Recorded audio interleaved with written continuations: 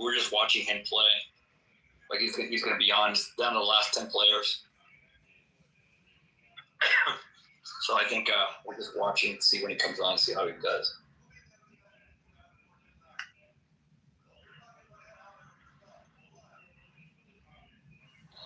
Miguel, what's in your PTR? Oh, that's a picture that I took like a long time ago. I was going through some pictures one night. Was this like for advice or something for the training, or what? The dude sitting down? Yeah, like are you guys in training or? No, that's real. That's a real Taliban man back at a meeting a long time ago, dude. Sorry, I don't mean to call you dude, but yeah, I get it. That was real Taliban. We were. Like the PTR, yeah, those were real dudes in Afghanistan back when we were having a meeting with them. And then I talked to the one guy in the black thing, and I asked him if I could take a picture. He said, yeah, and then I waited a while, so they weren't paying attention, and got a pic. I thought it was kind of cool looking. Don't you think? Yeah. I thought maybe one of them was you. No. Here's another picture I took. I'll show you a cool one. I can find it. I found a hard drive. Oh yeah, this one. It looks like something out of the movies, man. Let's see if I can PTR now.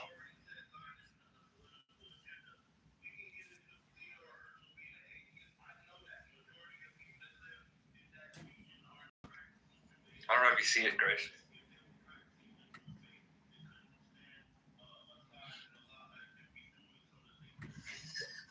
Yeah, that's a really cool picture. I like the contrast. No. That's the what? The contrast? Yeah, it was just with a fucking camera. Yeah, the way you were able to capture the faces. I put the camera over my head. But I just took a picture of that. I thought it was cool looking, and it came out better than I thought. That was probably summer 2002.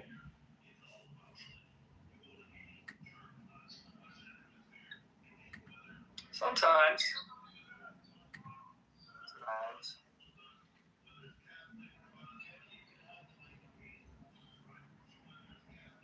Yeah, but that was like, I just kept finding all kinds of cool shots from like, I think I was with Kimberly that night, right? We were talking, I was like, finding shots from like Hurricane Katrina and stuff that I, just a hard drive that I had laying around. I've got a ton of pictures, but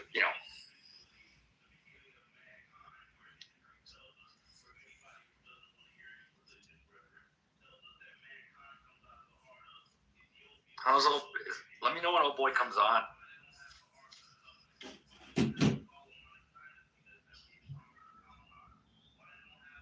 I'm not seeing him yet.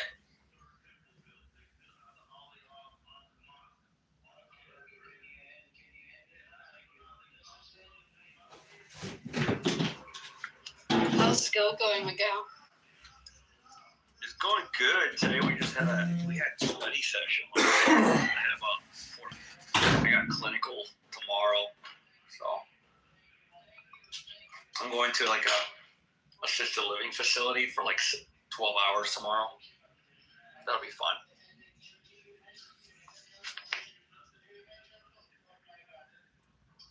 Are those days long?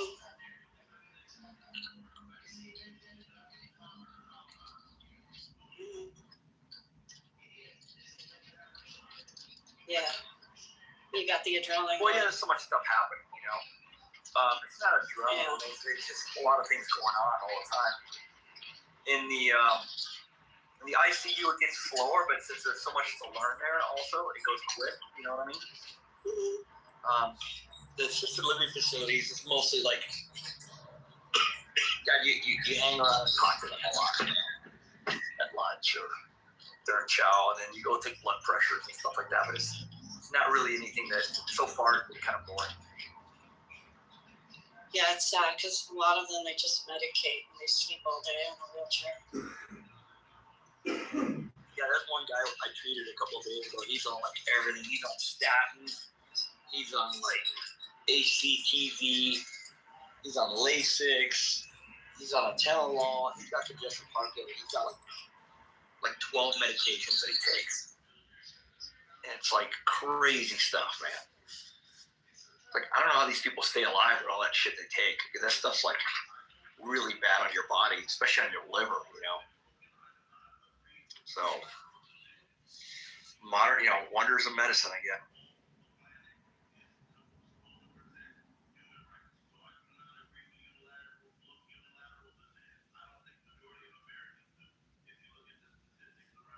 You know, we did have to call like a couple times, you know, 911, you know, to get the patient to the ER because they were orthostatic, like their blood pressure laying down was like 90. But that's not really excitement, you know. It's like, oh, he's bad, let's call 911. And I'm just following nurses around. Like, I have a nurse I'm assigned to, and sometimes she likes to have fun. I think she's kind of burned out, so she spends a lot of time like avoiding doing stuff. I don't know. So I do get a lot of time to sit at the nurse's station and study.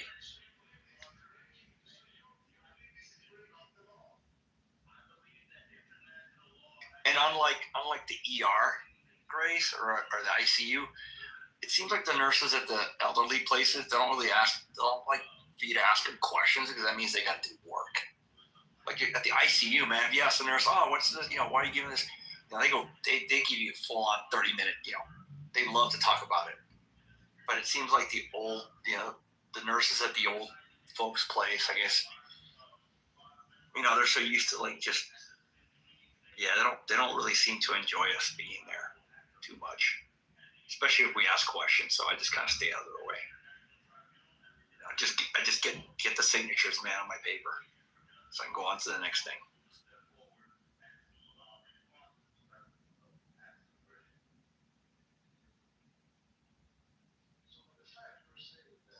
Like last shift, I did a lot of monitoring your urine output and stuff like that, because you know that's one of the main things you got to monitor on elderly is, you know, urine output, weight, things like that. Give them medications at the time they need it.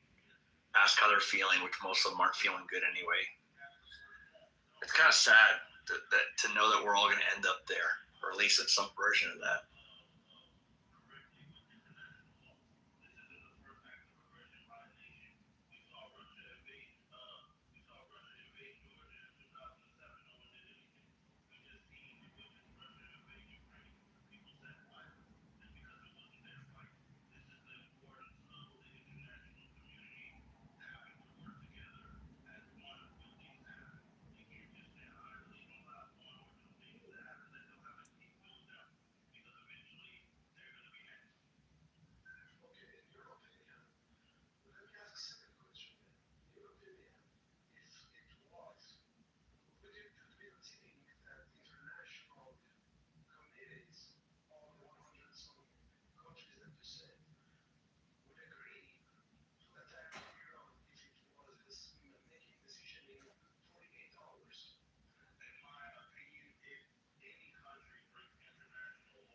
Miguel, what's next for you?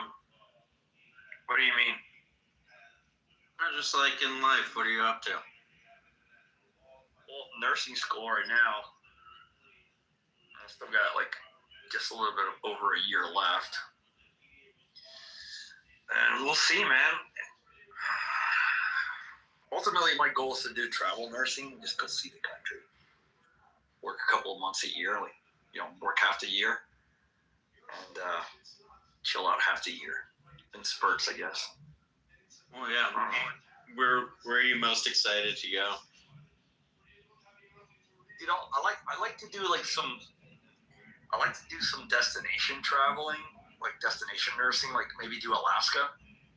Go to Alaska in the summer. Maybe go to maybe if I can get a nursing, like if something opens up near Yosemite, you know, Yellowstone, all that area. So I could see some of that stuff on my time off, you know. Maybe do a little bit of the northeast of America, you know, so I could maybe go see Niagara Falls and all that stuff on my time off. Things like that. That's my goal, is to do destination stuff. Not get stuck somewhere in some, like in Farmington, New Mexico or something, some shitty place. Yeah, some are more beautiful mountains, less desert. Well, my brother calls it destination assignments, where he goes there. Like he went to Alaska last summer. No, it was summer before last. Sorry, went to Alaska. Like on his days off, he had like 4 days off, so he just go sightseeing. 4 days. To go see this or some whale watching or you know what I mean. Instead of just staying chilling. So that's the goal. I like to see more of America. I haven't seen much of America in relation to like other places I've seen. So it'd be cool to see. Maybe go to Hawaii. I got a buddy of mine that is right now in Hawaii. He's been doing it for the last 6 years. He goes like from like November through like March or something like that to Hawaii. And on his days off, he just goes either surfing or watching the surfers on the North Shore and stuff. And that's kind of cool. So I wouldn't mind going to Hawaii. Doing that. Do you think you'd try surfing? Well, I would surf, yeah. I wouldn't do any of the big wave shit, but I'd love to like to go surf. I did surf as a youth, so it'd be kind of cool to go to Hawaii and see that. I like to see the rest of the island too, because my buddy Scotty, he likes to go up in the mountains and stuff. He says like it's beautiful, man. It's just different. So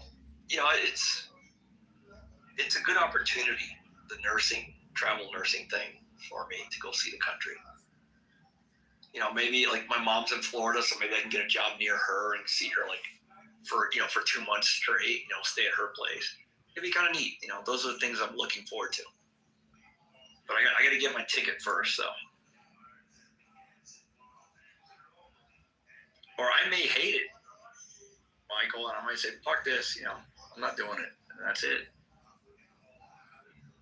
You're still mountain biking? Yeah, right now it's like very sporadic, man. I didn't ride this whole week because I was so busy, dude.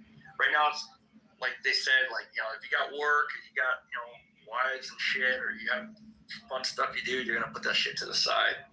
And they're right, man. You just don't have time. You don't have time.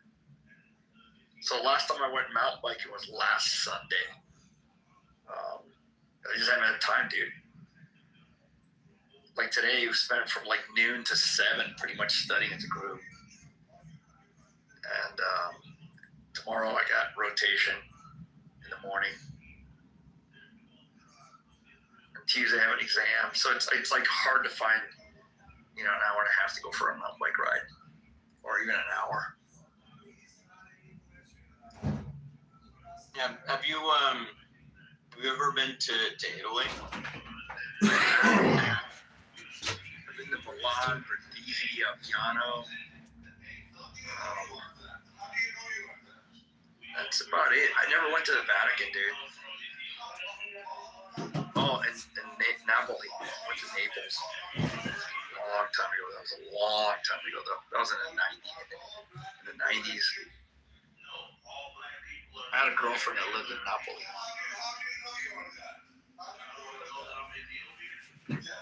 Did you go to the mountains too, or just more the? Yeah, that's where Aviano's up in the mountains. Oh, okay. Yeah. And Brindisi's on the coast, and then Milan. I went to Milan to watch a bike race. Okay, cool. Milan, Milan San Remo. I don't know that, but I know it's famous for road cycling. Oh yeah, like the world's longest race is in Milan. Starts in Milan. It's Milan San Remo. It's a brutal race, man.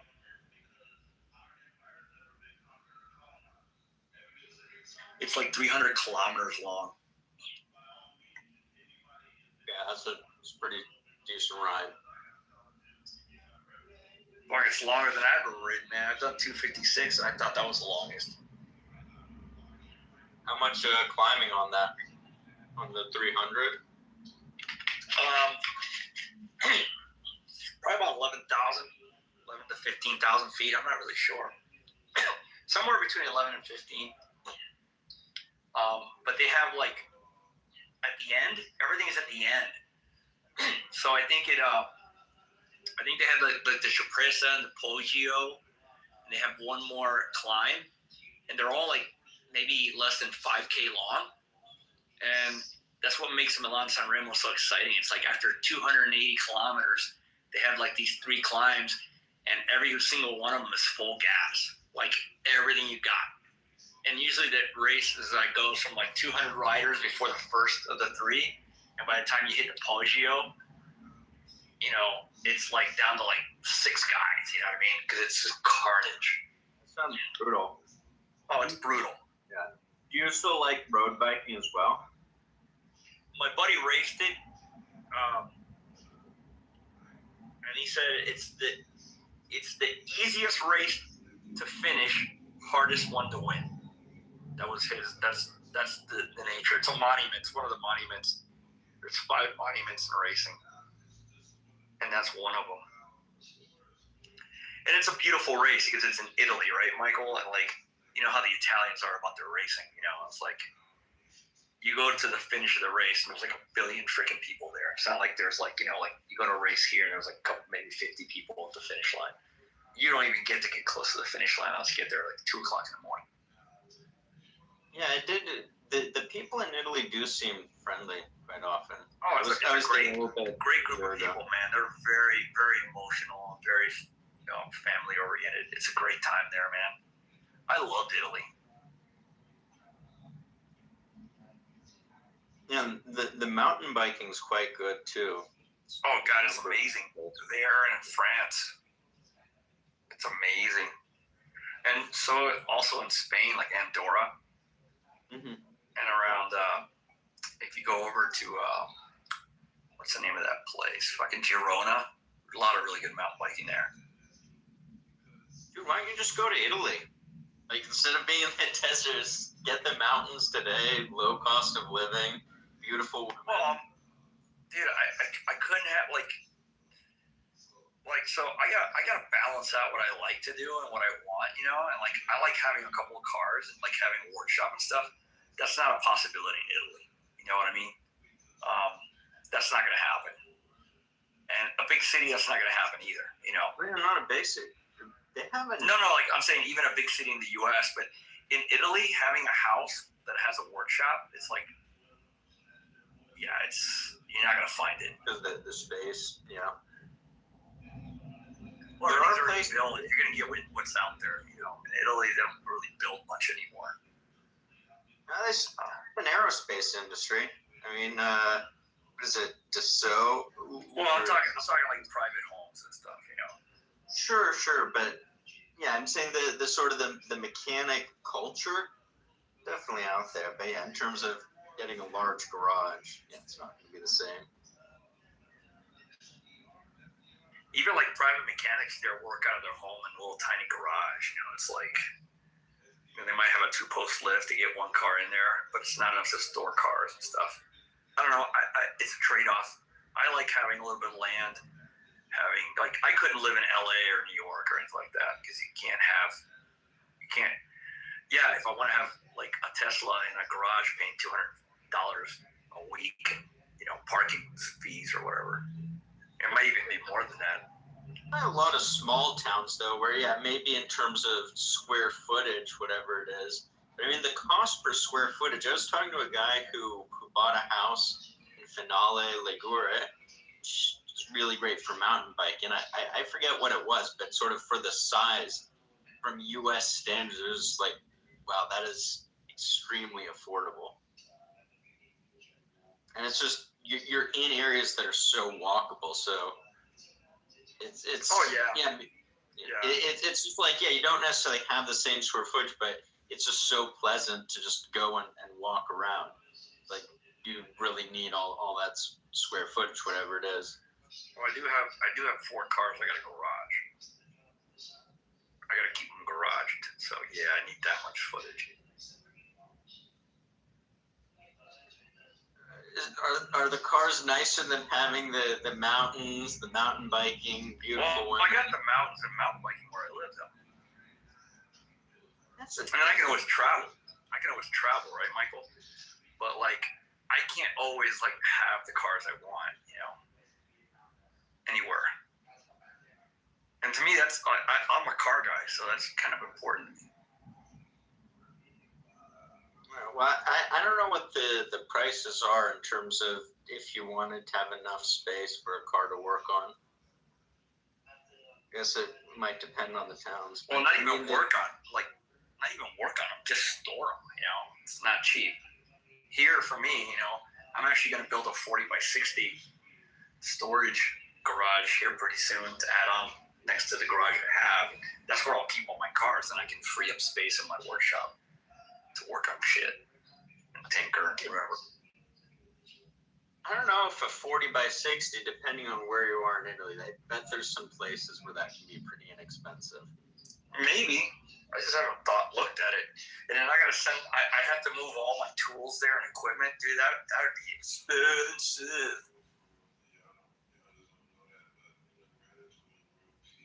I have a 7 foot by 7 foot tall toolbox, man.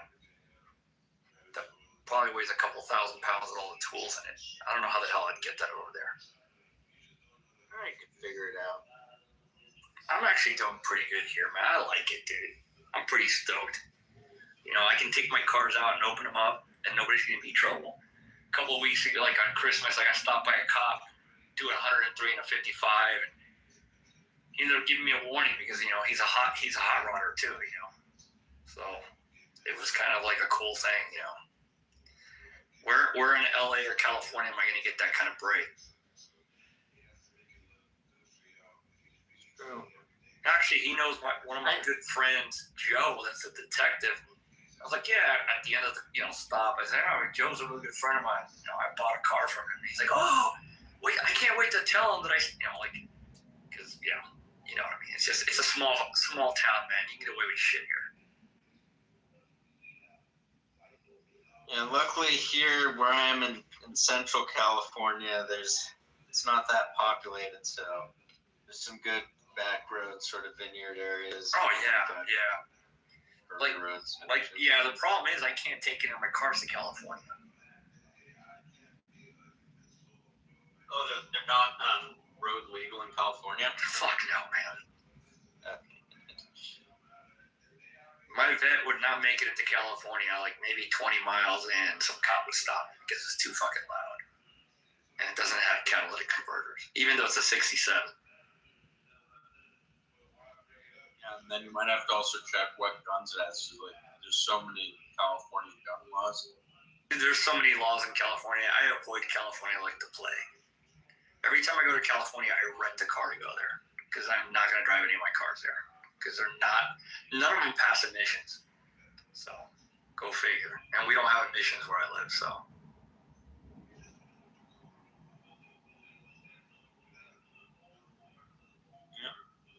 A lot of freedom in the desert.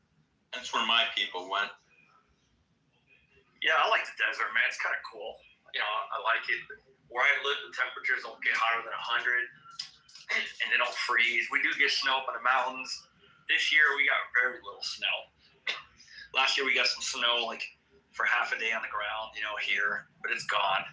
Like, this year, we didn't get any. We hardly got rain. I like it, man. I'm pretty stoked about living here. Yeah, it's cheap. It's cheap to live. I was able to buy a house outright because it's what I wanted for a cheap price. A house like this in California would probably be 4 or 5x what it cost me here. Yeah, I spent a year in Moab. That was nice scenery. Yeah. And I live close enough to Mexico that I can take a car to get painted in Mexico, and they do a really good job. And there's a really good painter, and the only thing is the car has to be able to drive itself there. So, but other than that, you can't trailer it into the country. So there's a lot of pluses to live where I live. I've been kind of like migrating to this area over the years.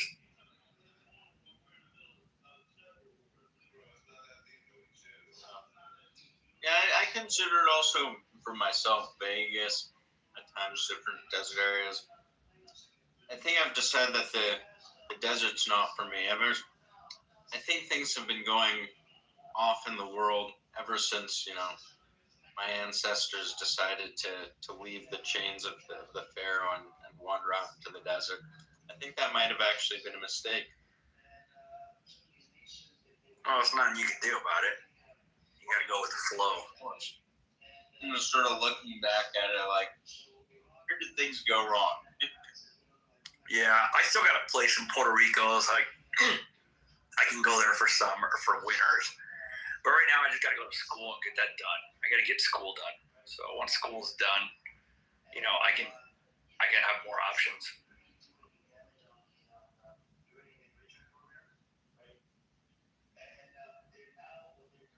I got a friend in Florida who I'm trying to get connected to a guy in San Diego so he can start an aerospace startup.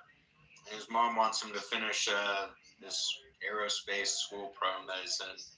And some regulation that the school got bought out by some other company. It was supposed to be done this summer, and I was not going to be done until December, January.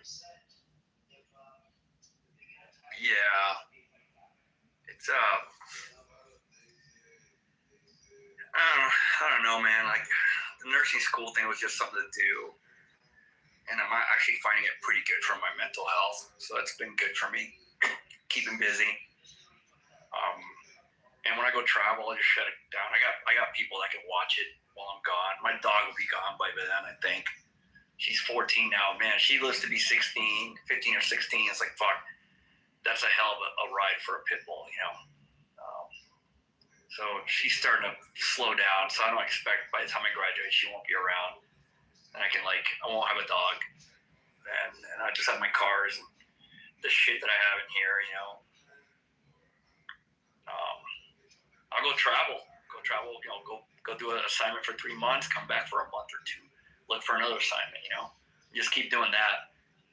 And while I'm home, I'll just tinker, take cars for a drive, tinker, go see friends, go to car shows. Maybe I go to Puerto Rico and surf, hang out, family there. Just easy life, man, with some stints of working in between. Extra play money,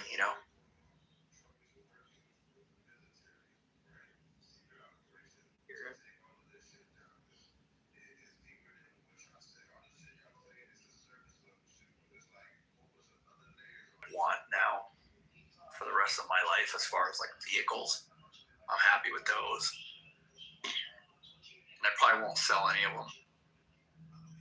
And in this house, it's a comfortable house to live in, so. And it's got a beautiful backyard, beautiful garage, so I'm happy with that. And I'll put it in a storage facility for my cars.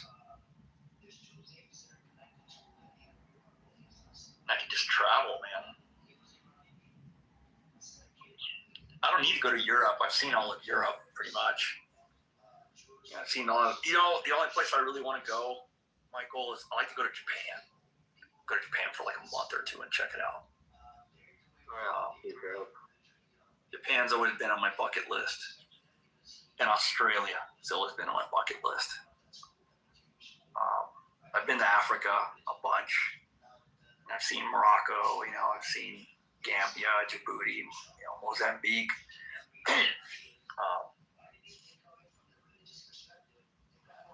I'm forgetting that other country that I've been to.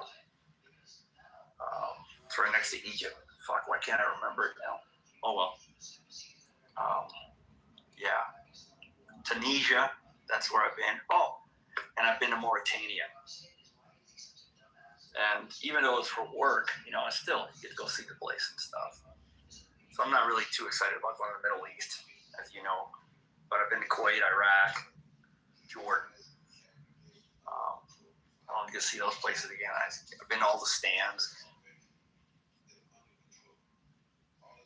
Been to London. That was vacation.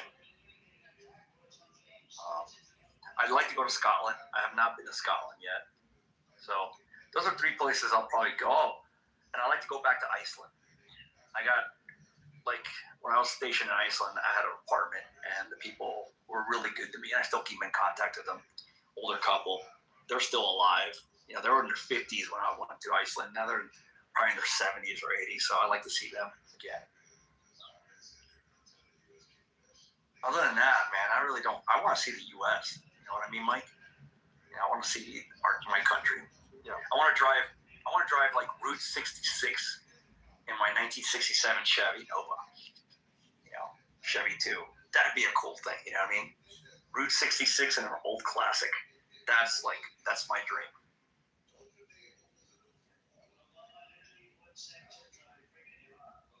It'd be an expensive one because the thing fucking only gets like 10 miles to the gallon, but still, it'd be a fucking cool thing to do. Yeah, have you done Route 66 yet, Michael? I think so.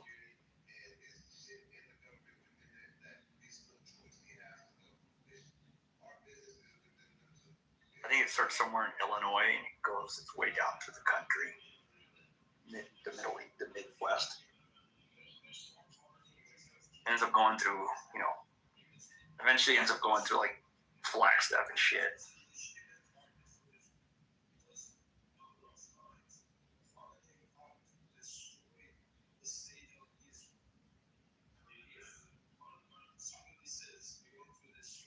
I'd really like to go see Texas. I haven't seen much of Texas.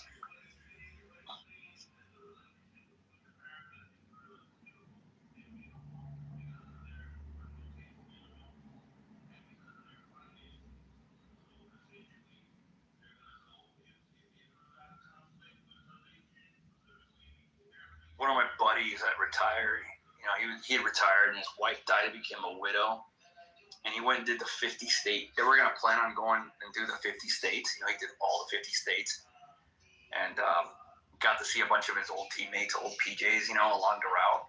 So he like mapped this route and he would just couch surf on people's place. And he went to all 50 states, man. Ended up in Alaska. He said it was an epic trip. It was a good trip to see your country. Because our country's huge, man. We have a lot of good shit to see.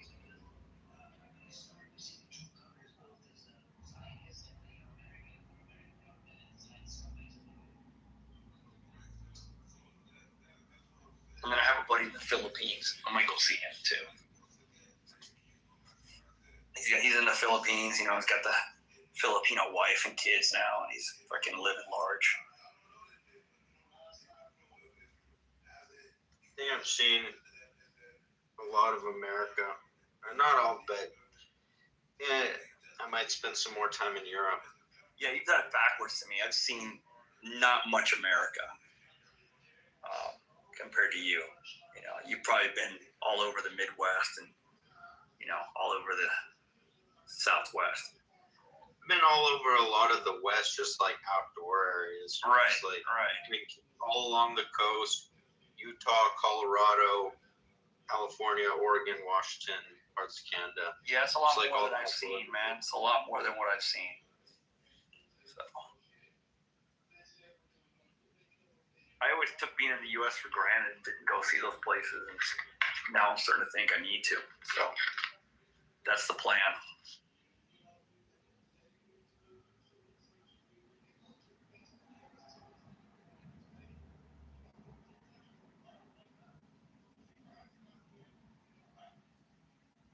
Dude, I haven't been many places in the U.S. What was I?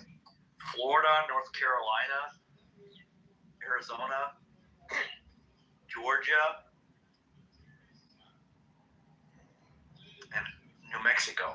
Those are the only places I've seen in the U.S. I think that's it. Oh, I've been to Nevada. Everybody goes to Nevada, though. Fallon, Nevada, and I was in Vegas for vacation, with a girl once. But other than that, I didn't get this. The only place I've been that's like really cool to see in the country was I drove from Nevada. We drove through Bryce Canyon's there. What's that place called? It's in Utah. Zion National Park. That's it. And then drove through Zion south to Page, and then back into Arizona. But that was about the most road trip I've taken. I did when I was racing with the crit team for a while, but we just go to a city. We went to we'd go to like Missouri or Arkansas or Atlanta, like Athens Twilight Criterium, Athens, Georgia. We didn't like go see the country. We flew there. Went to Chicago to do the Intelligentsia Cup. And that was 10 days in Chicago, but you don't get to see shit. So it's not seeing the country like I really righteously want to go see it. Like I wouldn't mind going to Moab, spending like 2 weeks there, just doing whatever I want. Mountain biking, go sightseeing, hang out at the hotel, maybe see some old stuff from the town if there is stuff. I don't.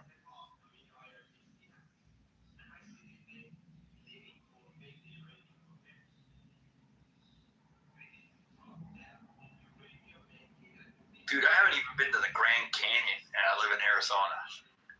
That's sad.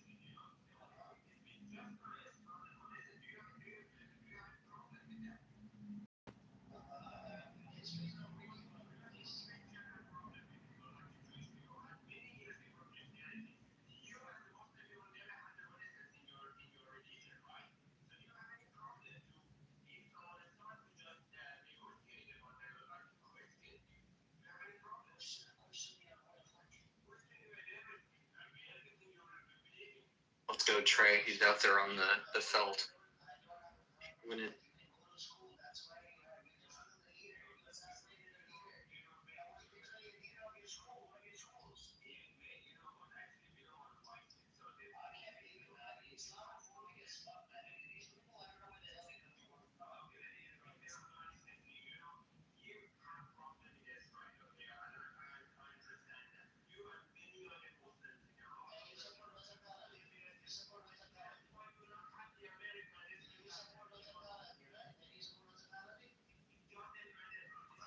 Come on, Trey, get the.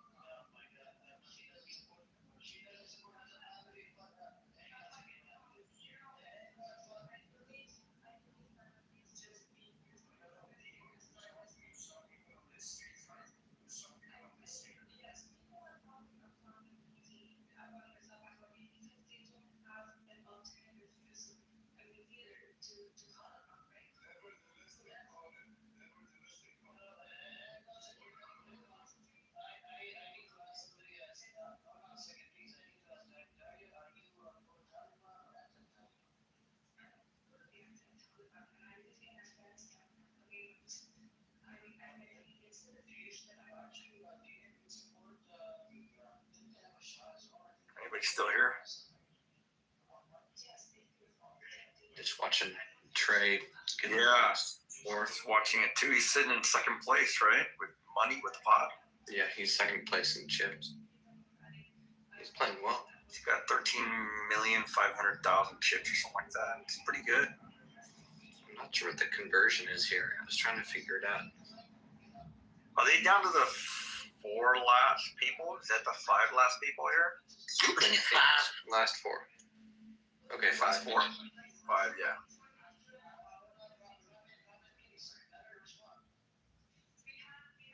It's funny, this gentleman in the blue shirt looks like Anthony Bourdain, Brian character.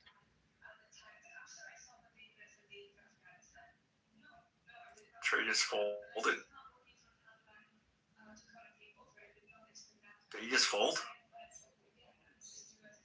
Might have missed it. Anyway, there was a huge. Trey was thinking for like 2 minutes on a specific one. That was a. Yeah, he threw in his cards just now, so I think it's fold, right? You throw in your cards? Yeah. Yeah. I think he seems like he's playing conservatively, right? Smart move, yeah. He's just trying to do the minimum. And he'll win 21,000 minimum if he wins, if he gets even 5th, which doesn't look like he's going to get that now. There's a couple of guys that are way below.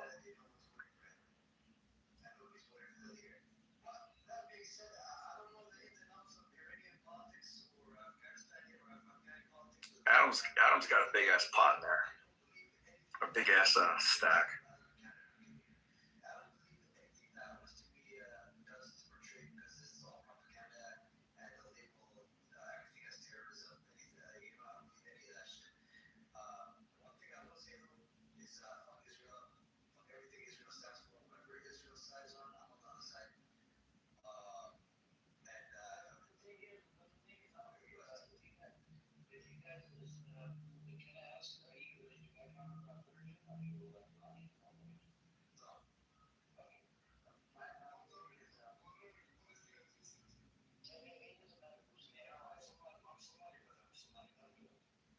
Isn't that pretty?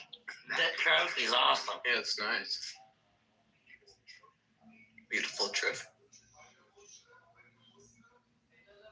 I was thinking about the business model of this lodge situation. I think I saw Trey's name on that.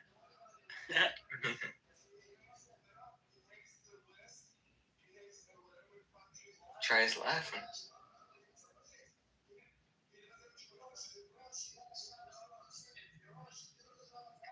Oh, that's a big one. Oof.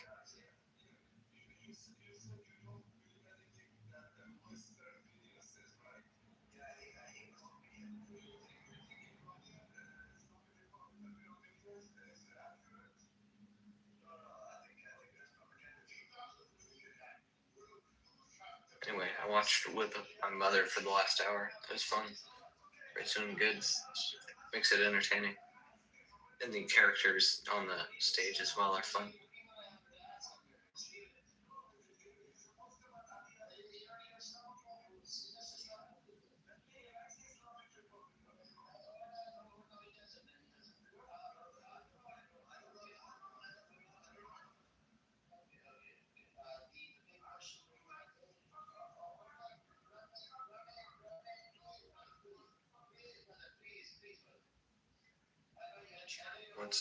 What's Trey gonna do here?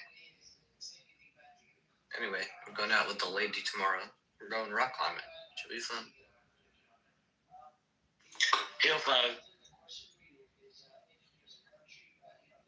This is like a similar situation to what he had previously.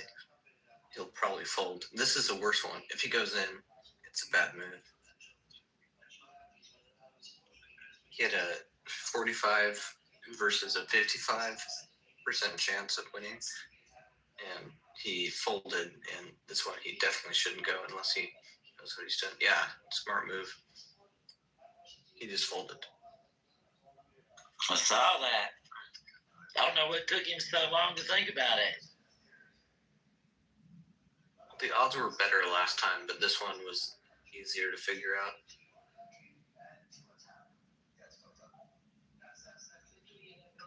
And he's playing well, and he does run by that conservative notion to just trying to be, I guess, notion of being, a couple of chips in and just play each hand instead of trying to go for something crazy. Next time he gets on here, I'm gonna ask him if he's chewing on that dragon gum. I want some dragon gum. He's about halfway through that sparkling water bottle. The gentleman that looks like Anthony Bourdain has been going through like 3 glasses of wine. That's funny. I saw that. I thought that's not smart. He's not going to play better.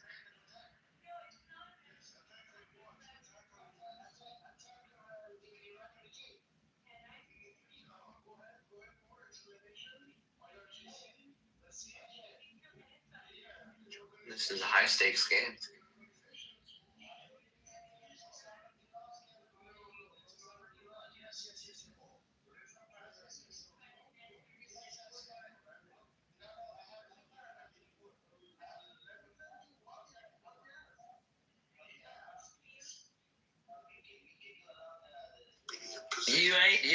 Eight's not coming up on that river. On train. All the characters are funny here. My mom and I were just like discussing. It's like this guy's Mr. Blue. This guy's Anthony Bourdain. Even the announcer said that Trey always comes in with a fun shirt. I think he would probably win best dress.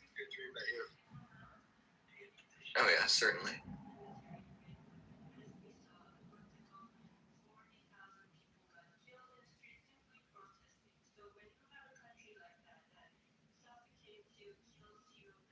Trey's got it. Did he just? Yeah, he folded. I think he folded, didn't he? He folded. I Yeah. forgot. I mean, he had a 45% chance. I'm curious about how they actually do all the statistics for this live. And then I was talking with my mother about, okay, they have this great set. There's 5 staff members, including 2 commentators at least. and there must be a producer. It seems like this is such a crazy game to be able to even get invited to. You have to be good. Oh, I'm sure.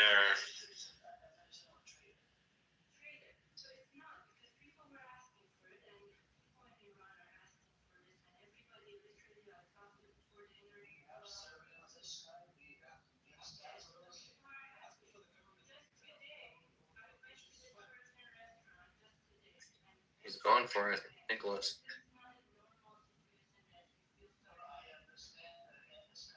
I've never been watching a poker game that was so exciting. It's just because we know someone that's in it. Oh, I wouldn't even be watching it if it wasn't for him playing. Yeah, same here.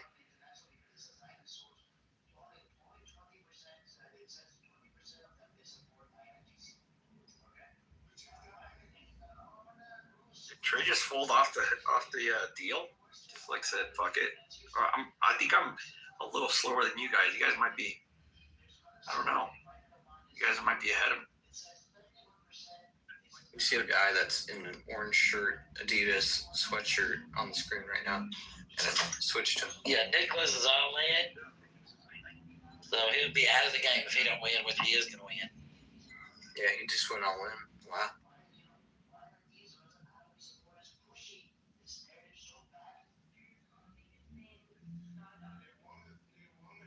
I thought Nicholas was going to win this. He seemed so stoic and like he was just kind of behind the scenes, ready to win it. But oh my God, is that a river for him?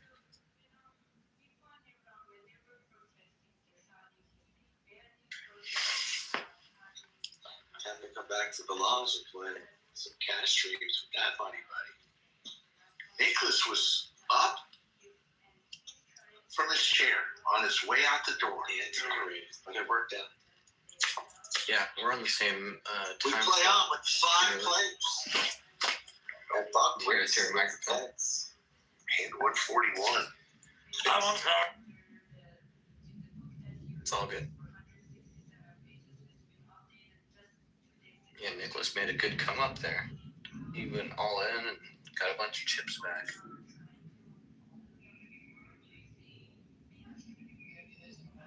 This is way more interesting than writing an essay at this time of night. Buck, I need to be working. I've got 2 reports this Buck's out, huh? on the desk in the morning, but I'm interested in this now. Buck is out. Won't last forever. Who? Oh, Buck's out. Maybe Yeah. you're ahead of us. Whoops. No, I'm good. I want to see it. What? He's back in? Holy shit. That's great though because they just look at Trey smiling now because the chip leader just went down. That's fun. Damn. Buck has got. You made 7,600,000 chips like in one move. Y'all are better at tracking this game than I am. I just know if they get a bunch of chips, it's like they're doing great. If they fold, it's like they have. Well, he went all in, right? And he stood up to leave and Yeah. it said 0, right? And all of a sudden he won. They're like, sit back down. Yeah, I saw that. You guys know the game better than I do. I don't know the game. They always stand up. When they go all in, they always stand up. Oh, really? Yeah. Okay, because it looked like he was gone. Is this guy in the blue shirt on roids? Seems like he's just. Probably. He's old. He's older than me, probably. Yeah, they're taking testosterone replacement therapy. Trey. He's so funny. Doesn't say his percentages, though. I folded. Oh, he won.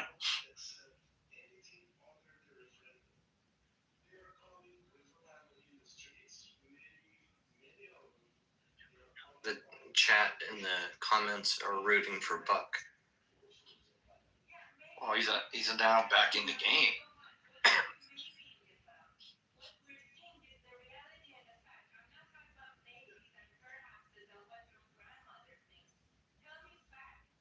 Sounds just like Trey, too.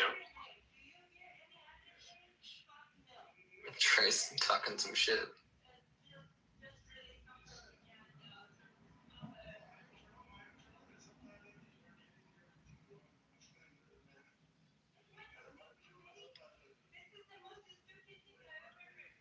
It's quite entertaining when you have someone at the game.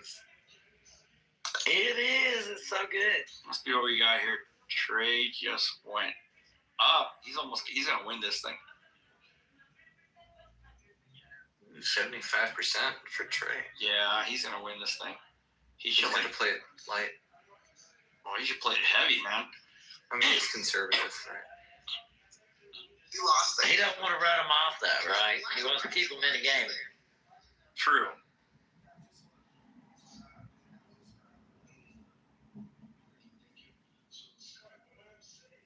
Adam is bluffing. Yeah, he has no chance. Yeah.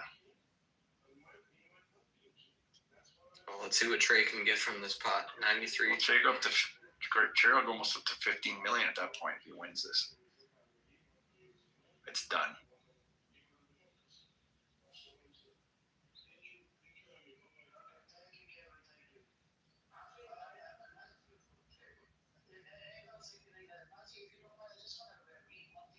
Oh, Trey, he knows he's got it.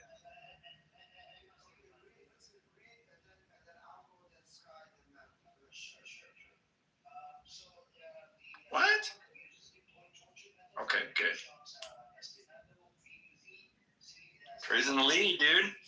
Woo woo! Yeah, he is. Let's go, Trey.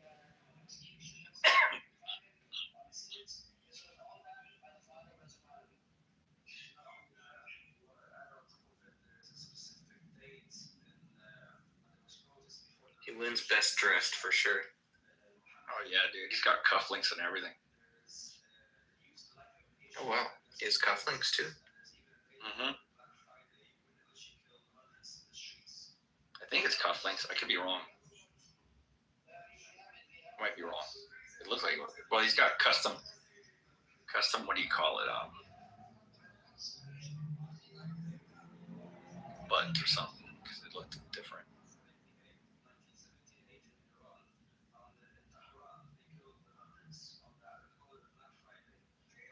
See the button?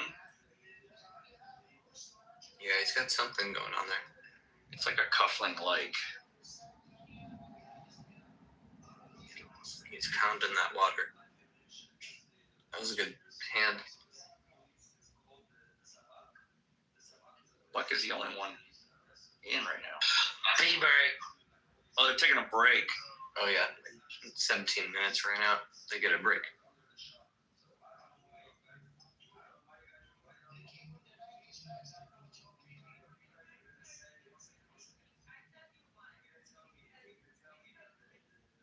So funny, Miguel. I've been getting 100% on all my essays, and I write them in 15 minutes using AI. Isn't that awesome? Oh my God, it's amazing. I write them all myself. I still don't trust AI not to give me a plagiarism thing. So, but I use its information. I think Buck's gonna fold. Nicholas is gonna go up to like 8 million, 9 million.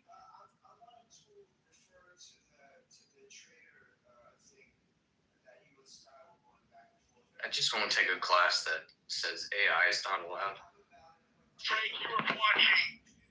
Yeah. I wonder if Trey shows up. Boy's in the lead. This is actually perfect. I can get my essay done in 13 minutes while Trey is on his break. It's so exciting.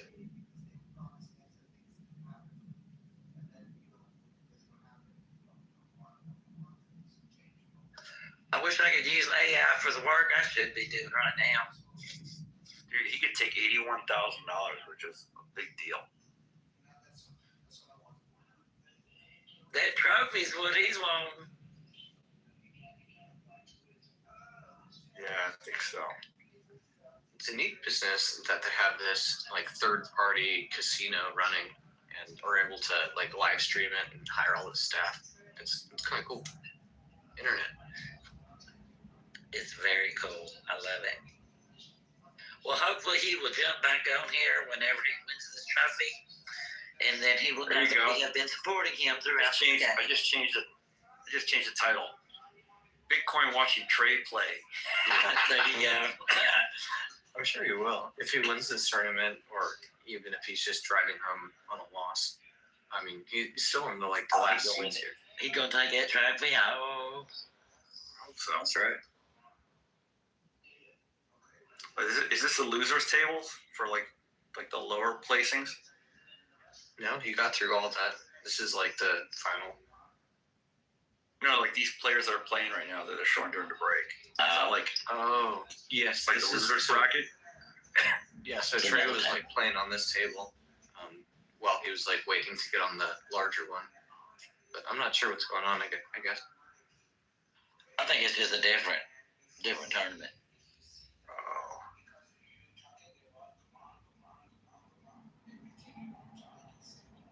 Kimberly, you can certainly do whatever you need to. Like if it's if you're doing a writing thing, like a report, you can absolutely do that with AI. You just have to review it before.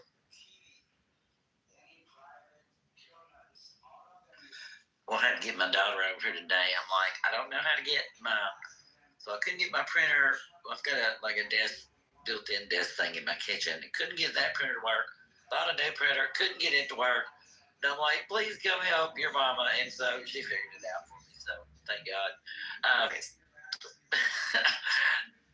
don't know what I'd do if it wasn't for kids. I really don't. I don't know if I could function in this technical world we live in sometimes. Man, you're smoking crack. You know more about technical than most people your age, our age. Maybe as far as Bitcoin, but I don't know. I couldn't get that printer going.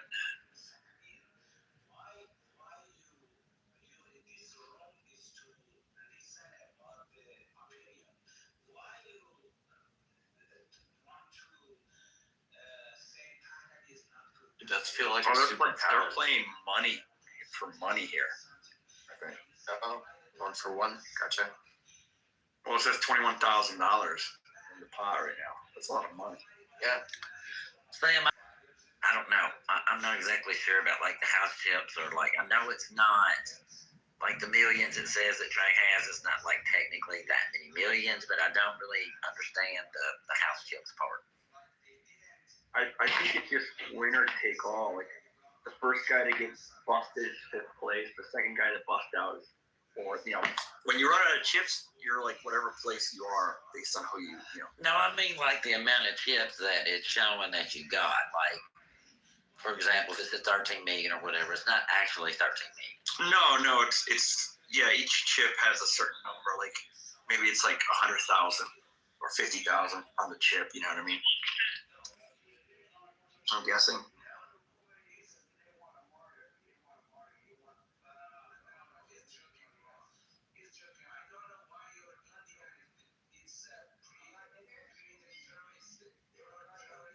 That's a big ass pot, 21 grand.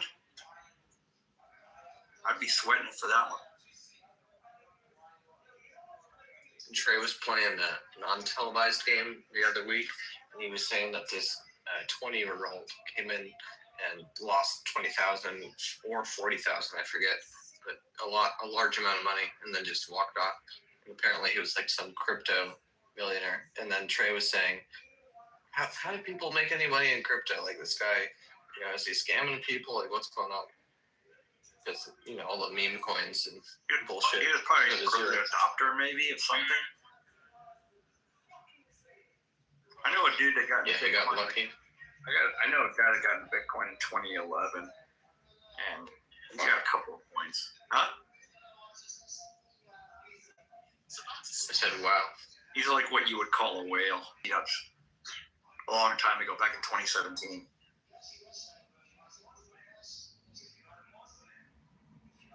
The guy was mining in the early days, Sam, with some like really old, shit that's old now. But his bill, he tells me, was $700 a month. He probably made some good money if he was mining that hard. Oh, he's a whale. He's got over 1,000 Bitcoin. Solid.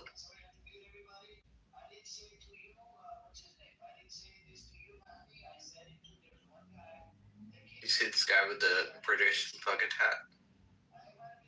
No, I'm not watching it right now. I'm listening to it, but I'm just doing some stuff here. Oh, I see the British hat, yeah. I just thought that was funny.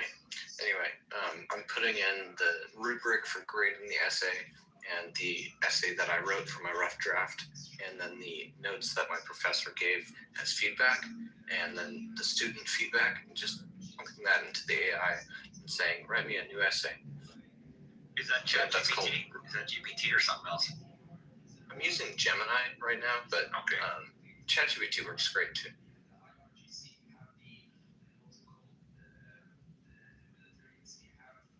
What's funny is the most time-consuming part about writing an essay is just getting all the files together for my AI, and then I'll just ask it to give me an A. And then once it pumps out something, I'll put it into another, I'll say like, start a new chat, and then give the rubric, and then put my essay in there and say, grade it. And then if it's not an A, then I'll say, what do I need to change? And then put that into the other AI, and then have it change it, and then put it back into the grading AI, and then it'll grade it again. And then if it's not an A, I'll do that a few times. Otherwise, you get to a good conclusion quickly.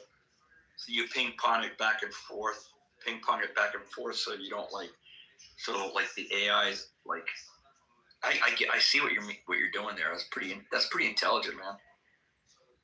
Yeah, it's like a workflow. It would be nice if an AI could just get me there, but I just have to switch back and forth. And you train one AI to grade your essay. You train another AI, like in basically a different chat.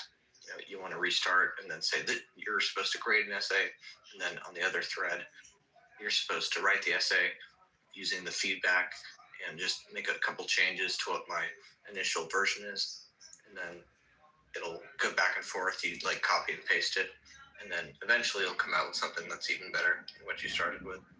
That's pretty badass. Do you give it prompts? Like you have special prompts that you've already, got set up to type up? I mean, with 25 minutes left, no, I just kind of go for it. But yes, you should do that. But luckily, the class is not some sort of PhD program. But one of my professors actually did his PhD, and he taught me the workflow.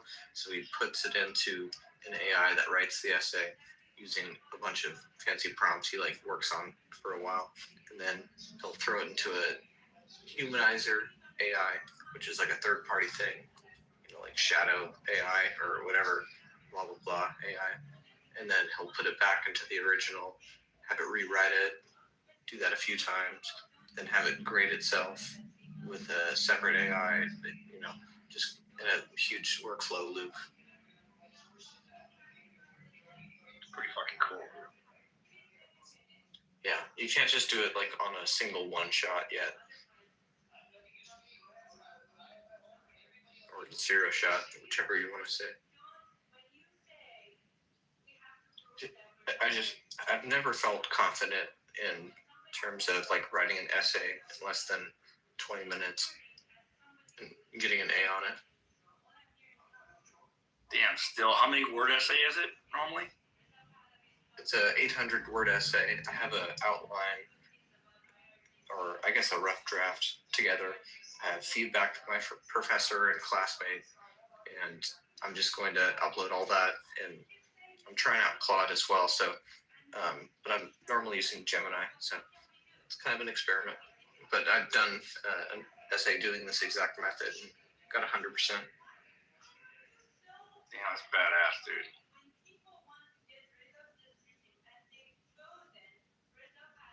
It's a lot more fun than writing the essay. Also, the way I got a great grade on my previous one was I just verbosely talked into the AI for 2 minutes, 3 minutes, just talking about what I wanted the essay to be about, and then it generated all of it using the rubric.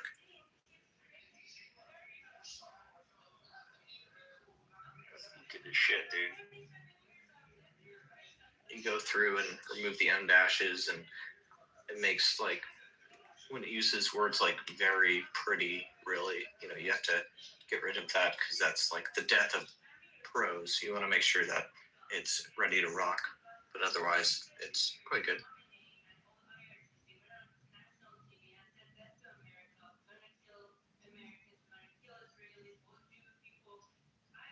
Actually, the hardest part is just figuring out where I need to submit it because they make so many different little assignment boards and lecture videos and learning resources, and you have to click on the correct link. You have to scroll a bunch.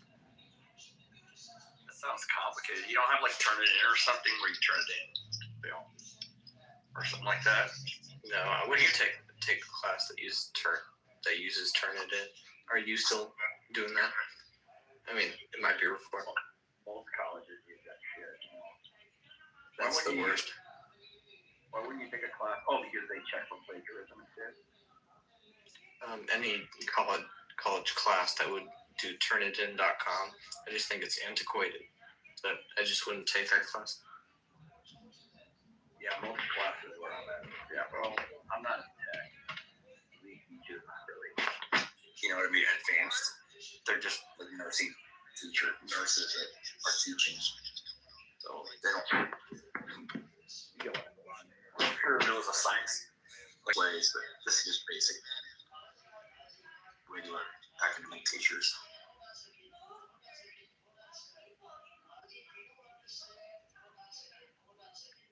It was funny, last time I submitted an essay, I asked, what grade am I going to get based on the rubric? So I submitted the rubric into AI and then my essay, and then it said 96. I said, okay, well, I don't have time to, continue working on it, so I'll just submit it. Anyway, the final grade I got was a 96. It seemed like it, dude. That did it perfectly. Pretty good. A couple of days ago, I had to draft I got an email sent about something, legal matters, and I put that into ChatGPT, and it gave me like a really good response to give them. And I said, make it like so a lawyer can't tear it apart. You know what I mean? And it wrote me a really good response, man. And I sent it to them, the email response, and they were like, okay. Like there was nothing they could pick at it. You know what I mean? Way better than I could have wrote it by far.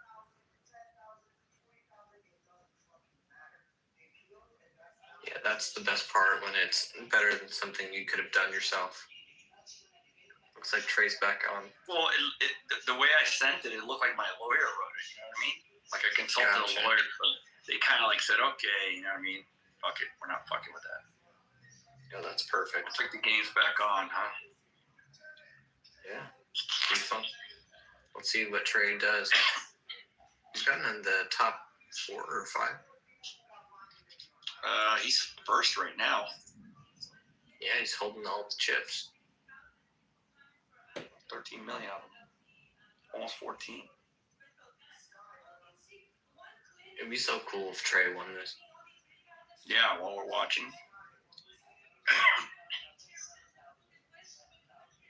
Well, the green chips are 500,000, Kimberly. I've watched him before when he would announce it on Clubhouse, so that's how I knew what he looked like. Yeah.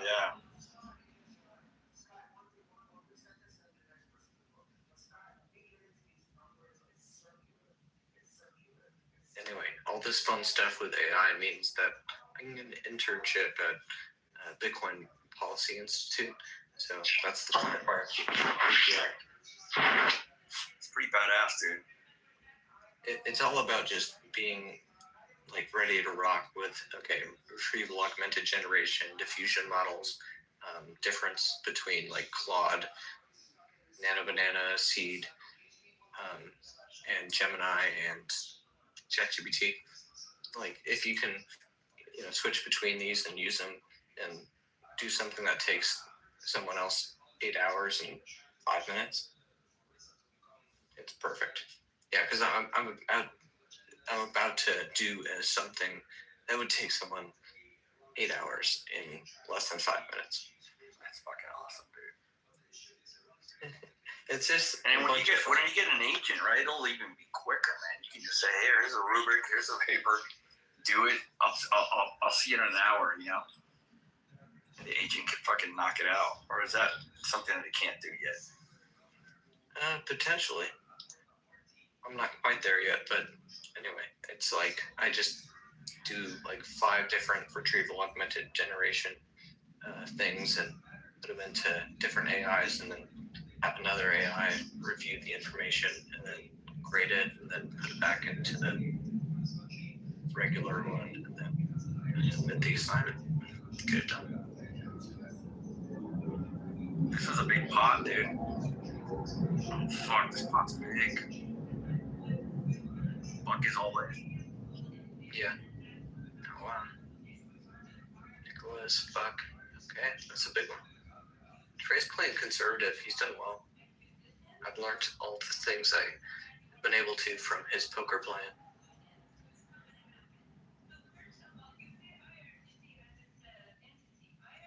Buck's got that.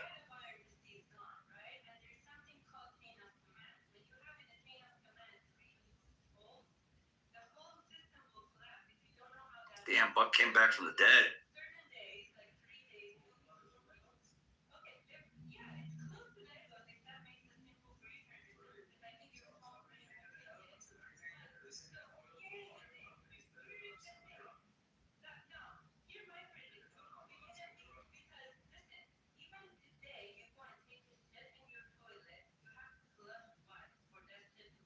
It was crazy how this game, Buck was like almost out, and now he's like second place.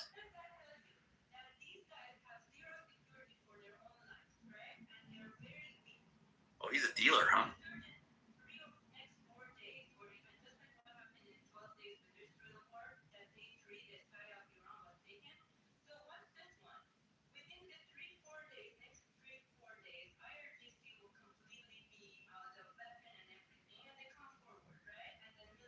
The rock climbing gym, I was taking a lady out tomorrow.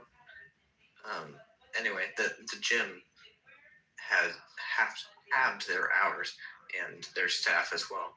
And so I was trying to figure out, what time can we go?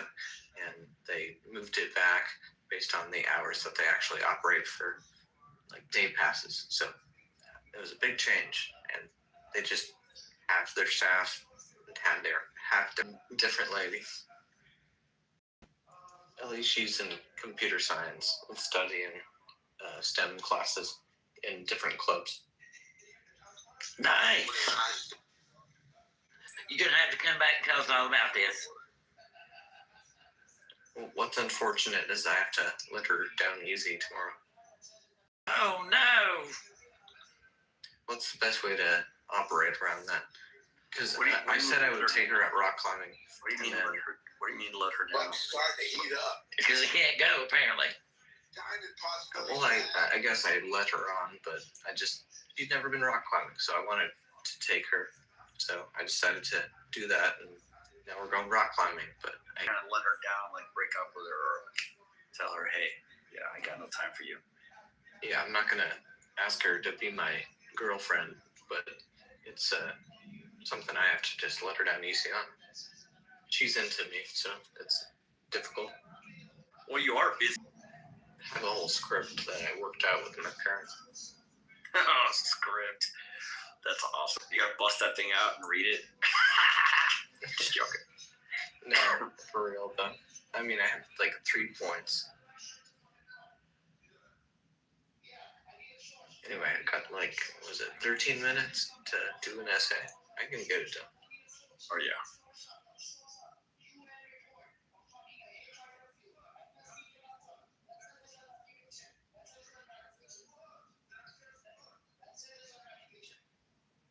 What's funny about AI is I just submitted something to it saying, give me some advice. And it says, you pasted some Bible history text by accident. Did you mean to send that? I mean, did you got to say anything, really, to this girl? Do you have to say anything? I'm going to take her rock climbing. She's never been before, but mainly I need to make sure that, is it okay that I spot you? And then teach her what spotting is. So, redirecting your fall. And then the third thing is I want to make sure that, she goes a quarter of the way up a rock wall.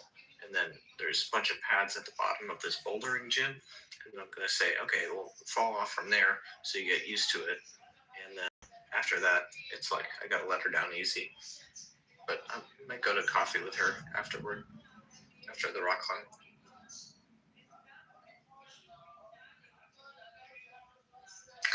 I don't know. I mean, you may not have to say anything, You may not, just by not offering to, plan a future date or a future time you guys could get together, by you not doing that may be all you need to do.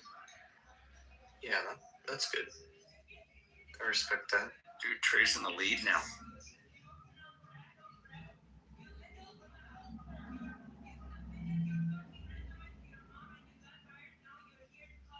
Trey's in the front.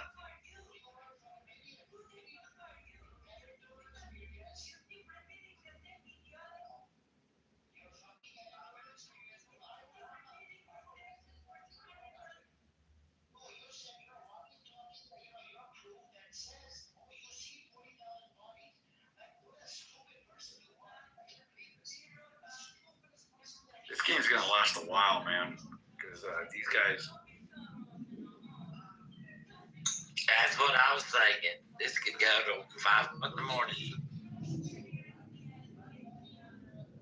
How many rounds did they play? Do they make them like up the antes later on? A different round.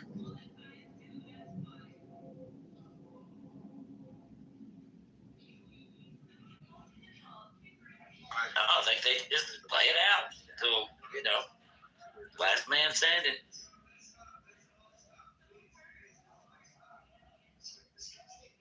Because right now it's like, I think Trey and Buck are at the top. And Adam. I think Brian's pretty much going to die pretty soon, I think, here.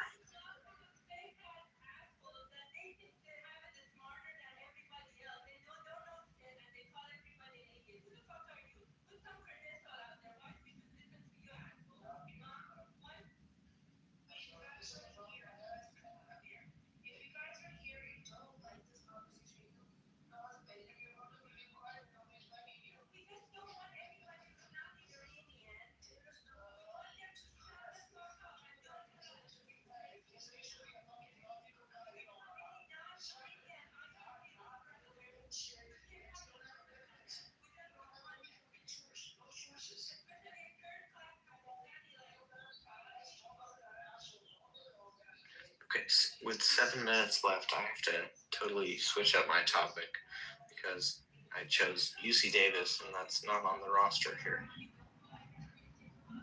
I'll get it done. This is incredible. I love AI.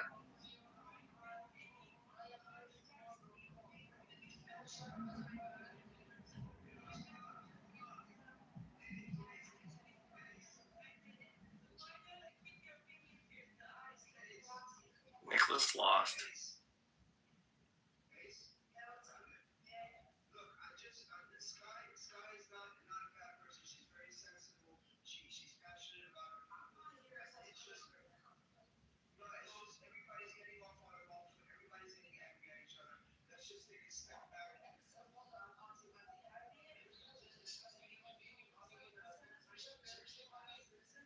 Kimberly, I think they're going to get rid of Brian next.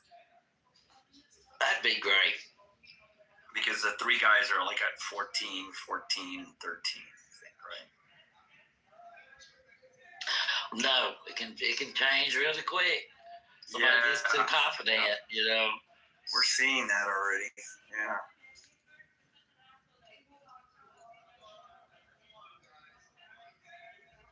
Yeah, but like every time Brian bets, he folds, he's losing money, right?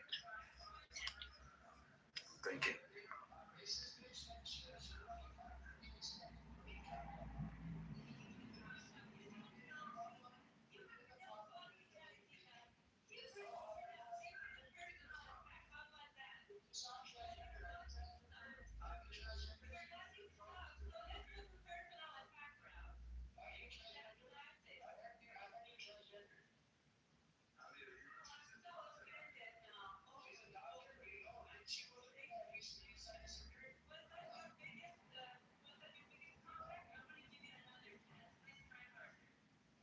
think Brian's like starting to like talk himself to getting out. You know that?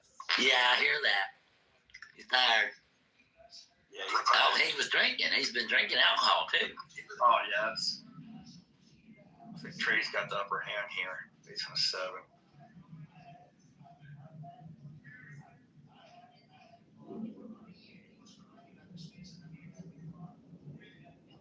Ooh. That takes Trey out. Buck would have 2 pairs, you know what I mean?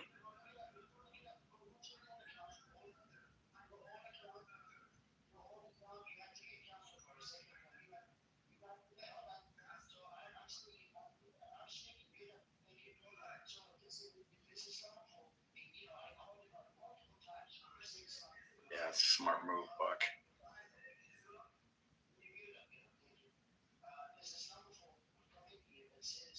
Or Trey. That was a smart move, Trey. You think so? Yeah, because he didn't have anything. There were just 2 2s. But you know, he didn't have anything.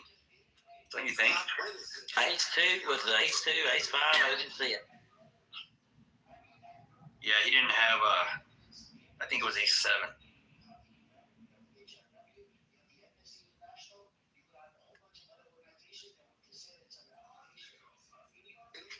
It was suited though. I thought he should have stayed in. But what do I know? But it was. Trey's got a Q4, Queen 4. You gotta see what they lay out. Yeah, suited.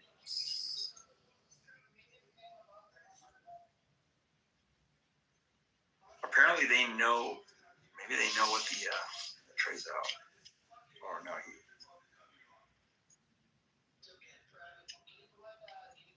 that kills Trey there.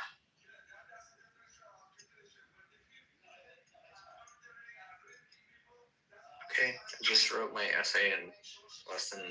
He's out. Trey's out now. 3-8.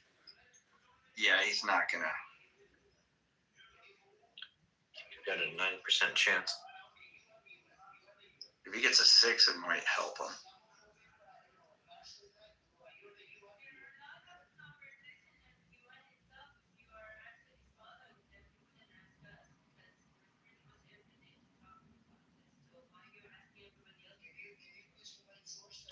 I'm walking the fine line here. My AI has been working for the last 2 minutes.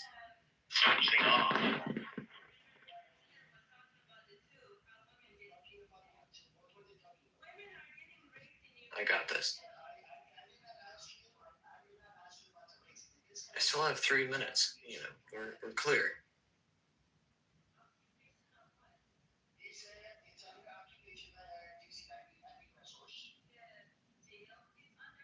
So I chose a topic on this essay that's not in the available rubric, but it's a way better story, so it'll be better.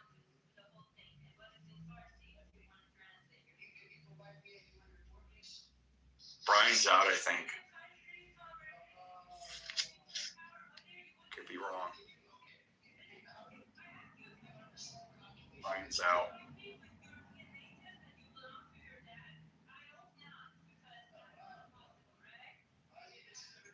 Brian stayed in the game. Holy shit.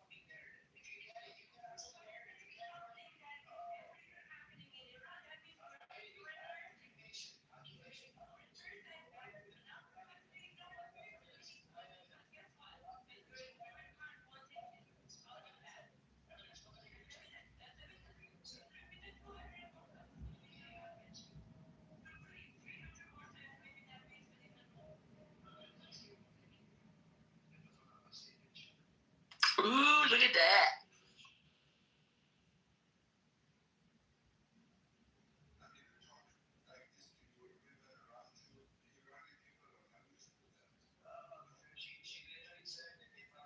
Trey's got this in hand right now.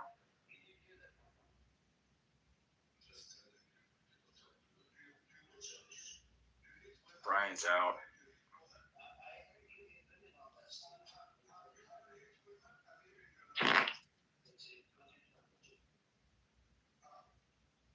Yeah, Trey's got this.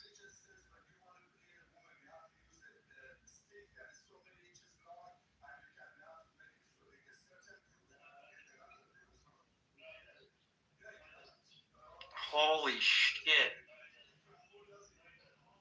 That guy came out of fucking nowhere. You see that, Kimberly?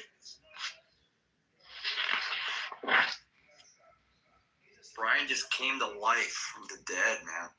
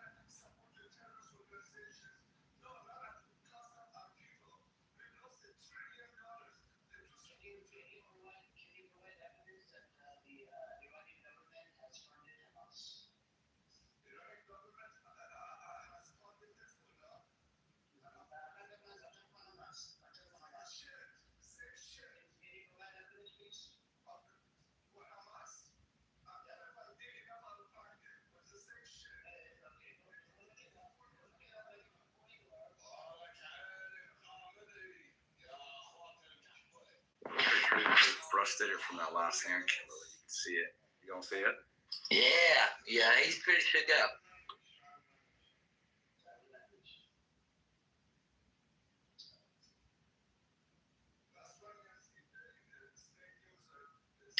But I mean, anybody would have bet those queens, right?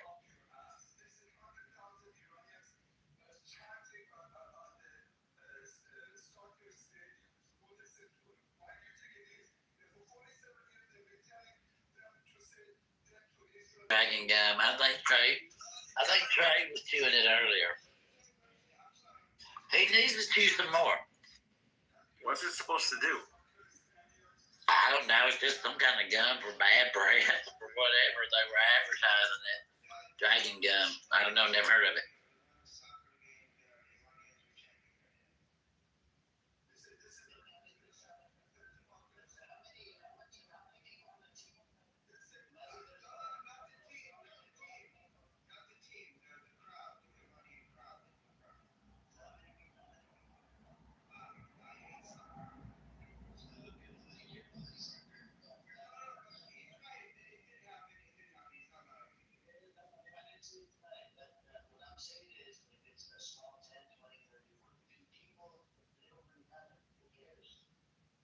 Trey just folded on that last hand, didn't he? Yeah, I think so. Yeah. I think he's gonna go play conservative again for a while. Yeah, you would have thought with the hand he had, huh? I didn't even see it. What was it?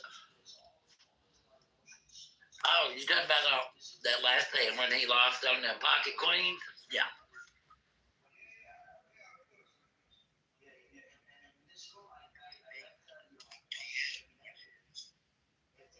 It seems like the river card was the one that got him at the end. All the river cards got him. Well, Brian got this. He needed a diamond, and he got it. Yeah, all diamonds.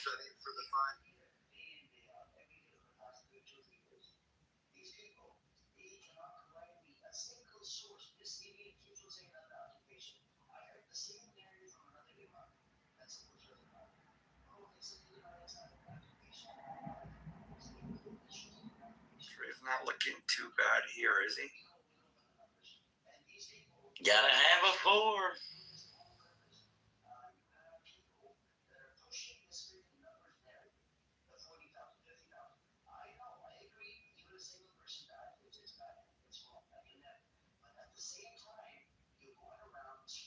These guys both need something.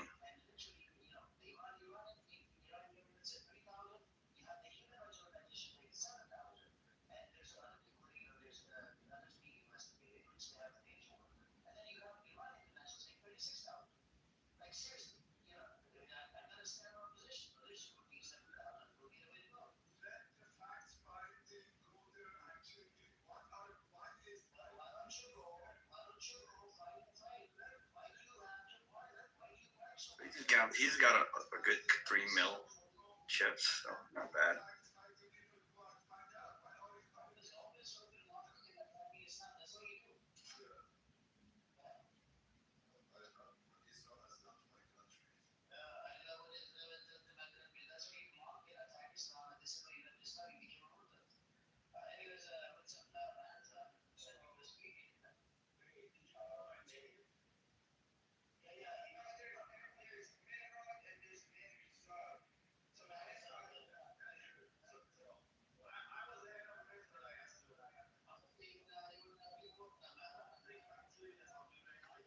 At 8-7 is a fold.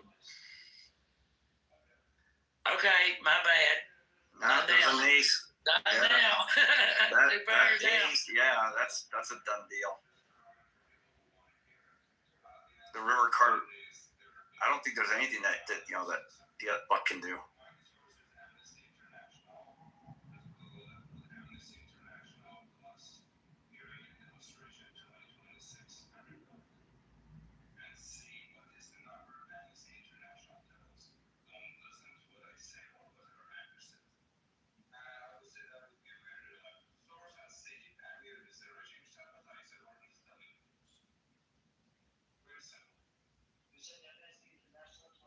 Is Adam back in the lead now? Jesus.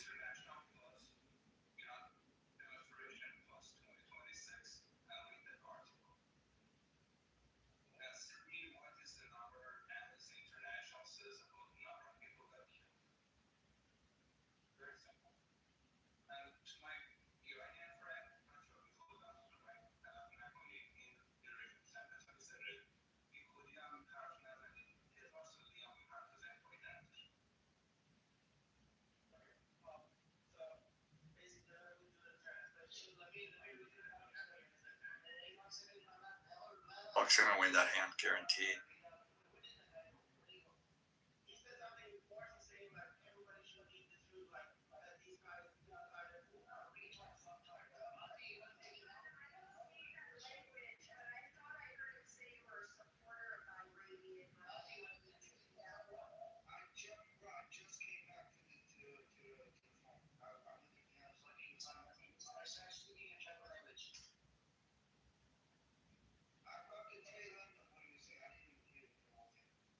See how he thrown in that ace 2? Because it wasn't suited? Yeah. It's yeah.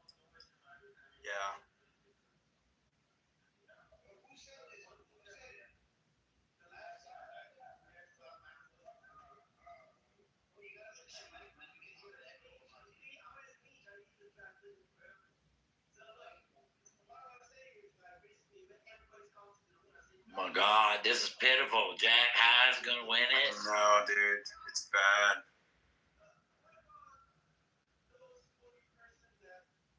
Oh, the pot's tiny, too.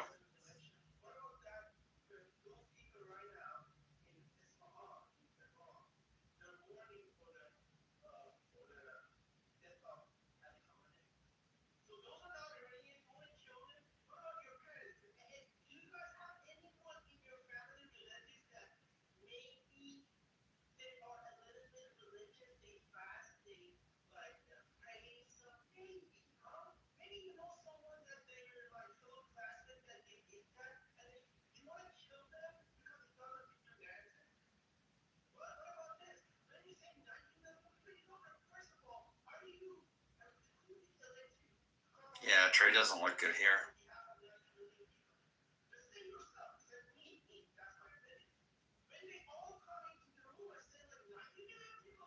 Yeah. There's a jack in there. The river's a 9 or.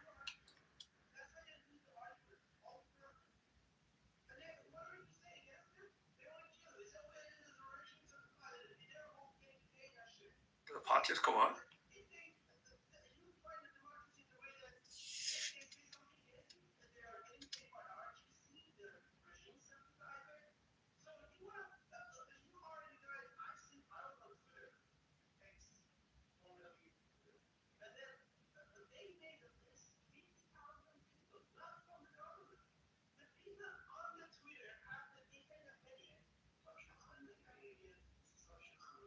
Oh, it's done.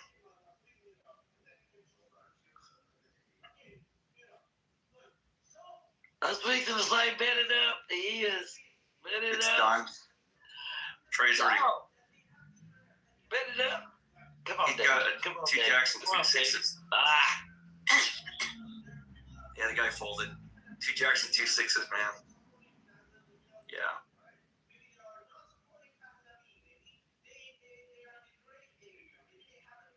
Man, this game's a dead. Or at least he's smiling again.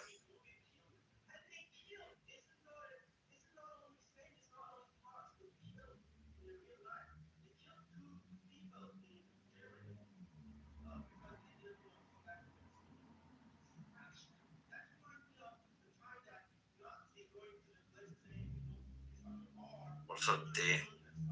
We're watching poker, or we're friends playing.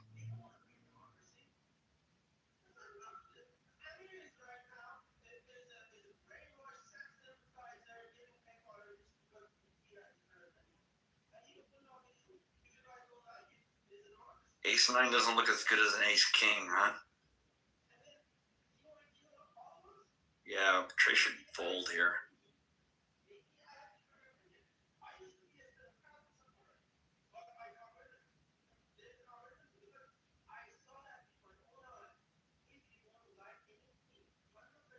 Yeah, Trey should fold. He's done.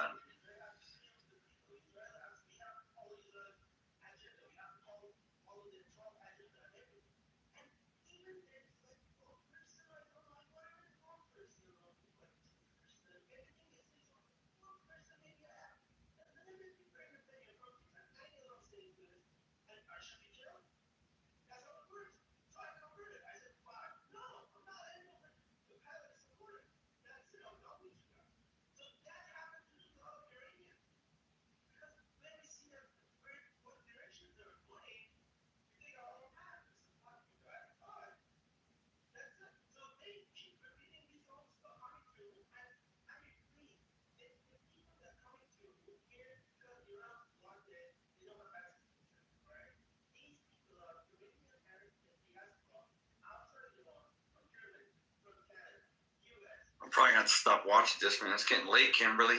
I'll have to find out tomorrow. I know. I'll watch a couple more hands.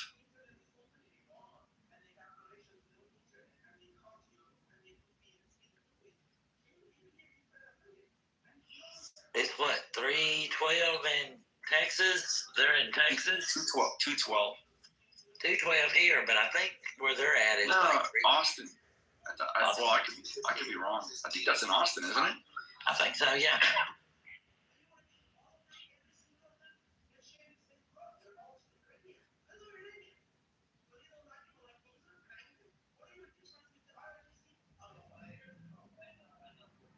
Trey's got 2 6s. You know, he hit 3 of a kind a while ago. Yeah, he could. Yeah, very well. Good. There he goes. Big bet. Woo-hoo-hoo! Woo! Trey all in?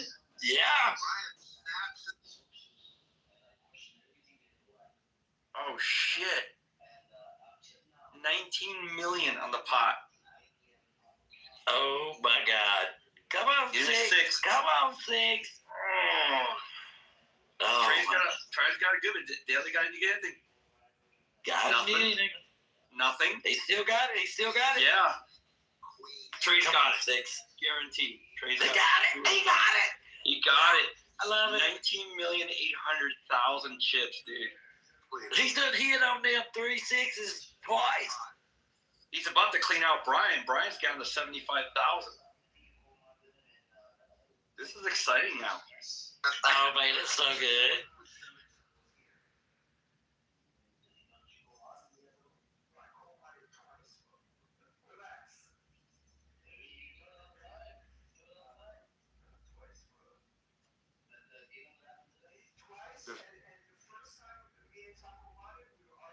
Shit, did they put the graphics wrong?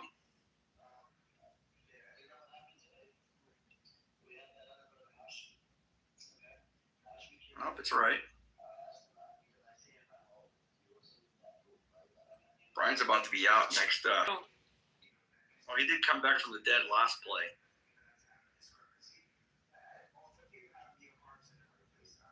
Oh, he's already setting himself up to leave. Well, yeah. He's kind of been ready to go for a while. Think about it. Yeah, I think you're right. I think he's like, he did. I'll take what I can get. Yeah, he beat himself like an hour ago. Yeah, you can see it. You can see in his face that he's done. It ain't a bad. Fourth place ain't bad. It's like 20-something thousand bucks. 6 and a 3. That doesn't look very good. Definitely more than what I made today. Yeah, no shit. 6 and a 3 is not good for Trey. Yeah, that's a good call. Fold that. He hadn't even looked at his hand.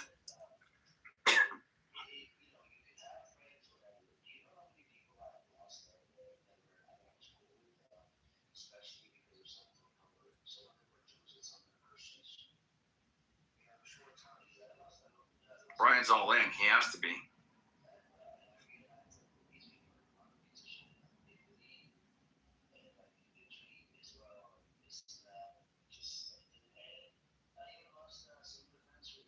You got 2 8s. Brian's got nothing. He's out.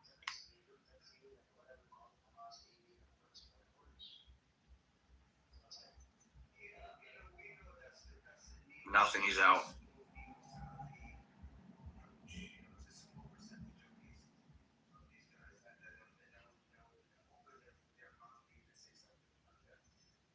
It's down to 3, Kimberly. Yeah, they can play forever though.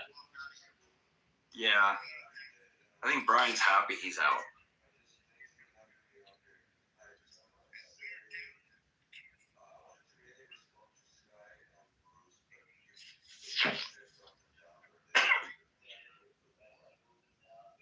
$37,000, man. I wouldn't complain about that.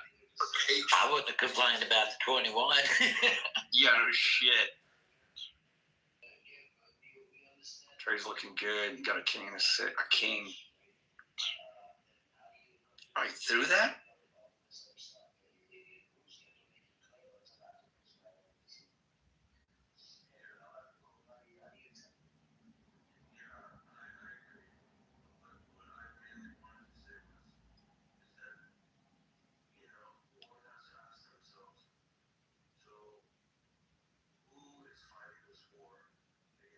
Oh, Trey won that last hand, huh? You know, I don't know what happened.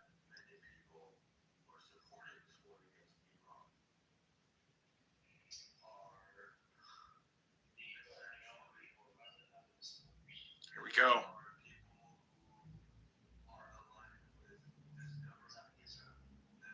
Trey's gone. Nah, not necessarily. Well, we've got Buck's got double aces, 2 aces. It's all right. 2 more puppy feet might show up. No, he throws it in. No, it wasn't looking good. No, it wouldn't. But hey, you never know about that river. How do they know what cards they have? Do they have a camera somewhere under the table or something? They must.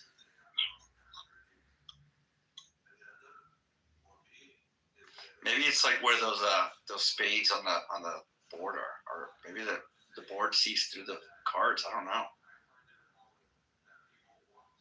Probably does. I'm sure it What does. did Trey have? He had a queen and a 2. Oh, he threw it in.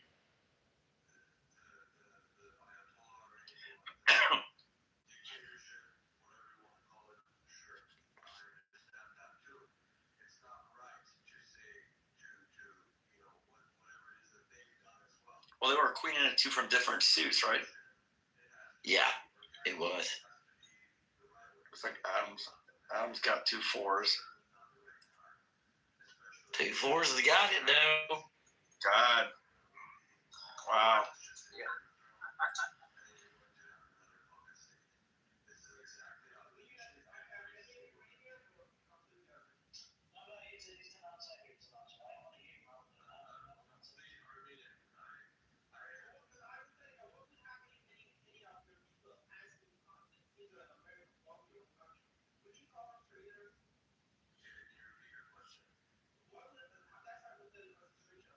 They're about to take a break again.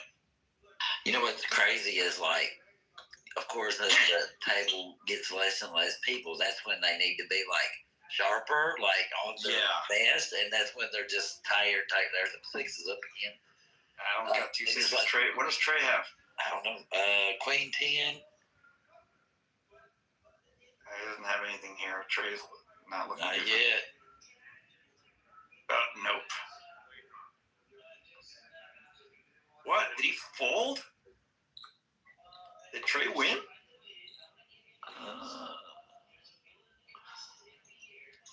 Looked like the guy folded, didn't it? I thought he folded. Maybe he wrote in. I don't know. Yeah. I thought for a second he folded. That's what it looked like.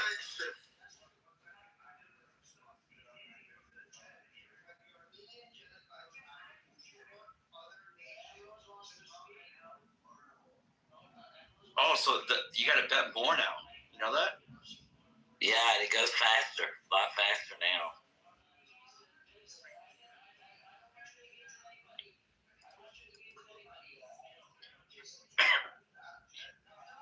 See, Adams got 2 aces. Ooh, that's a good strong hand. It is good. And now the short stack by a lot. Yeah, but he's got the best hand right now. Nearly 2 times the amount of chips. Yeah, he won.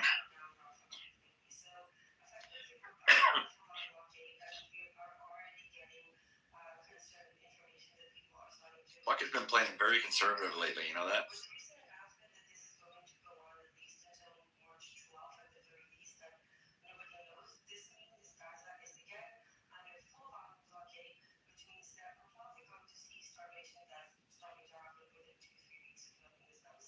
Ace and king, I'd keep that puppy.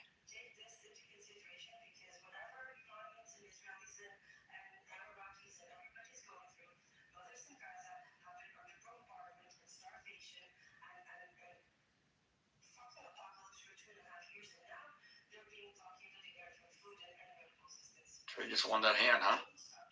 Yeah, another guy thought he didn't win much, but still, hey, winning's winning, right? But it's like, I think it's like $1 million now each. Oh, level 31, 200,000, 400,000. Oh, I see what you mean. Each time they got to play more, right?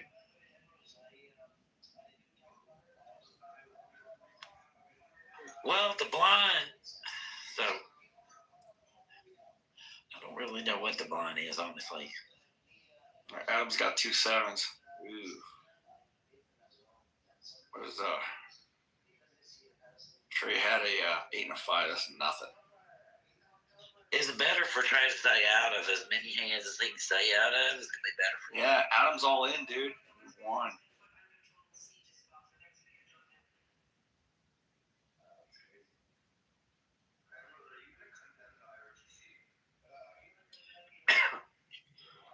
Stay considerate. Let those other guys get impatient, huh? Yeah, he thinking? just throws the cards in every time. Just let it be between the other 2 guys. Let them put each other out.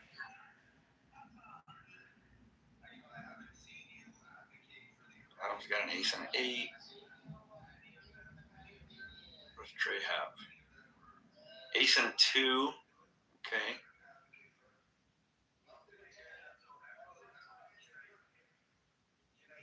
Yeah, but it's suited. That's good. It is suited. Yeah. It is suited. See what they spit out.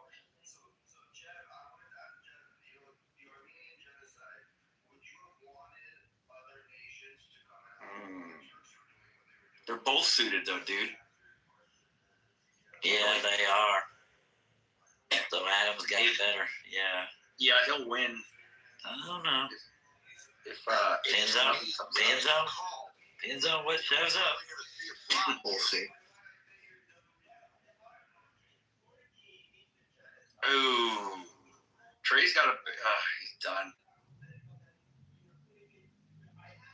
It's getting intense. Dang it. Yeah. It's okay. It ain't over yet. But I think Trey will throw in. We got the river. We got one more card, right? Two more. Two One more. more. A flop and the river, right? Yeah. Trey's gonna fold. He should fold. He will. He should fold. I think he will. Oh no. He's thinking about it. You don't ever know though. You never know what's gonna come out. He folded. Could be 2-2. Yeah, he folded. Yeah, it would have been nice to know what would have came up, but yeah. Well, you'll know the first two cards is dealt out, right? It's a dead heat again. Shit. Oh no, she's shuffling. Never mind. Oh, that's true. Yep.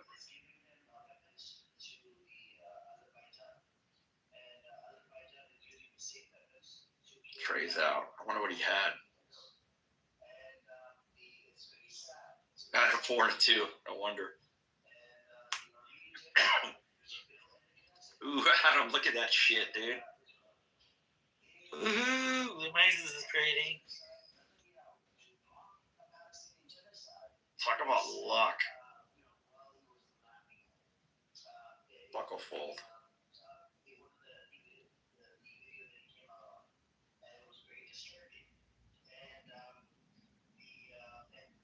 No, at 7. Oh, yeah, he did. Oh, yeah, with 2 aces, you know? And he had only, what, 10?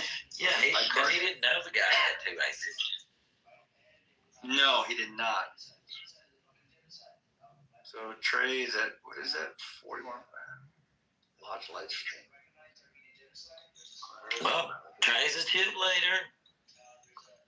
Good.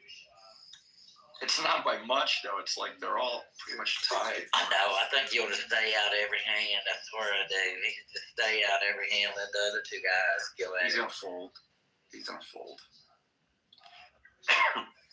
He's playing conservative as hell, man.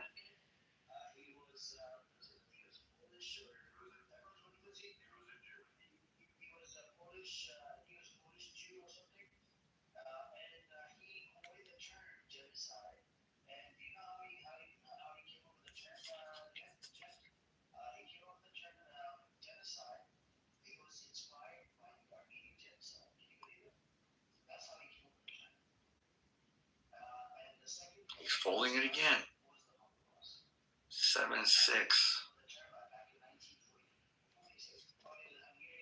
Buck's got a good hand, better hand there.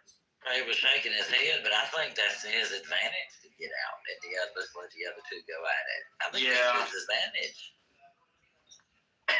But it seems like you're bleeding a lot quicker here, man, because look at the pots are really quick. Yeah, that's true. It's a dead heat right now. 15, 15, and 15. I wonder if anybody's going to go on offensive and start, like, freaking...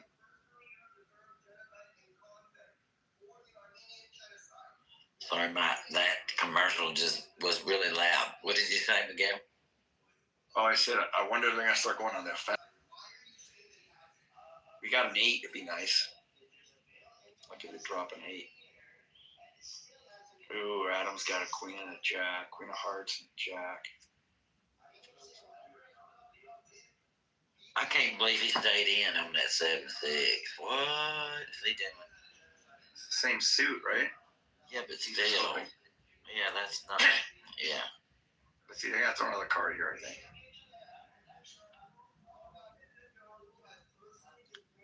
He needs a 5 really bad. He folded. Come on, 5. He folded. Oh, Trey won. The other guy folded. Holy shit. Good deal. Wow. The other dude folded. Trey had the weaker hand. That's poker right there, man. Trey pushed him, you know what I mean? Yeah, I've seen him do that a few times. act like he had a better hand than what he did. Yeah. Yeah.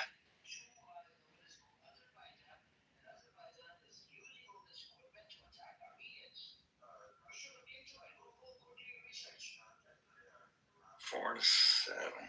Same suit. Trey got an ace and a 3.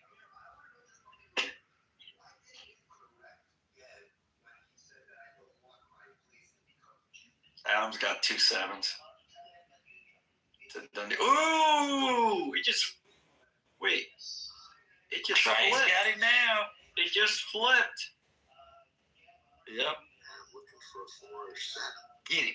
Bet it up, bet it up. Of course, they don't know what the other guy's got. Don't you wish we could be in his ear? I know. Oh, my God. Oh, that's not going to do anything. It's Trey's.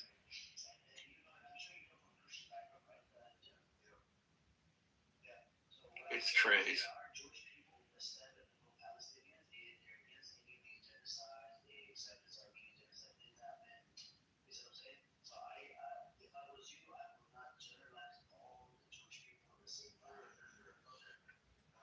Pretty interesting how this game plays, huh? Yeah, but he can just go back and forth for hours. Yeah.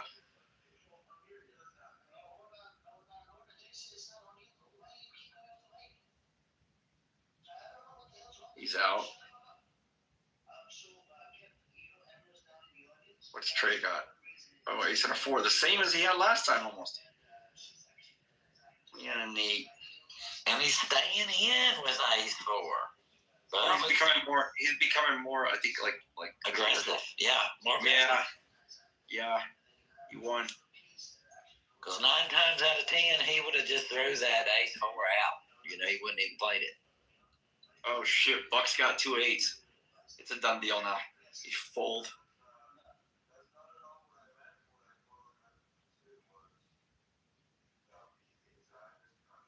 Fuck, he needs to fold, dude. Fold. Fold. Fold.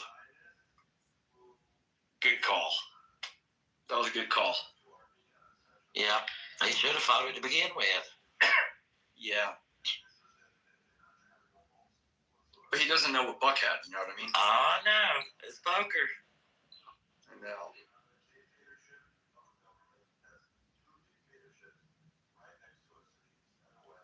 But he hadn't played. He wouldn't have played all night long. He would have never played that ace 4 ever. I don't know why he did that time. Yeah. And Buck and Trey are tied again. Trey's got a king and a jack. I think Trey's got this hand. Everybody folded. It was a cheap win for Trey, I think. No. Oh, he didn't fold. Still Trey. He's checking. Nothing. But he don't know. It goes higher. And he's checking again. Trey got it. Yeah, he's got it. He's got it. Yeah. He's got it. He got a pair of jacks and. Oh, they went up. Oh, Trey just dropped a. Heck yeah. Lanky Pike. Trey just went up.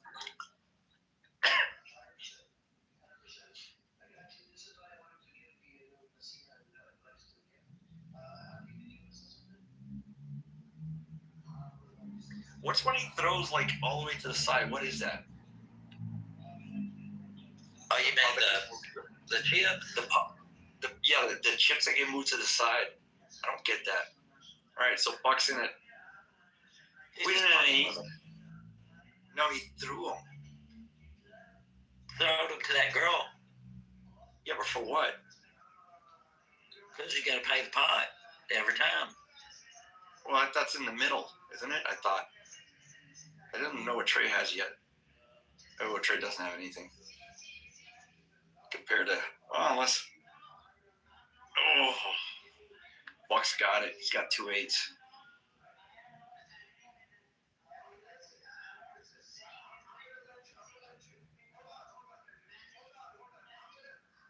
Fold, dude, fold.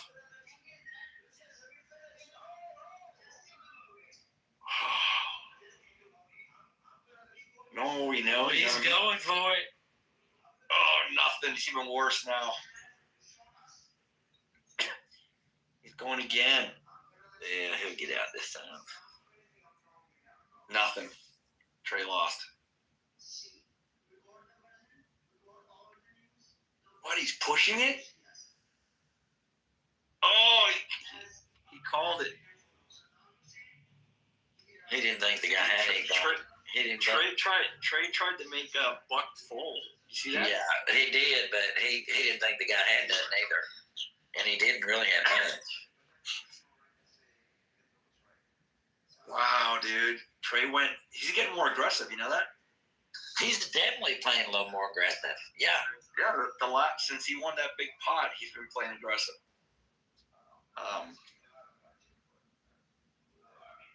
I can't get over on that ace four. I just can't get over that. I'm like, wow. Maybe he's getting tired. Yeah, that too. So he's like, let me just play. I don't know. He's playing way more aggressive than he played when Brian was there.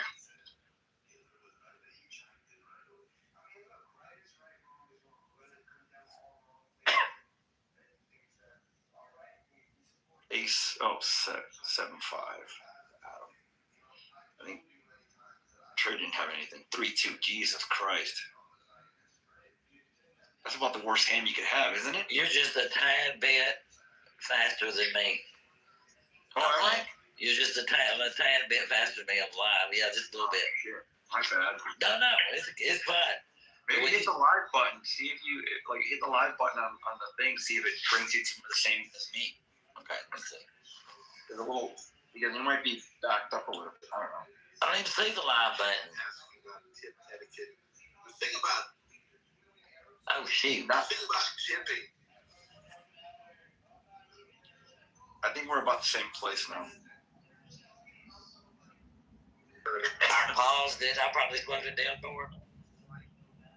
Yeah, if you pause it, you gotta hit the live button again. Trey's out.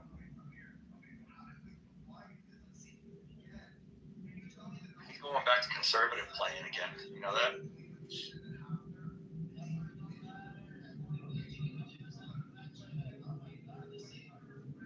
Buck's got the lead. He's got 2 pairs and 2 fours. Jesus. Ooh. Adam got a little more. Yeah, he's up now. Paris Simon's got it so far. Yeah. Well, he's got a pair. Now Buck's. Ooh.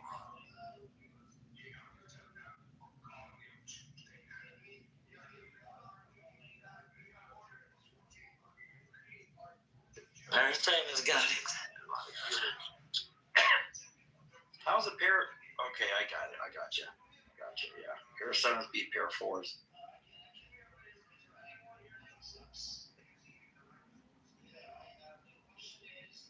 Mind blowing how that happens, huh? Well, yeah, pair wins a lot of times. Don't gonna be no high pair either. So sometimes you don't even have that, you know? Yeah. No, we don't know what Trey has yet. Wait, did Buck just throw out a big? Oh no.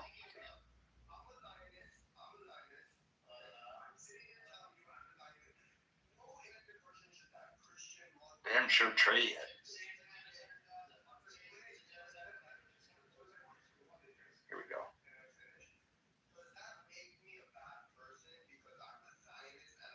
Yeah, he's playing conservative again.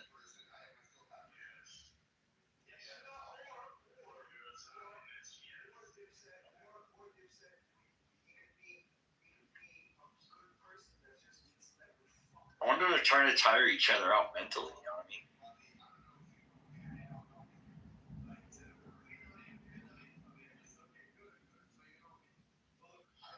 The old boy was out immediately. I would stay there. Ooh, He's staying on that King 3. They're tied. Oh my God. Ugh, here we go. Yay! He got a pair of 3. Oh wait. Nope. It's looking. Was forgot nothing for Trey. Oh, come on, Rick. Well, 3. You need 3. Dude, Buck won with a single king, dude. No, isn't that crazy? Oh, yeah.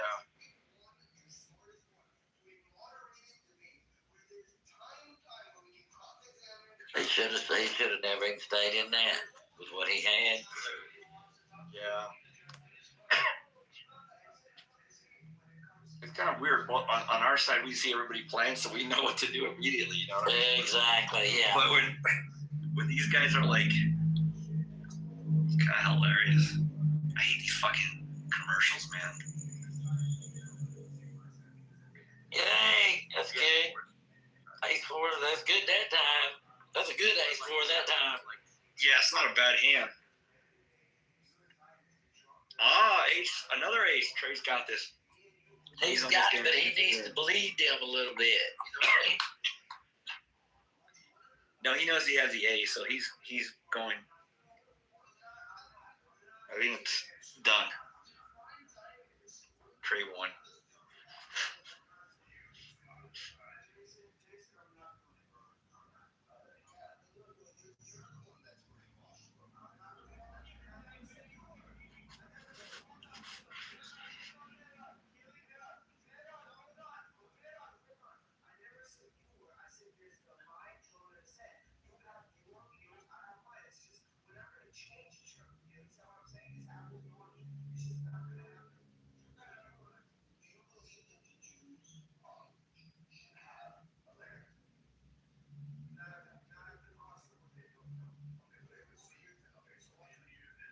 Trey was out with an 8 and a 3. This guy's a pair of 6s. Adam's gonna get this. It's guaranteed now. There it is again. Man, these 6s have showed up tonight. You got 3 6s. You ain't beating that.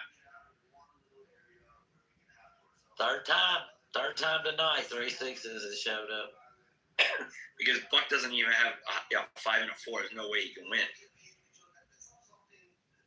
Even if he gets 2 5s, right? 3 6s beats 2 5s, right? 3 5s, right? Yeah.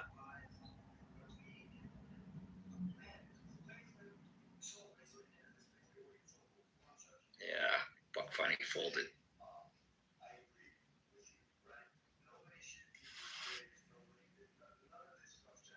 That's crazy.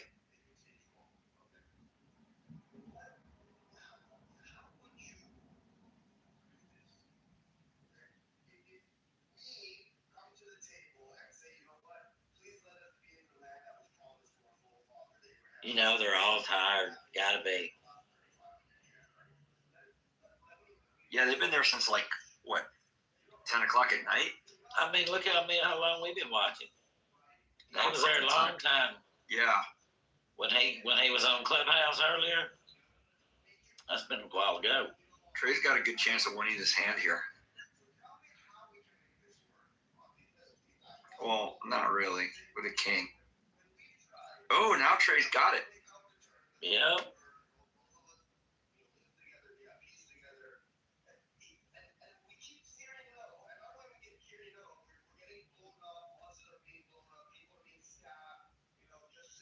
He should make that pot pretty big. 8 or a king would be good, or another queen.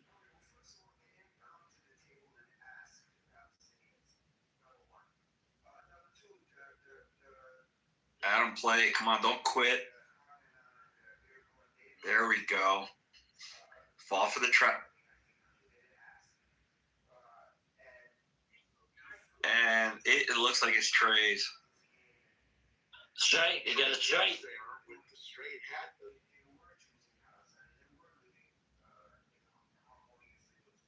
Oh, shit. 10 Jack Queen, huh?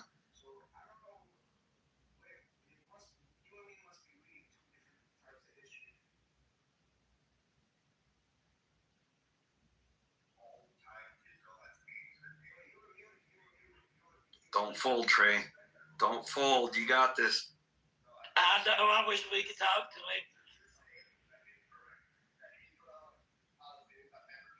put his little earpiece on. We're like, don't fold, you got this. Oh man, Adam's putting pressure. Oh, come on, Trey. Come on, Don't Trey. fold, Trey. Don't Don't be fold. scared. Don't Don't fold, be Trey. scared. Call it. Call it. Call Call it. it. You got Call this. it, Trey. Come on, dude. Call it.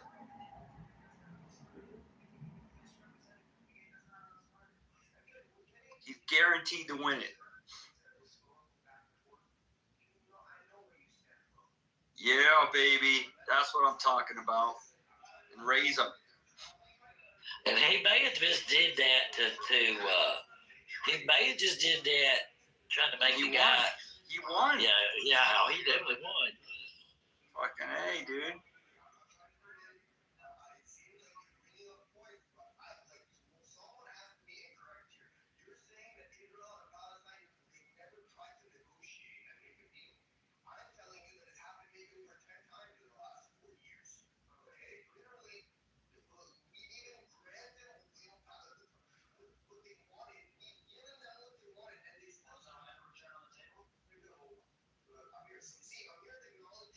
Tracer fold on that one.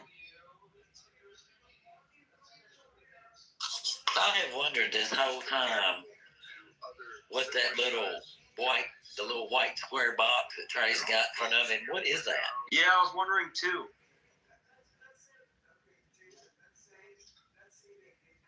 Maybe it's his iPod thing.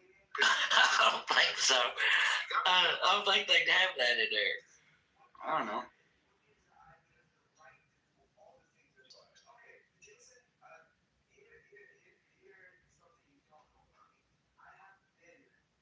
Trey does not have a good hand here. He should fold.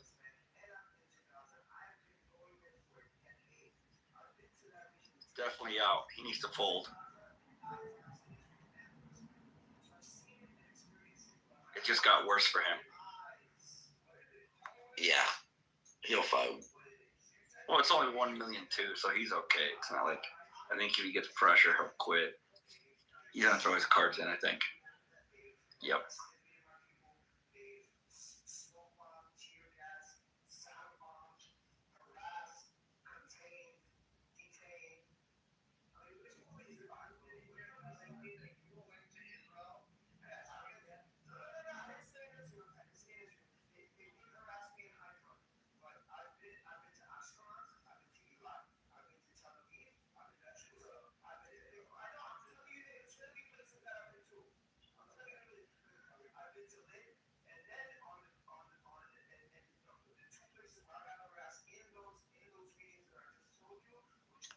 He's left-handed. The other part of Trey is left-handed. Is he?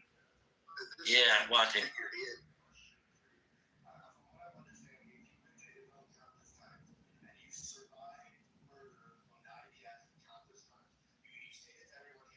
Trey just he should fold.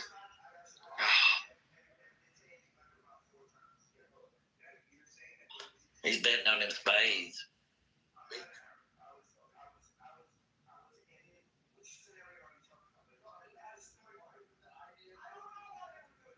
Yeah, Trey's done. He needs a Needs a jack. and he would win. Even 2 3s would be Yeah, great. I think so, or 3. Yeah.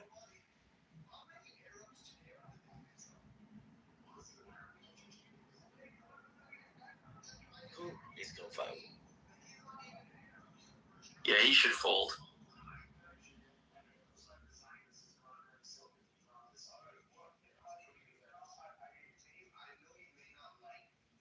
By the way, that guy bet though, he's sitting there thinking he ain't got nothing either. He knows that guy ain't got nothing.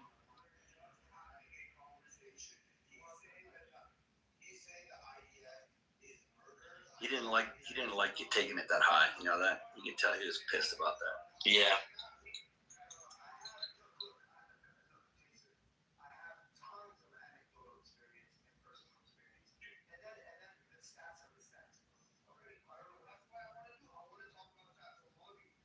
I wish they'd show the money they got again, because I've lost count. who's third who's place is got the like most. 40,000 or 30,000, right? I don't know.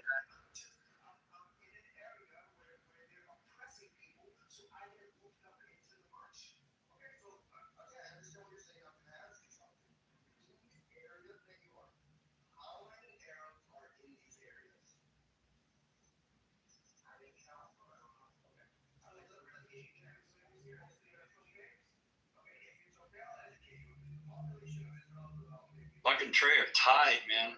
Like literally tied.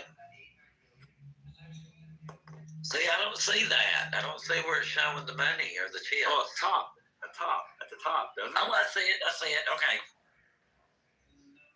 17,250,000 by 17,150,000 for Buck. Oh yeah, anybody's game for sure.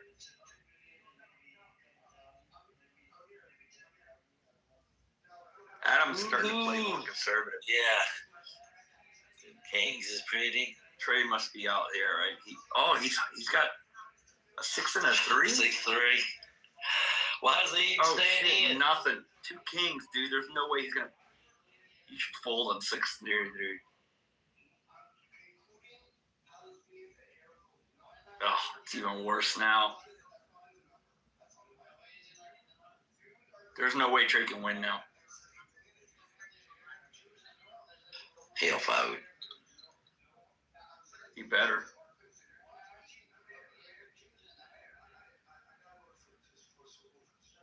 He should have never been in it anyway. He had crappy. I know, he had a really shitty hand, dude. Yeah. What the hell?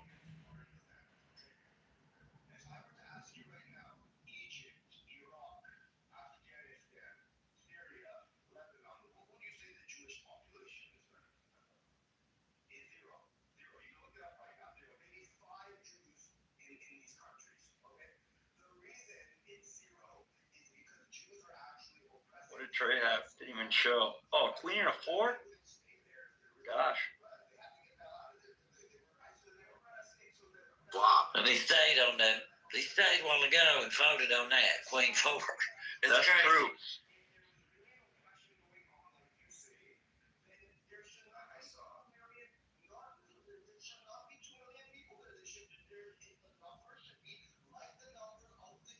Nothing. No change.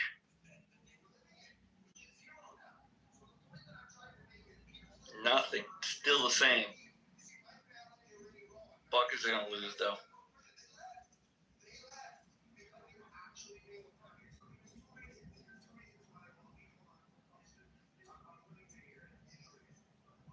Maybe the river could save Buck if he gets a jack, you know what I mean? Or a 10.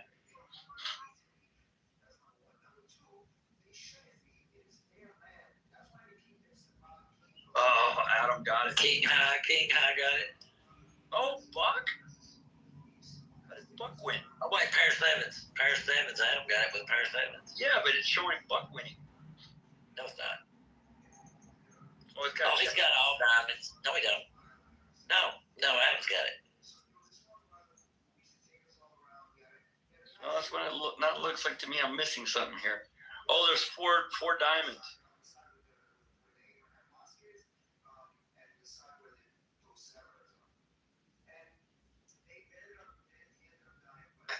Straight. 7, 8, 7, 8, 9, 10, jack. Straight.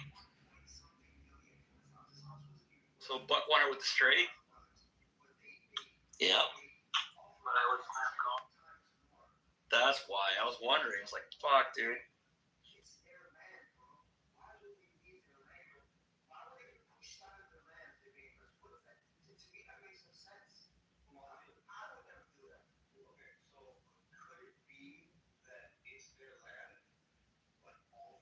Trey's got an ace and a 4. He's pretty happy with that. Seems, well, not really, but it's better than Buck's.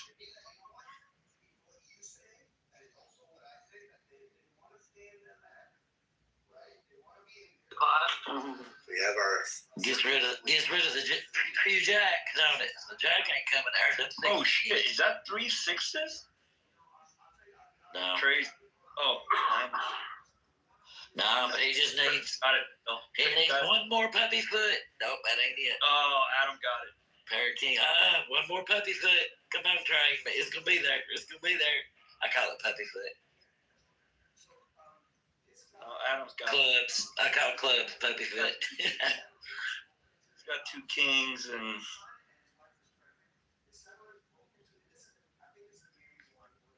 I think the 2 kings got it, unless fucking Trey pulls out an ace on the river. Or a club. Yeah. No, wait. That's a spade, ain't it? Never mind. Nine. He said puppy feet. I thought I was the only person that called it puppy feet. Adam won.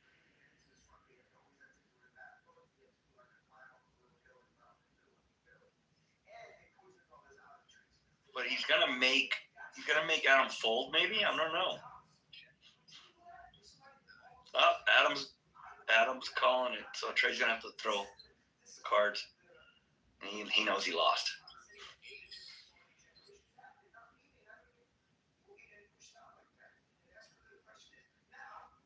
Yeah, 2 pair, ace high.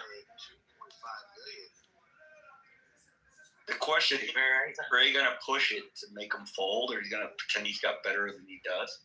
I don't think so. Oh shit, he is.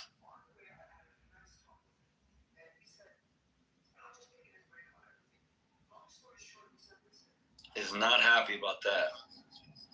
Definitely not happy about that.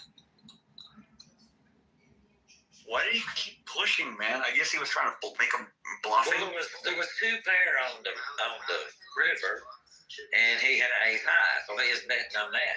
2 pair ace high. Yeah. I don't know, man. That's true. We can see what he can't see. That's the thing. Right, exactly.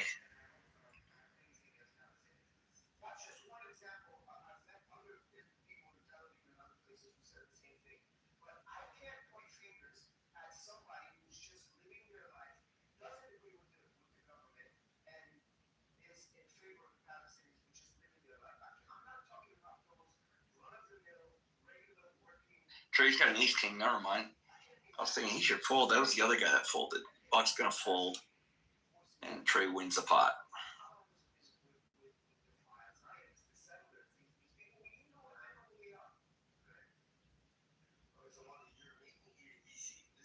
I don't know, but these guys don't seem to be very good at bluffing, do they? No, not really. Like, they don't seem to be reading each other. Nothing. They're just playing.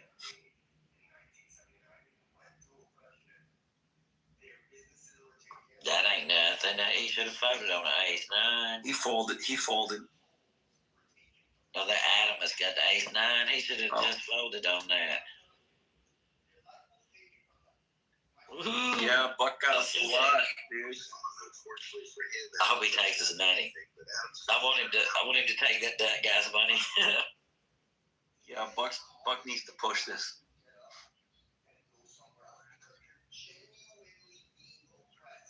No change. There's no way that Buck can lose now. Definitely no way. Oh, Buck just did $2 million.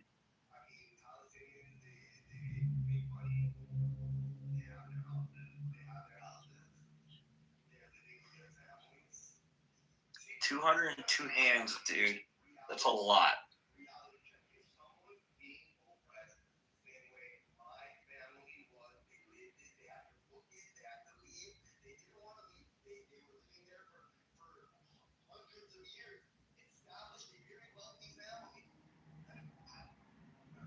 What does Trey have? I didn't even see it. There it is. Same suit. Buck's got a queen 4, different suits. 9-5, same suit. Still doesn't beat Trey. Ooh, they're not even the same. This doesn't do shit. Trey's gonna win this. And he folded. Oh.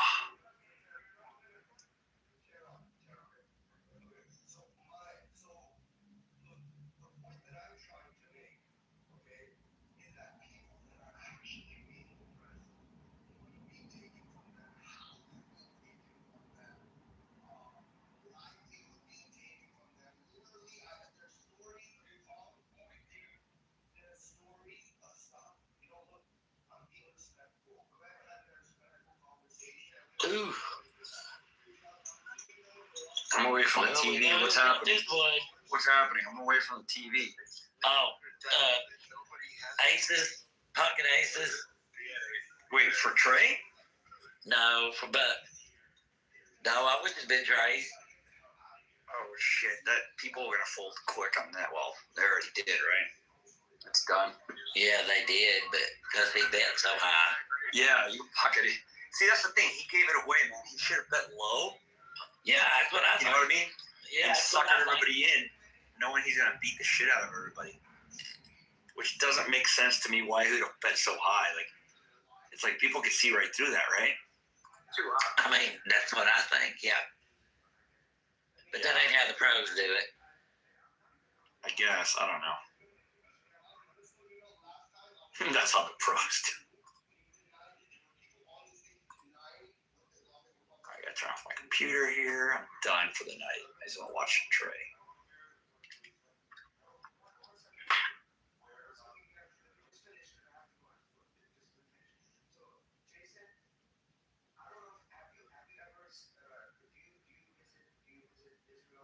In the Ooh, did you hear that? What? The blinds is up 1 million something each hand now. Oh, 1,250,000. And next is going to go to 1,400,000, I think, when the clock runs out.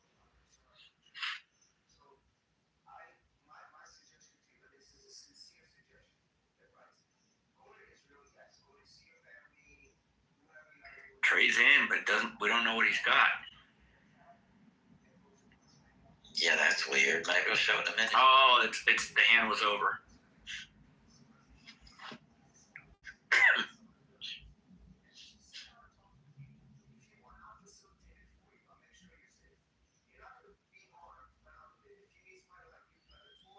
Buck's got a jack, an 8. He's betting it. Wow. Well, he bet They one kind of million. got to. They kind of got to. Ooh, pair of kings. That's good. Yeah, Buck Adam shouldn't bet high and sucker them all in. Yeah, but say, look what he does. They do that. Yeah, it's weird, man. They're like, I got what I got. Fucking Trey was like, I'm out of here. Oh, he's aggravated. He's gonna get some good cards this time. I feel it.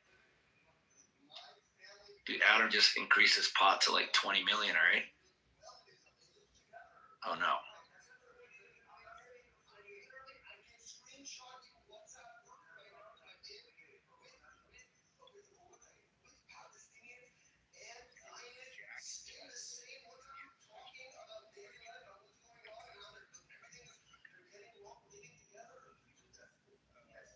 Trey's got a king 2 and a king with the king 6 folded. And he's betting it. Adam folded on a king 6. I don't even know what Buck has. 6-2. So far, Trey's got it.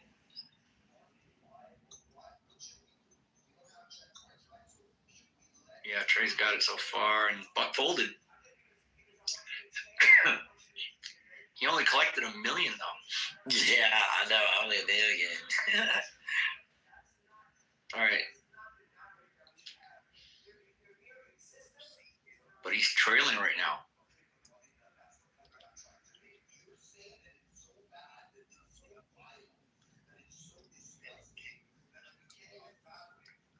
Trey folded that 8-3.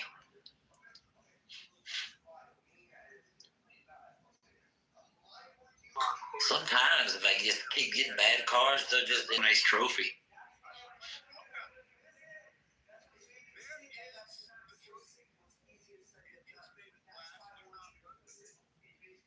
That is a beautiful trophy, isn't it? Yeah, it is. It is. Could you imagine having like a lighted cabinet? Oh man. Oh God, yeah. Buck's got a 10 and a 9. What does Trey have? He's out. Trey had a 4 and a 5. Jesus.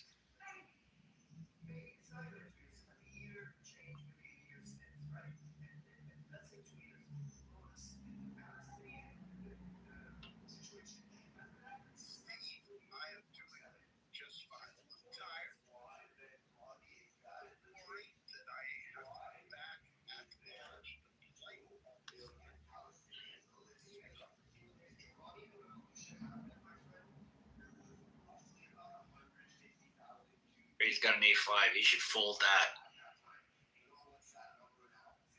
Why is he staying in?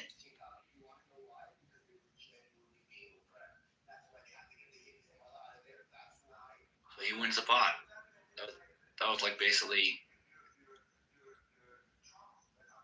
Buck had a J and a six, a Jack and a 6. Buck would have won it, Kimberly.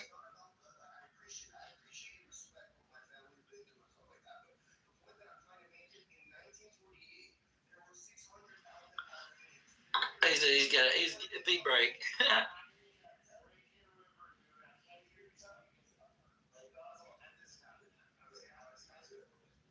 Ace and a Jack. That's not a bad start. 500,000 to call. Raised 1,200,000.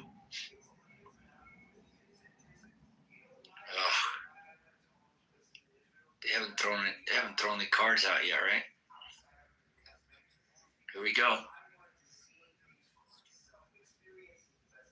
Oh, Trey's got it so far.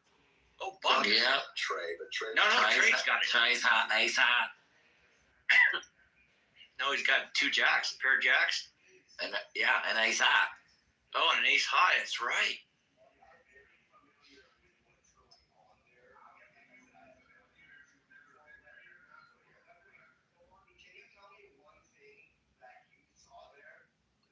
Oh, Trey's got it now. Got it. He's got it. Good for What? Trey. Wait, Trey's got 2 aces and 2 jacks. Oh.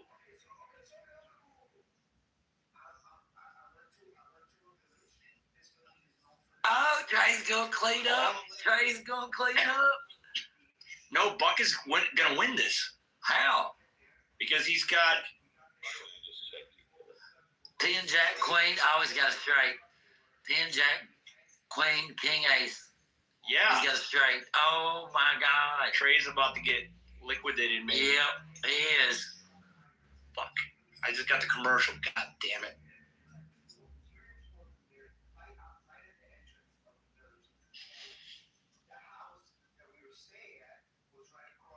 Is Trey going all in?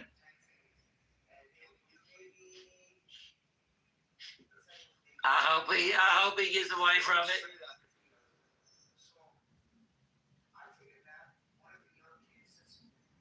Yeah, Buck has this.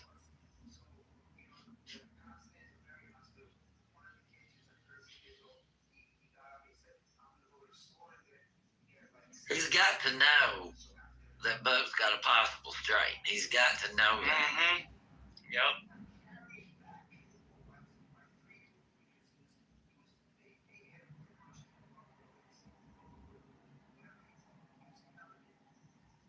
But so does but he's got a higher, right? No.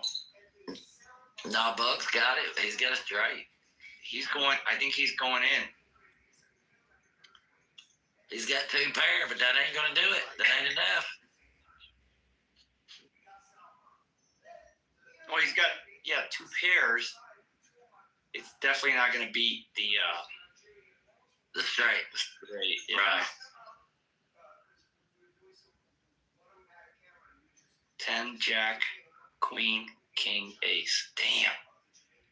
Just fold, dude. Play another hand. And you don't know what to do? How could you? 2 pair is really, really, really, really good. But he don't know Mr. Buck over there is holding that straight. But he's got to know it's a possibility, right? Oh, He yeah, knows he that. knows it's a possibility. Buck is don't do it, dude. Don't do it. Don't do it.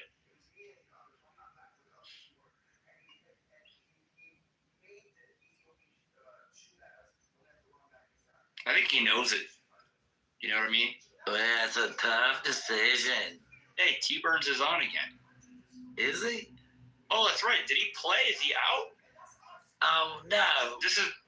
We're 20 minutes behind, aren't we? Oh, The video? okay. That's how he's on here. 25 million chip pot. Yeah, T-Burns, did you get third? I'll let you finish that. We know he's out, though. Dang it. Oh, he folded. All right. Hey, at least that was good. We were telling you fold. dude. Ooh. You know when you're on the video, Trey, like when we're watching everything, everybody's hands, it's easy to say what to do. You know what I mean? Of course. When you can see all the cards, it's easy to play poker. Yeah, Right.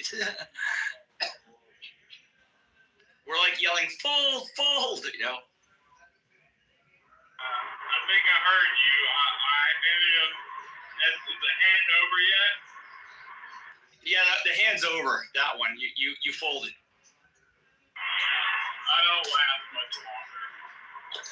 Well, you got robbed when you had them pocket queens and that dude. Oh, I know, dude. On the river. Oh. Yeah. I got a question. Really, I 3-bet to $2 million earlier with ace queen, and I got 4-bet jammed on by the guy that ended up spiking the king on me when I had queen. Do you remember this hand? Damn, Kimberly might. No, I do remember. Say it again. You had what? You had queen what? Ace queen. Yeah. Oh, and you folded. Yeah. He had a straight, I think, right? Was it a straight, Kimberly? Or No, no? this is pre-flop. It was pre-flop. Oh shit. No, that was ace jack when I had 2 pair and folded. Okay. But there was a hand. It was like an hour and a half ago. Oh fuck, dude. Yeah, it was a while. You know how many hands we've gone through? Like, Yeah. You know what? Yeah, I played 13 hours today. this thing, and you're kind of like hanging in. It was good to see you take down Brian, though, man. Yeah, I couldn't tell if I was getting run over and bluffed out all the time, or if they just always had it and I was always missing. To us, you were playing conservative initially till after Brian left, and you got more aggressive. It looks like you're all in now. Yeah, all in. But you got an ace 5, Buck's got an ace queen, and Adam's got a 10-4. They haven't, and you're all in here. Yeah. I'm toast. Well, I'm just trying to see. We know right now Buck's got a 70. Yeah, he's got it right now without anything, and it just went up for Buck. Yep. And the flop was a 6 and an ace, so Buck got it. Man, Buck got it. man. That sucks, dude. Yeah. What's that little white box that you've had at the table all night? It was a box of gum. Gum. It was that dragon gum, right? Yeah. Yeah, so you came out with a cool 37,000. That's not bad, dude. Yeah, it's not bad, but I really wanted to win. But, What was the buy-in? Like 1,700 or something like that? No, this was a $400 buy-in event, but you could rebuy it. So I bought in twice, so I spent $800. Oh my god, dude. You can't be sad about that, man. That is like, Yeah. that was that. You played great, man. That was really fun to watch. So who Hold on, won? the wife's calling. She must have just watched. Hold on. The white He collar. did good, man. Yeah, he did. I wonder who won though. I'm curious who won. Yeah, I'm probably gonna stick around a few more minutes. I think Buck's gonna win, man. This looks pretty heavy on Buck.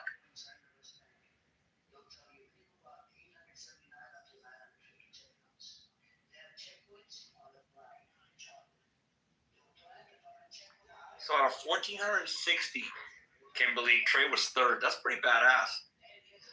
And played for 13 hours. No wonder he went all in.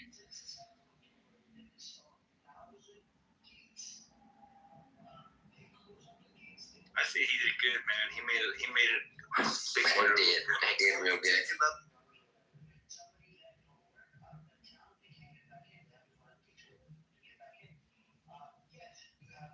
I'd be pretty happy if I could turn 800. I told you he didn't care about the buddy. He wanted that trophy. Yeah, that trophy is pretty nice. That is a really nice trophy. I don't know why he went all in right there though. That hand. I think he was capitulated at that point. I don't know.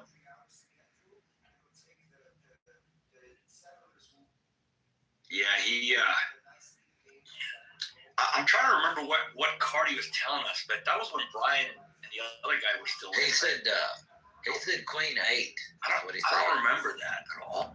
I do, but I don't remember how it played out.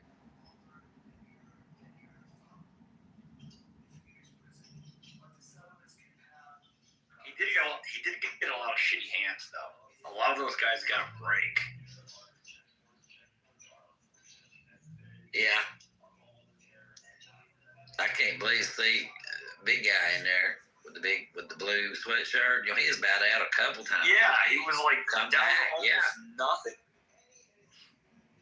But right now, Buck is up to 30,000. Adam's at 13.5. I think Buck's gonna get aggressive and clean him out. I think that's how he wins. I don't know who wins. I'm still watching. Yeah, me too. T. Burns knows who wins, but we don't know who wins. Buck's got this. So is Dealer? You think the Dealer guy? Looks like a Dealer guy's gonna win it. Well, he just upped it. He could get aggressive now, I think, and it might go quick, if you get what I mean. Yeah, they kind of got to go aggressive when it's like down to 2 people, I would think. And he's Buck. You just never know. It's poker. Dude, there's a Lodge Championship main event. I wonder if fucking T-Burns, is gonna play it. I'm sure he's gonna play it or not. He probably will.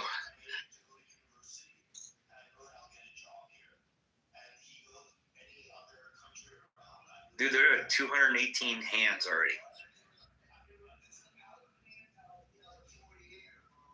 Could you imagine playing poker for 13 hours? I'd be brain dead. Fuck yeah. Pair of kings.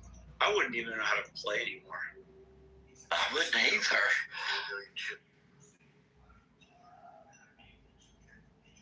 Yeah, Buck is he's wearing Adam out. 35 million now.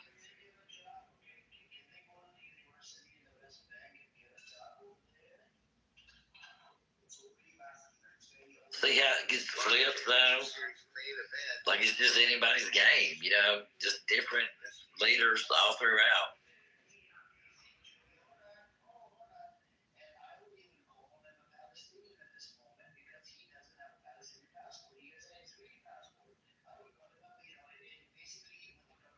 Oh shit, the Buck just...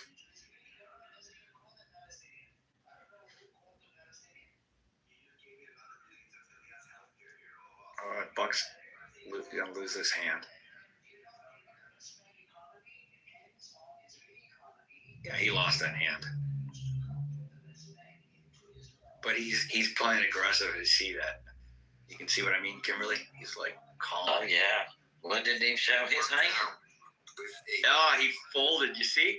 He made him fold. I think. Oh no, Adam won.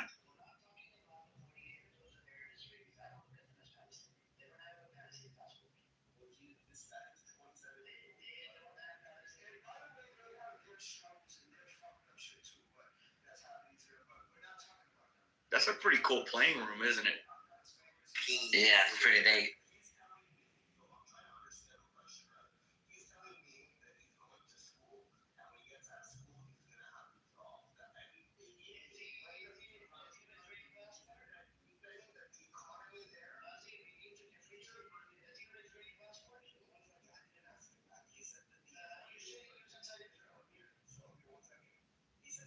Where the cards are dealt.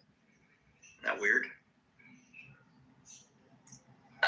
Because he's raising him, I think.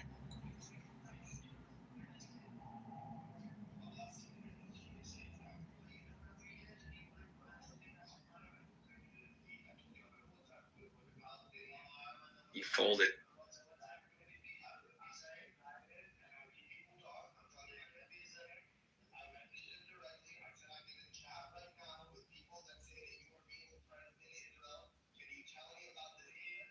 If Buck doesn't win this game, man, I'll be surprised.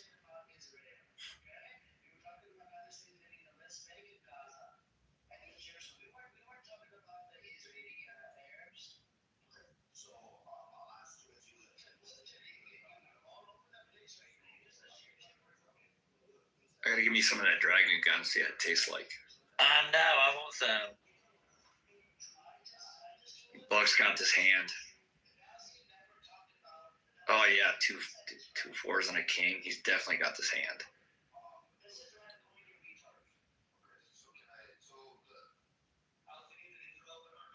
And a fold.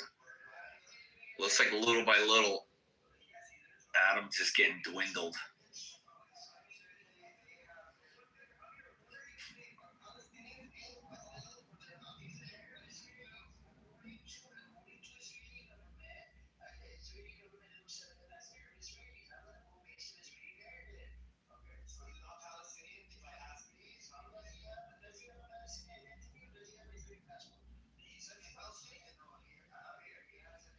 Buck's got this one already, dude.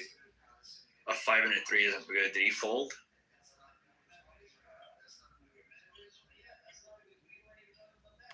I'm not saying it. I'm saying a Jack 10 for Adam and a King 10 for Buck. So Buck's got it. That's what I'm saying.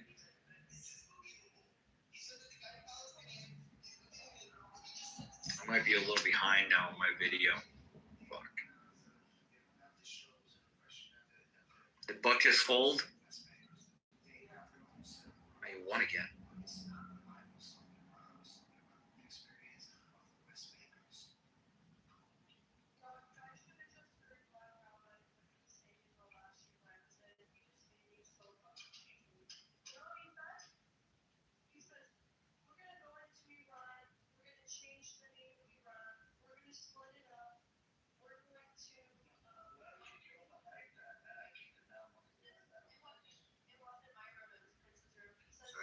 They're going so fast now. I think. Oh, Buck just folded.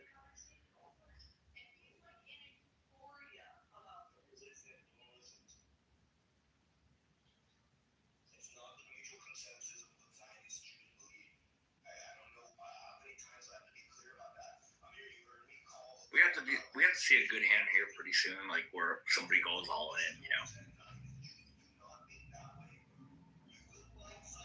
Well, both of them's got terrible hands. Oh shit. Yeah, but Adam's got a better hand than 10. Oh, Buck's all in. Adam's all in.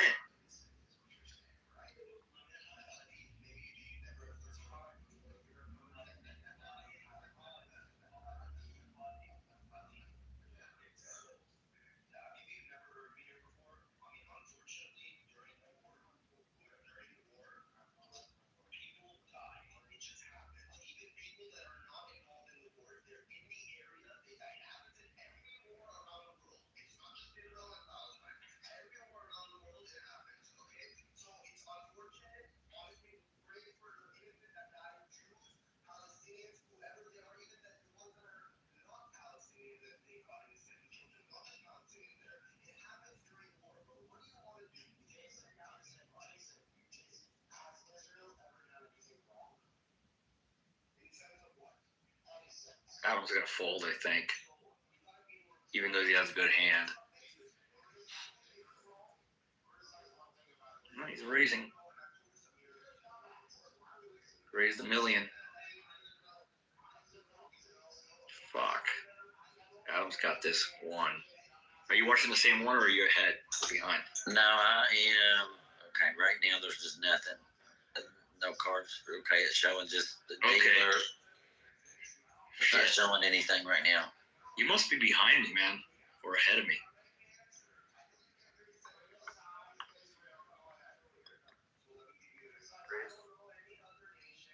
They're raising, and I don't even see no cards to be raising on. There they are. There they are. 8-7. Is it a 7 million in the pot? 7,500,000?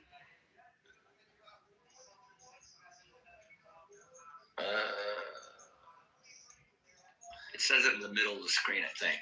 Oh, he folded. I think Adam folded. I don't know why he'd fold. He got too good a hand to fold. Yeah, he folded. And now Yeah, I'm watching it live. Are they getting dealt right now? Adam got it, I think. Well, they're still betting.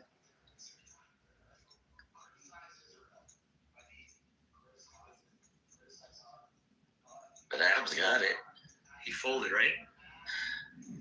No, ain't nobody done that yet. He's waiting to see if he's going to pay the pot or fold. Are you sure you're live? You might be behind me. Thought I was live. Click on the little live thing. Riders out 3 million. I don't see the live thing. Are you on a computer? Yeah. It's over on the left side.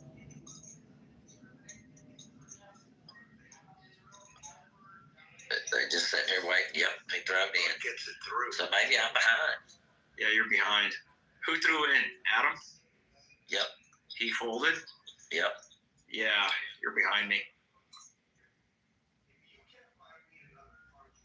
Because Adam's only got 6.6 million now. Well, now he's got 5.8, 9.1 million now. Just one hand.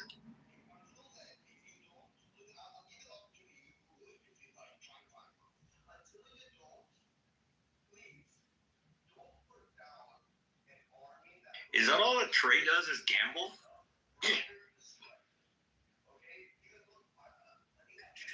He's a real estate agent.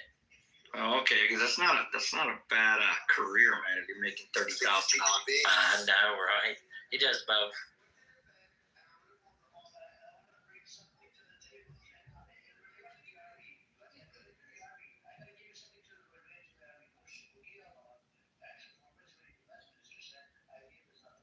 How much is oh shit. Adam's gonna win this hand. I don't know if you're seeing this one. Yeah, I see it. Possible straight. 10 jack, queen, king. Looking for a open-ended. Looking for a 9 or a ace. I think we're in the wrong.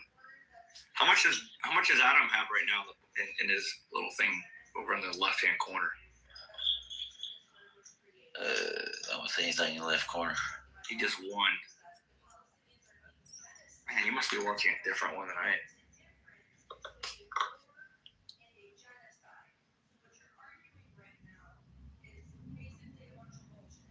It's Adam has 8.1 million and Buck has 37 million.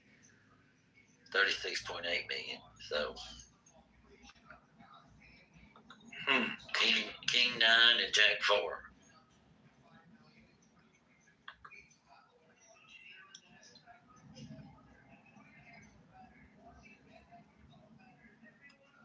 Pair of kings, pair of jacks. Adam's got it. No, wait. Didn't know Jack come up. King came up, so Kings has got it.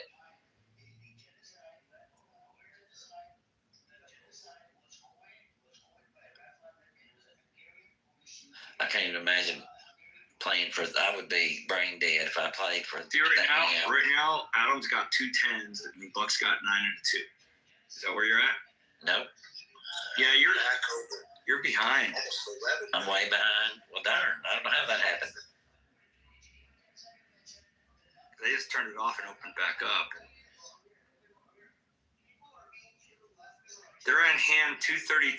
You know where it says the pot? Right next to it, it'll say like what hand you're on.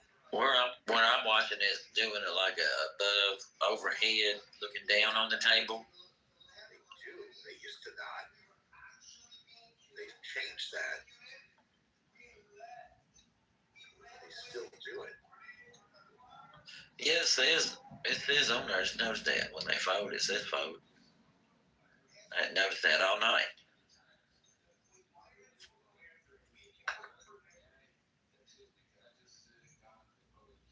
Do you see where it says 233 right next to LCS half milli? You see where the main pot is, the red pot in the middle? Yeah, 1250. Right to the left of it. There's a number. 232. 232. Oh, you're behind me. I'm on hand 233, dude. So I am behind you. I don't know what that is. Because right now Buck is at 32 million and Adam's at 10.8. It looks like Buck's gonna win this. It looks like Buck has 32. I hope you win. Oh, you haven't watched it? You don't know who won? No, I don't know. I'm driving home, man. I stick around to see what. Yeah, we're gonna watch it, but it may be a while because Adam keeps coming back from the dead, man.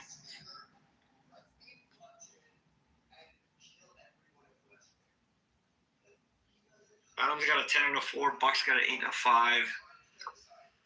Adam has 10.8 million and Buck has 33.1 million. Yeah, you're behind because we're on hand 234, I think now. I'm on 233. I'm a little bit behind you. Yeah. So now they're on hand 235. Yeah, they're on hand 235. Adam's hanging in there, man.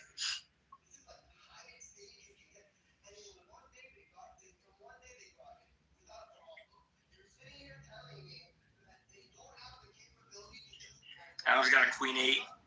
There's a 5, 3, and 4 on the table and a queen, so Adam's gonna win this one.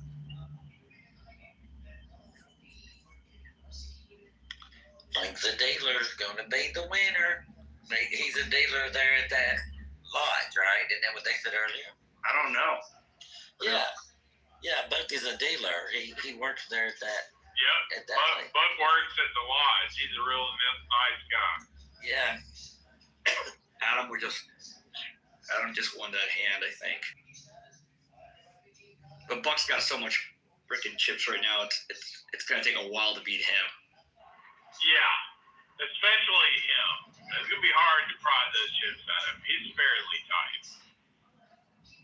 He's playing kind of conservative right now.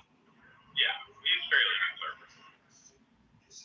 You were conservative for a while until Brian left, and you started getting more aggressive. Yeah, well, that's, like, it doesn't matter if you win a particular hand in a tournament. It matters that you survive.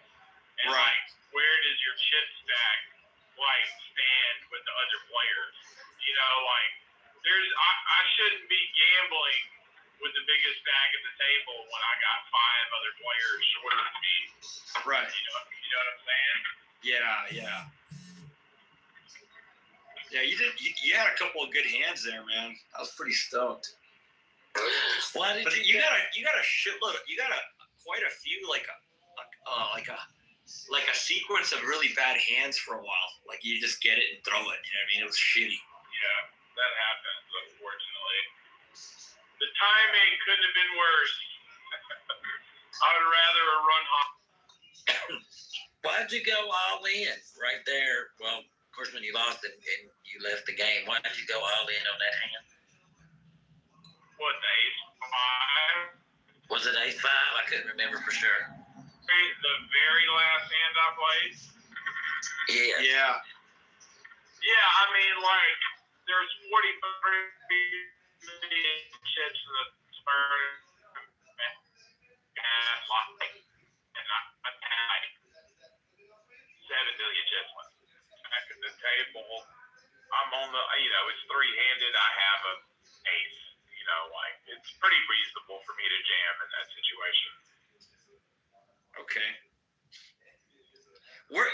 Where's the cameras to see? Dude, you're in a matrix. Sorry, you're in a matrix there. We didn't hear it. Yeah. The reception's really bad. It's RFID. Oh shit! On the cards? Yeah. That's pretty freaking bad. Ass. Now Arisa's dealing. And Buck's got 32 million. Adam's got 14 million right now. What's 64? What's BB mean? Big blinds. So, like, the blinds are, I don't know what they are right now. They're probably like 400, 800 or something. The 800,000 is how much a big blind is. So, like, Okay. if you have 10 big blinds, that's 8 million. Right now, Adam has a 500,000 big blind. So it's still 500,000. Well, that's what it just said on the under his cards. I think Buck's gonna win this one. He's got 2 10s. And Adam's got a king and a 6, but there's a jack, 6, and 4 on the table.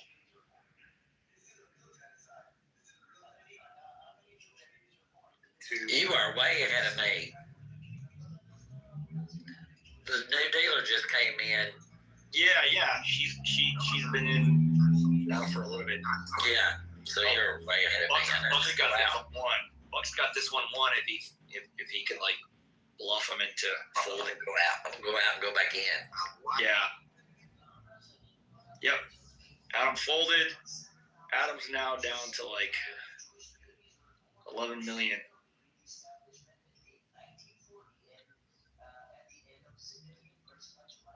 It looks like Buck's got this under control, man.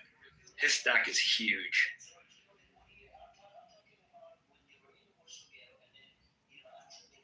That's pretty cool. That RFID cards. Wow. Do you have to place them somewhere, Trey, to like for the thing to read them, or no? Yeah, there are readers on the table. It's like a little square. You target your cards over them. You know. Yeah, that's what I figured because people were putting them over a spot all the time. You know. It looks like it's on top of that spades with the. Looks like Buck's got this hand won too.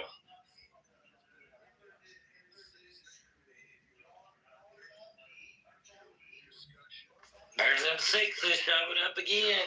That's the fourth time. That's the fourth time them sixes have showed up tonight.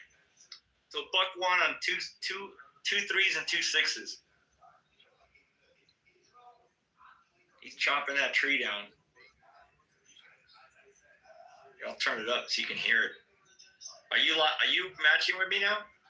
Yeah, I'm more matching with you now, but you can turn yours on, Miguel. I'm just turning the thing so maybe Trey could hear it.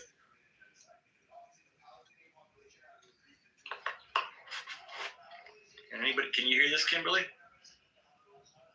Yeah, for the most part, the Flicks game on the other channel game is get to the lodge. Are you playing on the 5th? You can put your name Trey? on the list, and then we'll draw for. Yeah, I'll probably. You mean the main event? $1,700 line. The 1700? Yeah. Yeah, I'll probably play it. There are. I don't know what day I'll play it. But yeah, I'll play it. That's like next week sometime. On the 5th. That are special guests. But we still have. I'm crashing, guys. I'm exhausted. Thanks. All right, man. Good job. Congratulations. Hey, I appreciate it. Thank you, Kimberly. Thank you, Miguel. It was fun. You did great. You got some money, man. All right. Nice. Have a good night. Good night. Drive safe. Adam with his. Check mark for Adam with his. I would still want to know who won, you know, if I was playing. For Buck. And Yeah. Better two pair will. Oh, he's back listening. 5.7 million chip pot. That'll hold it.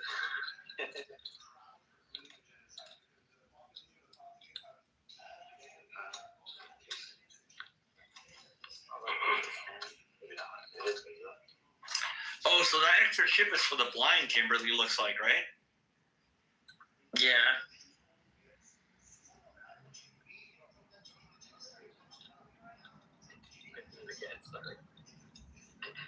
So Adam raised. Adam's got a jack and a 5. Buck's got an 8 and a 6. Once again, the gray chips are worth $1 million. Green chips, 500,000. Red chips, 100,000, and the sky blue chips are 25,000.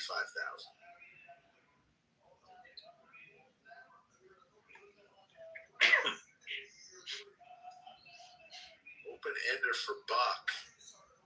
Top pair for Adam. Doesn't look good for Buck. Buck with the Oh, Buck's got the straight, right? 3, 4, 5, 6, 7, 8. Yep, he got it. He's got that.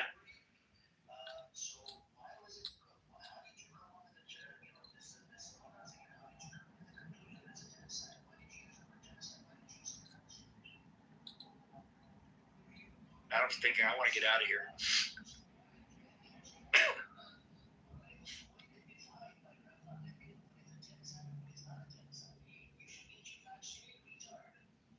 Look at the difference in that Adam's body language from when he had the high chips. Big difference in his body language, isn't it? Yeah. Is he all in? Oh no, he's just taking a break.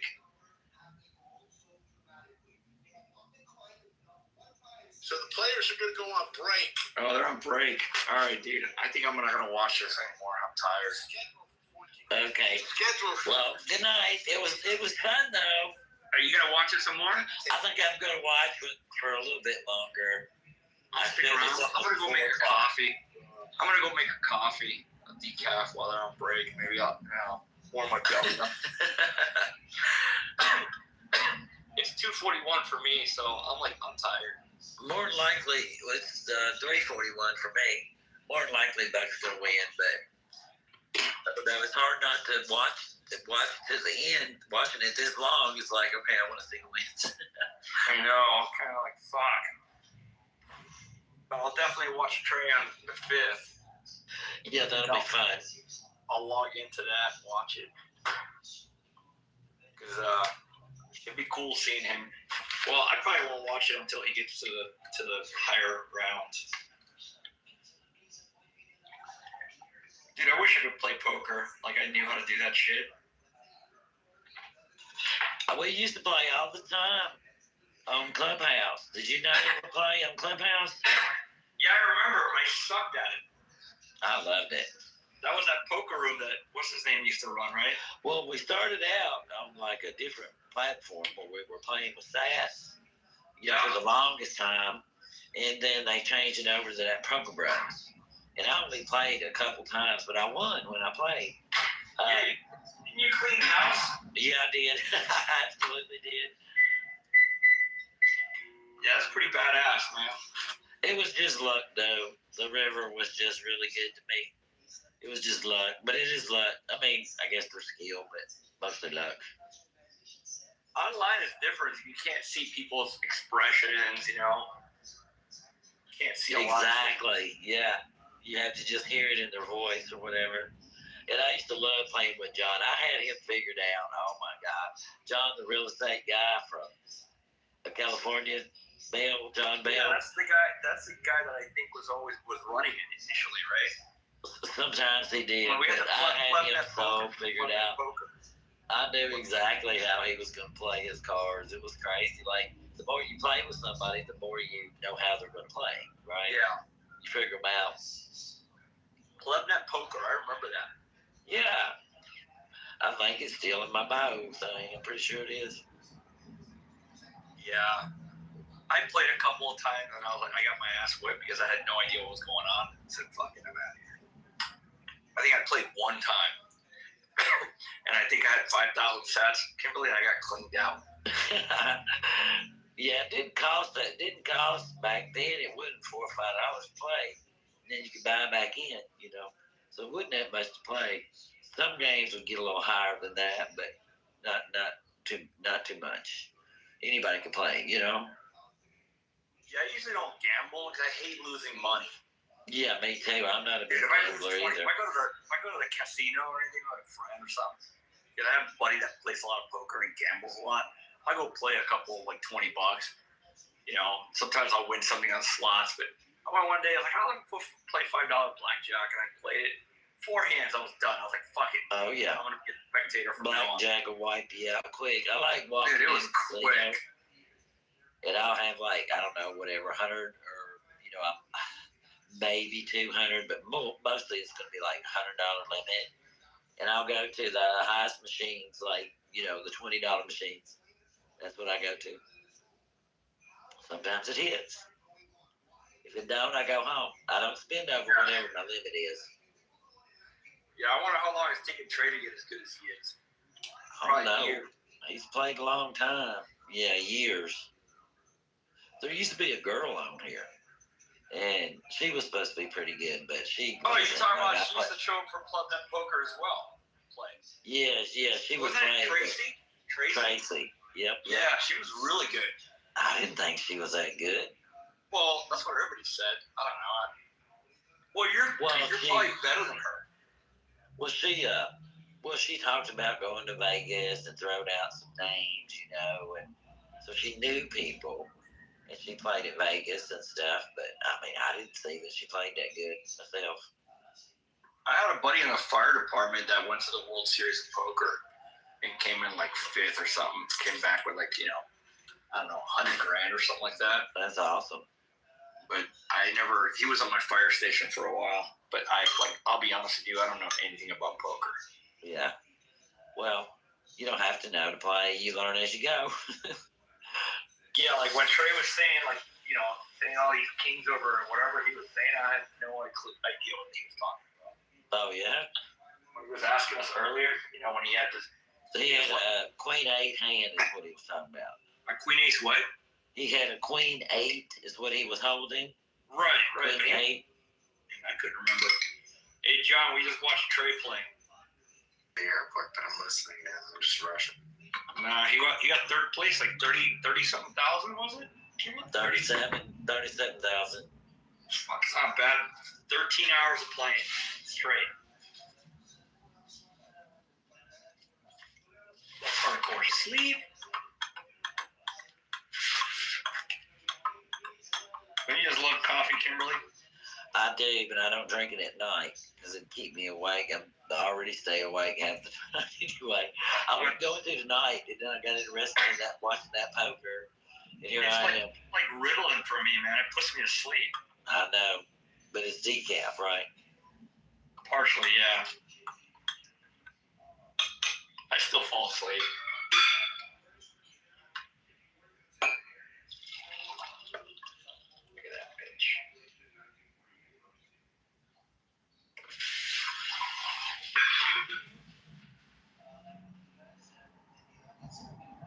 Hope the markets aren't crappy tomorrow, Kimberly. I got some money to invest. June says that it's going to be good. The market's going to be good tomorrow. Who said? June says that. Yeah, but then he looks at the future and he's like, oh, I might be wrong. So the futures aren't looking too good. Let me see what they are right now. People are scared, man.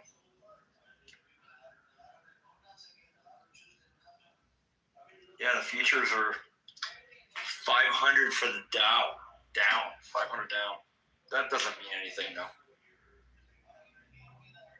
Apparently, oil prices are going to spike tomorrow.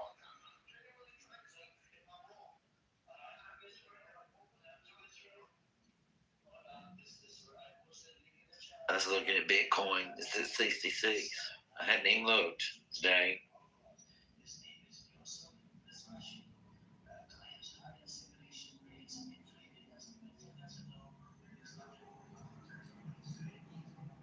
I don't see any. Oh, okay. Here's the game. They're back. Are you watching it? Yeah, I'm watching it, but it ain't back on mine yet. Yeah, Adam's. Oh wait, yes it is. It's like a split screen. It's yeah. It's kind of fucked up. Yeah.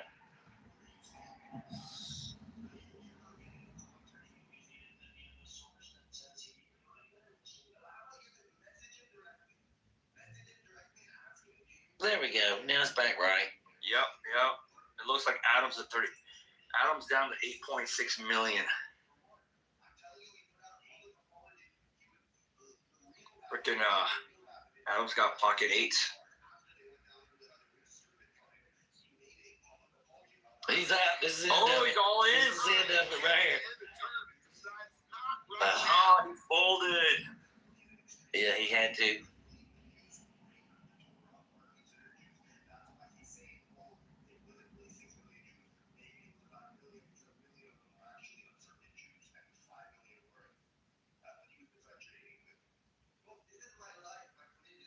Dude, second place gets $50,000. That's not bad. That's crazy, isn't it? 81's good too. Well, yeah, but you got to win.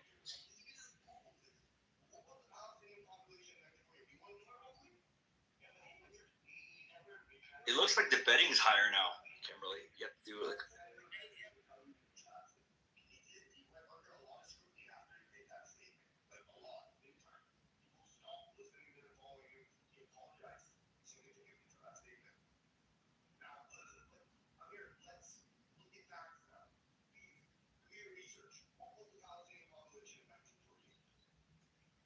They're not showing the cards yet. Here they come. Ugh. It's not looking good for Buck here.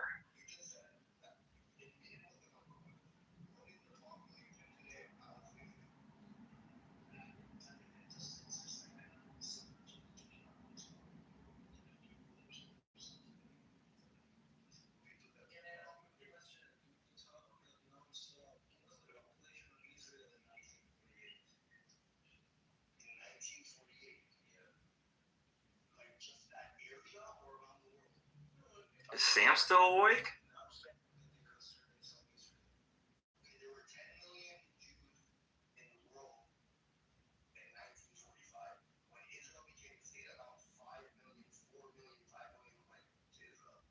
Dude, they got the same hand again. Like Yeah. Straight.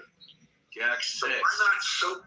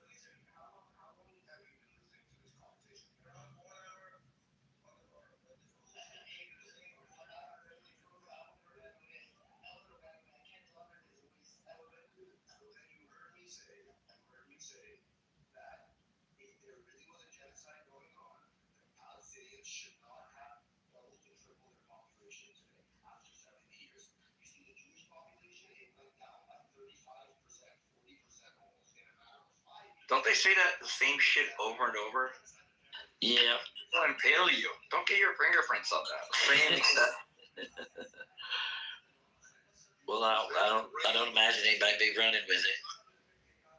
That thing's pretty heavy.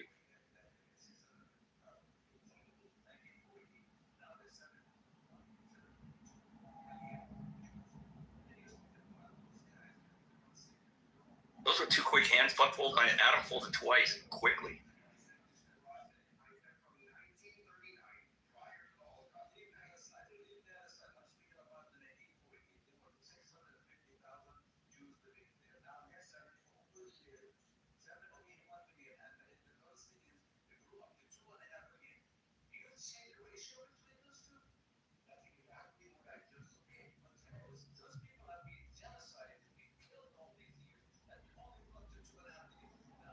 Buck's got this one won.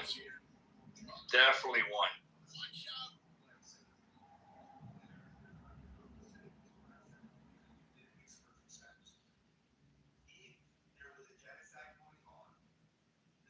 All in. All in, Buck won. Kimberly, Buck won. I watched it. Remember the 6th about 70 hours ago? Here we go. Fuck yeah. Here we go. Let's see. This is it. To knock 2 players out. Now Adam needs a 6. Nope. Or else it's over. And it's over. Get a 6. It's over. King It's K and Buck Bug wins it. goes Wow, dude. and rips it. Let's go. He's a dealer, man. He probably made more tonight than he makes this whole year, right? I would imagine so, yeah.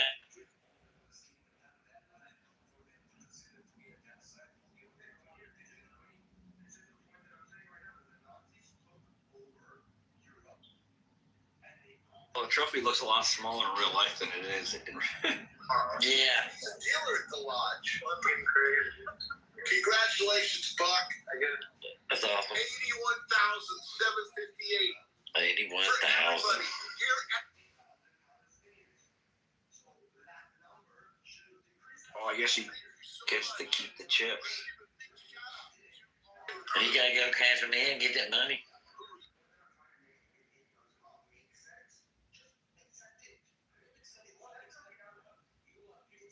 They did. His winning hand.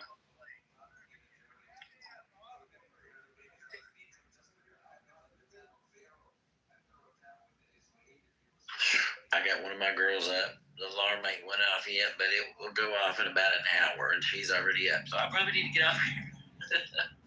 But it's been fun. It's been fun. Good night. I'm out of here. Good night. Good night, Miguel. All right.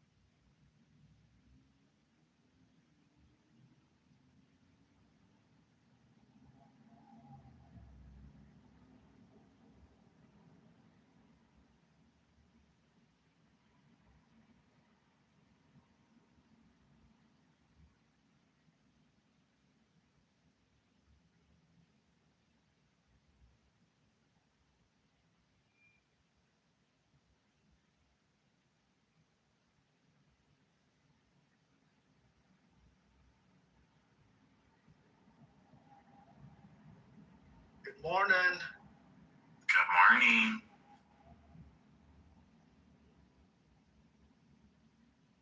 Hey, man, I was thinking about British this morning. You know what I was thinking about? Yeah. Fucking, no, well, yeah, the bombing shit. Yeah, I get it. Hope that guy's safe. But I'm thinking, this fucking guy recommended MSTR, all the products, and all that took a shit. Recommended Bitcoin, that took a shit. Recommended fucking, I don't know who recommended people moving to Dubai, but Dubai's taking a shit. Maybe he should start a new fucking YouTube channel, no? Cooking or something. It's not working very well. I was thinking about that. I will say I'm thankful I've never taken any of his suggestions. I did jump on the MSTY wagon. And the Did you get a notification when you went to log into Clubhouse to use the age verification? No, is that a thing? Yeah, so I went to get on this morning, and it said, your state now requires age verification for social media, and it wanted a picture of my driver's license and my face together. No way. Yeah. So I assume you did. No, I just turned on a VPN to be in a different state. Oh, I didn't know that. That's fucking weird. Something bad happened, no? I mean, I just think that it probably is my state's legislation, I guess, that they want to make sure that kids aren't on social media because they've been pushing it for a while. Oh, okay. But I guess I didn't think about the fact that this was social media. Yeah. But I'm also like not going to upload my shit to Clubhouse. Yeah. You know, the more you think about it, you can't escape this fucking surveillance shit. No matter how much you try. It's everywhere. Mm-hmm. You know, I was at a Wawa gas station. I'm just looking around and shit. And I was looking for cameras, you know, like just to see what's watching. And they're fucking everywhere, dude. And the whole entire day I spend just looking for things that are watching you. And they're everywhere.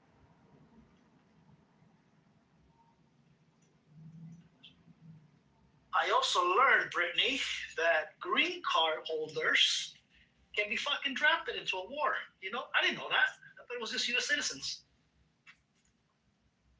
But if you get a green card or you're a permanent resident and you're a male, your ass can get drafted into a U.S. war. So, that was news to me.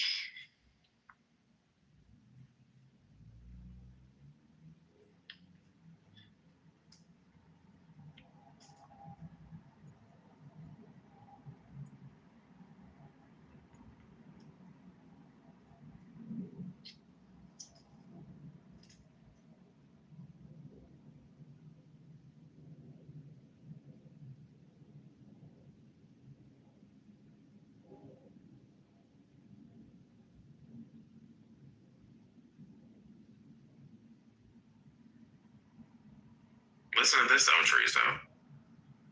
It not only can green card, yes. Illegals can be drafted into a fucking war, money. If they have done any of the paperwork that includes registration for the selective service, which you can assume probably a decent amount have not. But how would an illegal do some paperwork like that, though? I mean, they usually stay. Well, I mean, sometimes don't they?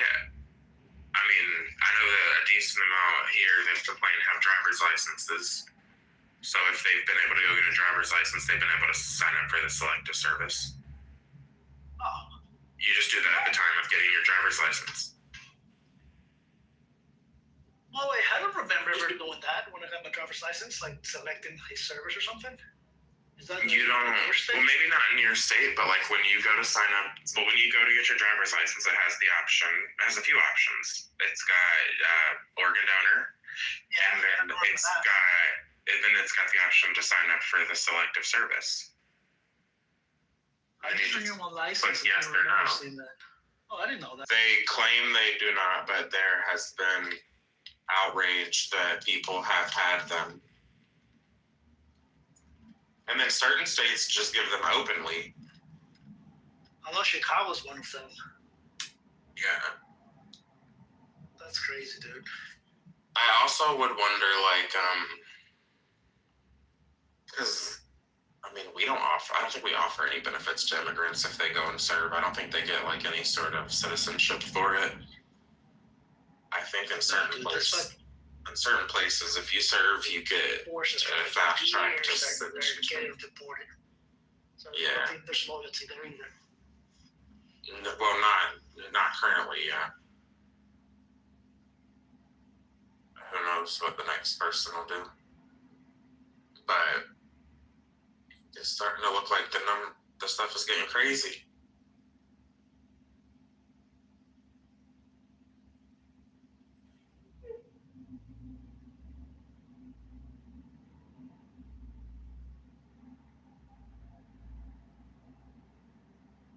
I think it's nuts that the U.S. is attacking a religion, a group of people that have been on Earth for how long, really? Like 2,000 years or some shit like that. Something crazy.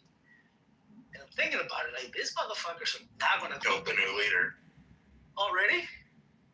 Oh, there'll be another one, dude. These fucking guys are not gonna back down, bro. I admire that, you know. I just hope the U.S. just kills the right people, I guess. Yeah, I mean, I don't even know if the new leader that was appointed was necessarily against the government yet. But yeah, they said he got killed in a strike. You would think that if they had a new leader, the U.S. would try to bring them to the table, right? Kind of make them kind of surrender and shit. They did. I assume he said no, so they killed him. Well, I don't even know if he got to the point of that, though. They said that their goal was to have talks with him. Donald Trump said that. But I don't even know if they got there.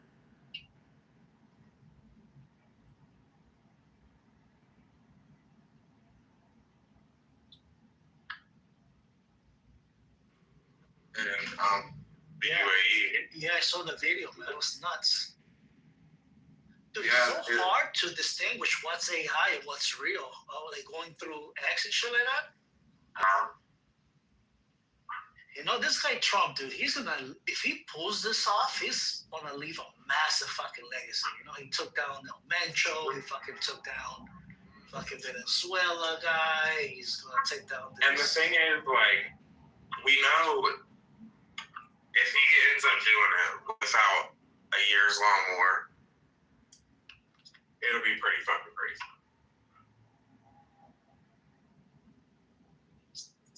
It'll be fucking crazy.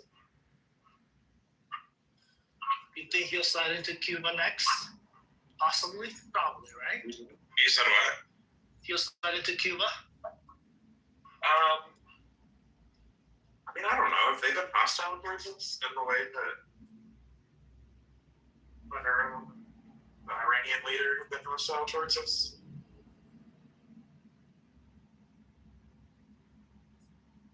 Like, I know we don't work together for anything, but I didn't know if we were actively hostile. Yo, what up, people? Not too much, Dave. How are you? Good, how are you? Yo, listen to this shit. I went to get on the app this morning, and it said your state now requires age verification, and it requested that I take a picture of my face and my driver's license together. Yeah. Yeah, Texas had that a while ago, too. I mean, they did it to our porn sites, but they had talked about moving it to our social media sites. But I guess I knew this was social media, but it seems so different than some of the others that it hadn't clocked. So I turned on the VPN, and now I'm in California. Who, crazy enough, doesn't require any ID to. Yeah.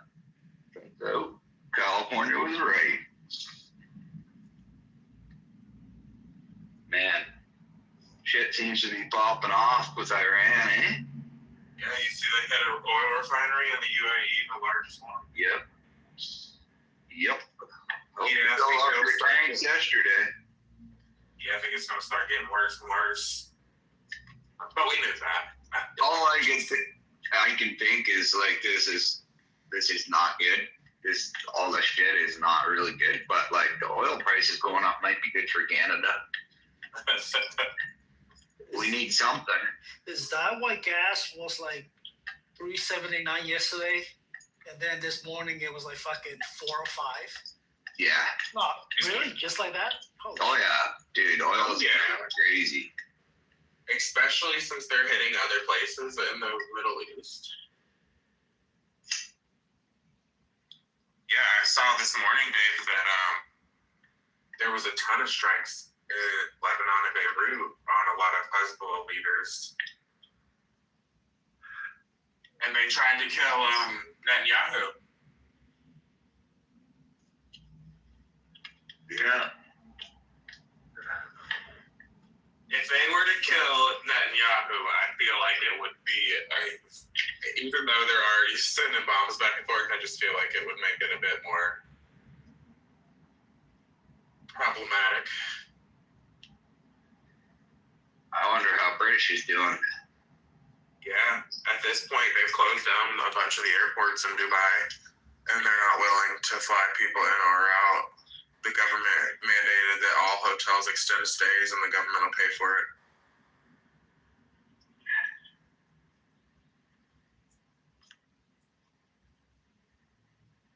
And apparently, Dubai's been sending out some of their air support to show signs that they're willing to bomb back.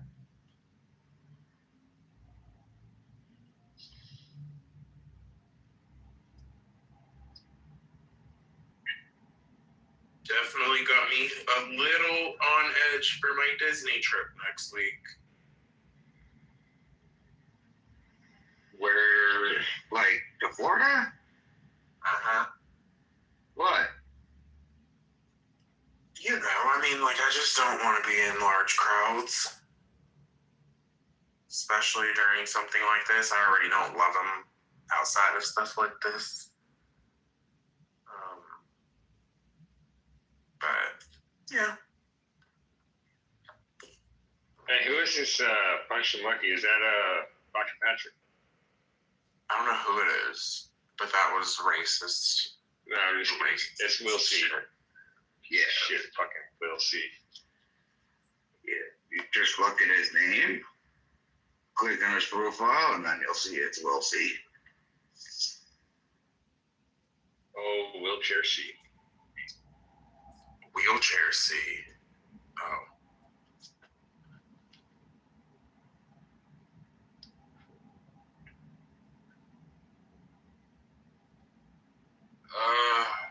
My God. I want to go and do the day's work. It's fucking minus 17 this morning, man. Like Oh my God. How you get out of bed in that temperature, I do not know. Yeah. I don't know if my body would properly function. Dude, I think I heard you say, Dave, is minus 16. And you're telling me now it's minus 17. Like, what the fuck? What's that? I think the coldest this year I've ever heard you say is minus 16. It depends if I'm talking. No, we've been minus 30 something. I'm talking Celsius right now, so Fahrenheit, that's, I don't know, just around like temperature.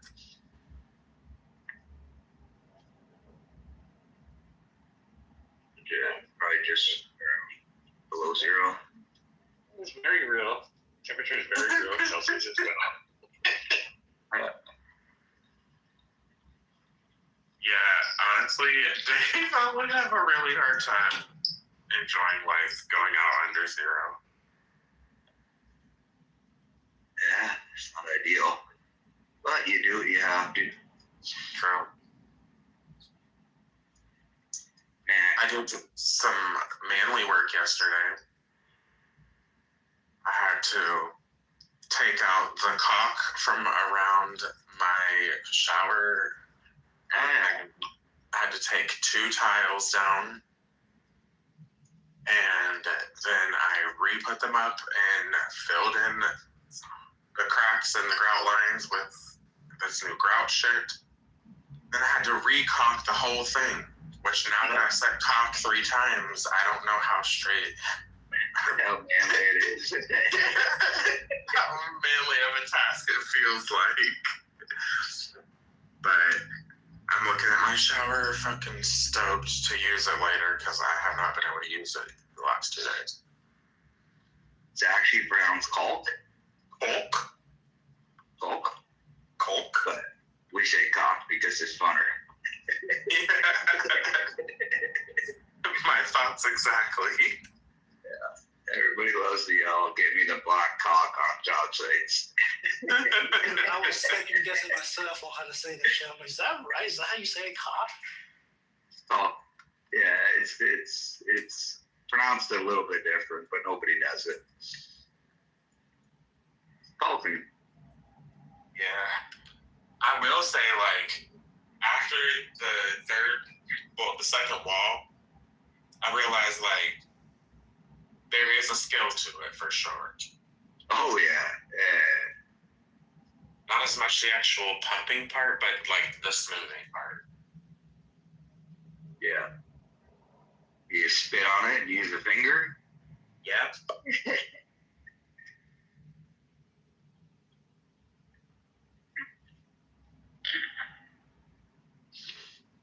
I'm glad to see you guys all survive the war this weekend. Oh, but it's about to get worse. It certainly is. Oh, what's up now? They just bombed Saudi Aramco's largest refinery. No. Yeah. They as an us. Iran is attacking. It's funny because everyone's like, why are they attacking all these Arab countries? It's like because there are proxies. American military bases all over them, and America controls those ones. Like, what do you mean? So you're saying they killed the new leader of Iran already. The new? Suspected. Do they not realize that there's a fucking 1,000 of them waiting in the wings? Like, no, what happened is they killed the person that Trump thought would be next in line. Right, but the one that he was planning to speak with, yeah. This is like this is what happens when a priest dies. There's a million waiting to step into place. Yeah. No, they have contingency plans. Who is the next in place? It's just, do you know who that is? Right? But you're not getting my point. Trust me. My point is you can't kill them because there's always one up next. Next man up. I'm sure they had the next 4 guys picked out, right? Like, but here's the reality. I think that this fight's going to go on for a little bit while. Oh yeah. Have you seen what the Iranian military's posted? Yeah, they post a lot of bullshit.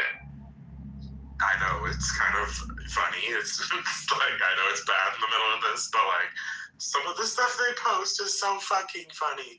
They said, we're working on lowering Dubai's hotel prices currently. And then it was a video of a bomb hitting a hotel in Dubai.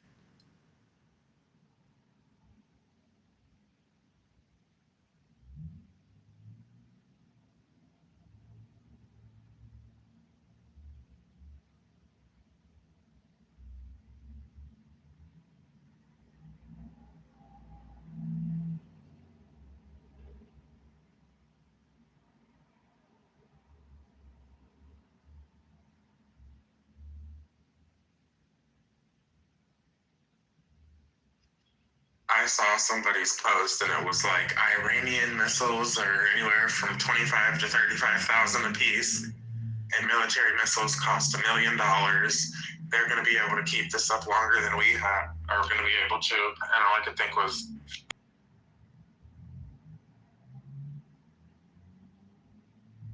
$1 million a missile, we'll just buy 1 million.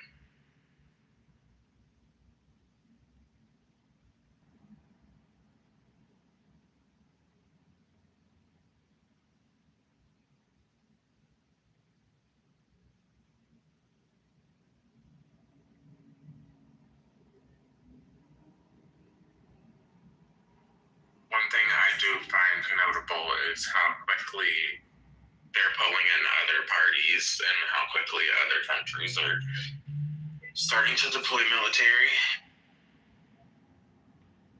My brother is hanging out tight, closer to Oman now. He got out of Dubai. He's Is he in the military? No. He was just, it happened to be in Dubai when this all popped off. Oh. My team lead at work was joking on Thursday, if they start sending bombs, he'll be deployed. And I'm almost guaranteed he's probably been deployed. You think so? You think they need people? He's not a boots on the ground. Okay. No, he's intelligence. Yeah. He wouldn't go over. He'd be in Washington. Yeah. Yeah. But they were already doing military duty this weekend.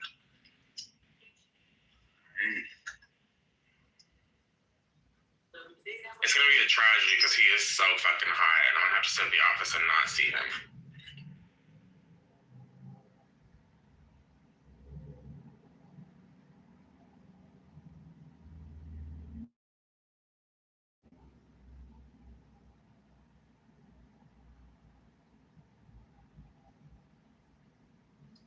My neighbor's son, he's in Navy, in a submarine. And I was talking to my neighbor, like, he said, this was before all this happened. He said, oh yeah, my son had to be deployed rapidly on a secret mission. He couldn't tell anybody where he was going. So I wonder if that's where he is right now, on a sub somewhere out in the sea. He's on standby for this war.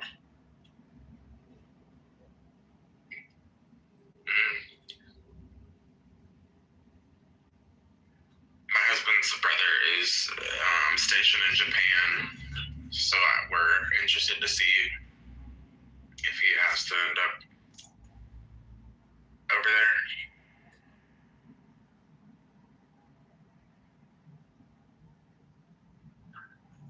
And apparently China has ramped up their war games around Taiwan during this time.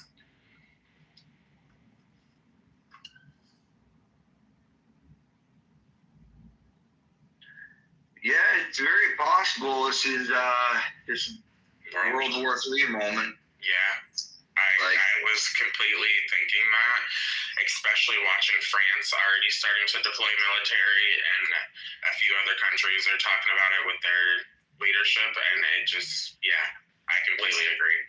I heard France surrendered already.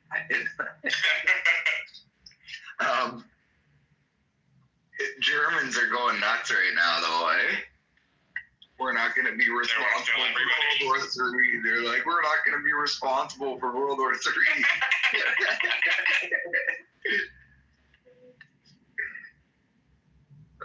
We'll find a way to pin it on them. Didn't they just reinstitute their draft? I don't know. All I know is shit is definitely getting real over there. Yeah. Not a bad time to be in Canada. Nah, that's for sure.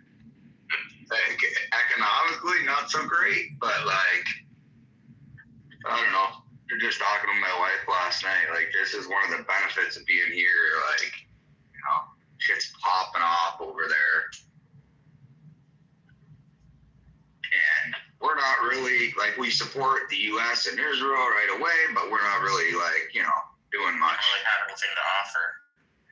Well, that's not necessarily true either, but yeah. Like, for how small What kind of military forces do y'all have? Like, not jokingly, but like, what? Do y'all keep a large military, or? No, we don't. But we have a pretty well-trained military. What we do have, like, and they do a lot of cross-training with the U.S. Like, you talk to a lot of American soldiers, and they've all been beside Canadian soldiers. Like, yeah, but you guys even dedicate 30-something% of your GDP to war? No.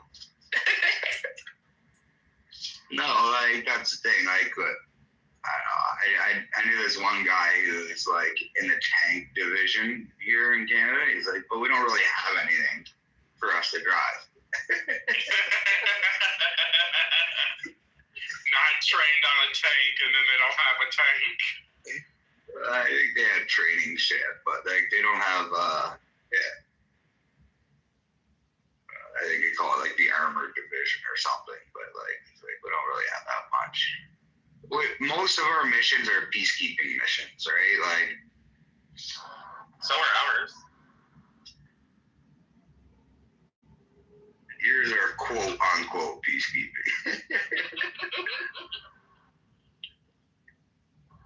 We just create the definition of peace when we do it. Yeah, you guys just say, we're not dropping bombs, we're dropping freedom.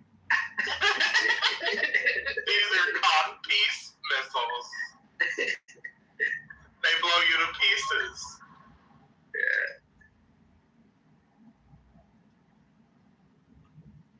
Well, I mean, I'm sure you guys feel it too. Like, man, it's nice that we're across the ocean. Like, I definitely have considered it once or twice.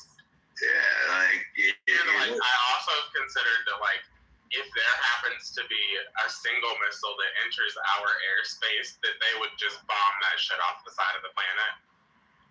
yeah. And because, like, it's one thing for them to kill our soldiers over there, but I just really can't imagine that there would be any chance that they'd last more than 10 minutes after missiles went over the United States of America. And so that gives me great joy. That's true.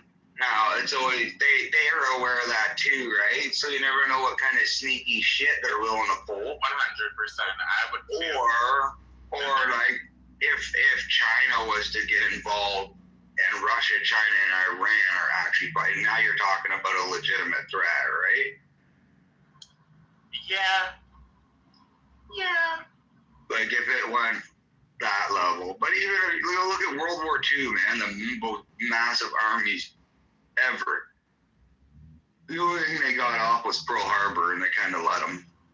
Yeah, I mean, there's one thing that did by that. Even though I hate it, in these times, I don't worry as much as I feel like I would in other places. Mars, how you doing, bud? Morning. You see oil popping off? No, I don't. But they took out one of the biggest oil facilities. Yeah. Who did? Iran. They shot what's the name of the facility? Yeah, Saudi Aramco. But what's the name of the facility? Where?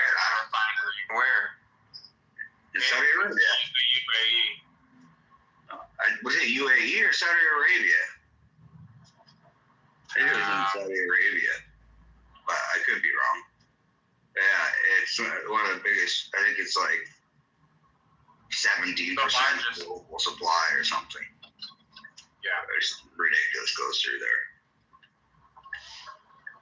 Yeah, I think it was definitely an attempt to get them fully involved. So fill up your car quick. Well, fill it up at the same speed that you always fill it up at, but go ahead and do it now. Fill up your jerry cans. I actually prefer to carry mine in plastic bags. Yeah, that works too.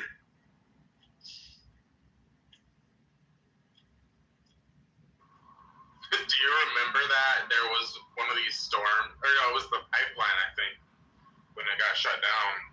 People were filling up plastic bags in their trunks full of gas. Well, there was like 2 or 3 people that did it. And then they realized that the bags didn't hold gas. Yeah.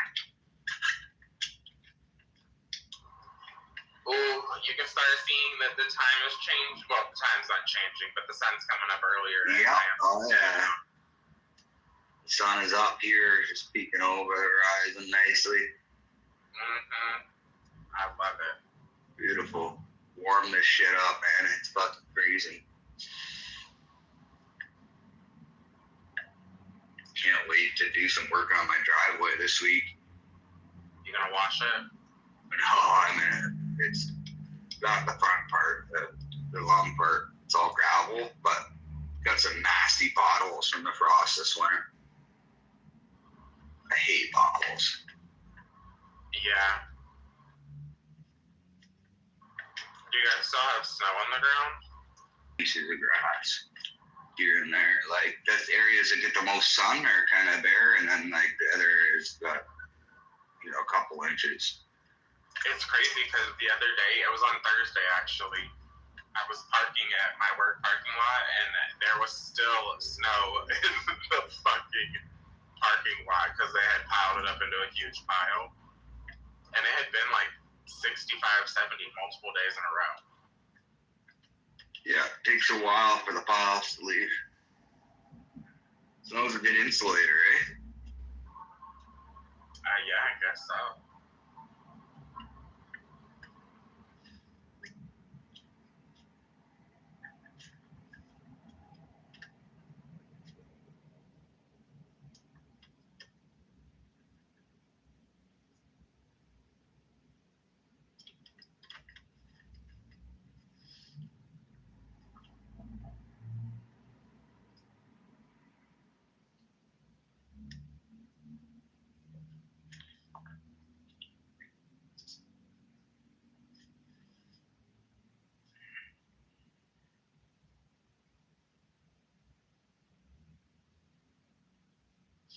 Anyways, bottom's in.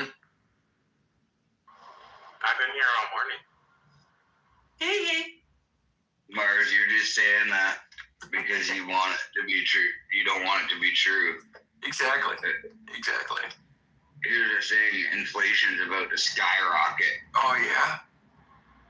Oil skyrockets. What does that do to everything else, Mars? Oh, my God, my plastic trinkets from... They're going to be so expensive now. And what does that cause? It's inflation. What does that cause? Demand destruction. Price Demand destruction to Where are we going? We're going to fucking 32. We're going to 32? No. I didn't do the opposite of what you want, bud. Get the fuck out of here. 32. 32, I'd need to go get a credit line. We're bottoming March 25th. Oh, what gives you that date? That's the date my money hits my bank account. That means that we'll rip on the 24th. Yeah. And then come back down the 26th. Yeah.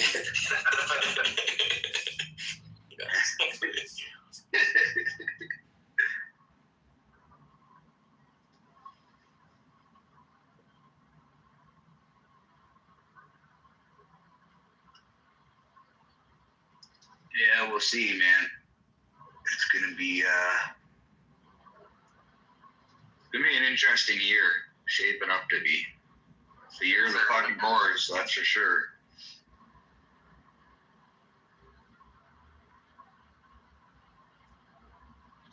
That probably means something to China too. Yeah, well, duh. The fire horse. Means they're gonna ride their fire horse in and help Iran.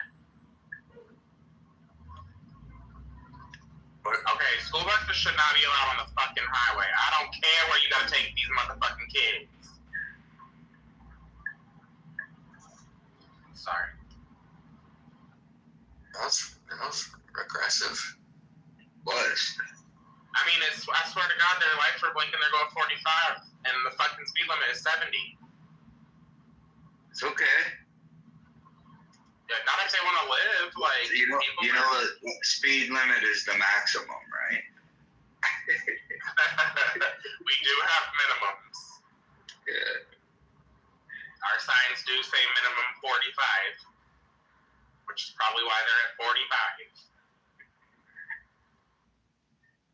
Can't be too safe today.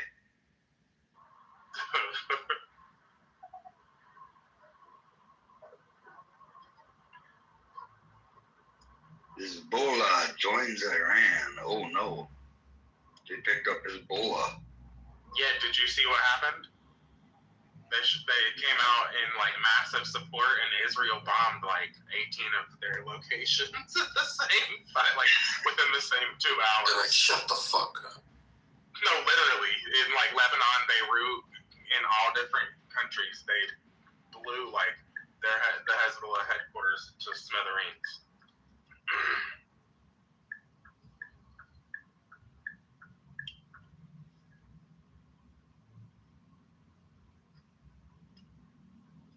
Seeing Bruce Fenton saying he got rug pulled. Of one what? Trump. If he ends it in 2 weeks, it won't be a rug pull.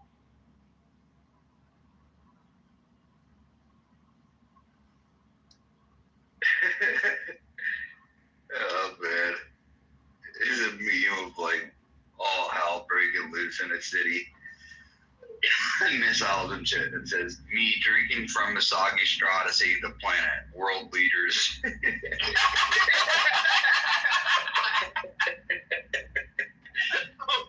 Literally, and it makes me laugh because on Friday I was complaining because my straw stopped working. Yeah. Oh God, there has to be a better solution.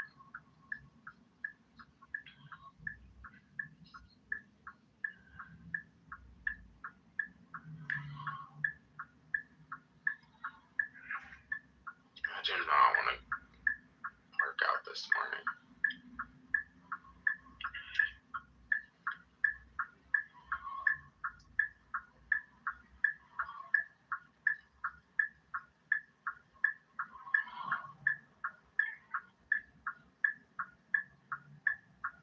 Breaking. New York financier Jeffrey Epstein has been killed by an Iranian missile in Tel Aviv.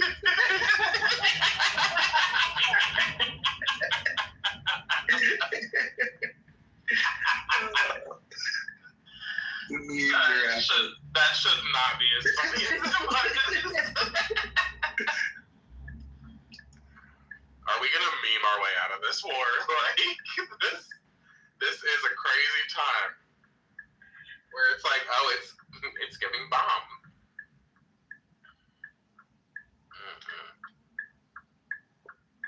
I will say, it sucks that everything, like, you can't really be sure of anything that you watch anymore.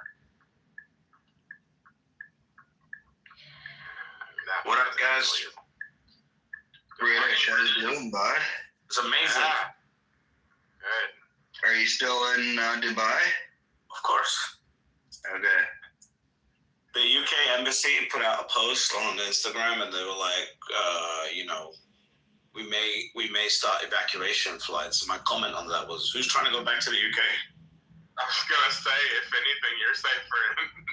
I know my brother left Dubai. He was your brother is a faggot, Dave. I just want you to know that. There's literally nothing going on here. He went to Al Ain. Yeah. You know where that is? Yeah. Yeah. Oh, he's out of the city. Yeah. No, I'm talking about leaving the fucking, like, geography. Like, I know crypto boys that I'm in this group chat of, like, big crypto people. And say it again, crypto boys. Yeah, these crypto boy faggots are literally, they paid like, Dave, get this. They paid $18,000 to $20,000 per seat on a private jet to Turkey, which is 4 hours away, right? Yeah. From Oman yesterday, and Abu Dhabi's already opening flight path today because they thought this was going to last a month. Well, I told my brother said I kind of wanted to get out of the main part of Dubai, but he's like, I think they're gonna open everything back up pretty quick. They are. It's opening tomorrow, bruv. Emirates from Dubai tomorrow. Abu Dhabi 2 passenger flights just 20 today. 20 grand flights for a day. Bruv, $20,000 per seat, one way. that must be the highest ROI private jet deal that anyone has ever done for a 4-hour flight. Because they were shitting themselves like little faggots, little faggot bitches. And I'm telling you, there's nothing like Dave. You saw what my location is. Yeah. Like I'm in the middle of it, right? Like the bombs are being taken out on top of my head, basically, right? Like the bombs. The bombs, not the bombs. But like, there's nothing. We heard the other thing that people are not pointing out is that every wave of bombs that seems to be coming, the missiles, is less. So I think what's going on is Israel and the US are monitoring wherever the fuck their launch bases are, and whenever they try and launch, they're bombing the shit out of it and taking them out. Yeah, they have drones right now that are searching for missile launchers, and anytime they so they're taking them out, which means like every fucking round is less and less and less. Yeah. From what I heard, Iran has piles of fucking missiles. They just don't have access to launchers right now. Right, exactly. So they keep putting out these videos saying we got all these drones to launch, but the second they fucking fire any of these things, there's a target on that launch pad. Yeah. And by the way, the U.S. has like dismantled, 40 to 50% of fucking Iranian Navy. Oh yeah, they sunk like more. Yeah, like. And they're blowing up planes on the ground. Like if you see Central Command Twitter, they're blowing up Iranian jets on the ground. So they haven't got that. Here's what's going on. The truth is this: Iran. There's no way they can win against the US and Israel right now. Just those two. Before you're talking about the UAE, the UK, France, whatever getting involved, right? Like they can't win against them. So what they're trying to do is to affect tourism in the UAE and oil prices. And if they can do that, they can actually like have a negotiating position. Mm-hmm. That's what's going on. Well, I mean, it definitely makes sense. Clear they're just trying to drag more people into a pretty. No, they're just trying to have a negotiating position, right? Like it's like, okay, we won't attack the oil fields if you do X, or we'll stop attacking Dubai if you do this, because Dubai is a big tourism hub, right? Like tourism is a big thing in the UAE. Yeah. And you got Brittany. I'm telling you, bruv, like these people, they're faggots, bruv. They're such faggots. Like, listen, it's so much. Yeah, there's a few people here that are like, I'm listening to them talk. I'm like, I had no idea that you suck this much dick. Like, I had no clue. Like, these people are so weak. Enough said, Brittany's fucking up Wayne Diggett. No, not like that. Brittany wouldn't like that. They're not gay. They're not gay. They're faggots, bro. Brittany understands. They're not gay. They're faggots. Like, these people are so weak. Like, I couldn't believe it. Yeah, it's strange. It's strange. And the other thing I didn't realize is, like, how much Dubai hate there actually is. I cannot write a single post about Dubai on Twitter without a barrage of, like, hate. Straight up hate. Now you know what it feels like to be a Jew, British. Why, exactly. Like, it's fucking weird, Dave, though. No, seriously, though. Like, it's weird. Yeah. It seems like everyone's hated these days. Yeah, like, this is what you get. This is what you get for trying to not pay your taxes. This, that, like, fuck me, bro. Like, it's... Did you see people move, the boys that moved to Dubai for a tax shelter now in bomb shelters? Yeah, I saw that. That's so funny. It's funny because it's not true at all. That's what's hilarious about it. It's just funny. I was trolling people because they've got this meme going around like I'm monitoring the situation maxing, right? And I'm like, I was like, you guys are monitoring the situation on X. I'm monitoring the situation maxing on my balcony, fucking eye height to the missiles getting blown up. Oh, fuck. It's wild. But yeah, Dave, it's been an interesting experience because like I said, like I showed you, like the interceptor missiles are taking off from basically the direction I'm looking at on land, and the Iranian missiles are coming from behind me.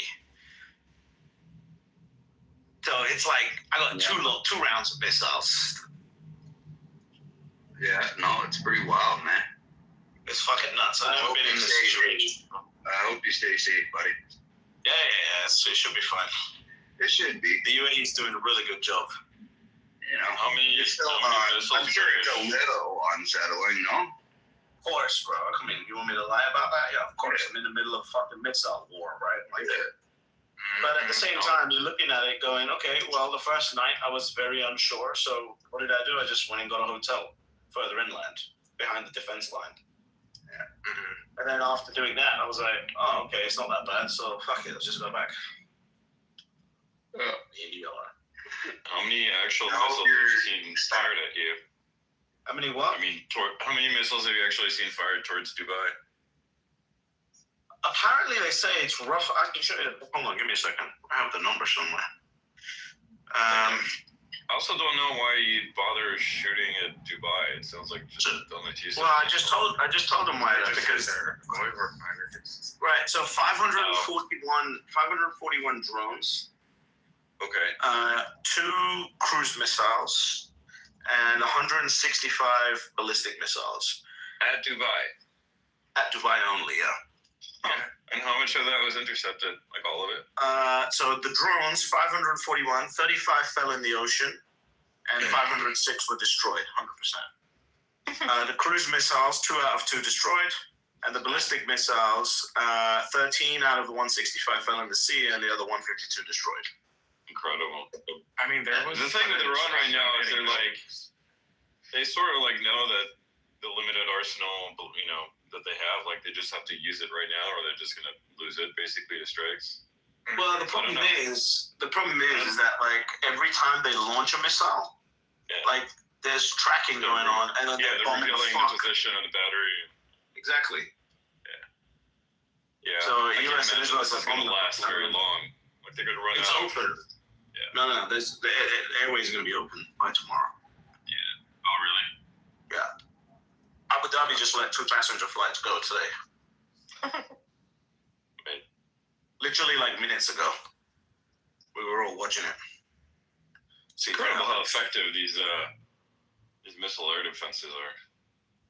Yeah, the UAE has I think it's a US system or something like that. The funniest part was so India, because there's a lot of very rich Indians that live in the UAE. India messaged the UAE and they said, hey, do you want help? We can give you our missile defense system. And the UAE response was, nah, that shit fell apart last time.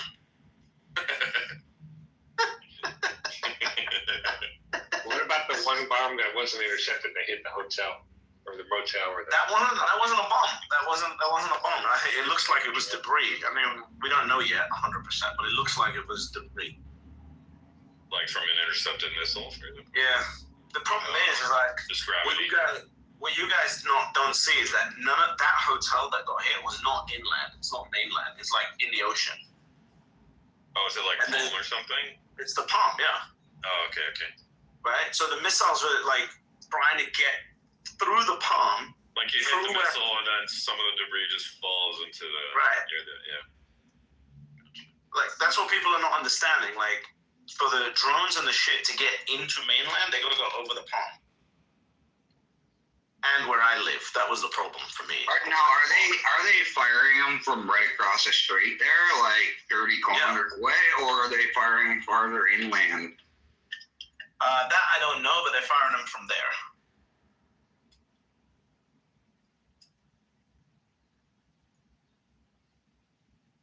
I don't know exactly where. I'm sure that you should make an AI video of you renting a motorboat, trying to go across the strait to do some more assessments on Iran. Oh, shit. It's amazing how much UAE hate there is, though, man. It makes me want to stop talking about the fact that I live here. Is it just because of the taxes? Like, why? They're just like, you deserve what you get. The UK, Europe, this, that, and the other for fucking taxes. Now you get bombed. I'm like, yeah, but I could fly back to the UK and get stabbed by an illegal poor person. Like, and pay 50%. And pay 50% for the privilege. Well, if you need a place to stay, you can come to Minnesota. Mars, that fucking Spaces was so funny yesterday. Holy shit. Oh, 2 nights ago, yeah. 2 nights ago. Yeah, these people don't understand. We've been in this game for too long, Morris. Like, I don't get it, bro. Why do these people come along? They're like, I've been in Bitcoin 6 months. Let me try to run Bitcoin. I know. Yeah, I've been thinking about you, Brish. It's good. Thanks, bro. Is your mom losing? Me and said, "Oh my God, it's looking so bad." I was like, "What?" I was like, "Give me a second. Like, what are they showing you on TV?" Literally, these motherfuckers in the UK are trying to make it look like this place is turning into Palestine right now. I was like, what? So it's like they're being told the malls are being struck, luxury hotels are being struck, all this fucking shit, fear-mongering shit to do anti-Dubai propaganda. There is one hotel that the debris fell on, which is the one everyone knows about. That is on the Palm, not inland. I believe a door at the airport got hit. And I think similar in a mall happened. Like, that's it. In terms of, like, civilian places. We gotta keep our heads on a swivel in the U.S. right now. Yeah, you should. You got blacks to worry about. Take the missiles over the blacks.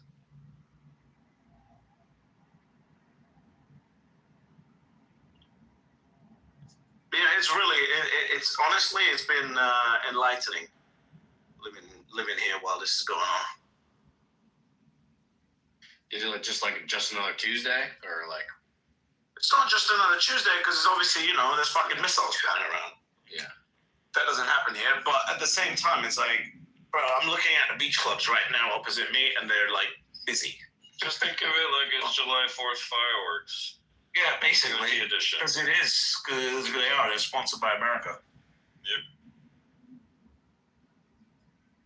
So I just want to say I appreciate all of you besides BC1 for paying your taxes and keeping me safe, okay? Everybody hates me too, Huddle. Fuck yeah. Although, in my defense, I've paid my fair share of American taxes over my corporate No, you haven't. You deserve to pay more. I need to be safer. Listen, asshole. I saw it leave my bank account. Actually, it never even hit my bank account because they take it at the source in America. I love why that was enough. That was enough to fund plenty of your anti-defense shit. Trust me. Huddle thought he was getting one over on me by telling me that I should be grateful. In fact, just in my further defense, I have contributed way more to the American missile defense system than Huddle's getting such a boner over these days. Huddle ever has. Like, way more. Oh, God. I always tell him, I'm like, oh, thank you, American Huddle. I just want to say, please make sure you go to work today, okay? I need to be safe. You fucking ranced it down. He thought I would be embarrassed by that for some reason. Like, no, little boy, go to work. I need to be safe. So, are there like any casualties in Dubai from this? Yeah, one guy unfortunately got a piece of shrapnel landed on his fucking head. Oh, that would do it. Okay. Yeah, he got taken out. And I think there was like 3 others from. I think they hit like a base or something like that. Apparently, they hit an Amazon data center though, but I haven't read about that yet. Okay, so we lost some porn pictures. That's pretty bad. Yeah. And then it's like maybe you see people. Listen, I'm telling you, like I'm speaking to people all over the place. They're like, are you okay? Yeah, the level of their worry tells me the level of propaganda they're going through. Well, I don't think it's just that. I think people just, when things are hyper rare, they get mentally blown out of proportions. For sure. Extrapolate all the time. It's like if one person gets eaten by a shark on a beach, everybody's like, why are you vacationing here? Are you okay? Right. Shit like that. No, I'm telling you, like, I know how the propaganda machine in the UK works. What you're basically getting is a Disneyland exposure to war right now. Like, oh look, there's a little war there. 100%. Nobody gives a fuck. Like I'm telling you, like nobody gives a flying fuck right now. I would rather be here than the UK, even though, you know, you get the once every 50 years of potential missiles. I can hear jets right now flying over my apartment.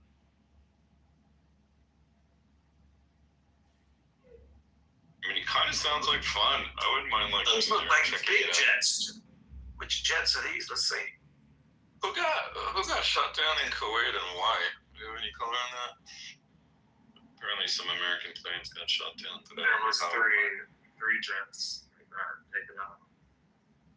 Like taken out by who? Yes. By Iran? No, they didn't get taken out. Dumb fucks. It was a friendly, and the fucking Kuwaitis ran over there because they thought it was like Iranian Iranian pilots. And they're like, oh, fuck, you're American. Let's take you back to the base. Are they actually Iranian? I heard that Israel's taken out 4 U.S. Warships by accident too. Oops. Yeah, Iran's not doing itself any favors whatsoever. Like, you attack your 8th neighbors. I think it's just like there's literally no leadership at this point. They're just like, let's just fire everything somewhere. Well, it's a crash out. That's probably what's going on. Iran is undergoing a crash out, right? They're gonna get booted from the group chat real quick. They're missile. I think you're absolutely right. It's like, it is having a crash out. That's what's going on. Mars knows a thing or two about crashing out and getting kicked out of group chats, right? You know.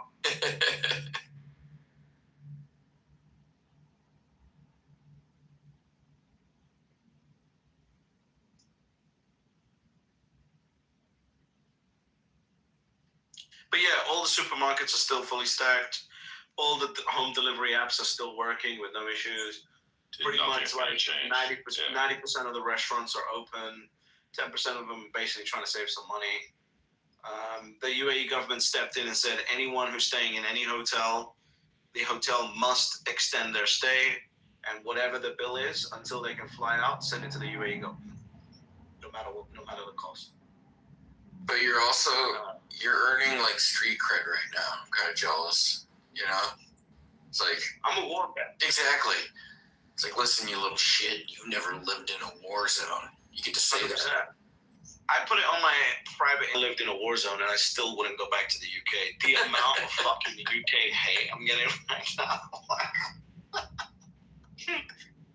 I mean, for the record, I don't think where you're living right now qualifies. I mean, it is. It qualifies. You got missiles flying over your head. It qualifies. I suppose. Bro, like, trying to diminish my contribution. I feel like you need more than one accidental shrapnel blast. It's basically it's the equivalent of a job site right now. Are you fuckers don't appreciate my life experiences. That's I can think of about 50 professions that are more dangerous than being chilling in Dubai right now. Listen, I'm gonna be honest with you. Living in the south side of Chicago is probably more dangerous than Dubai right now. Dude, living in Paris is which explains why a lot of the crypto bros are fleeing if it's dangerous as a job site. It does. Wasn't like in the second Iraq War, like the average black soldier from wherever was just way safer than from their hometown. They were just hanging out in suburbs. Right. One of the first ones. There's definitely some jet activity going on in the skies. Can't see the jets though. Like, Iran doesn't have planes in the sky, dude. Oh, they got B-2 bombers going over Dubai right now. Yeah. No, Iran doesn't have any planes at all. Yeah. They're all being taken out. It's gonna start feeling pretty small. I don't know, British. Europe's joining in. I seen Twitter videos and it looks like you guys are getting wasted there. I know you have seen Twitter videos and it looks like we're getting wasted. Yes, I agree. It's so funny. You see these if I watched your like, Twitter this videos. is clearly AI. Like clearly. Do you it must be entertaining. Is it entertaining for you guys that you're actually watching the channel news and then speaking to me being here? Like, is that a first? Special correspondent, British Huddle. Like, that's wild, right? Like, it's like, I don't know. It's fucking wild. Well, it's I so have a good weird. authority. Go ahead. No, after you.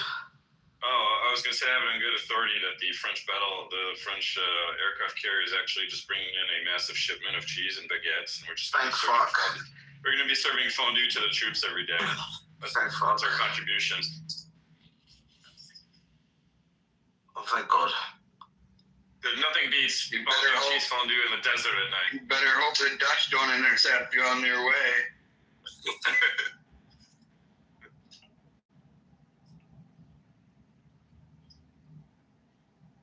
What are the Brits bringing? That's what I want to know. Apparently, the Brits are getting involved. We'll see. Everyone wants to get involved now that it's working. They're bringing bangers. They're bringing bangers and mash, and they're holding the mash. Your Iran and the whole fucking Western world is just coming for you. It's like, okay. You already had all of America. Now you have to deal with all of Europe. Look at this comment from one guy. I put a tweet out saying, honestly, I had no idea how much Dubai hate there was in the world until this situation. I get it, though. The UAE doesn't hate on anyone less than that. You can only hate up, right? Just to wind them up. One guy's like, Dubai got humbled. What happens when you preach every day, safest place in the world? Nobody in their right mind wants their kids hearing explosions all day long. This has literally been 48 hours. Literally, still the safest place in the world. Right. Another guy, don't worry, Hoddle. Great Britain is coming to help its puppet Gulf monarchies.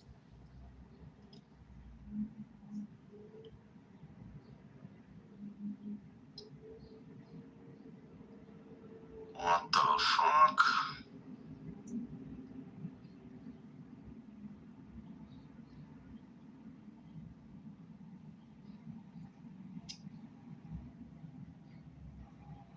Wild times. Dave, you should have been on that Spaces that me and Mars were on. But no, you would have taken their side. Actually, you shouldn't have been on that. It's true.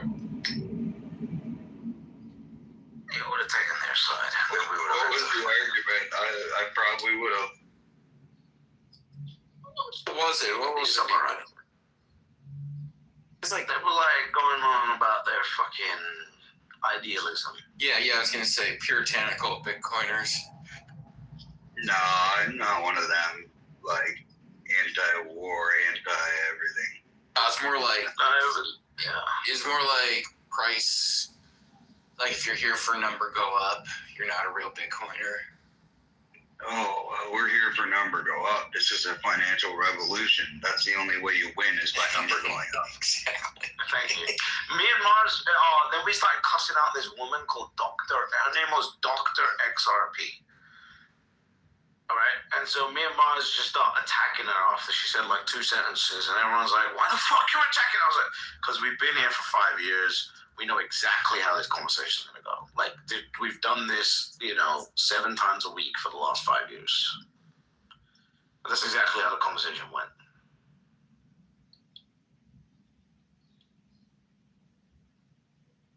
But they're from the new school, and they're here to help. Yeah, do you know that Sam and Sam guy, British? Yeah.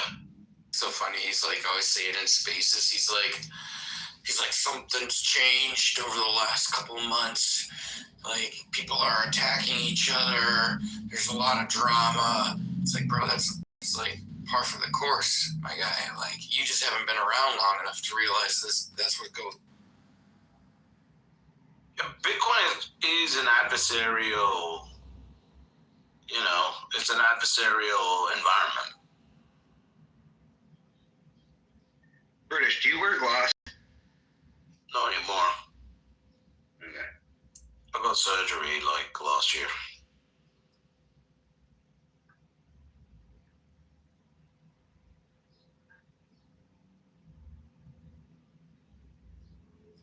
I was debating responding to your tweet about monitoring.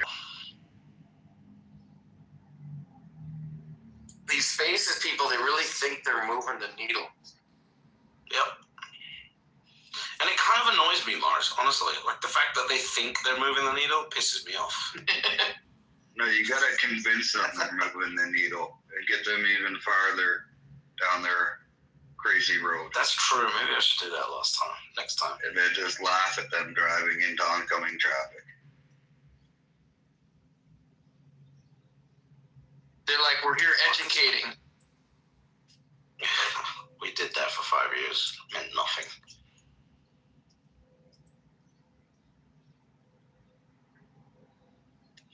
How are oil futures down? Make it make sense. Because everyone bought them expecting this and now are selling them. They're off the highs. Like, getting crazy off the highs. Silver's up, though. Gold's up. Gold's trying to make a run at a new all-time high, huh? Yep. Let's fucking go, baby.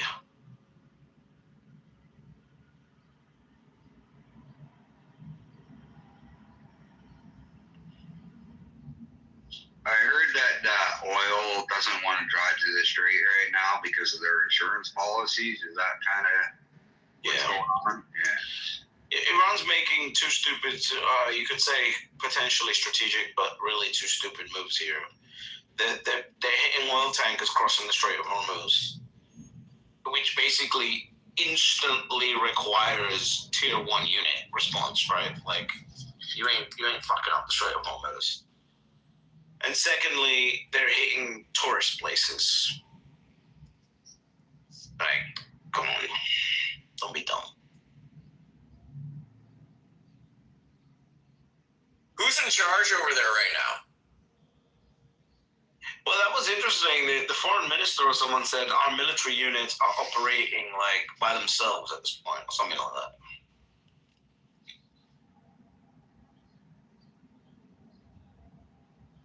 So it looks like what's happened is the whole country's melted and they're just like, just go cause trouble. Fuck it.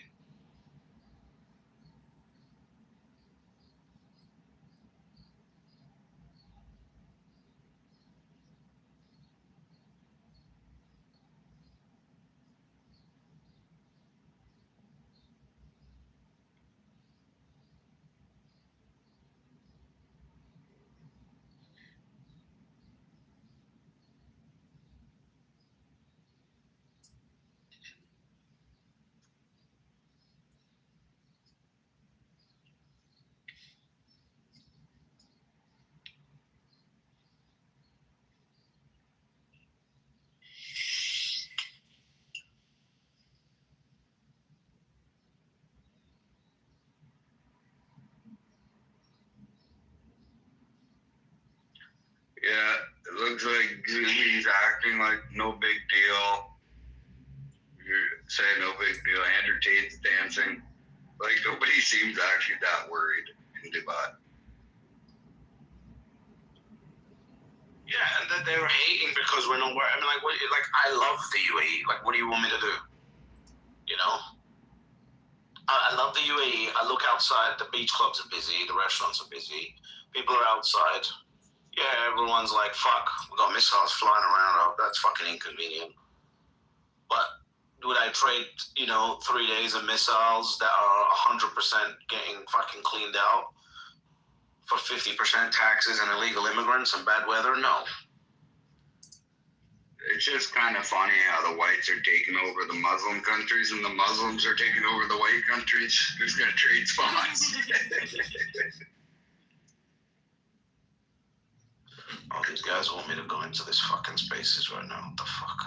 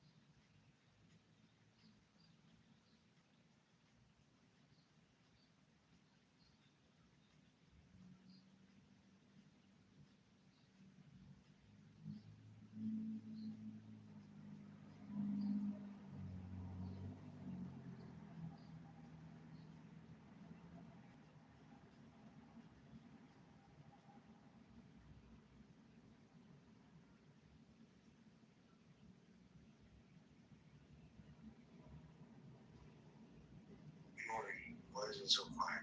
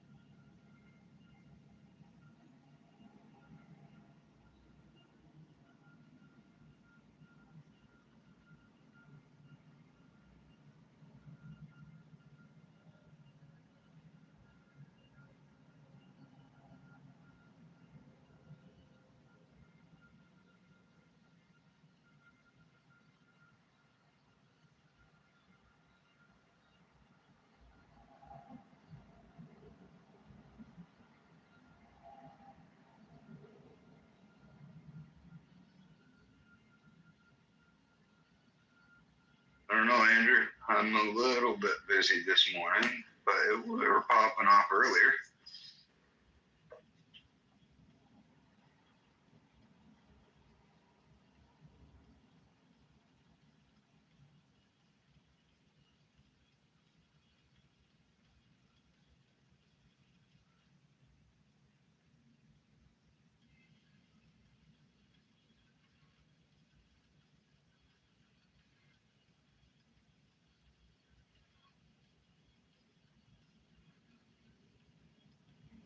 What happens to everyone popping off?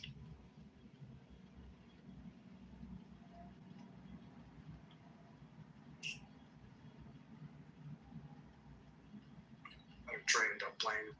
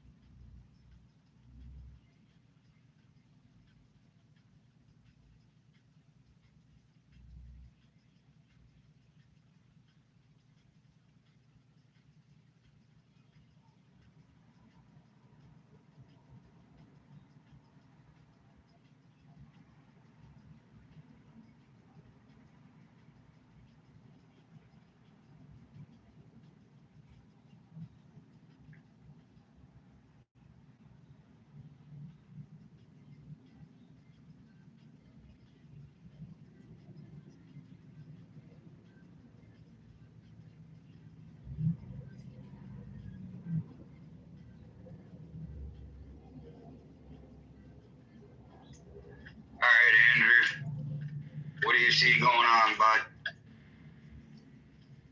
Your oil's doing well? Or no?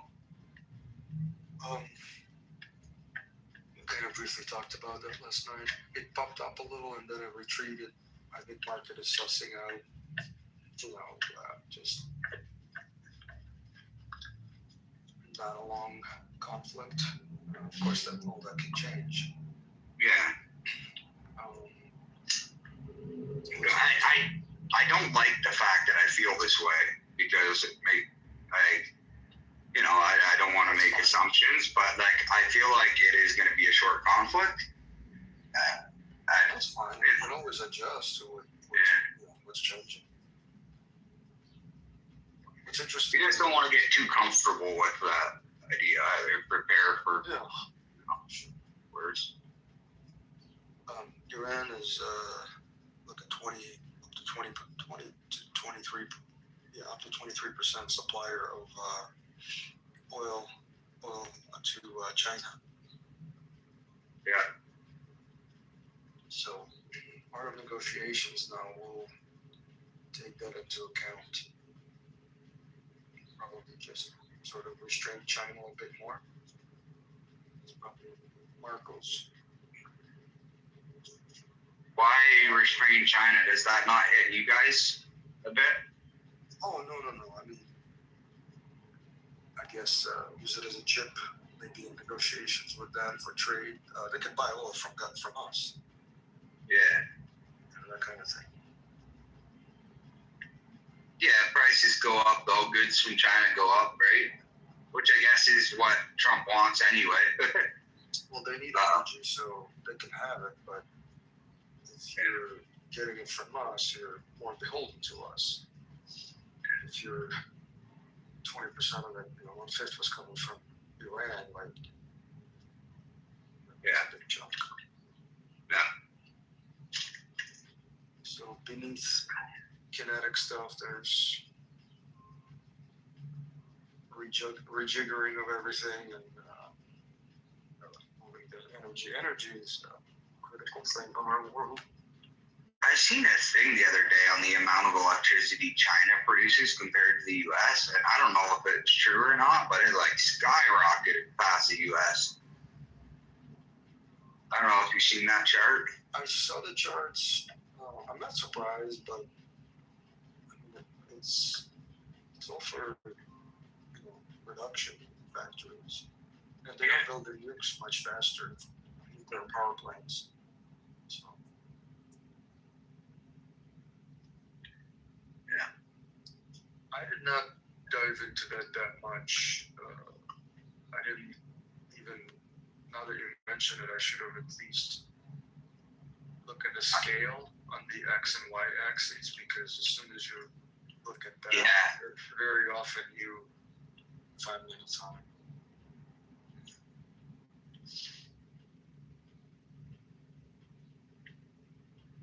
Oh yeah, Dave. I glanced at that chart yesterday. It's like the last 10 or 15 years was completely pretty vertical grind, right? Yeah.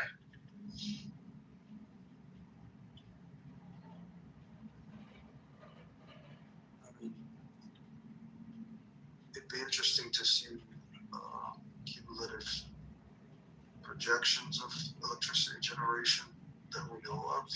Let's say here, with all the AI data centers and Microsoft and others buying whole nuclear power plants for themselves. Yeah.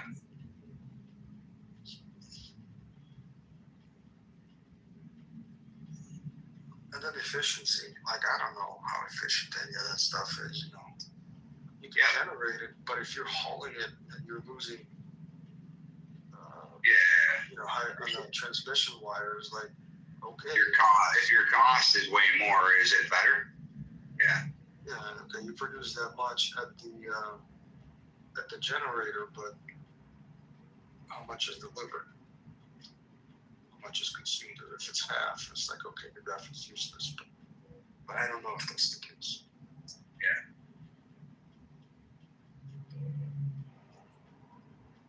Because, for example, take the Three Gorges. Okay, it can generate a ton, but unless you build out all your consumers right around it,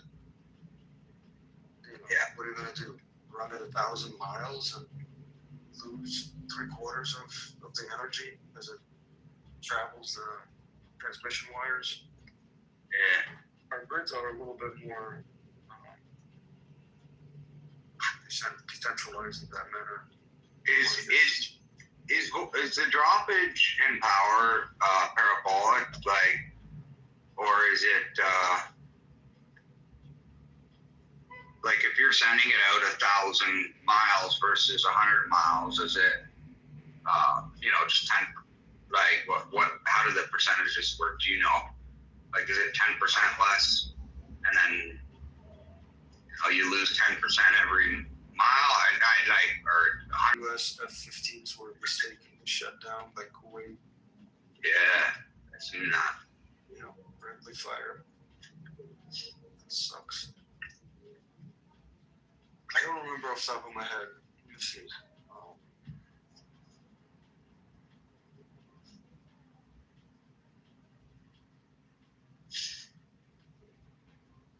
Are you looking for like an academic answer or like a meme answer so you can look at like a picture? Right? That's the question. Like, you have to look at trigonometry. It's important to think about this academically instead of just being in some foxhole where you LARP that you understand things that you don't understand. And the fish doesn't understand it either. He just says mathematical words that no one in the room understands because no one. I never claimed to understand anything. What are you talking about? I was just asking a question. I thought Andrew might know. But Andrew didn't pretend to know things. Says it's about 2 to 5% loss per 100 miles. Well, there you go.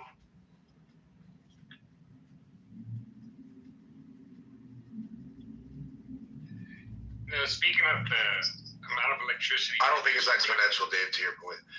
Yeah, I thought it was linear, but I'm not sure. Remember the numbers that came up a few months back regarding the population of China and how it seemed false? I was trying to prove it. Like, you would imagine that their population had to increase pretty extremely, right, to be able to use that much energy. Well, I mean, you're also talking about a country that's going from like no electricity to electricity in a lot of parts of it, right? Like, a lot of China is very underdeveloped. Oh.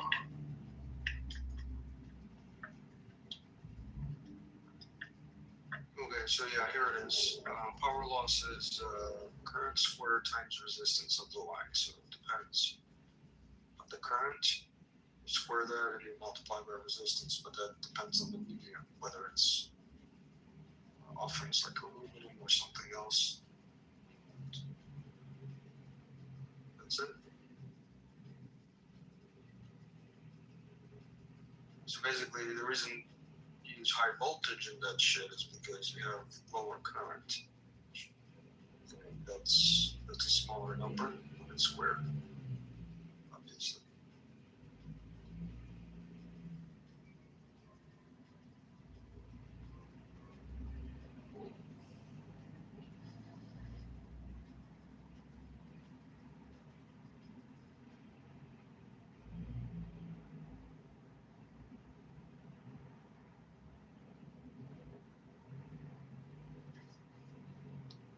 Bigger losses happen later, in the distribution that have to step it down.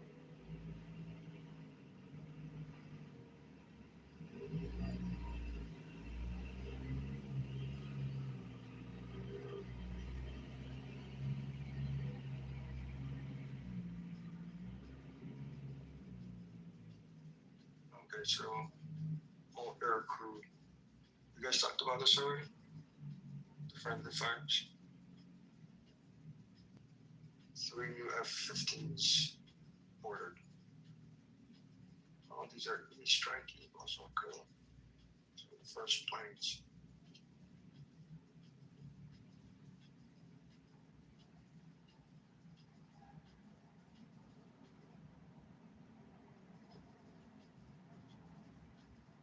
Finn was coming in hot, man. You all right, Finn? Yeah, it's just people LARPing on here. No one understands. You want to fucking fight, man? You want to fucking take this shit outside? Finn, who's LARPing? Well, everybody in here is LARPing. This whole room is a LARP. No one understands what's going on. Everybody believes the official narrative, and you just follow it like a bunch of sheep. You know, it's just like, let me get you some corn, and I'll just throw it out in the field, and you motherfuckers will just eat it. But it's so sweet. Why wouldn't I eat up sweet corn? There's many ways to make it. I mean, you can microwave it for 2 minutes. You could boil it. I do prefer boiled corn over microwaved corn. How about you, Finn? Yeah, I don't eat corn, buddy. Oh, okay. You don't eat it because it's GMO? I just don't like the way it tastes. You know, it's not my thing. Yeah.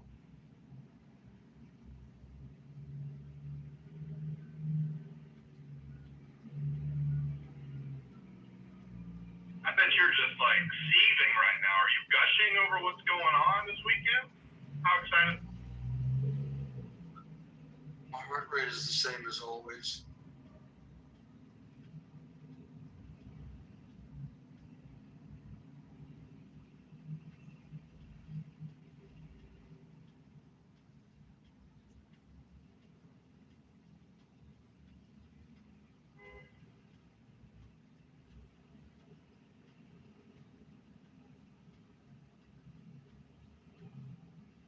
But just so you know, I'm a huge neocon.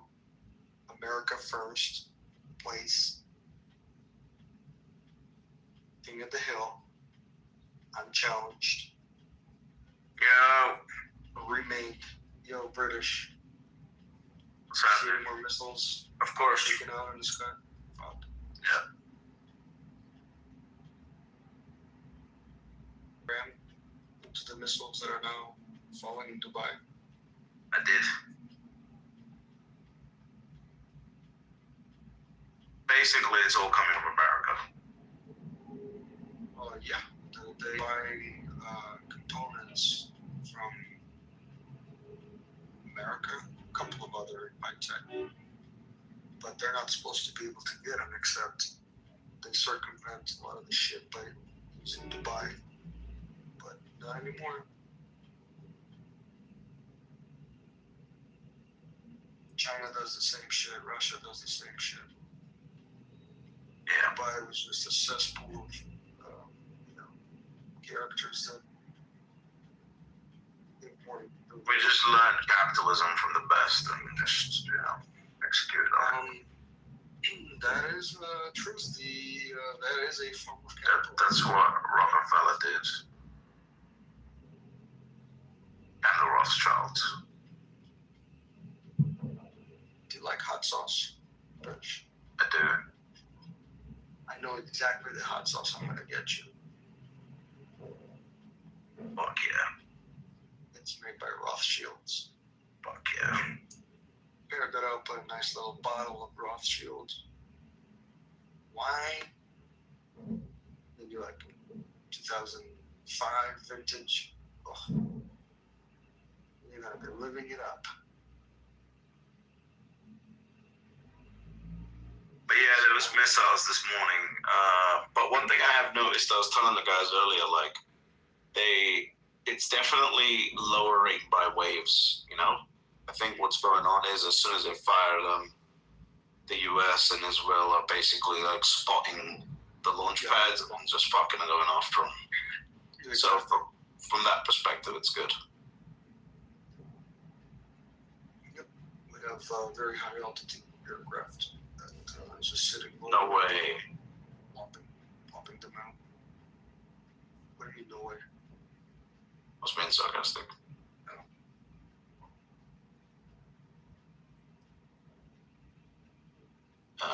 Yeah, so it's good from that perspective. I think the oil prices are sussing out.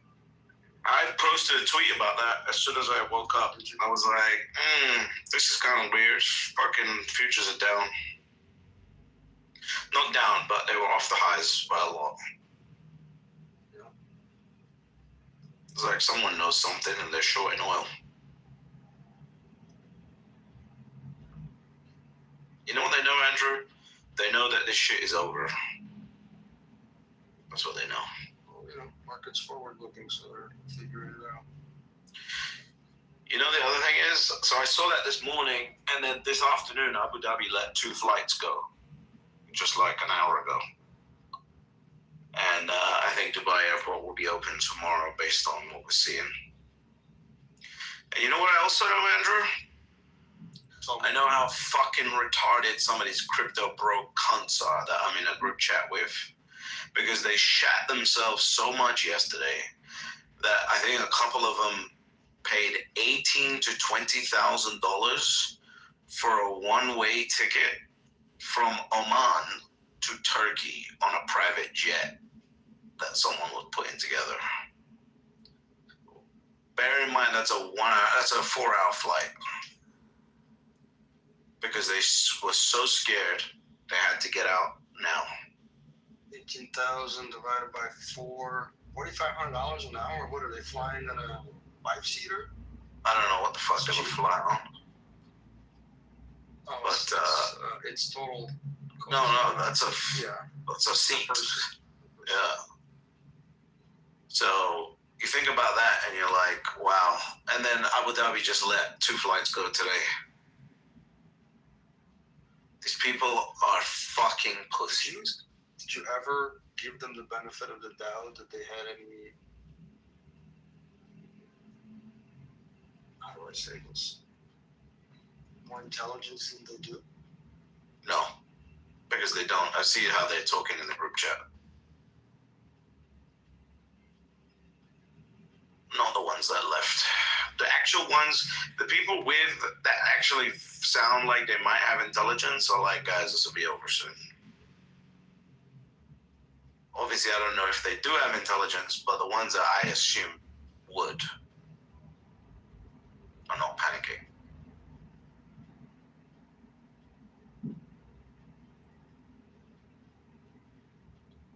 These Kuwaitis, man, shut down 3 planes.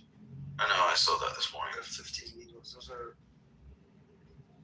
It's funny because they ran over to the planes and they were like, fucking Iranians, and then, oh shit, you're American, let's take you back to the base. Yep.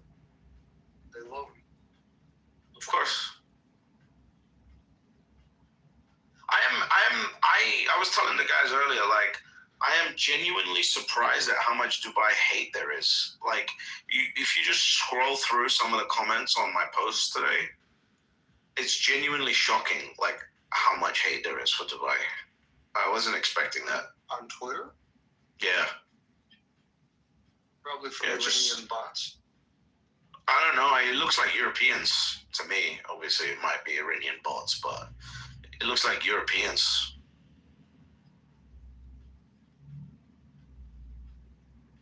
It's actually making me much more, I don't want to say patriotic because that's the wrong word, but patriotic for the UAE.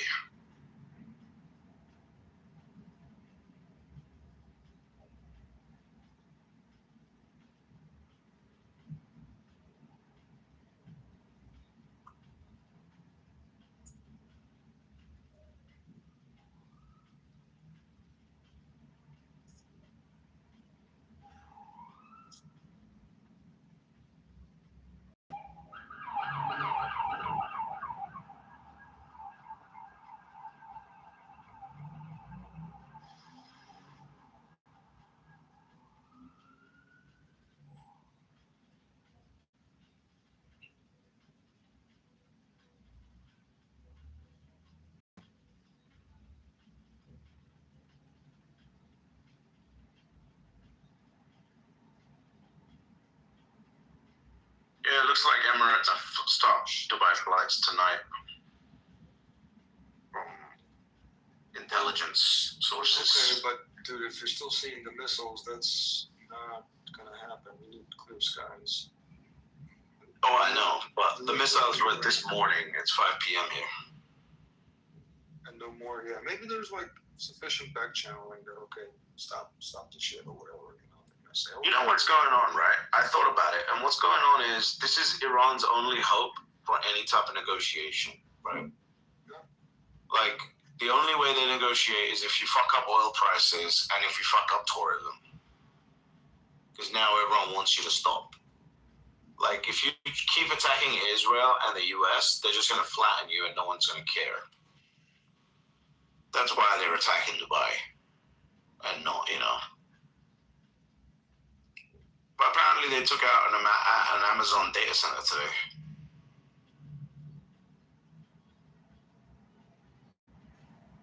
Oh, is that true? I saw people were saying Claude is down, but I wasn't.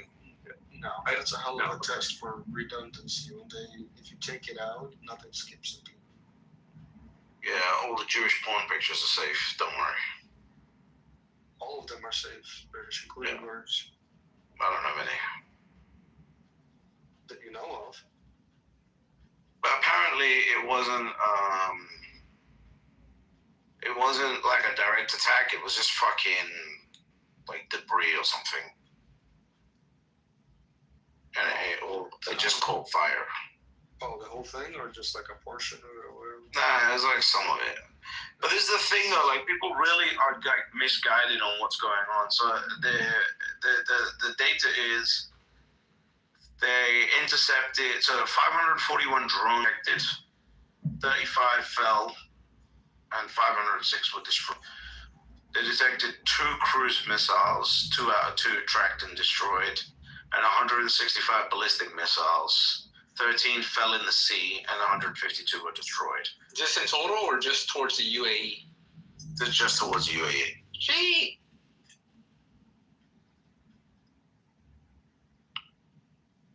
But they got U.S.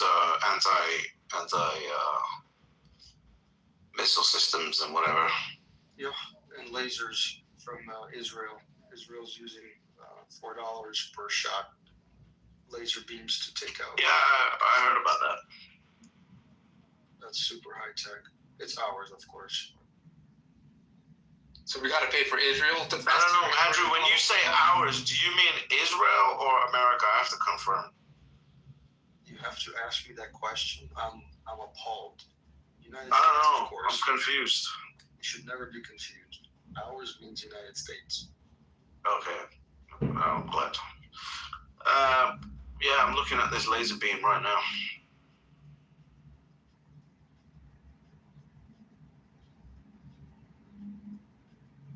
Where are they using this? I believe along the border towards Lebanon.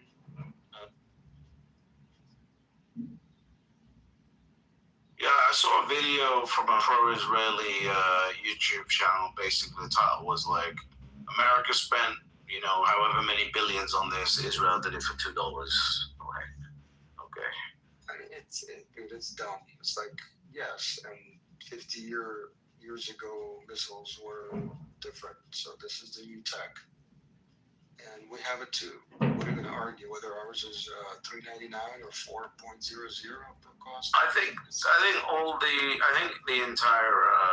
the UAE should get one of these. They should buy one. Everybody's going to be buying it, dude. I'm going to load up more on defensive stocks. Shield. The orders are going to come in all over. Like, these people are going to say, we're spending. I got a report I got to read here. Okay.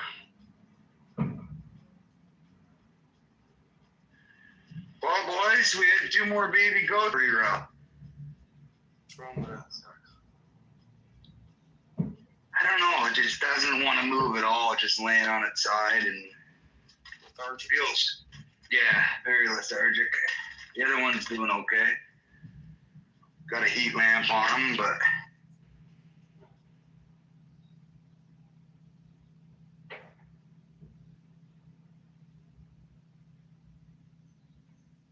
people are saying banking apps are down in the EU. What the fuck is going on, man? People are lying so much. Trigger happy. Spread fear. Spread FUD. You know how the Jews feel now. I get it. I understand.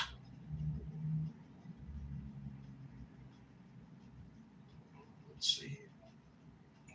Can I be a supporter of Israel without thinking they're special? What about that? Is that a possibility? Yeah, you know, don't misinterpret "quote unquote" special. Like, I don't think Tiny Hats are special, but the state of Israel does a good job. That "quote unquote" special comes with greater responsibility. Being special is not something that is necessarily. No, I mean like the people. Like, I don't think that it's like America, right? Like, I hate most Americans, right? But I think America's a special place. See, and I hold it close in my heart. Yeah, I know, but that's double speak. It's not double speak. I look it up, but I think at least 51% of Americans are retarded. By the way, just like I do about the UK. Well, that's different than saying I hate Americans. No, I didn't say I hate Americans. I said I hate most Americans. I don't hate Americans at all. I love Americans, and I love less Americans. I love less Americans than I hate. Is that not fair? No. The adjectives and things like that you include in your language, I call them. Are they triggering? No, I know your methods. I think they're a little bit triggering. Tool, yes. I call them fragmentation projectiles. Yeah, it's called shrapnel. Of the hand grenades that you throw in.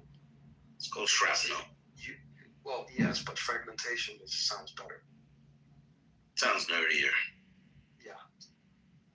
Shrapnel sounds more violent.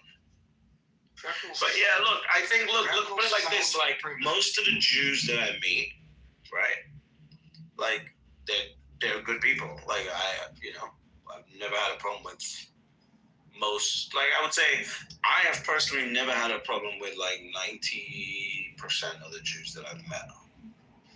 British. And then there's, like, the nuts ones that I meet, right?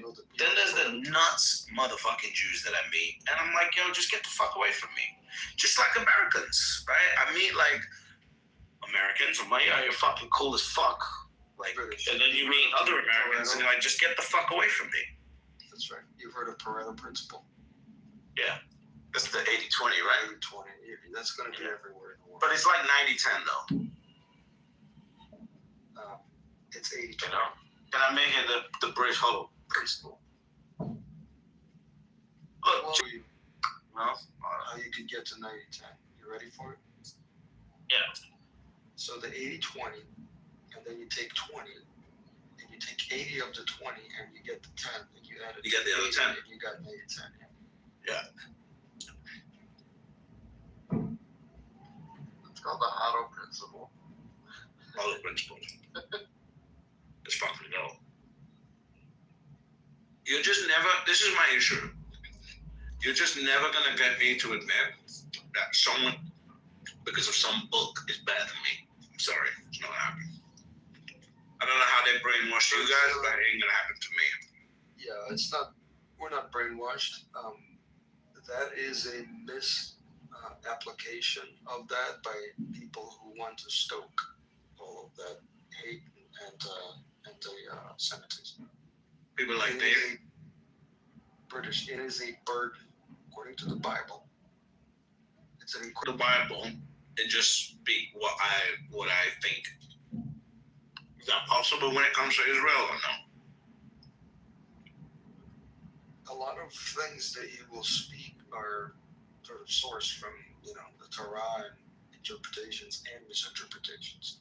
No, but can I just say, as British Hollow, that I respect what Israel has managed to do with the infinite amount of American resources that they've been given, but at the same time not admit that one of these little hat chicken swingers is better than me. I'm so glad that you Can I say that? The United States has infinite resources. We can do whatever we want. Who said that? He's trying to avoid the question, British. I know. I'm just trying to ask a simple question as a simple man. I know. It's like as if your daddy was Tucker Carlson. I'm just asking questions. I'm saying what I'm not saying. I don't don't think I'm doing that. No, he made his implication quite clear. Asking questions.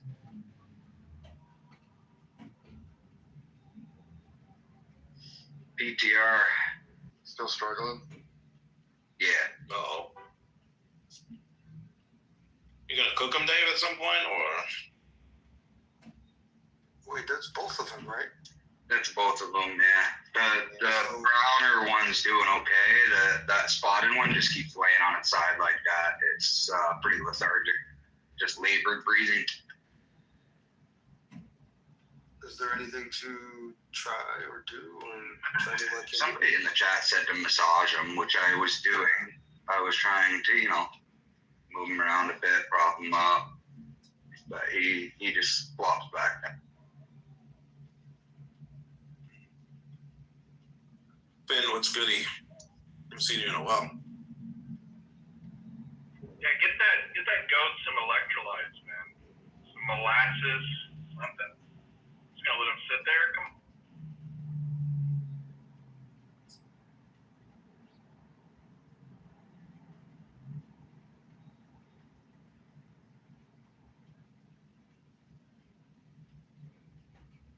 Let's see if ChatGPT can save your little baby coat. Yep, this is the true test. A lethargic newborn baby goat kid is a true emergency. They can decline and die very well. Oh, that's obvious. Act immediately in this order. Time is critical. First, take the rectal temperature first. Use a digital thermometer with lubricants like KY jelly. Normal range for newborn kid 101.5 to 103.5. Below 101. What the fuck are we talking about? Especially 100. Severe hyperthermia. This is all because Andrew doesn't want to answer a simple question back as well. First thing to fix first. They cannot digest milk or absorb nutrients properly until warmer than 101 Fahrenheit. So I think you've set that up, Dave? Yeah. Warm the kid aggressively but safely. Do not do this before trying to feed it if cold. Yeah, it's like 0 degrees Fahrenheit here too, so warm water immersion is fastest and most recommended by goat vets. We really do it now. Put the kid in a trash bag or plastic bag up to the neck, head out, of course.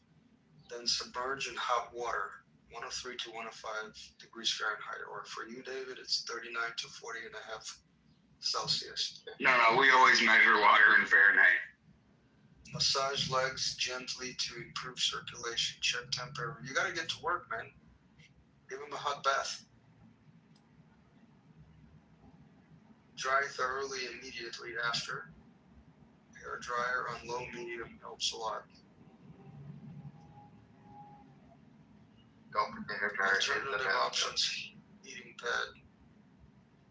Get the core temperature about 101. So you gotta check its temperature and see if it's below 101. Yeah, I walked in my office this morning and British Huddles on the screens, like just playing nonstop in the background. I unsubscribed and I still get British Huddle reels. Good. Yeah, it is working. Address low blood sugar while after warming. Critical. Warming a severely hypoglycemic kid without glucose can cause seizures. Fucking deserve the reels. Rub a thick paste of honey, corn syrup, I think Andrew can't hear us anymore. pancake syrup. I'm trying to save this goat, but shut the fuck up. Text him it then. No one wants to know. No one wants to know how to warm up a goat. Kind of interesting. You guys don't talk anything about useful anyway. Yeah, you lost me at KY Jelly. Fucking Andrew and Dave, how do you turn on a goat? Okay, let's learn about this. You were right about the electrolytes and the blood sugar. Yeah, of course I'm right. I know I'm right. I was right the whole time. You gotta warm them up first. Yeah, you did say warm them up first. There you go, room towel just for you guys. Once temperature is over 101 and the kid is more alert, get colostrum or milk into it urgently. Well, okay, you gotta get to that point first. Big It's joke foreplay. Or the other things require that B complex injections and other meds. Strategies bought 3,015 Bitcoin. Nice. Let's see where they came from.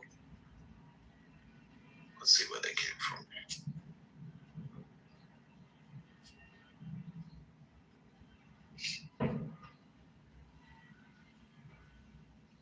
Dave, I like that spotted goat. Give him a hot bath. Not much from STOC. Looks just like his daddy. You guys goat fuck over there? Of course, my goats fuck. That's how they're having babies. I thought you said the goat looks like you.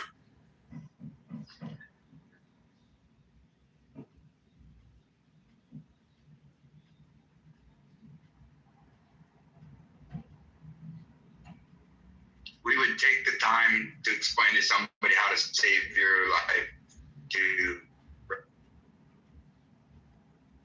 Not with that internet connection you want. Dave, if this kid survives, please name it British Hollow. Name him Andrew. Yeah. No. Just roll out into your field and just shout Andrew. I want to know that there's a goat named after British Hollow. That is on my bucket list. What do you think about that, British?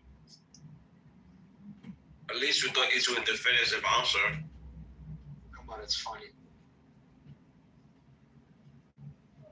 I do think Andrew suits a goat a little bit better. 100%. It's because Andrew is the goat, you know? I think you should name all your goats Andrew. You're like the George Foreman of goats.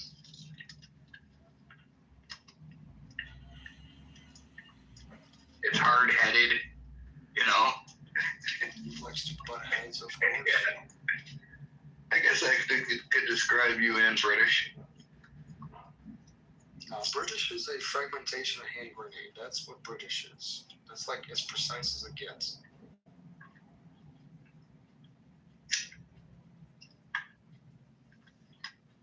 But he's kind of got that the sticky coating on him.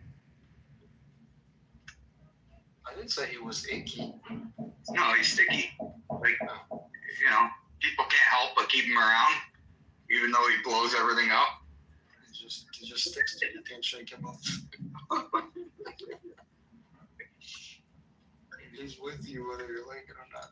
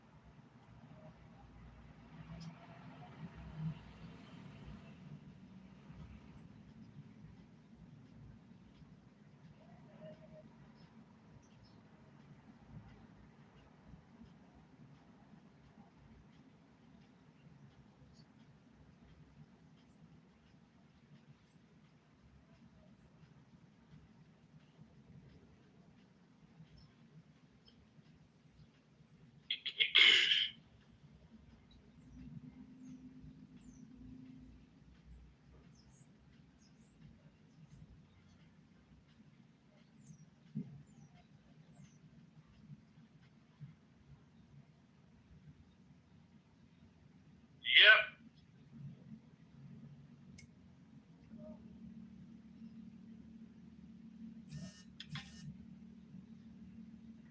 Oh, Pete Hegseth just made a speech.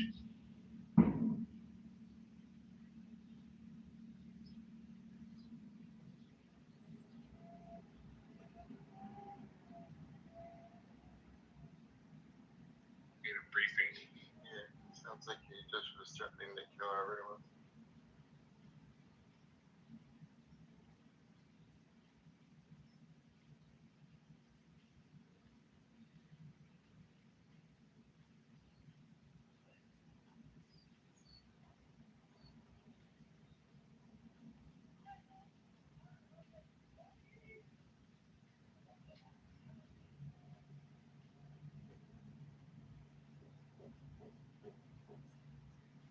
Who's threatening? He used the old line of like, if you threaten Americans, we'll kill you. What do you say? What do you say besides, that? I only saw that one clip. I don't know if Richard knows more. What else did he say? He said, Richard, you know any more? no more. Fucking tell us. What did he say? He said this isn't a war about regime change. Trump literally said it's about regime change. We're coming at you for your fucking neck. It's about nuclear weapons and killing you. Trump literally said it's about regime change. Yes, that too. You're saying Trump is a liar? Well,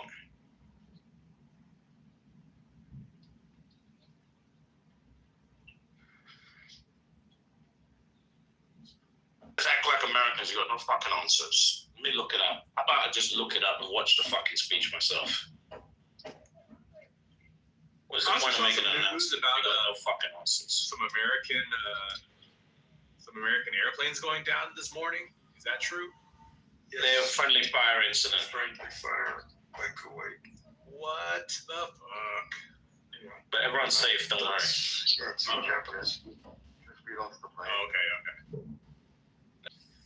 So, Andrew, did you see the Austin shooter?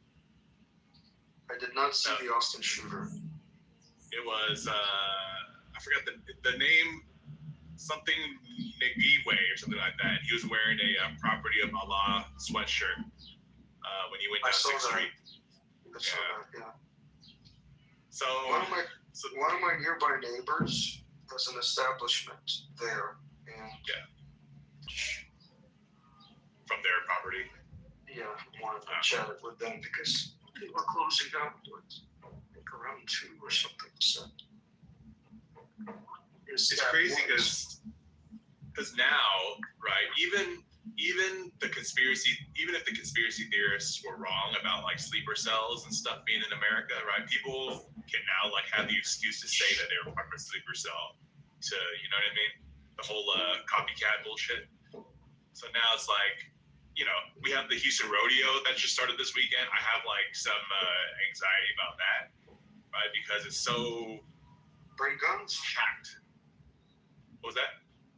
How many guns are going to be at the Houston rodeo? Except the still alive. I mean, there's a lot. There's going to be a lot of guns, but like still, you know what I mean? Like it's kind of their target still, you know. And you know, but every year, the Houston rodeo has a bunch of BD officers, right? You know, and, I don't know, and you have metal detectors. You know what I mean? So it's kind of. Well, our governor deployed more forces to. Keep an eye and patrol on all kinds of installations, just to be ahead of things. Yeah. I also saw that message about military personnel not to wear their gear or their uniforms. Possibly.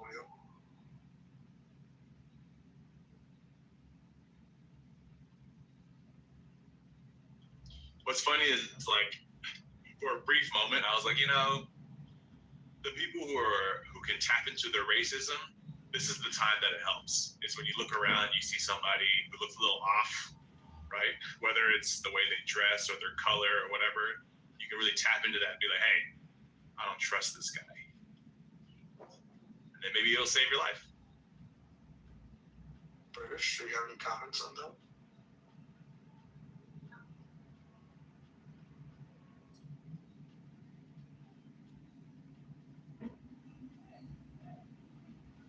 I mean, if I saw a British walking down the street, I wouldn't think anything of it. But if he had like a nice thick beard, he's gone. About the racism, turn it on or something like that. I mean, I don't know. What's really gonna be funny is to see not just like American racism, but we're talking about like cultural and worldwide racism. Like so, like for example, Indians and Pakis, like they hate each other, like mortal enemies, right? You know, it's like similar concept to like Chinese and Japanese. You know, it's kind of like an old blood feud thing. You know, it'll be interesting to see like how everybody paints themselves in the worldwide photo of things.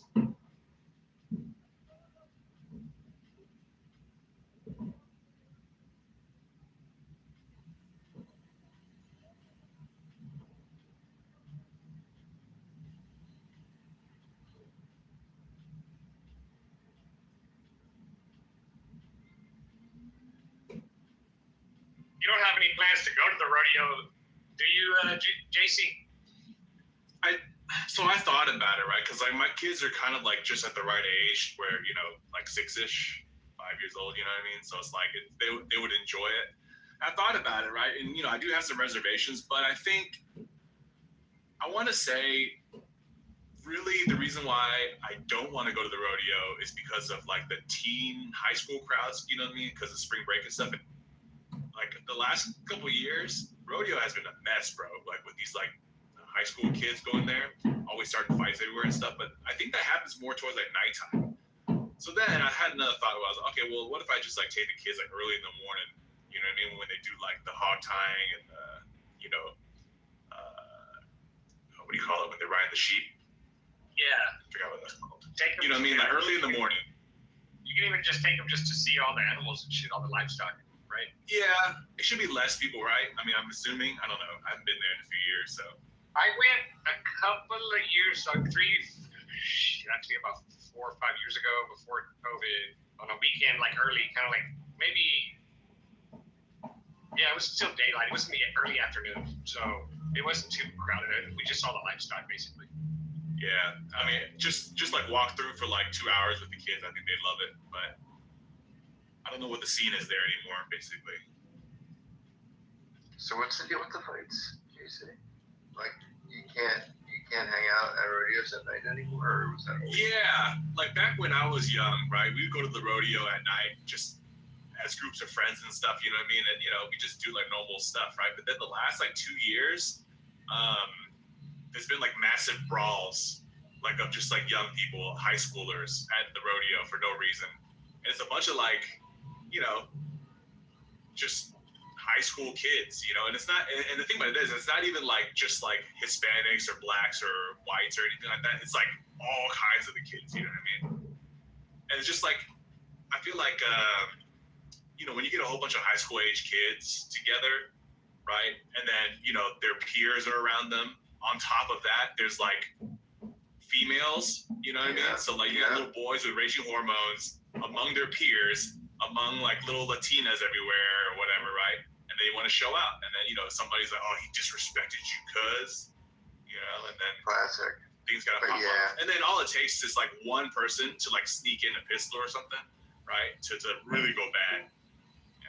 Yeah, Yeah, because you're in Texas. Cuz. Game of cuz. That's so fun. Yeah, and like last year, if you look up on Twitter, you could probably see like the footage of like he just had like he's a rodeo like brawl or something like that. And it's like these kids like with that same haircut too. I don't even know what it's called, like the Caesar or something. Broccoli top. Broccoli. Not the broccoli. Yeah, that's probably what it is. Oh man, and that's it's like if you see like 7 or 8 of them in a group walking down the street, man, I'll walk on the other side, bro. I'm not trying to get jumped. You ageist.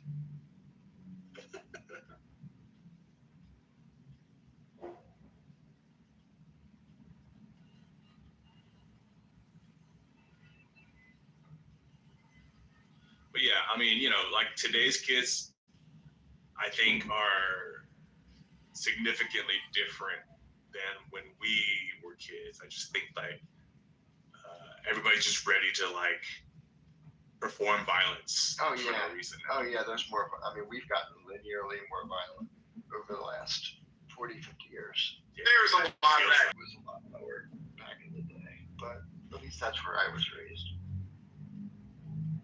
I mean, like brawls like that, when I just remember like, and I didn't go, and I wasn't in a very good area either. Like we would have brawls, but it wasn't like, I don't know, man. Like people didn't get like severely injured. You know what I mean? Somebody would get their ass whooped, but they would get back up and then go to the principal's office. We're also in the days of like flash mobs, where like people like post shit on like Facebook or Twitter or something.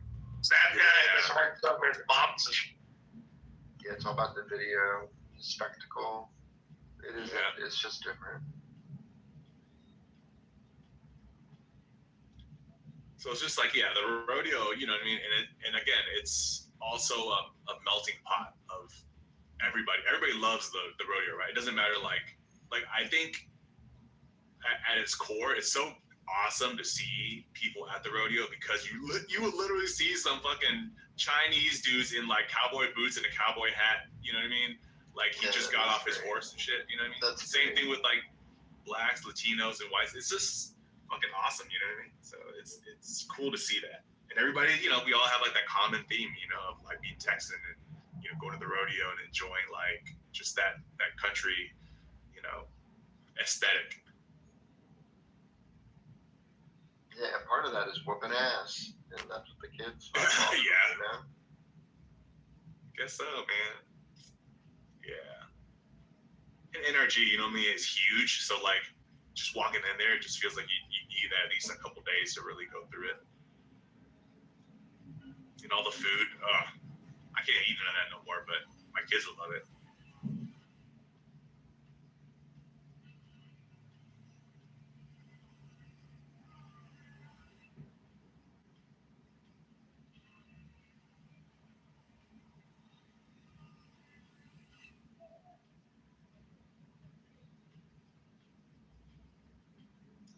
So I don't know if I said anything like earlier this year, but for like the Chinese zodiac, this is like the year of the fire horse, and then it kind of coincides with because it's every 60 years of like that particular element of fire with the zodiac horse, and like online people are talking about how these years are the ones where like a lot of uprising, upheavals, social, impactful situations happen in these years, and it's like it's only been a few months, man, and we're over here like everybody's warring already. You know, people shooting up more and more stuff. Feel like it's true, man. I read about that last night a little bit. I heard somebody mention Fire Foresight. I looked it up. That's pretty dope. And if you just like look up generally, right, like just like regular Chinese astrology like knowledge, like all at the end of like last year, like all these like Chinese astrology masters or whatever were saying like, you know, it's going to be like a year of combustion, you know, like for your career, you know, like things are going to move very fast, very violently, and it's up to you to be able to adapt to, you know, whatever that comes your way. And then I was like, that's some bullshit, you know. And then now it's like it's March, and it's like, oh shit, bro, things are really popping off, you know.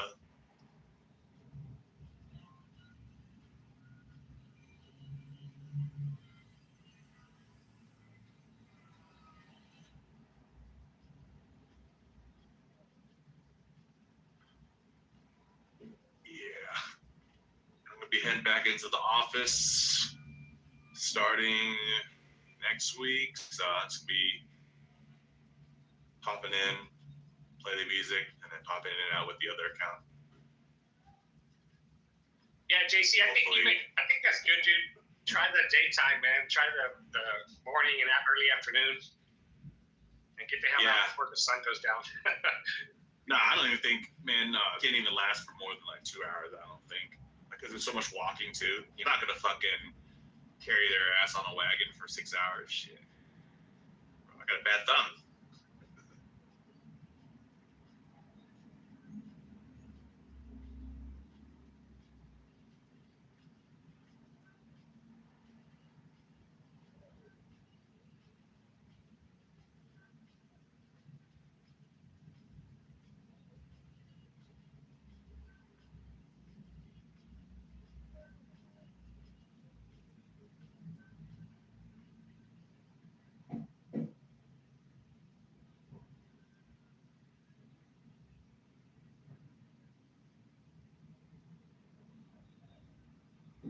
I was gonna say, of course, you know, be probably a little bit extra alert, if anything, right? Oh yeah, man. I'm always like super alert with kids. If you can like do an extra adult besides your wife or whatever, like with you to kind of be aware. Yeah, like another dude. Maybe like a group of friends, man. Yeah, definitely. I agree with that. You gotta rove the area with like a large group of friends. That's more fun, anyways. I know how y'all Asians do it, man. Y'all roll deep, dog. Yeah, man. Look, everybody's like under 5 feet. Everybody's got, you know what I mean? Like we got numbers. We don't have size, but we got numbers, bro. What's up?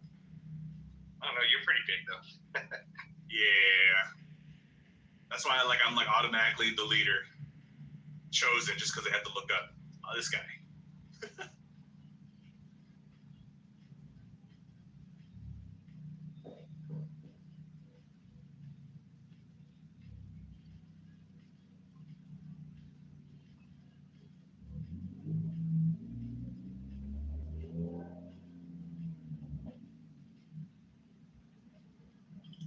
You plan on going to the rodeo, Richard? No, I didn't have plans to, man, but now you kind of got me thinking, like, well, probably not, though, man. I do like the livestock part of it, but yeah. Oh, don't they also have like a car show also? They have so many different events all throughout the whole 2 weeks, man. Yeah. You know what? I didn't see any trail riders this time, like on the way in. Oh, you didn't? I saw some people posting like some of my friends like on Facebook or whatever, like the trail riders from like Rosenberg out in my area.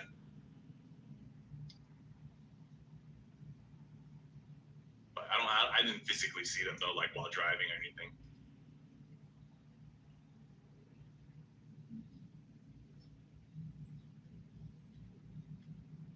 Yeah, actually, come to think about it, they're usually on the west or northwest side of town, coming in for like 290 and shit like that. But I didn't go to that side.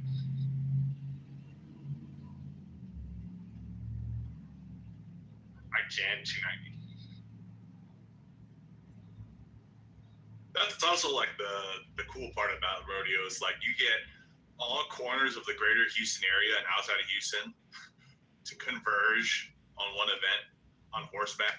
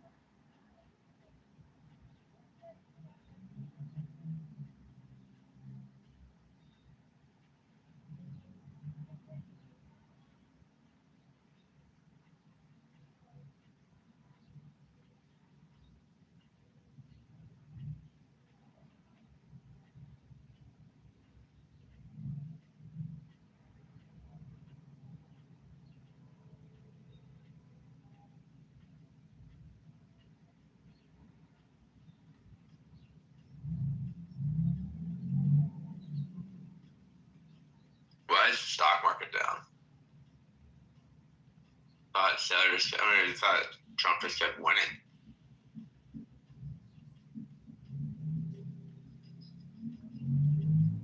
Yes, they strengthened the dollar. Okay. Duh. Gold's about to break out again, looks like.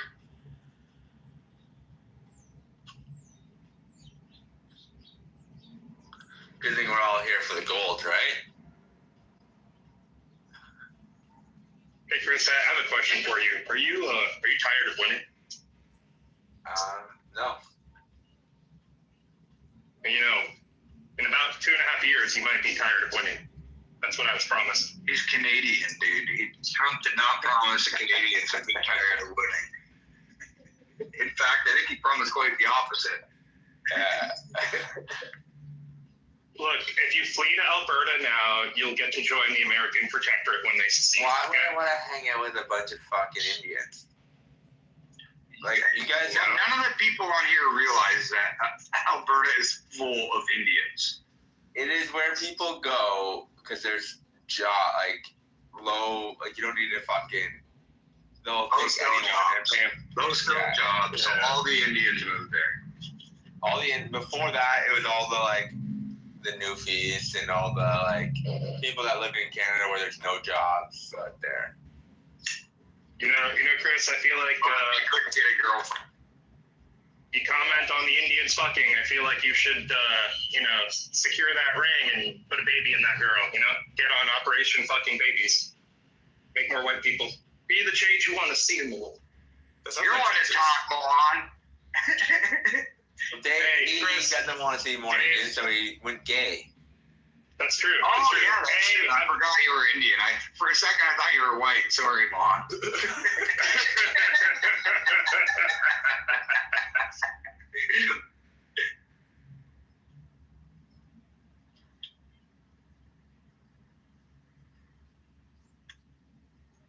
What industries in Alberta, though?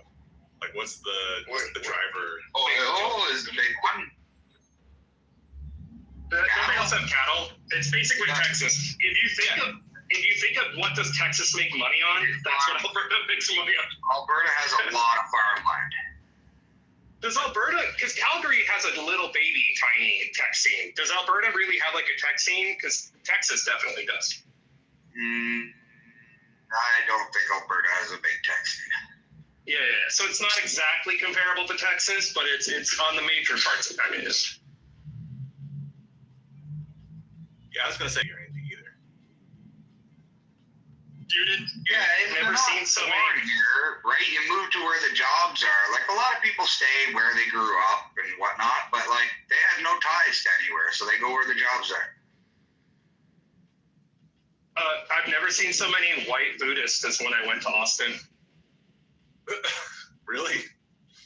Yeah. Are you sure they're just not practicing yoga? Was that like two, Mohan, or? There's a bunch of like Buddhist temples, and you see white people walking into them, and you're like, I guess that's a thing. I guess in New York, like we probably have more Buddhists in New York, but all New Yorkers just don't go to church. That's like not a thing we do. So like I don't actually ever see people going to like places of worship in New York, whereas in Texas it's like you're culturally required to go to a self-help book club once a week. You know what's funny? Secular Buddhism. That's secular Buddhism, right? I call that yoga. Yeah, meditation practice. It kind of is yoga. They're usually in yoga studios. I mean, that's essentially what Buddhism is, though. Like originally, right? Like if you're not talking about that, then you're talking about Taoism, where we have like hundreds of gods. Yeah, but Buddhism has like real Buddhism, like in Tibet or that part of the world. Yeah. There's all these different denominations, and it's kind of dogmatic, in a way, like as we would maybe define dogma. In that there's it's all based on lineage though, and of course the teachings that came with that lineage. Right. Like there's Mahayana, Vajrayana, all those words. Yeah. That's right. What's pretty entertaining is that in our lifetimes there's going to be a Protestant Catholic like schism in Buddhism, because the CCP, like 10, 20 years ago, said that the Dalai Lama is not allowed to reincarnate without the CCP's permission. And Tibet was like, the fuck, that's true. So there's going to be two Dalai Lamas, the one that the CCP says is the Dalai Lama and the one that everyone else acknowledges is the Dalai Lama. I do remember that. It was several years ago, right? Maybe they'll burn each other at the stake like we did. No, it is. Dasher. Yeah, it's Buddhist. So the Taiwanese Buddhists will burn themselves, and the Buddhists will say, yes, let's put you in the camps so you can burn yourself in the camps.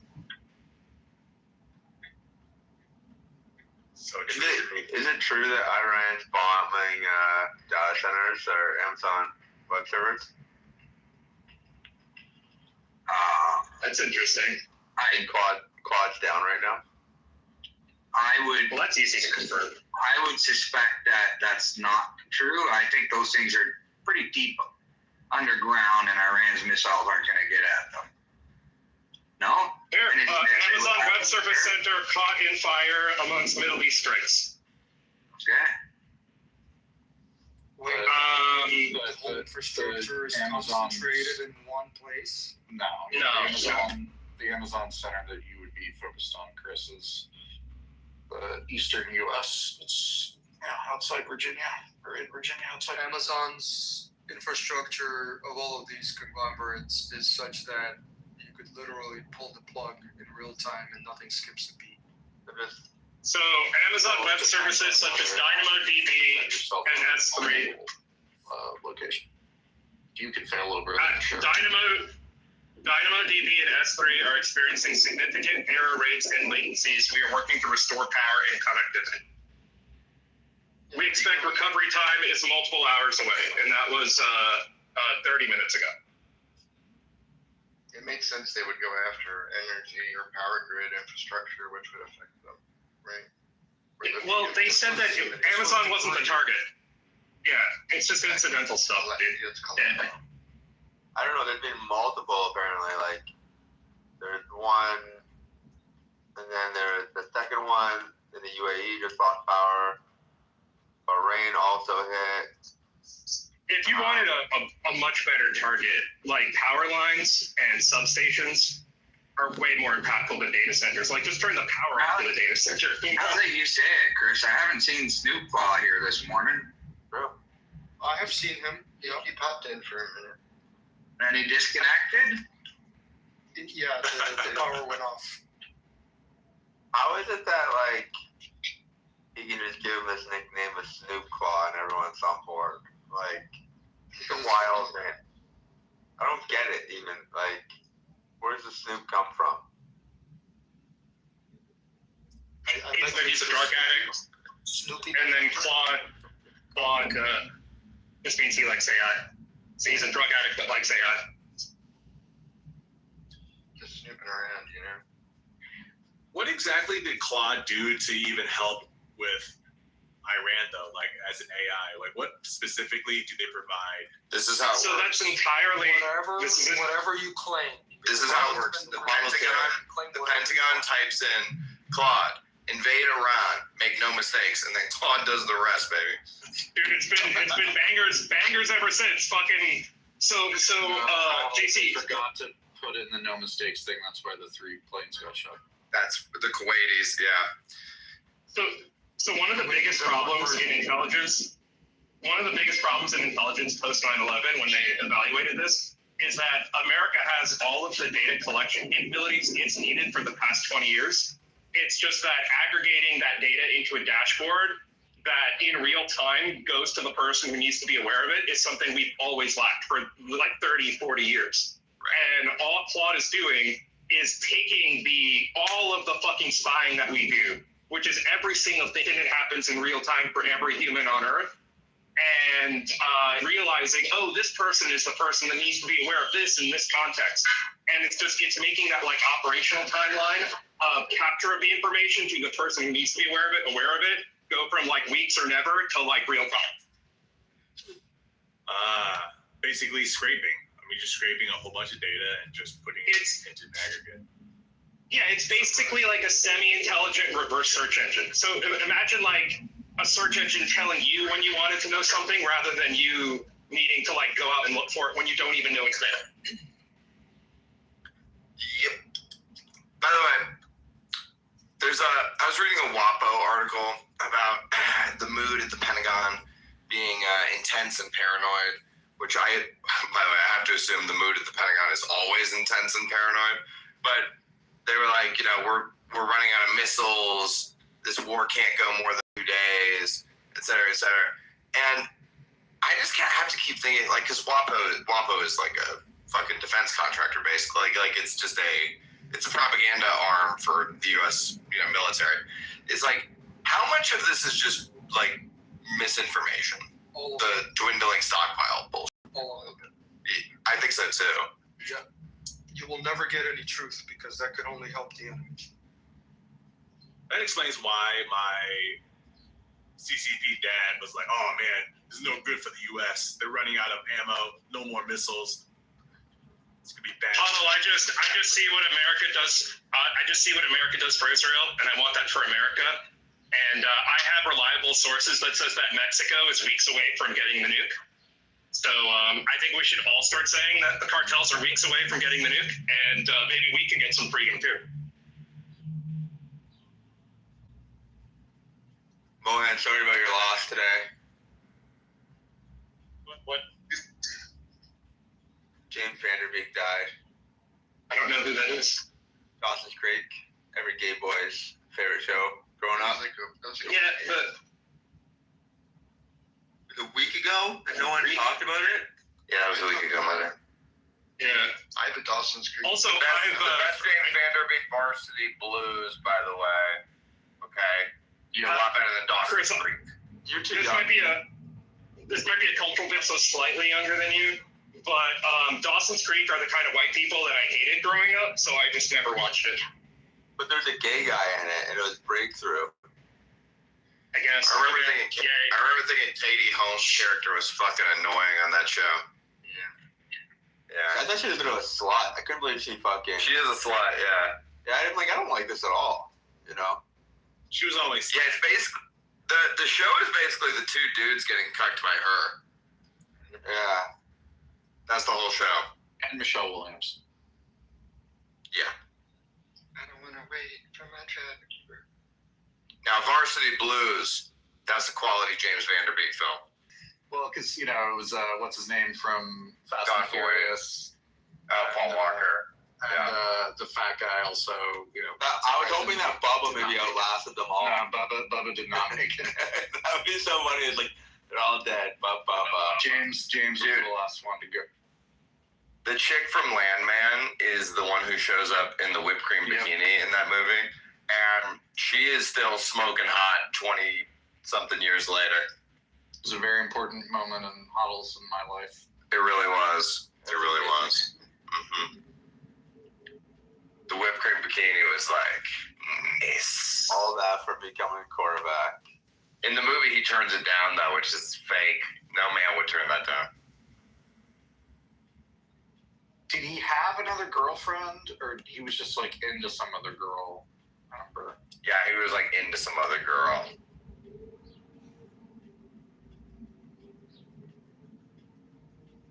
And she just is like, you're the quarterback, slut it up. You're QB1. Come on.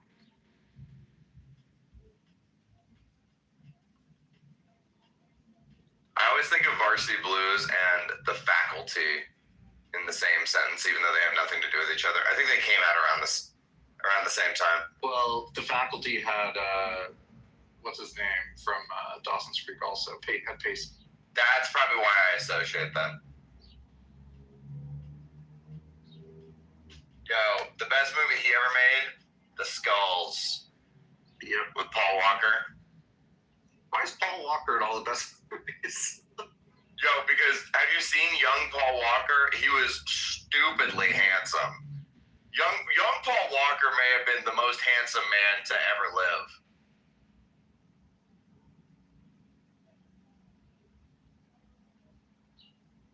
Mohan, I know you don't normally fact check, but can you fact check that one? It's true. As Hoddle said it, I was like, well, so this is my thought process after he said it. I was like, well, that's probably not true, but let him develop his own sense of aesthetics. And then I Googled him, and I was like, yeah, that's an acceptable answer. It's pretty true, right? I don't know what let me see what a young one looks like. Yeah, type in young Paul Walker, and you'll be like, damn, this guy. When I look at Paul Walker, young Paul Walker, Mohan, I don't think, oh, I wish I could have sex with him. I think this guy would fuck every girl I wanted to fuck, and I could do nothing about it. That's what I think. The funny thing is, I'm looking at a photo of him in his early 20s with his hair really cropped low, and he looks retarded. But the moment he grows out his hair, he looks significantly better. Yeah.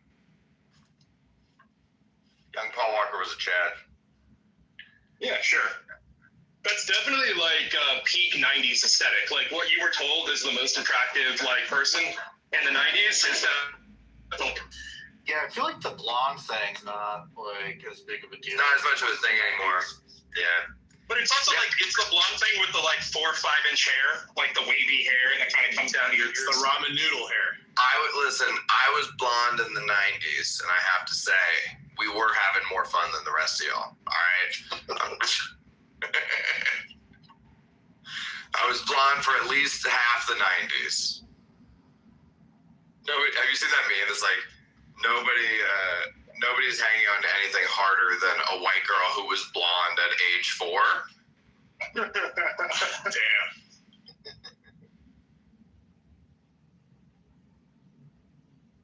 My brother and It is sister weird. were blonde when they were young. I was the only one that always had dark hair. Yeah. It's weird how many white children are blonde when they're young and then not when they're older. It is weird, dude. I had a friend in college who thought I was fucking with him.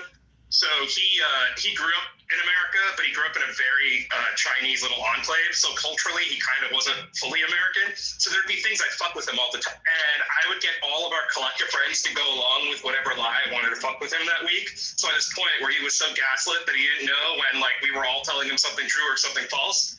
And when I told him that white people's hair changes color as they age, he for like 3 months, he thought I was fucking with him. And then he thought that I told everyone to lie to him. And I found that hilarious. Technically, everyone's hair changes color as they age. White people like 2 more color changes than everyone else. Dude, that's like technically everyone loses their teeth. It's just white people lose their teeth 3 times. It's Right. it's like a weird thing. I definitely have had, at this point in my life, I've had 3 hair colors. I was blonde, and then I was like very light brown, and then I was dark brown, and then I'll go gray. So that would be 4 hair colors over a lifetime. My hair is the same color my whole life, I guess, until I lose it. But what happens is it's just, it's black in the winter, and it's like 10 shades lighter in the summer, but it's still like, you would just look at it and be like, colloquially, your hair is black. Totally. Technically, there's no such thing as black hair, right? It's all just dark brown. Yeah, well, technically, there's no such thing as, everything is a shade of, even blue eyes. Yeah. Yeah. But it looks like black hair, so we just call it black hair. So everyone's I know Italian. so everyone's eyes are blue, and then the layers of creatine determine how they are. So you have a lot of creatine, it's more brown, or less creatine? Is it we'll just creatinine, thank you. Sorry, fucking types of protection. When you say white people, please say wapibo. Wapibo. Daywalkers. To be more specific, daywalking, where it's an accomplishment when they go in the sun. Yeah, so there's actually a very weird procedure. Yeah, keratin's in the nail. Get the layers off to make your eye color more blue. And it doesn't look blue like blue eyes. It looks like this very pale blue, kind of silvery. It's weird, but like you can have it done. That sounds like a bad idea. Mohan, nails do not have creatine directly. It helps with the growth, but that is not the chemical structure there. Keratin. I'm trying to say whatever the fuck the word is that makes your eyes kind of color. I'm just trying, whatever that word is. Melanin. Melanin is the eye thing. Right. I thought melanin was the skin thing. It's both. It can be both. That too. Not to be confused with melatonin. Right? Like we got creatine, creatinine. What was the other one? My favorite thing about certain black people is that they think that melanin is like midichlorians from Star Wars and that it gives them superpowers.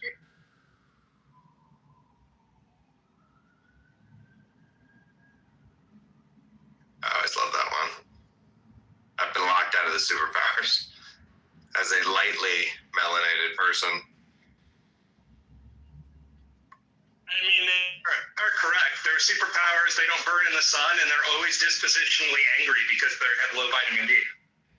Well, Donald, you have your slow-mo falling superpower. That's right. Also, I always know when missiles than the Pentagon is telling me. That's another superpower of mine. And you wake up based off of bombing Iran or. By the way,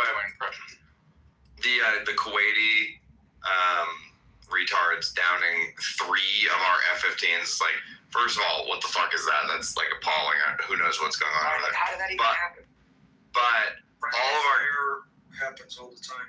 All of our guys made it out alive. They all ejected. But what I was reminded of when I saw all the pilots was, you know, you think, oh, they ejected, they're good. No, dude, an ejection is like a concussion, a broken collarbone. Like a car accident.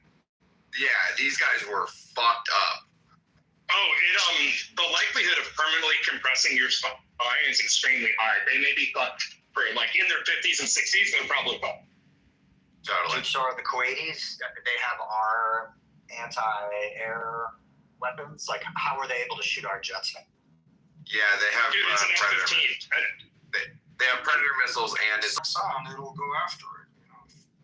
Dude, F-15s are so old that when my dad was in the Air Force in the 80s, he was in Why aren't we using those new F-35s?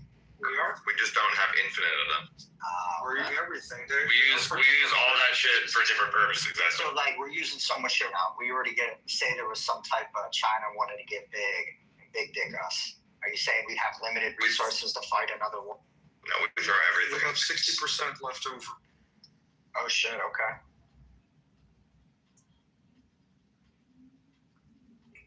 Every type of plane has a specific thing it's used for. It's not like you're only using this for everything. Right. That's not how it works. The F-35 is like the big boss plane. It's up at high altitude doing what it needs to do. And then, you know, we send the other planes down at lower altitudes. Like the to A-10. to drop payload, to do all sorts of other shit. I live next to a base, and there's a shitload of A-10s constantly flying around. All the shit I heard leaving Nellis has to go burr right now. Do they go burr? Have you heard them go burr? Have you heard the burr? Not in person, only on video. The burr is scary. You know that guys who've been over there in combat say, if you hear the burr, it's good. It means you're alive. But if you don't hear it, it means you're fucking dead. Yeah. Dude, I was so hyped when that Game of Thrones episode came out in season 7 with the dragon attack. Because I posted a shit ton of videos about A-10 Warthogs, and I was like, dude, and just to let you know, that tactical ability you saw in that dragon on that convoy, America has fucking 50 of them. So like they're called A-10 Warthogs. Yeah. Well, they did. I think the showrunners actually did a good job with that because it was like, when the dragon shows up, it really is like somebody brought an F-22 to a fucking medieval battlefield, you know? And it's just like, it's over, dog. It's over. Run away. We got some sick helicopters too, like the Apache. Isn't that the one that can fly upside down? Like that shit's wild. Gunship, dude.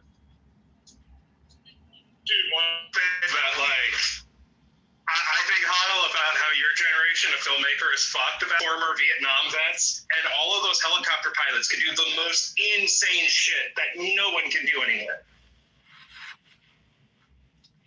A lot of it, I think, is well, yeah. That also, though, Mohan, we were in Vietnam. We were given helicopters to 17-year-old, 18-year-old kids right out of high school, and then we didn't really care how many of them were downed. So, like, those guys got good. The guys that got good and made it, they got really good. But a lot of those guys like, died. you look at the stunt pilots. You look at the stunt pilots from the 80s. They're the fucking Michael Jordan of flying a fucking helicopter. Like nothing compares to them. I think nowadays the computer flies everything, you know. Bro, and they were flying like a Huey, like a big ass cargo. Yeah.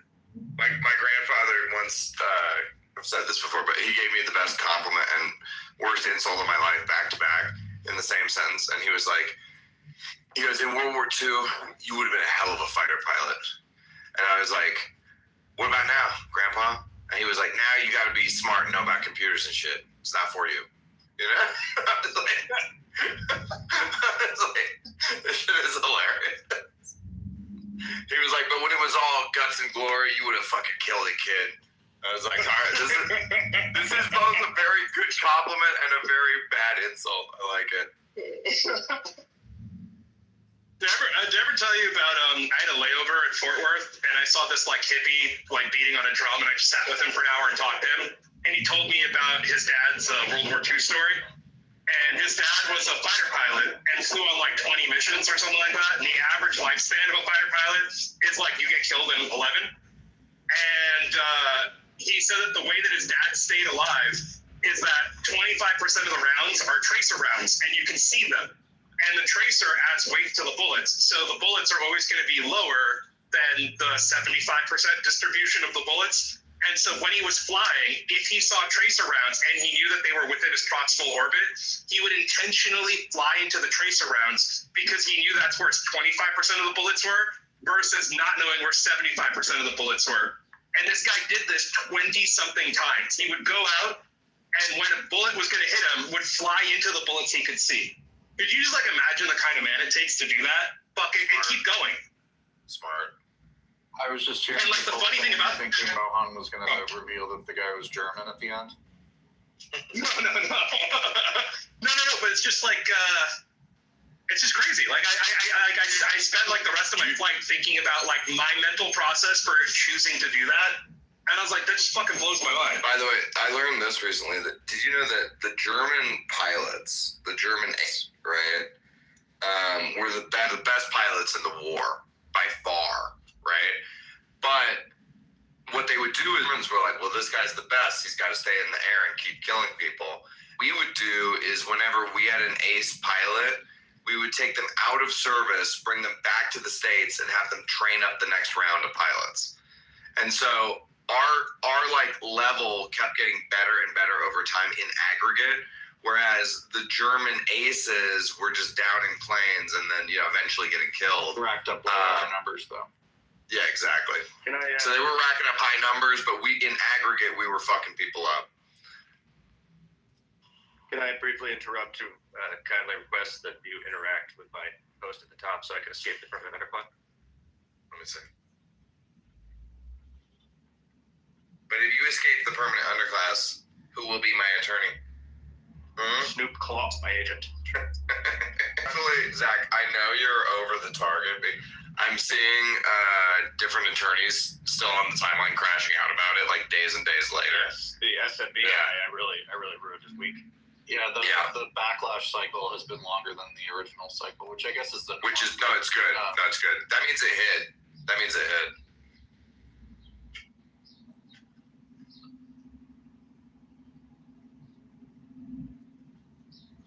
The new thing is basically like the question of, all right, like what's left when the tools are even better? Like, are professionals just completely fucked? Or like, is there something you can do? And the TLDR is like judgment and decision making, which is related to, but not the same thing that like Silicon Valley VCs talk about with taste is probably the answer. That like taste is really two things. It's like pattern matching, which AI actually will get really good at. And then it's actually when something is ambiguous, like, are you both like good call and are you willing to bear the consequences for that?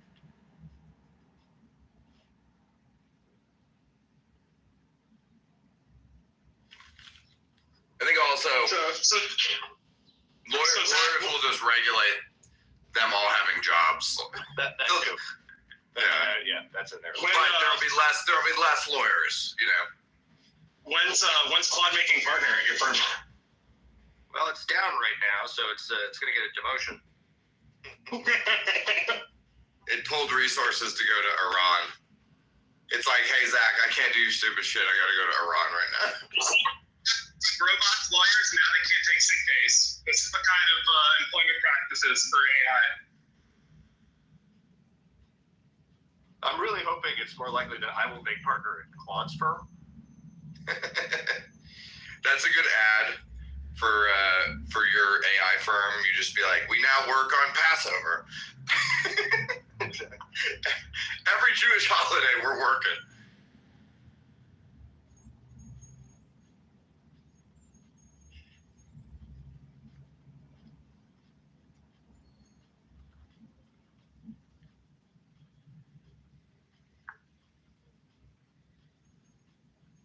By the way, it's clear. On the Reading. Jewish holidays, if I could chime in real quick, this is the Purim. Purim is a Jewish spring festival commemorating a deliverance of the Jewish people in ancient Purim, not Purim. Purim. I guess that's It's Jewish Halloween. Puritans. He's just a dirty goy. Cut him some slack. Yes. Jewish people were rescued in ancient Persia during the 4th, 5th century BC. The holiday centers on a dramatic rescue. The king didn't know that the queen was Jewish somehow. Correct. Do you think you know? I don't know. To execute all the Jews after a Jewish named Mordecai refused to bow before him. However, Esther, Mordecai's cousin, who had become queen while concealing Jewish identity, revealed Haman's plot to the king, resulting in Haman and his sons being executed instead. Esther's scrolls are the only ones within Jewish tradition that can be illuminated and decorated. I had heard that, whatchamacallit, that the Israelis had asked the U.S. to push back a week for Purim. I don't know if that's true or not. I don't think so. They often go on Jewish holidays. Every day is a Jewish holiday. Sounds true. You know? Yeah, there are a lot of Jewish holidays.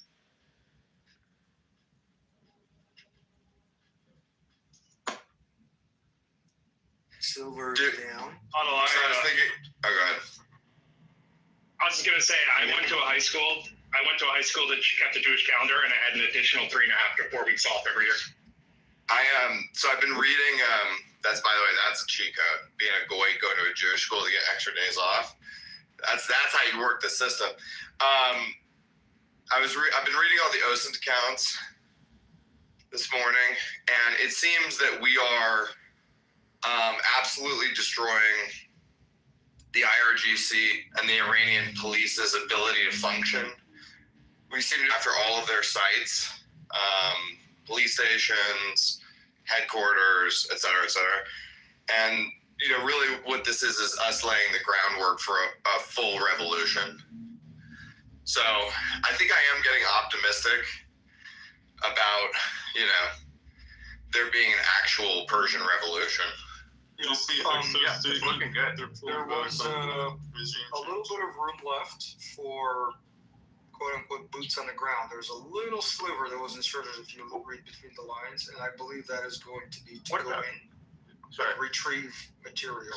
What about Turkey? That's a nice place, and they've taken more of an Islamist turn recently. Like, can we undo that? Here we go. Well, the Israelis have already friendly with Erdogan.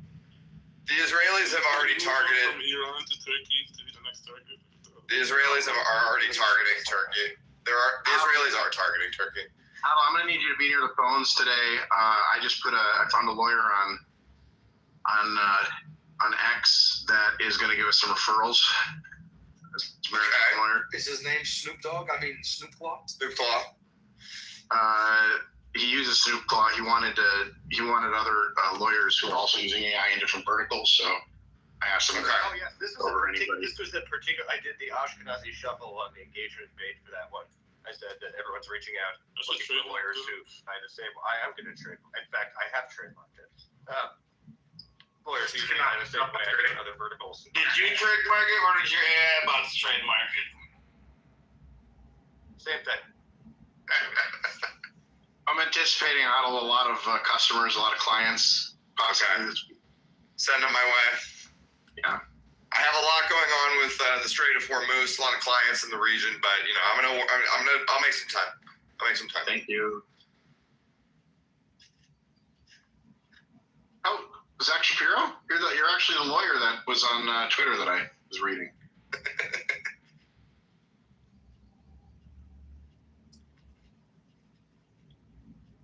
But yeah, man, it does seem like we're prepping for a full revolution, and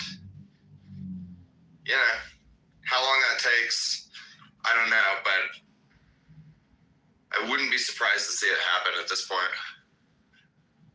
I guess the real question, Huddle, is this ability to rapture people that America currently has with, AI plus our current. Well, we have control of space, so That's a pretty big deal for real-time command and control. It means that you can never it means you can never knock out American command, control, or communication. So here's my problem with total supremacy is when you have total supremacy, everyone else has nothing to lose. Yes, dumbass, you're supposed to give me priority. Fucking annoying. So, like, if it ever came to the point where we're 99% of space, there's nothing stopping China from just domino affecting space to hit the reset button for 5 years. So you need like adversaries to have just enough buy-in that it's mutual destruction, not completely asymmetrical. Space is very vast. You can't just hit everything. That's a fantasy. Well, let's take the space stuff aside for a second. Is it Mohan's original question was asking how long we have this ability? We have it for 5 more years. It feels like, you know. Now, does it exist into perpetuity? Probably not. But like. And can we do it to like China? No, we can't do it to nuclear powers. But we can do it to everyone else. I feel like I don't know how many rounds of like total asymmetric dominance America still has left in the chamber for our history, but it does feel like the next 5 years is like a unique opportunity to reset the next 100. That's what's going on. I mean, that's the whole thing. People are like, what's the pretense for Iran? It's like geopolitical dominance. That's the pretense. There is no other pretense. Yes, they have nukes or whatever, but like, we're not really, it's about geopolitics.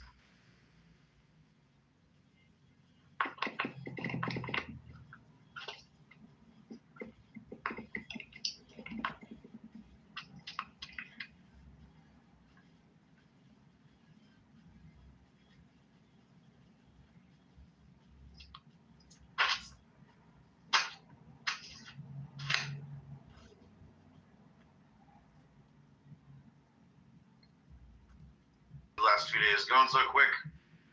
Because, by the way, there's a shitload of misinformation out there, like about this war. People are falling for it, but it's very easy to tell what's going on if you just follow some of the top OSINT accounts.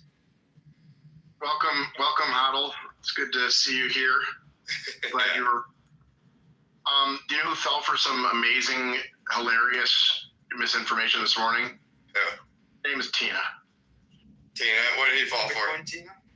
Yeah, he sent me a thing about how Barack Obama is about to be arrested because the payment to Iran was actually a payment for storing the Epstein files. That's such boomer slop. And I saw it, I was like, how do you fall for such retarded like conspiracy? Like that's the one I've ever seen. I'd like to point out that everybody on Twitter now is an absolute expert on the cost of weaponry. Everybody knows right. $300 million in the 1989 or 85 F-15E. Never mind, they're all confused with F-15EE, which wasn't the case. But yeah, everybody's an expert now. Everybody knows the budget numbers. I saw some people being like, Iran is firing $10,000 missile, and the U.S. has to spend $3 million down. It's like, yes, but even if you take that hypothetical as true, do you know how much richer we are than Iran? Like, we are so much richer than Iran, and all of the money spent on this war, you get back if you win. Yes. The amount of fuel needed, okay, is it's irrational. What the claims are. By the way, I didn't think this would happen to me, but I've been paying attention to the Russians more and more, and yeah, fuck these people. Like I'm now basically like we should support Ukraine no matter what. Like I'm coming around fully because these people are our fucking enemies. What are the Russians doing right now?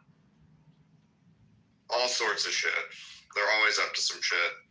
Which normally, whatever. You're a second-rate fucking power, third-rate power. But now it's like Well, why not? Why not just continue to fucking bleed the Russians, you know? Look, I appreciate your hatred of the Russians, but can we go back to passing voter ID and killing all the Mexican cartels domestically? Let's do that too. By the way, I saw somebody say that U.S. foreign policy is run by the smartest guys on the team, you know, who are just having success after success after success. And U.S. domestic policy in the Trump administration is run by retarded podcasters and plastic surgery addicts who can do nothing but fail. And I was like, God, is that not the truest thing you've ever heard in your fucking life? And yet,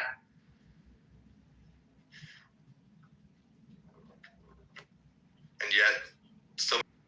Although I don't give into like hyperbole when it comes to the concept of the government being the solution to a problem, but I think that this like Save America ID Act might be like the last salvo of a piece. I think we're headed to a really shitty timeline. I think inside America we're headed towards a really shitty timeline no matter what.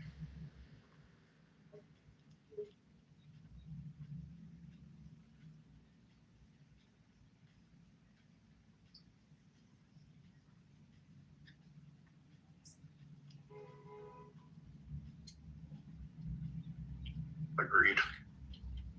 I just want to thank you guys for everything you do and all your tax dollars. I want to thank you. I want to thank you for continuing to eat at Tim Hortons even though there's fecal matter on all the food there now. That's not true. Is it bovine fecal matter? I want to thank you for the maid perf. Yeah. Eventually, there will be no Canadians left. We can just march up there and take it. Otto, you think they'll let us take New Pakistan that easily?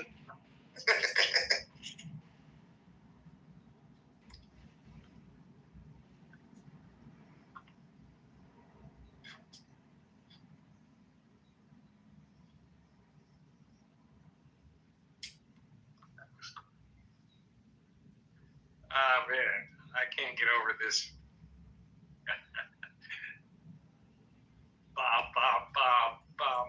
Murray. That was still funny the first time and still funny the second time.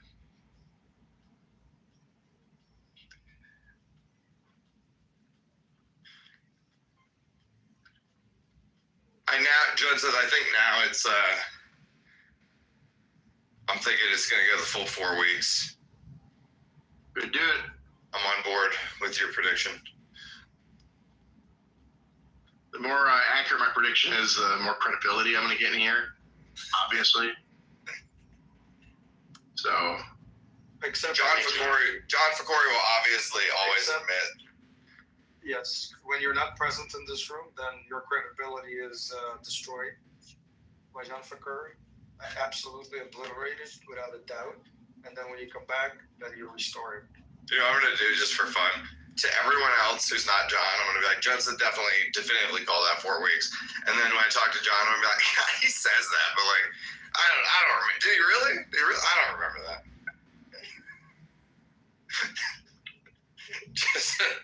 just to piss Judson off. Because John will run with it. Not nice. He'll say even Howell. He'll rope you in. Even Howell agrees.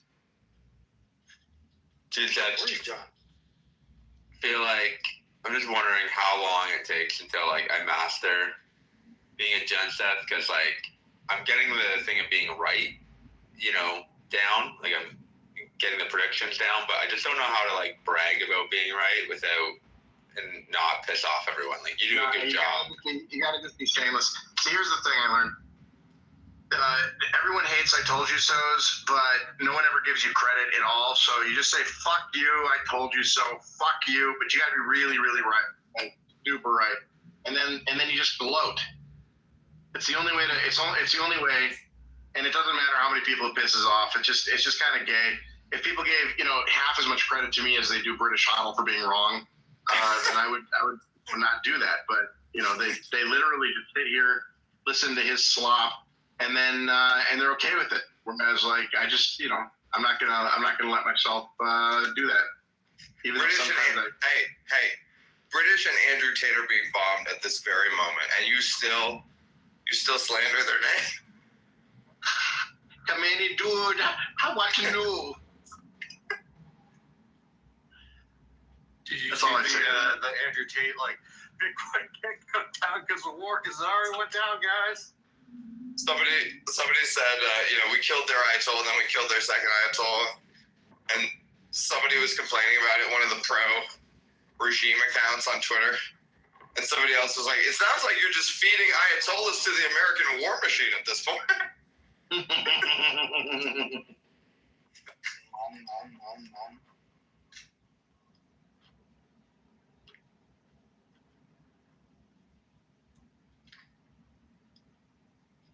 We'll eat as many as they give us.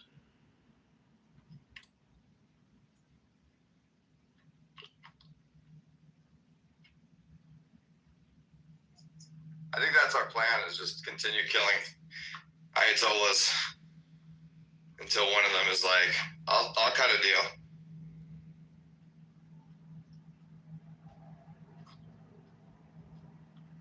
That'll be. I don't think so. I don't know how deep their Ayatollah the Ayatollah lineup goes. How deep's their Ayatollah roster? How many Ayatollahs they got over there? Are you gonna, after 4 weeks, are you gonna go, I told you this war is only gonna last 4 weeks? I told you so. I'll tell you what I wasn't, but now I am. That was not on the table. But it is now. I had told you so, John. I had told you so.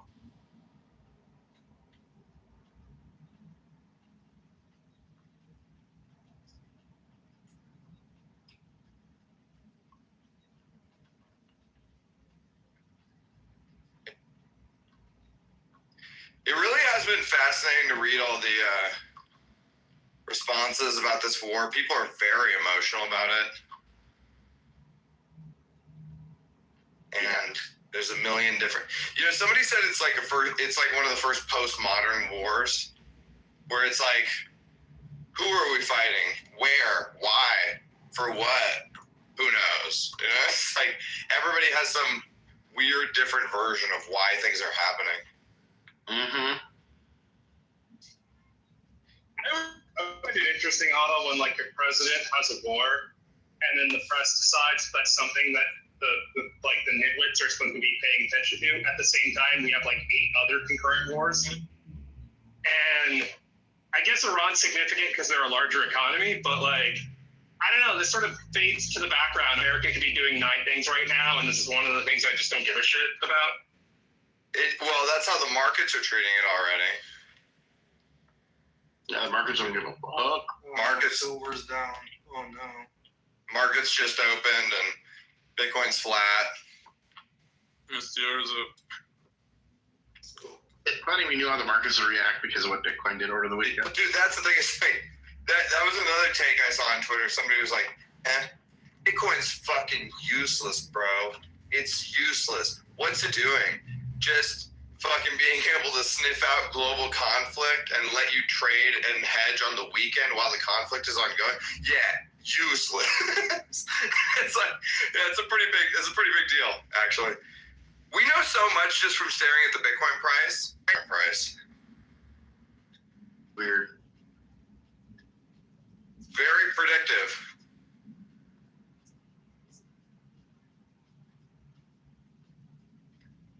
The Bitcoin price prediction markets have given us just those of us who are using those 2 obelisks, you like that word?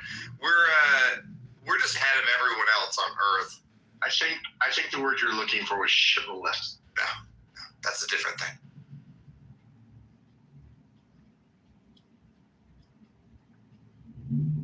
But now I'm concerned that you might be a Mason. Did he greet you with a secret handshake at the last meeting? No, but Masons love shibboleths. They do love shibboleths. We Masons love shibboleths.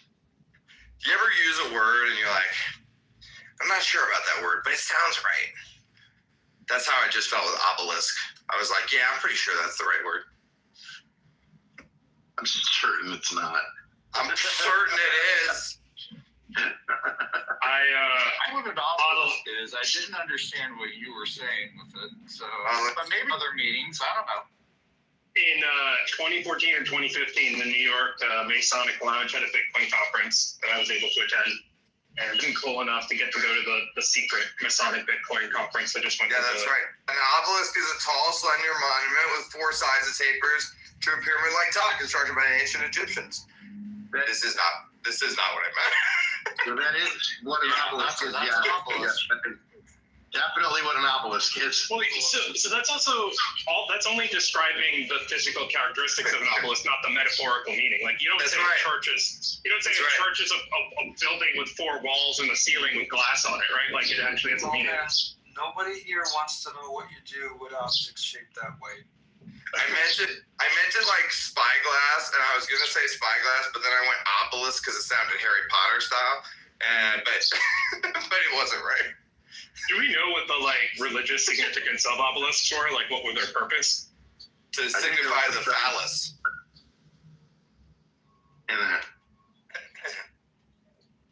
Like the Washington Monument is an obelisk, signifying that George Washington had a huge dick. It's a pretty cool visit to go inside and go up there. Do they let? I thought for a long time they wouldn't let people inside. Is it open again? Correct. They shut it down. But I'm not sure. I thought it was reopened. I haven't been to be as a tourist in a very long time. Ever since the Spider-Man issues, Mohan, they haven't been able to let people back. Okay, fucking Peter Parker. I did visit it a long time ago on my Masonic map tours of DC. The only one of those I went up in was the Arch, St. Louis Arch. Oh yeah, that's cool. It's pretty dope. I've been to the top. It was much cooler. Statue of Liberty. Can you go to the top of the statue more, or is it like a special thing only now? It's a special ticket that you have to get, so most people can't. But if you get it, you just have to sign up for it, though. It's not like they just sell out quickly.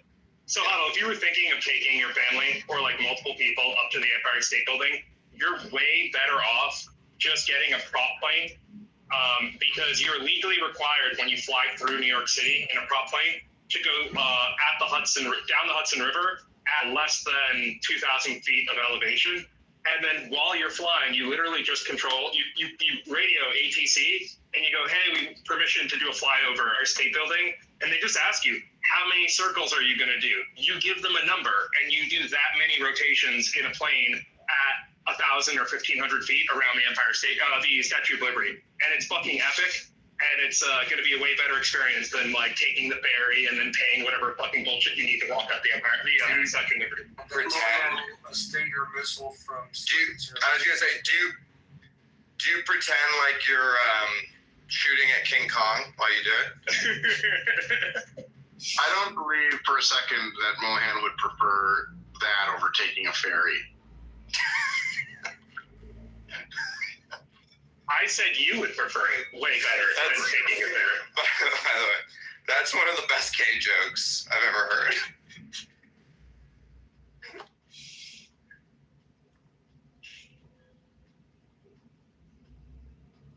Also, Mohan, that's a weird one when people are like, "Hey, have you been in the Empire State Building?" You're like, "No, but I circled it in a prop plane multiple times." State Building. I meant the Statue of Liberty. I misspoke while I was talking. Yeah.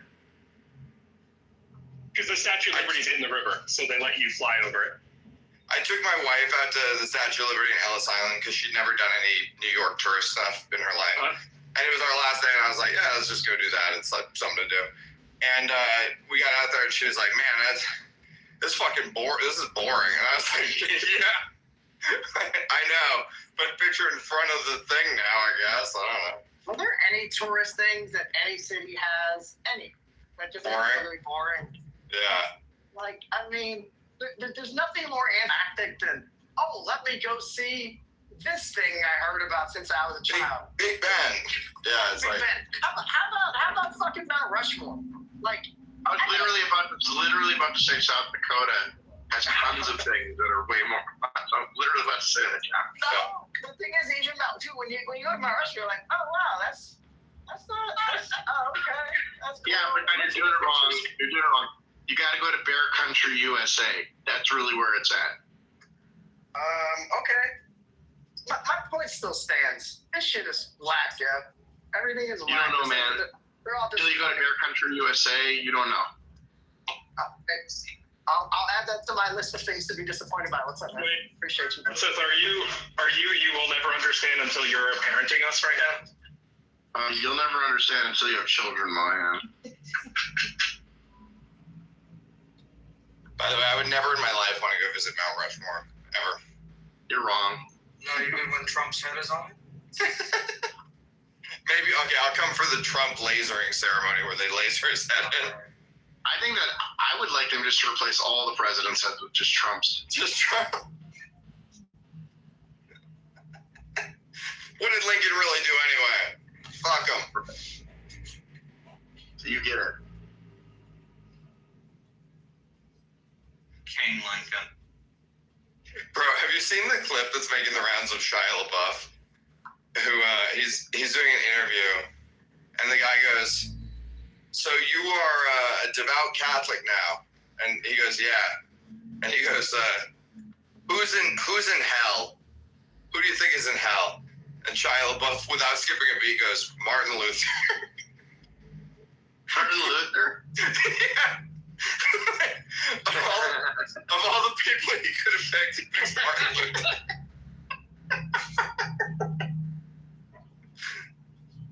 Martin Luther was very anti-Semitic as a point. Well, I don't know.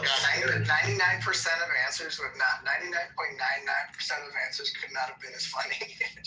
Well, if you want your a trad calf, that's the quickest way to do it. It's like all the enemies on the planet. Like, nah, man. Remember that guy from like a couple hundred years ago? The Protestant Reformation? Fuck him. That was the obvious answer, right? As to who's in hell? Yeah, just say Hitler. But fucking Martin Luther's a hilarious answer. No, but that's what I'm saying. That Hitler's not funny. That one is funny. They also, in the same interview, they asked him about gay people, and he goes, "All I know is when I'm around multiple gay people, I feel scared." And then the guy goes, "What does it say? What do you think about gay? Are you homophobic or whatever?" And he goes, "Well, I read the Bible a lot." And then he goes, "What does the Bible say about homophobia or homosexuality?" And he goes, "Nah." That's all he said. Nah. It's you have to like watch the interview. It's like just the way he's doing it is like it's fucking ridiculous. Who's in hell? Martin Luther. Dude, the number of shares of FBTC I'm going to pick up from my rebalancing at the moment is fucking crazy. What's your date? I don't tell anybody. Secret date. Might spook the market if they knew. Yeah, right. But we can infer that it's up. Well, it's always because you're excited. I thought you were doing the once a year thing. I am. Oh. What a morning, It's Andy. going to be crushed today. The market's up. What are we talking about? Why did we think it was going to... You know. Bitcoin showed us up with it.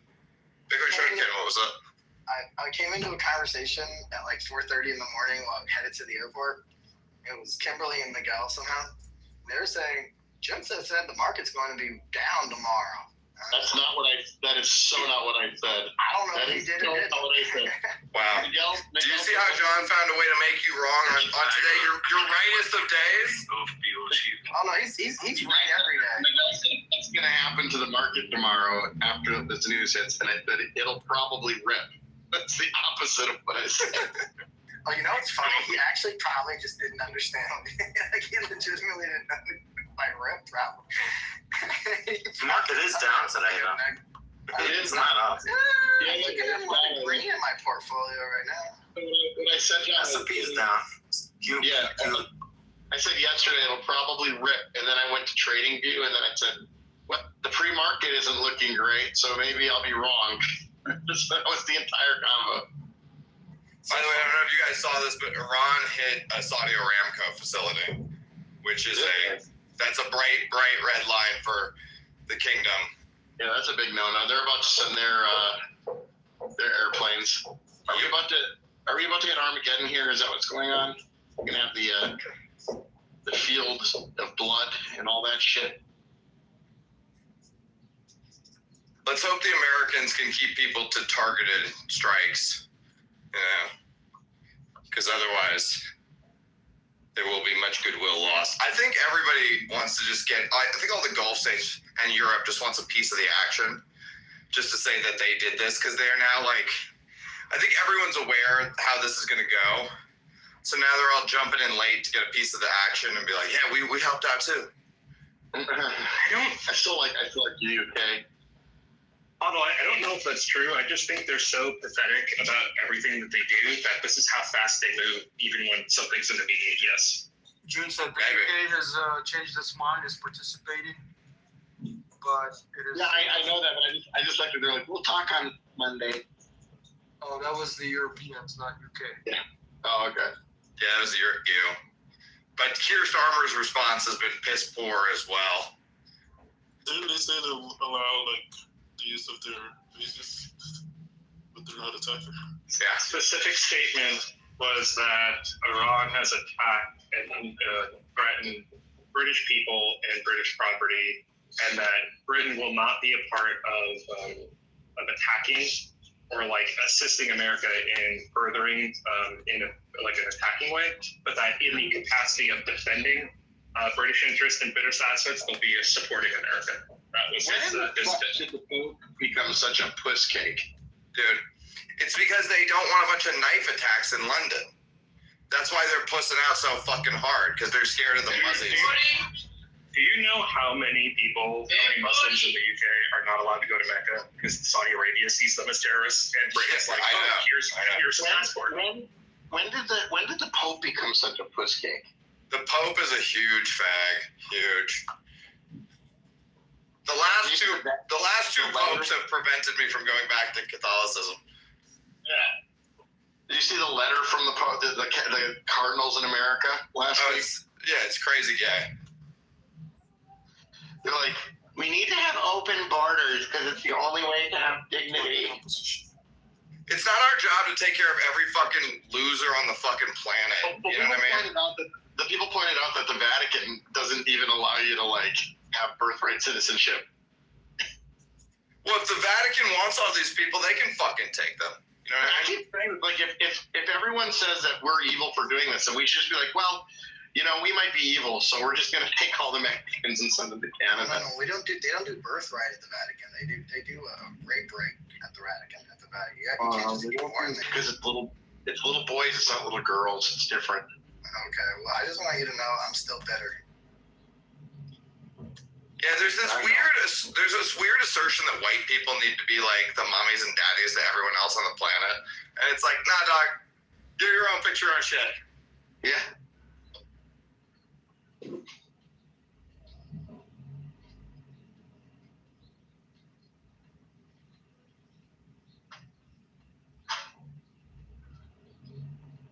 It's like on Iran, people are like, oh, what's our plan for Iran? It's like, that's on them, dude. We're just giving them opportunity. It's on them what the fuck they do with it. We don't need to teach them fucking feminist arts and crafts or whatever dumb shit. We're not searching over the NGO network. They have to see that now because we're never going to give this to anybody again ever. This is the best opportunity that Iran will ever have, and if they don't take it, it's on them as a people.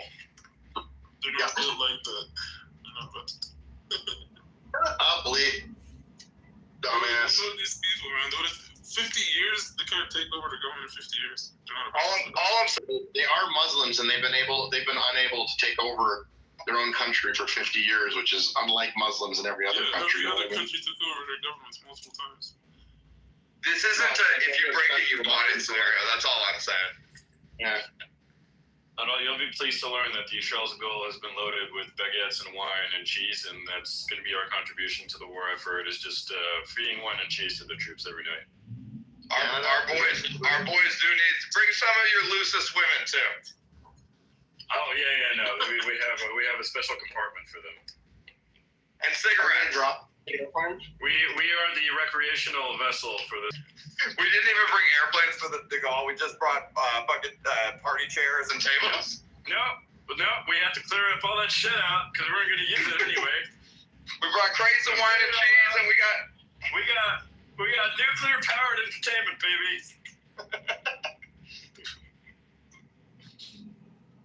I didn't realize I had this thought this morning, Huddle, though. Totally designed only for fucking. I had this little realization this morning, Huddle, that I know you like to put me in the French camp all day, but the truth is, and you like to say that you're paying for all this shit, but I've paid way more to Uncle Sam than you have over my career, and I have funded way more anti-missile shit and jet planes. Listen, we're both ending British Huddle.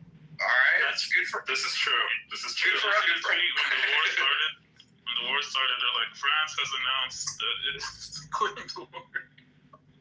France has surrendered. Yeah, so people were like, France already announced their surrender. And then France I bet you France saw those tweets and was like, the fuck we did. We're send the de Gaulle, motherfucker. I think we have some subs too. We should probably send those. Send Jean-Claude Van Damme. Send him.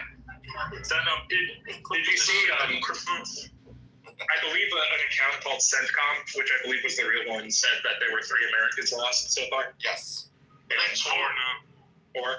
Well, I guess they lost the 9. Okay. And there were some more injuries as well. Not like they're lost, like they can't find their way home yet. Jean-Claude is from Brussels, Huddle, but luckily he's already joined the French Foreign Legion, so they can still. He's the muscles from Brussels, but yeah, he was in the French Foreign Legion.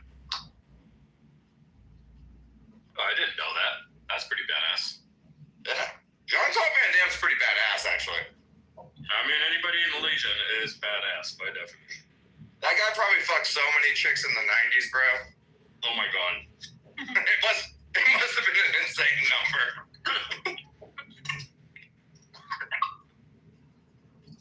Just to be clear, he was in the French Foreign Legion in a movie. He was not actually in the French Foreign Legion. Oh, I thought it was for real. What a letdown. Well, you know what? He was in Universal Soldier, so that's close enough to being a real soldier for me.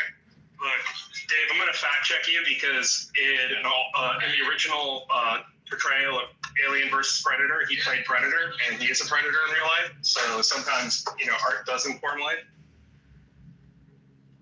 Jesse Vedi. He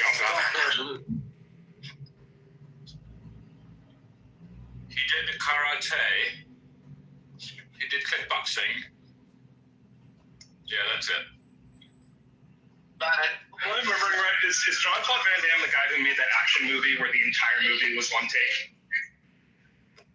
I think so. He made a lot of action movies, so it's entirely possible that one of them. A lot of people have done that, though, now. Oh, yeah. I thought he was wrong first. But Jean-Claude Van Damme is like European Steven Seagal. Actually, no, that's not fair to him. He's like Jackie Chan. He's like European Chuck Norris. Yeah, that's a good comparison. Steven Seagal is a ridiculous person. Because Steven Seagal is like fat. he's still trying to pretend to do karate on motherfuckers. Dude, Jean-Claude Van Damme's films have grossed $3.3 billion. I had no idea. That's pretty He's very popular, yeah.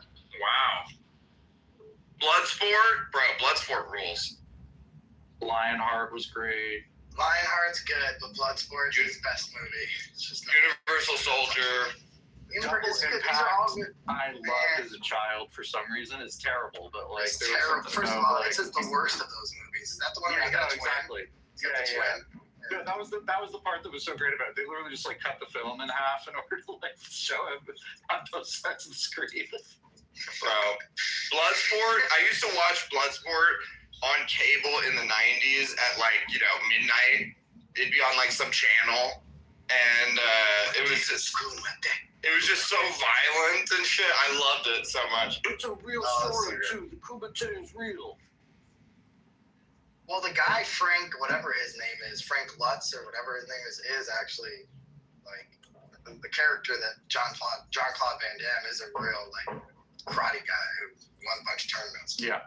No, the Kumite is real. Just like the Bloodsport movie is still very fake. Kumite. Man, I'm gonna go watch Bloodsport tonight. It's still good. I don't care what anybody says. I've never seen this young movie. Forrest Whitaker was in that movie too. He was in these tight brown suits chasing. This is a 90s classic. I can't believe you missed it. 88. Disrespect. Late 80s title, yeah. Like 87, 88, 89, something like that. Close enough.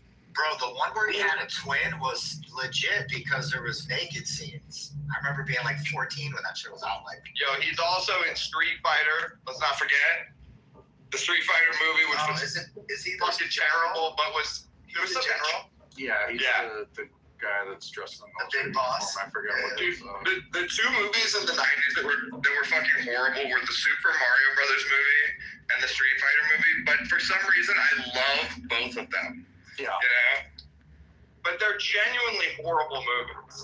I didn't like Kickboxer, Jason. I didn't like Kickboxer. They had that one guy with a really long ponytail, like the ball tie guy or something. They just tried. But the problem is with the Van Damme movies, they tried to like recreate the same movie over and over. Yeah. Same thing with Steven Seagal, who's an absolute lunatic. But they basically like just created the same movie over and over and over. Bro, and they just run out of it. The absolute king of all that shit is Jackie Chan. Jackie Chan is the fucking man. I know he's not karate, but can we put Arnold Schwarzenegger on there? All of his actions, like the one with Alyssa Milano. What's the one with Alyssa Milano where she gets kidnapped and he has to go get his daughter back or something? What's that one? Anybody remember that one? What the fuck is that one? That was a banger too. they're all kind of like Not Without My Daughter or something like that. Is it Eraser? No, Eraser is in the 90s where they do it. I think it's Not Without My Daughter. Hold on a second. Was it True Lies? No. It's Commando. Commando. That's right. True Lies fucking rules. Commando is so good when they get in the plane and he kills the guy. he's totally knocked out. And then he climbs into the baggage and jumps out of the plane to go kill this Milano. So they don't know where my favorite. He said, stewardess, could you bring a blanket for my friend? He's dead tired. That's what he says. Dude, my favorite thing, which isn't that memorable, but I can't get it, is when he goes into his little armory, he goes into his little closet or whatever, and he just loads up with bazookas and every gun you can think of. Andrew. He somehow can fit them all on his person. He fits like 38 weapons. Do you know him and Stallone in the 90s basically had a thing going on where it was like, Stallone killed 100 men in his last movie. I need to kill 200. And then Stallone would hear about it and be like, he did 200, we did 400. So they would just like keep upping the numbers. That's why movies kept getting more and more ridiculous. This is actually Dave's theory on the actual Holocaust, just for the record. We got bad news, boys. We lost one baby this morning. Goat. British Hoddle, the goat died. Oh no. We had 2 babies overnight, Hoddle. One died. You named one British Hoddle and he died? British Hoddle, the other name was Misty. This is a bad omen. Andrew's still kicking. Baby Andrew's still kicking, but say again? Barely. A British Hoddle died, like the goat. The one you like. I'm gonna shed a tear. I'm sorry. But keeping Andrew alive, gave it that warm bath in the bag, helped a lot. I actually think I revived it. It was stopped breathing, and I was just giving it some pushes and started breathing. And then I got it warmed up with a blow dryer. The one you saved, but the No. around? The one that was standing up when I got back was lethargic, and the other one was dead. Andrew, he saved the American. He's practicing for he when gave we it a take bath over. and it survived. See, Yeah. this is AI helping Dave be a good farmer, and you saved him. I gave it some honey water up its butt to try to get some electrolytes. I'm hoping that'll. How did baby Andrew like that, by the way? That was the wrong hole. However, that got absorbed faster. Yes, So you made an improvement on the procedure. Yes. Hey, so have you named one Misty by chance as well, or not? No, that one would be dead for sure. Well, that one's dead in real life. Or in the markets, at least. Yeah, you see the spotted one in my PTR, John? That one's gone. See, I like that. Listen, I love that you decided that you were going to save the American first before you saved the British, and I appreciate that. It was a cold night to have babies. It was below 0 degrees Fahrenheit. So, bro, I swear, the things that people are saying about this war in my mentions are the most retarded. People have no ability to do sense making on the world, like none. All they need is one good day on the Charles de Gaulle huddle. They'll change their minds. Send me. One special daily package on the Charles de Gaulle. Dude, This war is awesome. I had such a red pill growing up, Huddle, when my entire life people on the hard left told me to never trust pharmaceutical corporations, that they were always lying to you and that they were poisoning you. And then the moment Trump was like, hey, get it back. It's ridiculous to me how people can entirely 180 their opinion based on the current moment. There is no, well, you know, people really don't have principles, truly. Like, I have teachers who, like, my 4 years of high school, every single day was don't trust pharmaceutical companies that are now like, you're a Nazi if you didn't get 19 experimental boosters. I don't know if that's true, Ronald. June sets is very principled. He's consistent. It looks like Jeff has started buying his FBTC shares. Why are we going? We going up? Going up a little bit. It just looks like reckless buying in June set once more. Michael Saylor picked up another 3K at 67. Listen, Saylor's gonna sell it. You know what's funny, Otto? Is all that you see all the JP Morgan news that, not JP Morgan, Morgan Stanley news that came out in Bitcoin like a couple weeks ago? I didn't hear anyone in the room talking about it. No, there's a lot. I know. It's all extremely bullish. Morgan Stanley, I think, is what you're thinking about. Yeah, Morgan Stanley. Excuse me. Yeah. Because you weren't getting them on. Yeah, I wasn't. But it was pretty crazy. I remember in 2013, 2014, knowing literally every person in New York and Morgan Stanley who was pro-Bitcoin, and they all were like Jews in the 30s, dude. Like, the moment you talked about it publicly, you would get fired, and like you'd get immediate memos that were like, "Do never discuss this again, or we'll terminate our contract." Like, it's crazy how horrible Morgan Stanley was to Bitcoiners 10 years ago, and now they're fucking launching products. I mean, dude, not all of Wall Street was like pretty hostile, man. Yeah. I mean, it was like half the banks, like, you literally weren't allowed to buy PA. It was just super weird. Well, there's a difference between how they treated customers and how they treated managing directors in their own firms. And I was friends with managing directors at a couple of the investment banks at the time, and Morgan Stanley was like extremely hostile. Yeah, no. I know. And now they bent the knee, buddy. Everybody bends the knee eventually. Money always wins, Huddle. It really is. Those of us who've been in it 10 years or more, it really is pretty wild, because even though the price is down right now from where we were, everything we said was going to happen happened. You know, so that's pretty crazy that we all collectively called our shot on this. It's surreal, is what it is. I'm kind of like, I thought this year is 10 years for me, and I feel like it's been about 37 years. So I don't know what you're talking about. I knew we were right, but you almost kind of don't believe it because it's such a big thing. You're like, how can the world is going to change if I'm right? And then I used to have this framing with like Michael Jordan. So as a kid, I'd watch the Bulls as like a young fan. And even though you knew Michael was going to figure out a way to win, it was still exciting to watch the ins and outs and the drama. And that's kind of how I feel about Bitcoin. Like it's just like I still think I know where this is going to end, but I still think we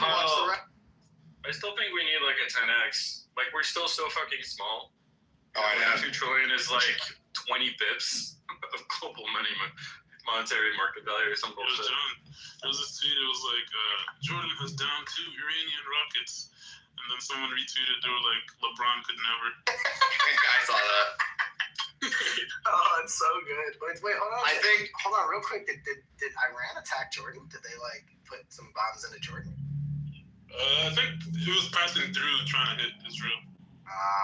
These motherfuckers are attacking everybody though. And Jordan used their strategy to bring it down or something. Because they're leaderless, their strategy is to hit all the Gulf states and make it so that they basically all bargain to stop the war. But all it's doing is pissing off. Program to go. That's where it'll go. Basically, we have no fucking clue. Let's just launch everything as fast as we.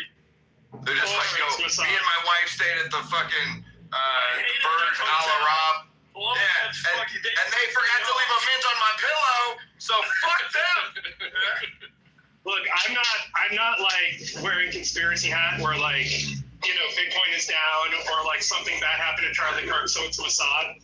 But the Mossad is literally designed for the day that you invade Iran, fucking with Iran. This is literally this is their entire modus operandi. Well, and randomly bombing countries that would otherwise ally with Iran is 100% textbook Mossad. Listen, I think that here's where Mohan is probably right. There's going to be some guy, okay, who is a high-ranking Mossad official right now, who is currently helping run the response, who is Mossad. Like 100%. Probably multiple of those guys. And they're in there doing whatever they can. All that Mohan did is vomit retardation about how little he knows about global foreign affairs, thinking that these are people that would want to be Iran's partners. Idiotic. We do know that Mossad probably has people in the IRGC, though, right? I mean, they got it. Yes, of course. Yes. Very recently, the counters working group that was set up to detect them turned out to be headed by a Mossad agent. Yeah, that was under the Ahmadinejad guy. A couple years ago, they set up an agency to track all the Mossad agents, and then the head of that was actually Mossad, and then he escaped with all of his co-Mossad agents. Gotta give him credit, man. You think maybe Jeffrey Epstein is working in Iran right now? That tweet's worth a bajillion likes. That's where he was moved to after faking his death. Like they took him out of the prison, they sent him to Iran to work like in the military. Yes. That's the guy. That's the Mossad agent they have it on the inside.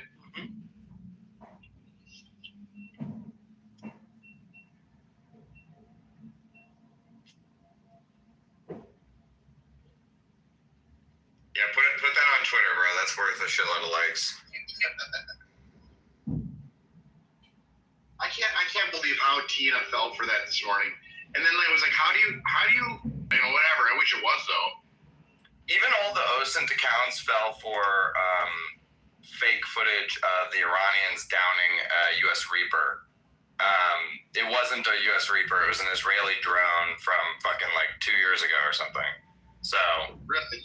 Yeah, but it's being widely reported as a U.S. Reaper. And then nobody ever goes back and corrects the record, you know?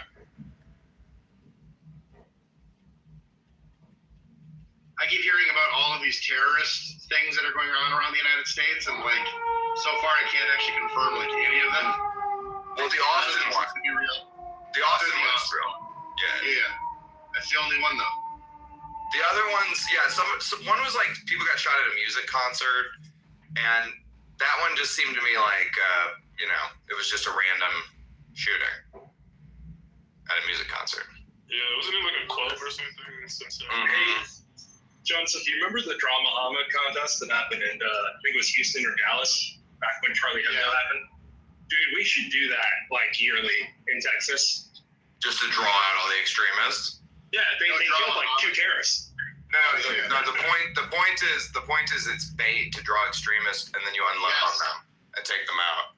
It's such a good way to call, and it's like, it's entirely passive. It's like, if you have to murder people because they're drawing Muhammad, you should have your off button pressed. Well, it's just self-defense, you know. You can draw Muhammad all you want. If some fucking loser don't like it, Can I extend a formal invitation to the Draw Muhammad contest, Mohan, that we're gonna put on? Wait, who are you inviting? Is this everyone in the Lee. Lee, I'd like you to come. I think you'd enjoy it.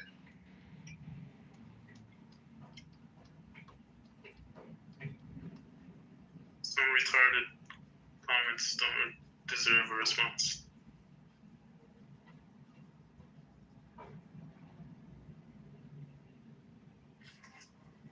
If I draw a stick figure and then I write Muhammad over it, is that drawing Muhammad? Did I draw Muhammad? Yeah, that's a fun thing. Just because you draw something doesn't make it. It's Muhammad. I say, like, what if I label it as Muhammad, but it's a stick figure? Yeah, it only works for retards. What if it's like a really bad picture of Muhammad and it's not quite clear if it is or it isn't? It's like halfway. You remember the South Park? Do you remember the South Park conceit? Lee will declare fatwa against you and try to hunt you down. Fatwa. This does not sound like any belittling, Andrew. I just want to comment. No belittling here today. Lee is present. Happy Lent, Andrew. Jesus must be proud of you. I mean, I'm actually genuinely curious how Of all of his lines work creations. on this. What's up, Claude?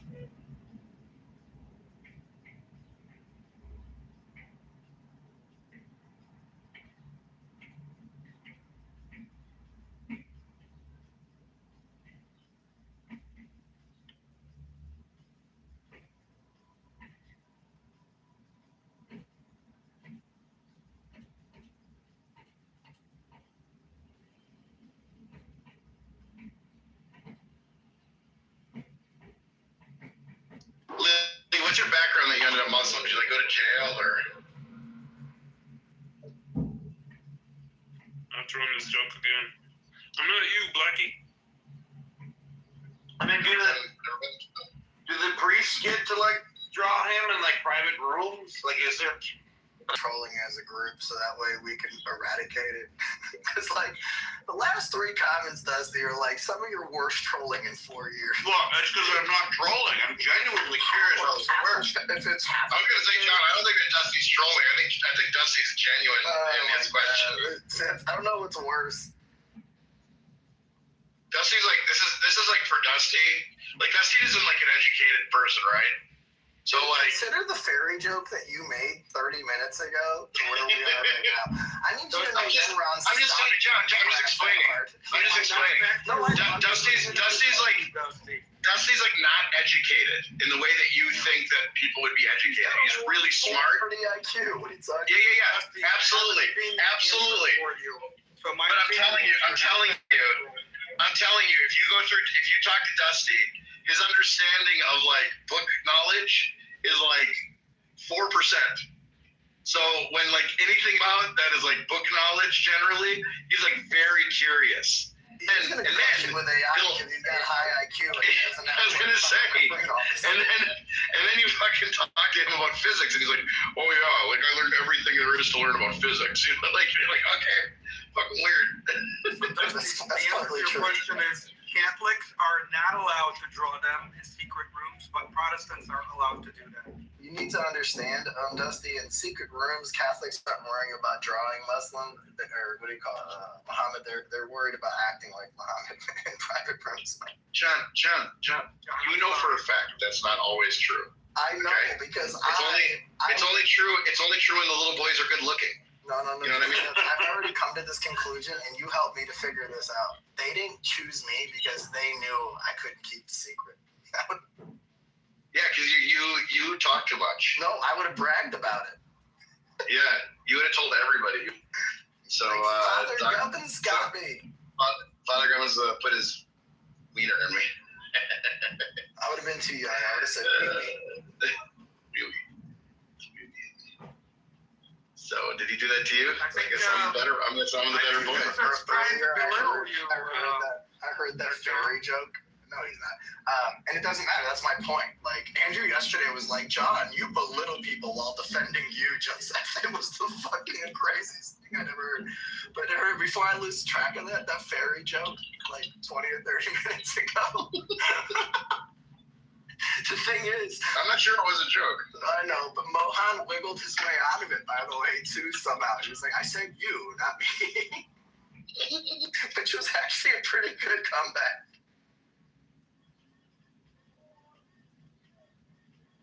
Today was one of the more entertaining mornings that we've had in a while.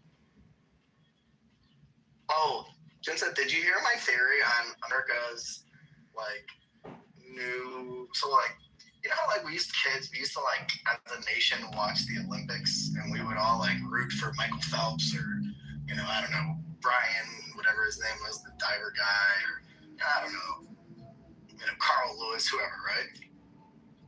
Now, our new Olympics... Greg, thank you. By the way, what a great name, apropos. Yeah. I mean, considering, But just, I think that, our new Olympics is just, Trump bombing someone every month. That we used to get it from the Olympics. It's like our new Olympics. Geopolitics are the Olympics of male aggression, really. I mean, it might be sad, but it's sort of true.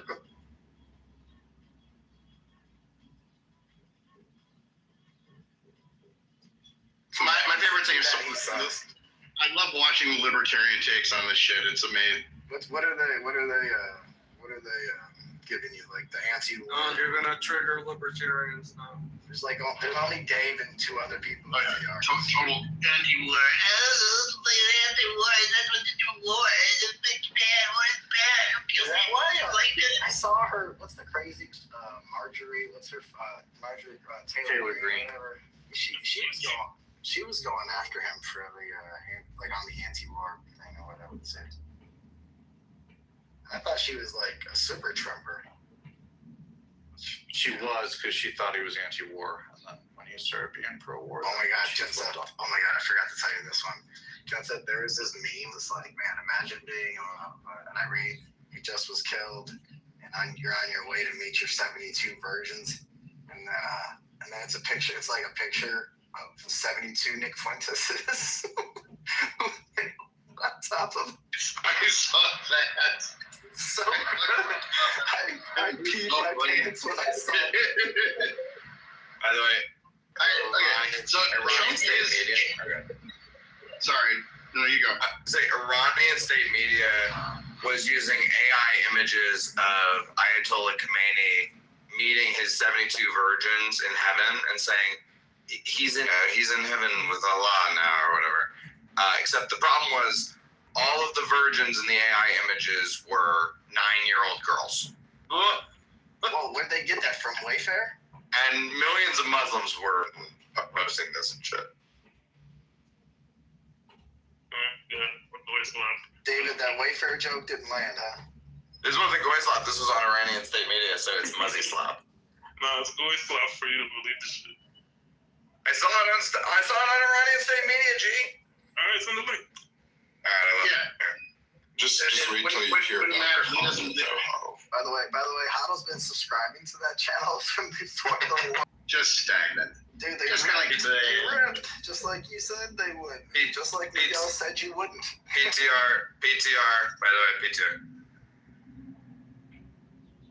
They're getting to the ripping stage. They might do it at noon, Bitcoin's at 69 almost right now. And is it? MSTU had a 20% more pre-market to market open move. I literally the market might go. The market might literally rip then. It might happen. Yeah, we'll see. No problem seeing that. Hold on, that's actually showing the schoolgirls that got bombed. 120. little girls that got killed. By the Iranians, the virgins. They kill some virgins when a important guy dies. That's exactly right. They're meeting in heaven with Khomeini at the same time, and that's his virgins. It wouldn't surprise me if Trump literally. Well, that would make more sense. That would make more sense if it was this. Hold on. It almost makes sense. Was it an all-girls school? I was not aware it was all girls. Maybe. I thought it was indicating these were the virgins. No, but that's what it is. Because where do you think they get the virgins? It's the available. That's why they had to bomb the girls' school. I thought girls weren't allowed to be educated anyway. They get the virgins from the available supply. There's not that many of them. All right. Well, by the way, it is weird because if it was the school children, wouldn't there be some boys in there? It was an all-girls school. It was no. Oh, okay. Well, this all seems very convenient and planned.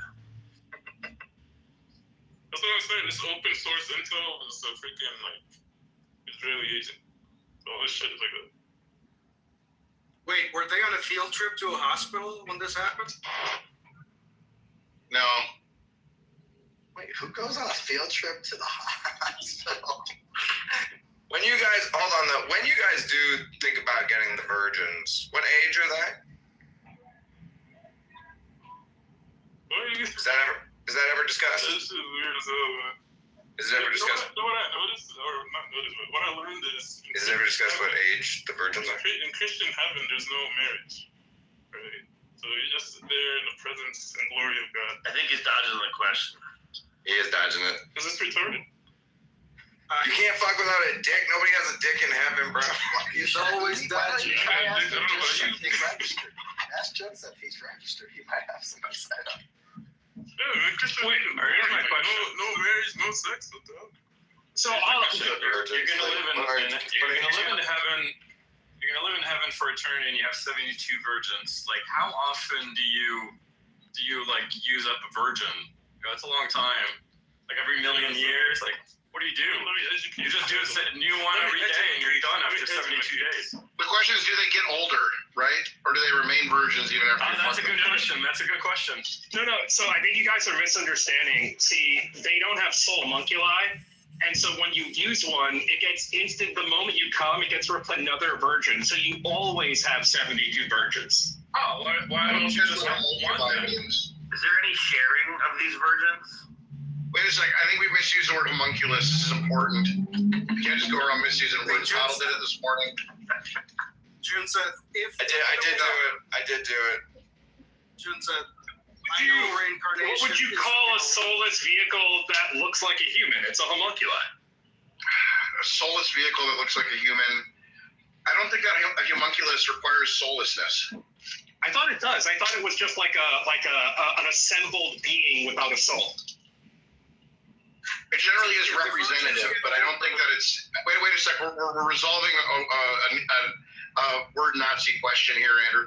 I think I think that it is kind of a construction, but I don't think that it's like. I think the fact that they're in essence would make it not a homunculus. Is Dave here? We need him to check. Anyway, I had a thought, June said, if they just get older in heaven, then there must be a reincarnation because you need to get new virgins. We don't die. Maybe you don't. Wait, what did you say, Lee? They Oculus. That's the word I was thinking of. Oculus. It was not the word. It was not the word you're thinking of. I was thinking of Oculus. Oculus is a strong word. No, it would not. It would still be the wrong. Make any sense? No, it does make sense. Jesus. Because in optics, it refers to an eyepiece for viewing. No. What's the opposite of a succubus? An angel. Maybe some kind of angel. Let's ask AI how old the virgins are. Technically, wouldn't it be like a Cupid cherub, right? I suppose, yeah. It's a sub-view. What do they call the Cupid cherubs? The ones that get people to fall in love. Cupid cherubs. Oh, really? This is what we call it? Okay. Scoop it. Yeah.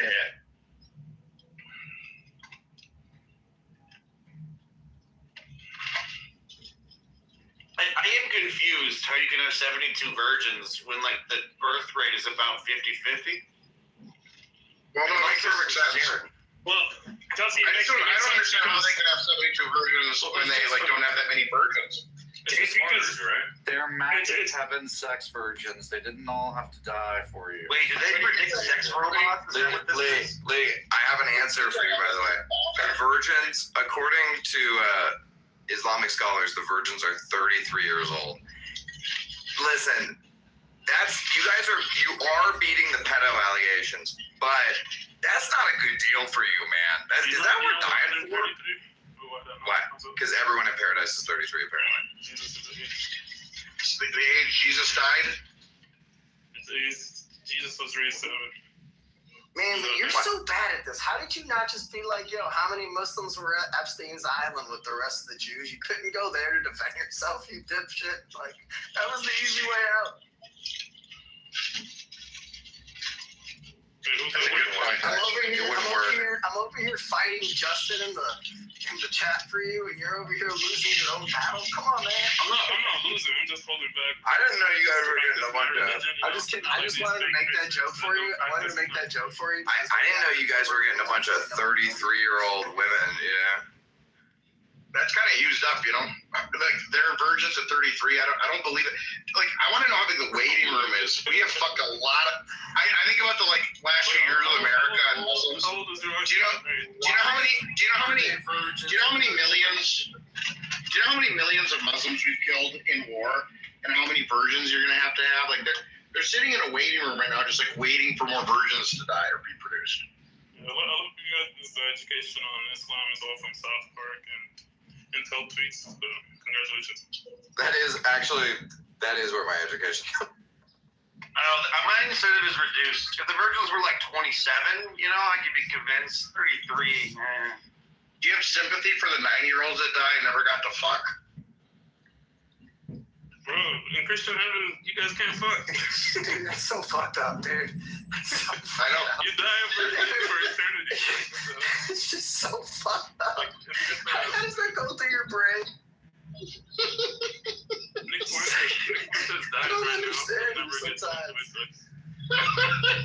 It's a catch-22 guy. Like you had to repeat it 3 times to make sure everybody heard it. You can't respond without being a pedophile on that one. No, that one's such a good one. You literally can't respond without being a pedo. You're trapped. You're trapped. It's like, does your husband know you're gay? Kind of shit. It's really good. I was really happy about that. God, dude, I'm a 7-year-old. Can you fucking give me a fucking whatever? I don't know. It's not a spoiler alert. It's like a fucking, anxiety attack alert. I'm just happy Juice has moved on from his sexy children. We just hit 69,420, boys. We're so. Hey, let's go. 69 virgins. The sexy kids wasn't my joke. I'm not against war. I don't really care about what happens on the other side of the planet. But if we get pumps every time Trump bombs somebody, for fuck's sake, go ahead and get it, because we didn't get pumps from any of his policies. So fuck it. Let him just go with people so they can get rich again. This is his policy, John. No, I'm saying, let's be the policy that works. The other ones didn't.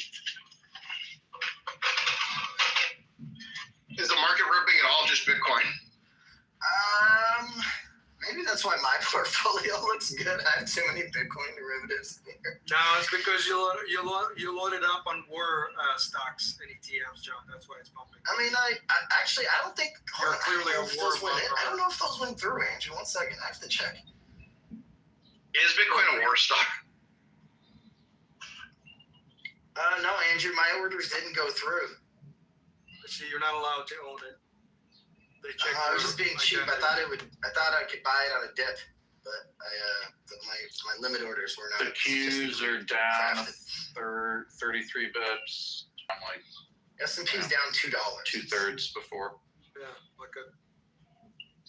so it's not so it's indistinguishable from a down day in general. I see IDA's up $5 or something. Hold on a second.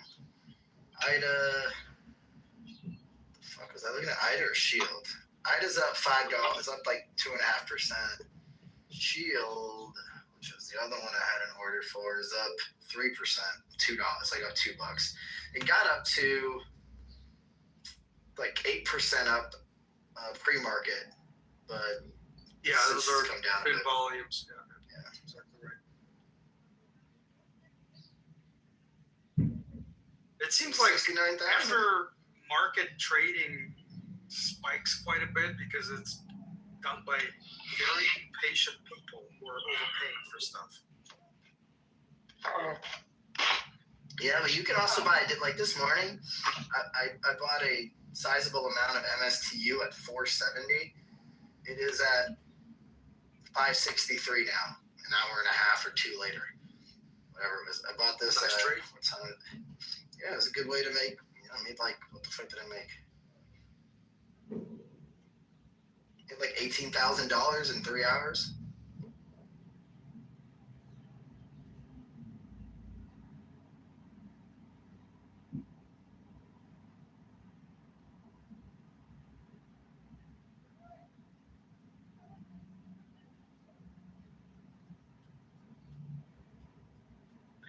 And sold.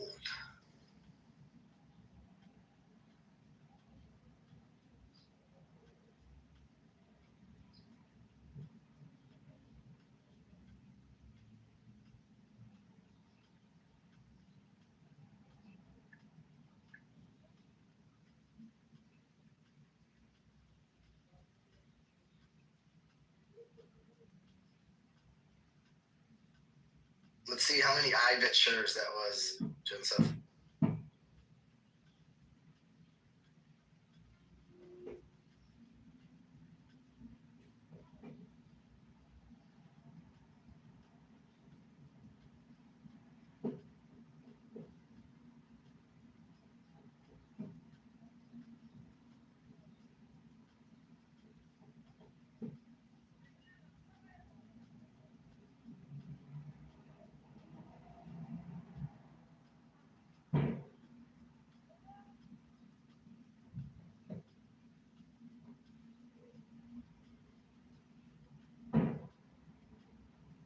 $456 IBIT shares, Joseph. Keep your FBTC. I fuck with Larry. No, I'm just kidding. I usually split them between IBIT and FBTC.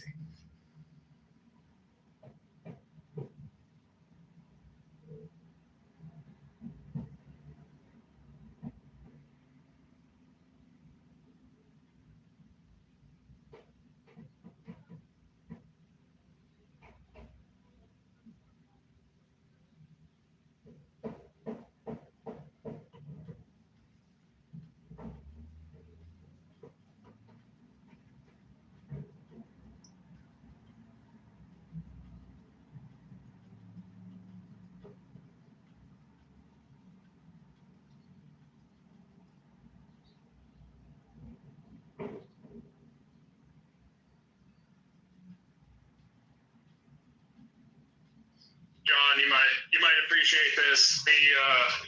The universe prevented me from eating McDonald's for breakfast this morning. I got a big breakfast sandwich, like the platters with the pancakes and the eggs and the sausage. I sat down to eat it, realized I didn't have my drink, went to get my drink.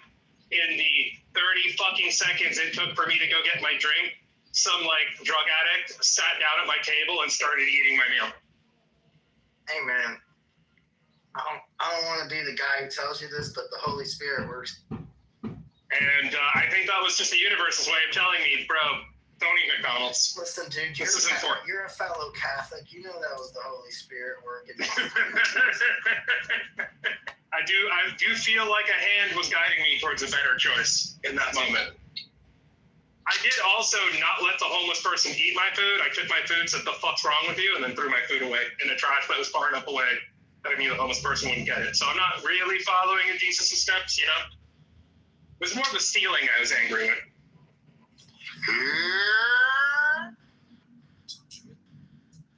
Hey Lee, did you kiss the Star of David and send it to Zach yet? Nah, bro. He said he was gonna kiss it too. It's focusing on the 72. Jimmy Lee was dropping alpha about heaven for us. I was about to convert, and they said, "Rob, I gotta give me below you." I was like, "No, I'm out."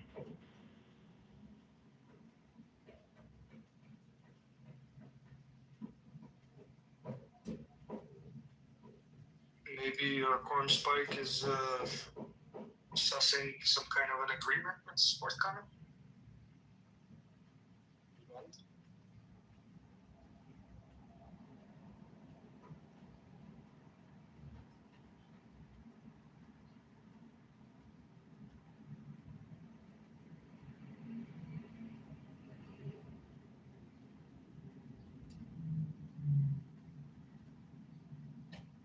Could be unrelated to that, but manufacturing, it's strong yes manufacturing at this point.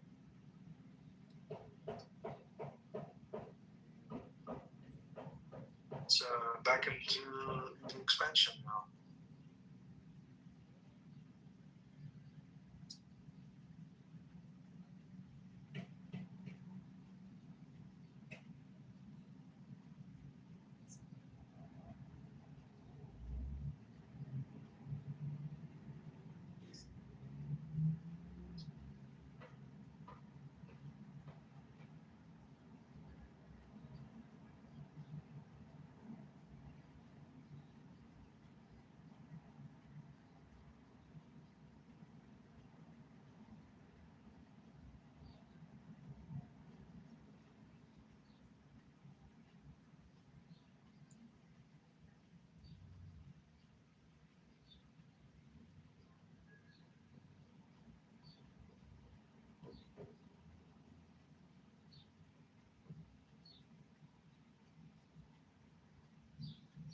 Hey, Andrew, yeah, there was some news that came out about their medium to long range missiles. They don't like to go below 1,800 of them. And supposedly right now they have below 1,000. So they're expected to, run through those within like a week. Who's they? Iran. Oh, yeah. They were so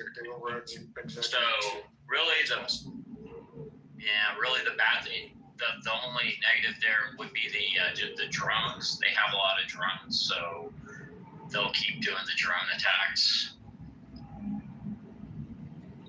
So I don't know if our military is just waiting for them to run through all the missiles, Well, there's a little bit of that, but most importantly, we're just decimating infrastructure. So if something is launched, it's taken out initially capability. So I can't believe all the propaganda on Twitter from Iran. Like they'll show fake AI pictures of Israel. It's just it's incredible. They said that there was another one that said like 500 service members were killed on a ship. I mean, there's so much BS propaganda coming out from the Iranians. It's just some of it is just from Twitter accounts that live by ad revenue, and they understand how to write viral posts. A lot of times it's just negative and false. Unless I respond for I don't care. I'm peddling the ad revenue, not on truth.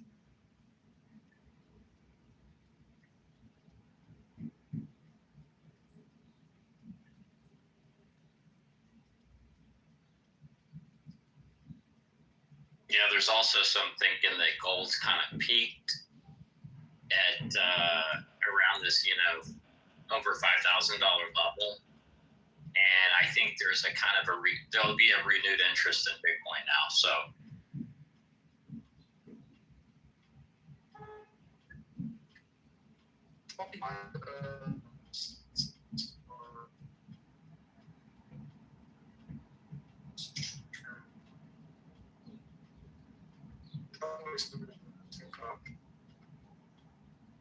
Oh, shoot, you're breaking up, Andrew.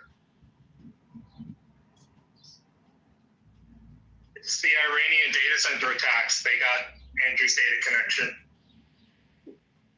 Got me.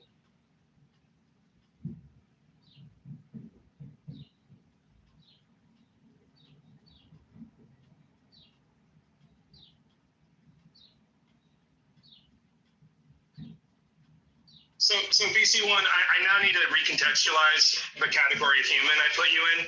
How French are you? Like, do you have the taint from birth, or is it just ancestral?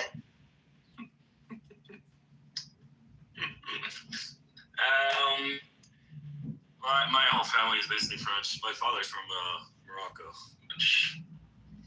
But I grew up here. I was born on American soil, which, you know, means something. Okay, but were your I guess that means your parents are your first half. Okay, all right. Yeah. No, definitely. Speak Moroccan? And now you can classify me as you would.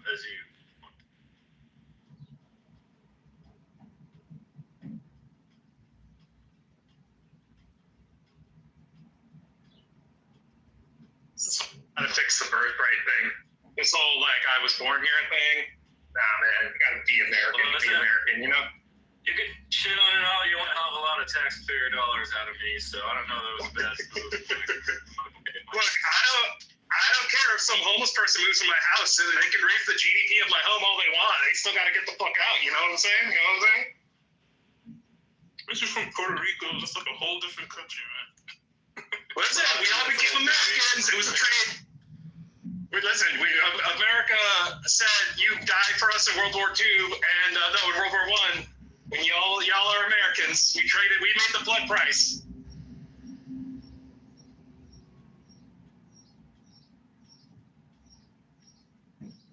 These are Puerto Ricans.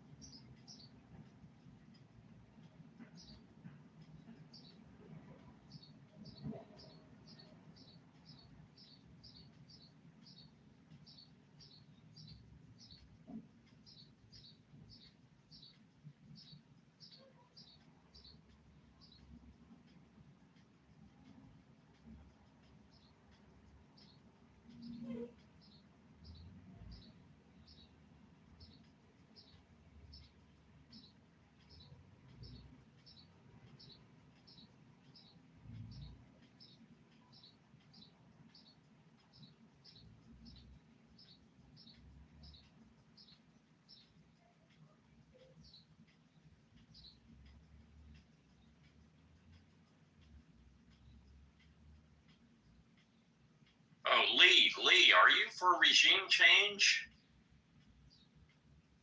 Are you? Yeah. What about you? Well, number one, I'd like to thank all of you for nominating me as the ambassador of 54 Muslim countries. Secondly, yes, I'm for regime change.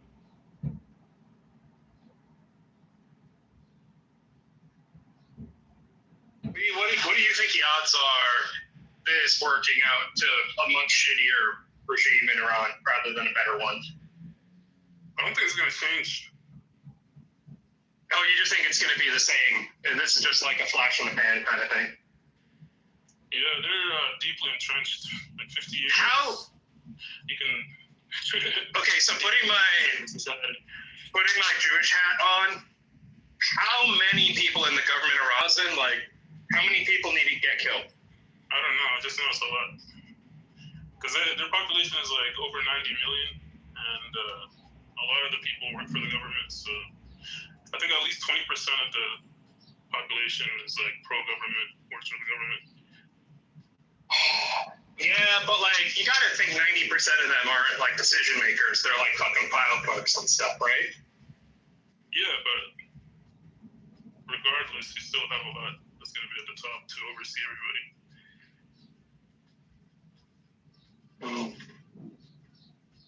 What's the average age of Iran? Is it like fucking Palestine where they're all babies, or is it like a pretty? Let me look it up. I think they're still young, on the younger side. No. The average age of Iran is 34. That's like a real country. Yeah, they're adults. Well, yeah, that's unfortunately what you have there is a case of boomers killing the millennials. Yeah, no, I'm just saying that like obviously if they were a country where their average age was like fucking 17, there'd be no hope. But let's see. The funny thing about Iran is all the kids are against the government, but their parents actually were the ones that questioned this government in '79. Right. Yeah, so for context, the average age in Palestine as of 2024 is 20. The average age in Iran is 34, 35.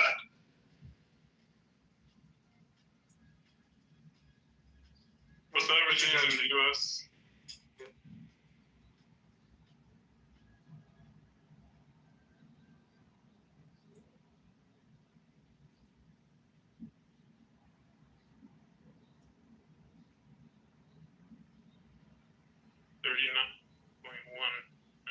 Median age in the U.S. Yeah, it to be in the mid to high 30s, like in terms of average. It's just like people who are younger are way more absolute about their beliefs and like steadfast in things that are wrong. And people in their 30s are a lot more moderate when it comes to deciding things. It's a lot easier to. Yeah, more conservative. I'm not sure I believe you about the Gaza age because given that Israel killed 4 billion children, I would think the average would be like 45 now. Yeah, the numbers are all before the war. There aren't any good numbers since the war. I said it was from 2024. I don't think there are good numbers since then. Wait, their age went to 0? There's average lifespan in Gaza chart. You should look at that one. It's 0 now. Average. For modern statistics, there are no real Gaza statistics after 2024.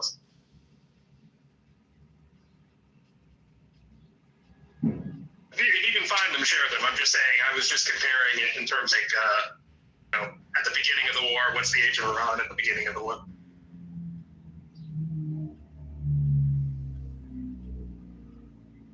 Yeah, but the people in charge are usually around the same age. Yeah, but it's not like people in power keep power for a certain. So like your ability to manipulate your population. The 20-year-olds aren't in power. Like that's the average age of the population, but the ones in power are different.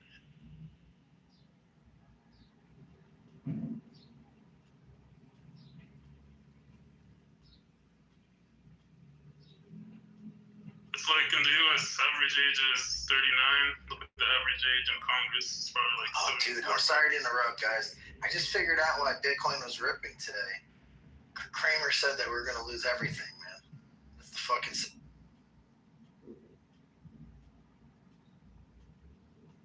Average age in Congress, 57.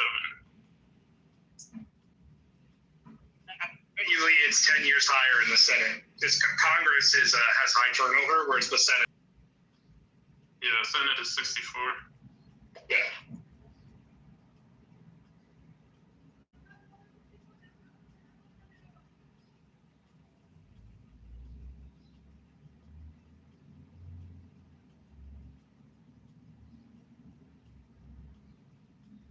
Yeah, but if Chuck Grassley dies, the average age goes down to 48 overnight. Chuck Grassley. I mean, what was the average age before Dianne Feinstein died? It Must have been like 73. You're older than dirt. That bitch was dead longer than some people were serving in the fucking Senate. You know, that way right now is Mitch McConnell. The guy's just a fucking empty shell, and it's the staffers that are pretending he's the senator right now. I literally thought Mitch McConnell was either dead or out of office. How is he still in office? He was fucking. He's one of the like 6 years ago. Dude, he's in like a wheelchair and shit. He's literally just like an empty vessel that all his staff are using to keep their ability to stay in office.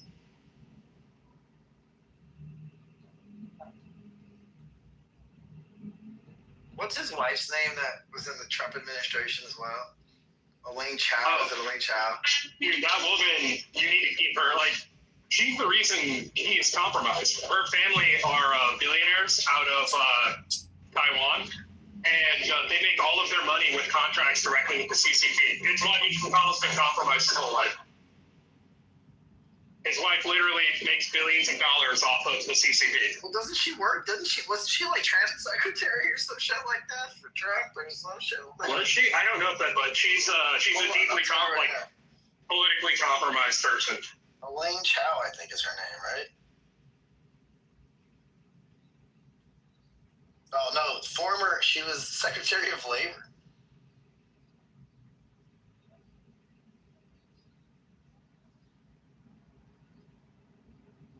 Yeah, Elaine Chao is a Taiwanese American businesswoman and former government official. Served as Secretary of Labor in the Bush administration. My bad. Oh, and then I lied. It was okay. So she was Secretary of Labor in the Bush administration. Then she was Secretary of Transportation in the first Trump administration.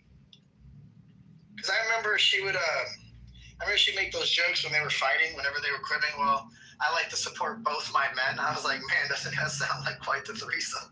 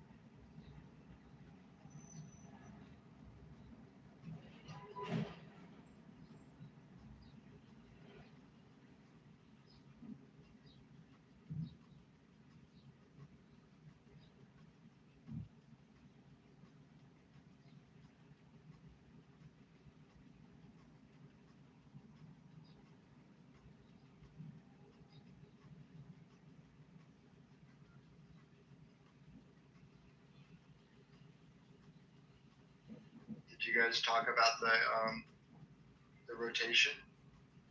I was out of the range a little bit. Which rotation? Gold and silver are down sharply, and Bitcoin's up sharply. So therefore, there was a rotation all of a sudden. I mean, just figured people would hypothesize. Gold is up today. Where are you seeing it's down sharp? It's up overall. It's up overall. It's about to break out again. It's at 5,300. Hold on. Let me get my chart. Fucking my fucking phone. Hey, hit that refresh button. Your internet connection just like refresh. $15. Hey, Jason, can you continue being wrong but talk about the rotation? It was making me feel better. Well, hold on. Well, silver's down 7%. Yeah, silver's down. Okay. I don't know why I said gold. I'm sorry. I have them all stacked on top of each other in my app. Continue. I heard Iranians keep a lot of silver.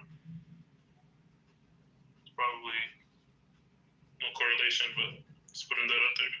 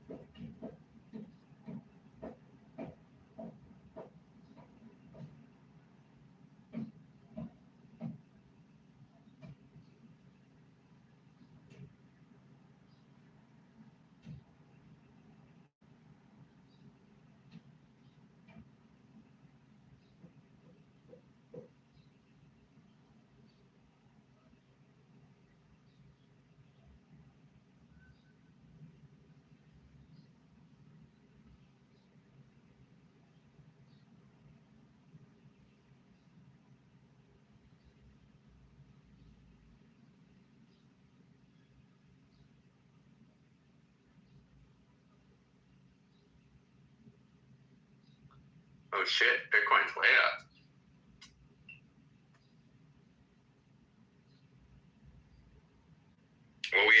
What we at now? 69K. They're going rumors. I wanted. We managed to get the 69,420 picture. We're Bitcoin mine. There's a lot of Bitcoin mining in Iran, right? The rumors were that they were doing that and using it for payments, but it wasn't that big. But they had some, yeah. But you know what you don't see? You don't see lights out. You don't see anybody attacking their energy infrastructure. No, because they want it up and functioning for the revolution. Oh yeah, for functioning. Yeah. What they're attacking is IRGC bases and,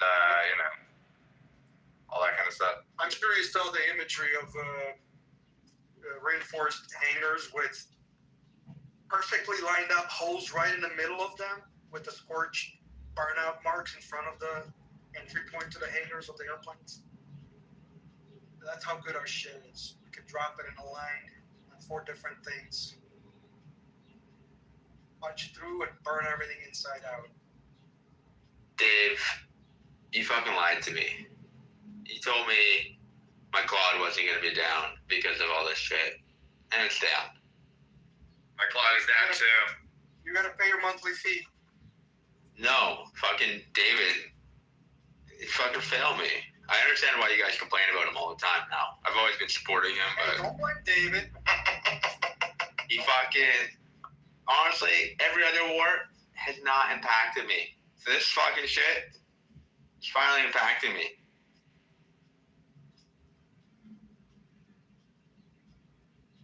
David told me my AW server is in North America and I have no issues.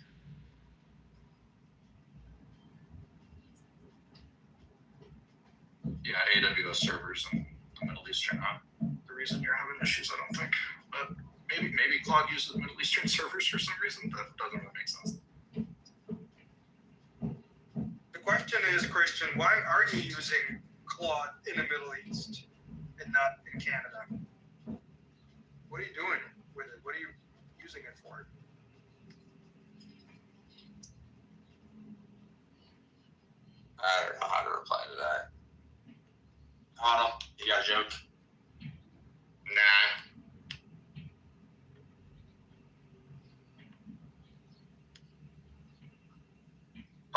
you doing on yours now?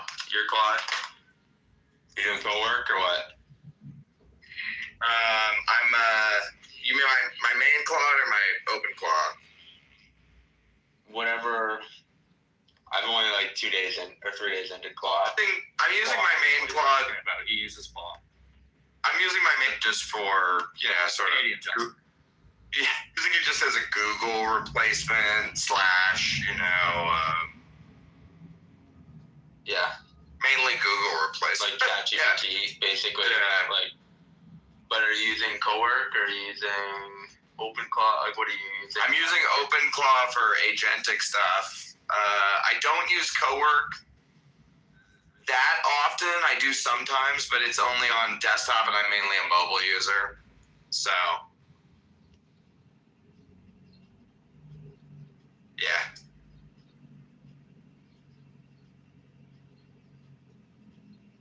The OpenClaw bot I have trading. He's plus EV now, but he's getting killed on fees. But he's making money. So I'm considering giving him more money to play with. But cause you higher fees then. Well, no, he should be profitable once I give him more money because the fees won't matter as much then. Is that what he said? I ran the math myself. I double checked him. But I'm thinking about, at any point, the problem with the bot is like, okay, it's plus EV. I got it making money, right? But at any point, the market can turn against me, and I don't really have enough data to back test it. So I'm kind of probably just wait till I have like a couple months of data. Then I'll back test it. And then, if I'm feeling confident, I might give it 10,000, see how it does. And yeah. Hey Trey, how did your play go? I heard it was live streamed on Clubhouse today. I got third. That's good. Congrats. I mean, still I just was. losing position. Yeah, it's still a losing position. Yes, thank you for reminding me that. But a bronze medal is better than fourth place or below. That's true. Thank you.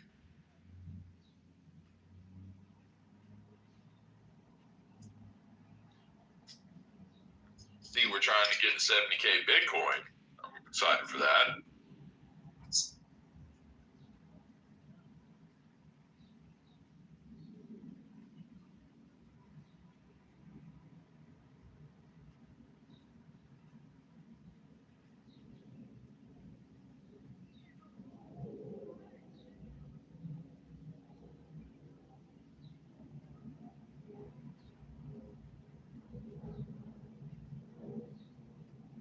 Guys, I promise I'm not going to tall poker.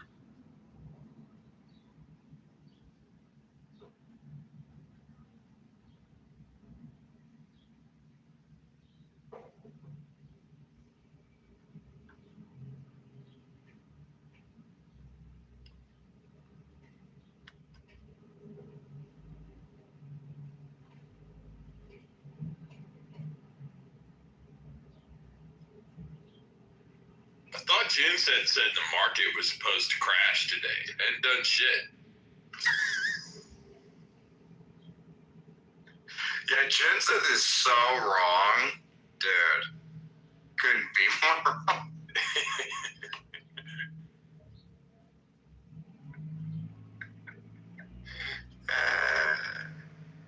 He really just has no sense for this stuff. He's claiming he said 4 weeks on this war, but I never heard him say that. More like 3 days. Yeah, this guy, way overconfident.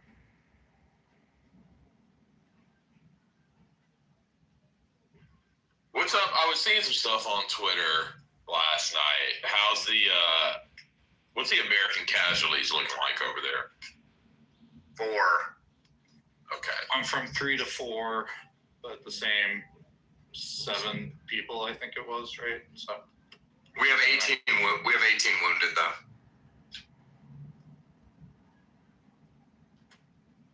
Like when the pilots eject, they get fucked up doing that, and then obviously other incidents. So right now, is Iran still launching missiles?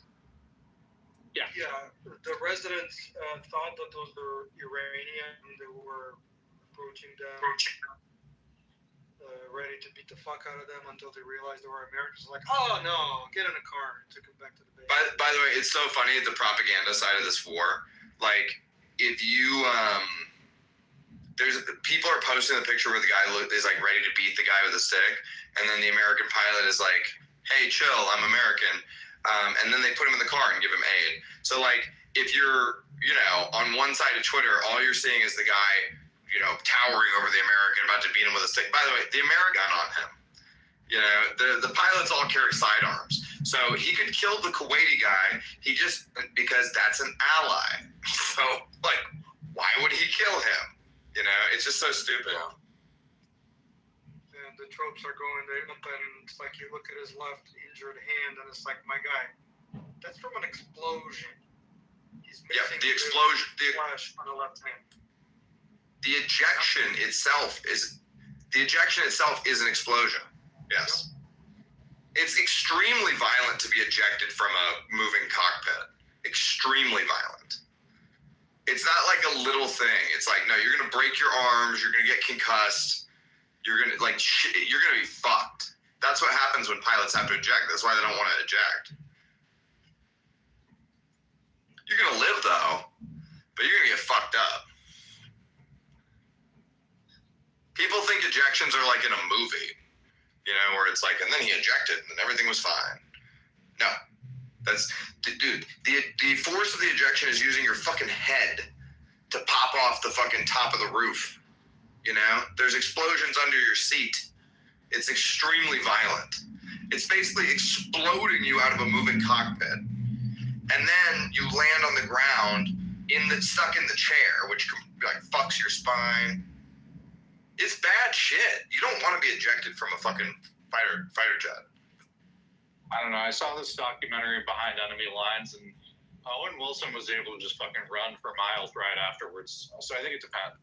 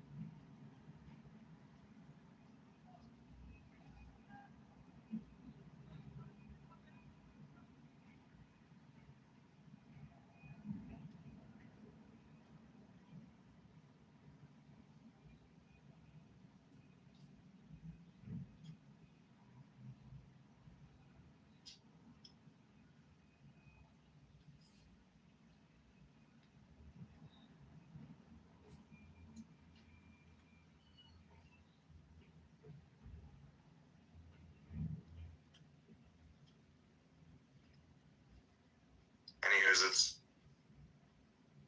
Trump is out there being like, we haven't even hit Iran with our best stuff yet. We got lots of big shit coming, Iran.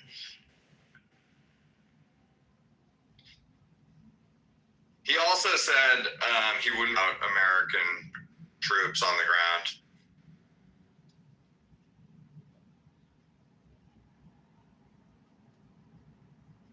So would that count as boots on the ground? I think it would. It's only boots on the ground if Andrew agrees that it is. I say we send in the IDF. It's their fucking war. Let them be the boots on the ground.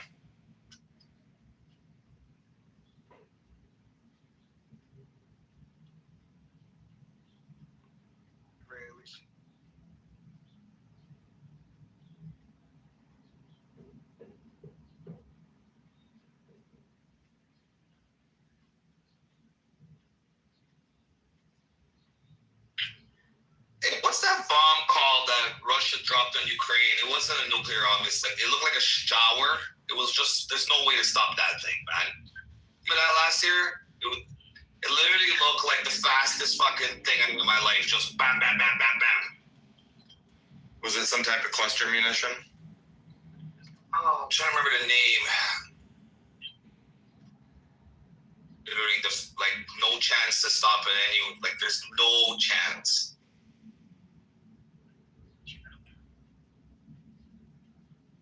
For them drop, just boom, boom, boom, boom, boom. It was insane, man. Sounds like a cluster munition, which are illegal via international law.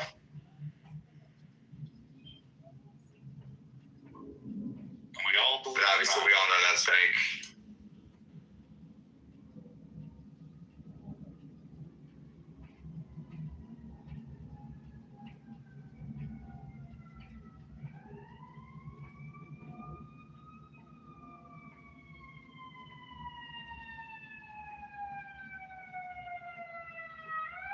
Someone give me the TLDR, this whole Iran-Israel thing. I'm in Mexico.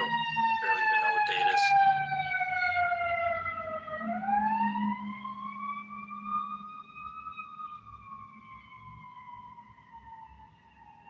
I think you'd be safer in Dubai than Mexico.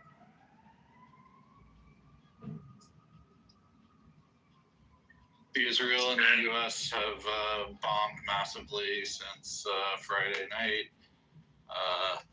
and they've killed the Ayatollah, the former president, 40-something of the top 100 leaders. And we keep bombing. President Trump has said it'll be a couple days or it'll be 4 or 5 weeks.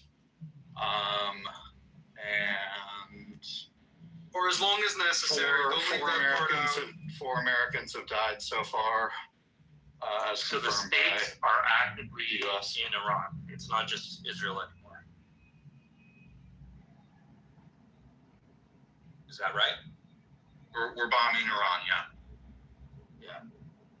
And what was the impetus for the catalyst for that? The Iranians were talking that shit. David, you omitted that Trump also left a qualifier as long as necessary beyond any time frames. So it's all fluid.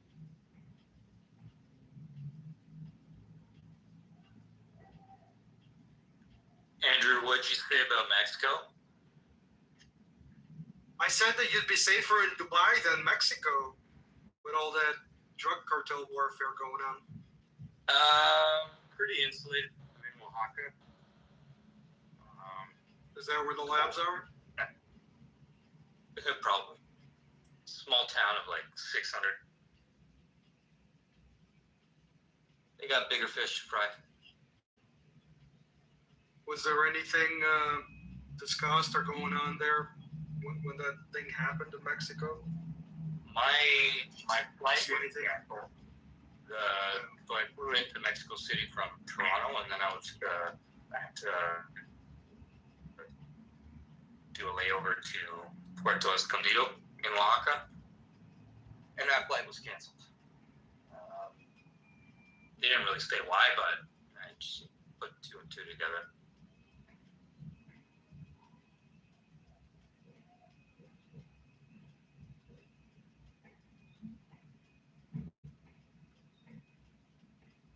Everyone's continuing on. Nothing happened here, though.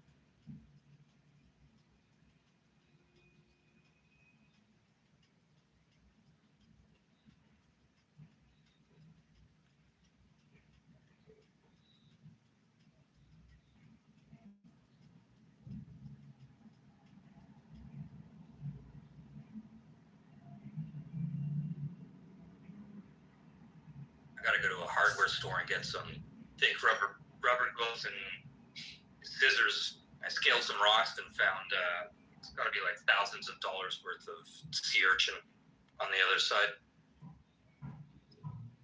One of the Arab states, I forgot if it's Qatar or somebody else, shut down, they claim, 2 MiG-24s or whatever, which is really old back from Iran. They were probably trying to bomb something.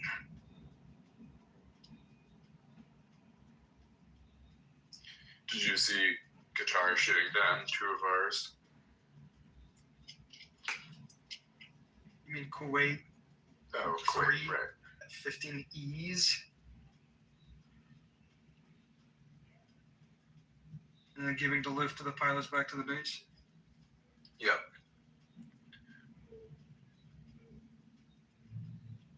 Who's this British file clown? Come on up. Are you imposter? The rule is if you've been invited, you gotta come up.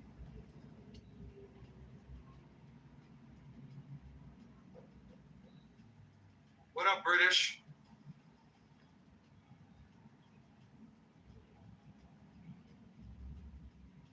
What you got for us?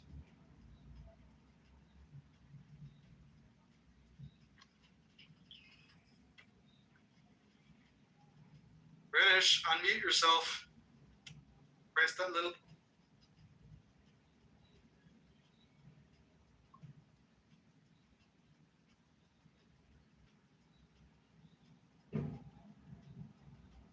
Come on, unmute and say something funny. By the way, the Chinese have firewalled the internet, their internet, from news of their failures in Iran and Venezuela. And there are people on Chinese TikTok saying the Iranian army raided Tel Aviv and captured Netanyahu. He's locked in a Tehran basement. The Zionist leader finally got owned. Our quantum radar helped Iran lock out his hideout. Iranians said thanks to China. Now Iran should use our missiles to take out the White House. Ha ha ha. Israeli PM kidnapped by Iran. Next up is Trump. These people are so fucked. I have no idea. Their state media runs propaganda. They're just completely brainwashed. Yeah. Now you're kind of seeing glimpses of USSR time. Yep. But same shit as in Russia. Like it was a bad shit, crazy alternate reality in USSR. It's completely doable and possible to get information from outside of Russia today. So they're not as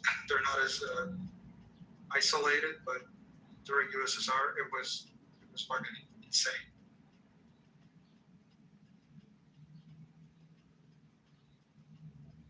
When Khrushchev visited the supermarket in the United States, he thought they staged it for him.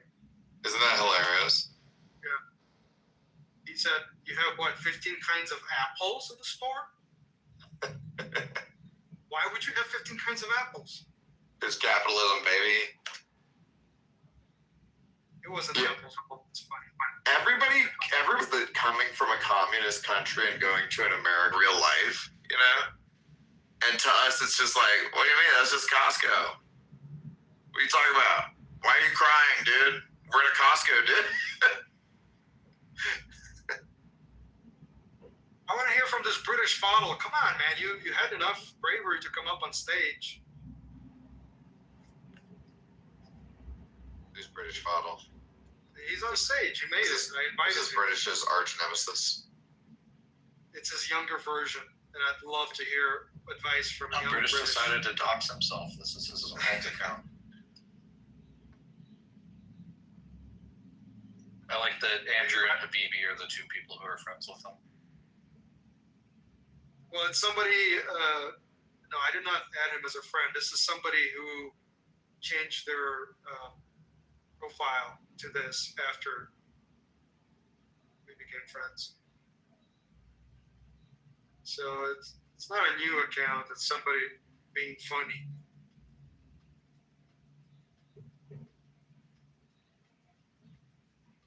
I wonder if it's Isa. Isa, that you? No, it's not Isa.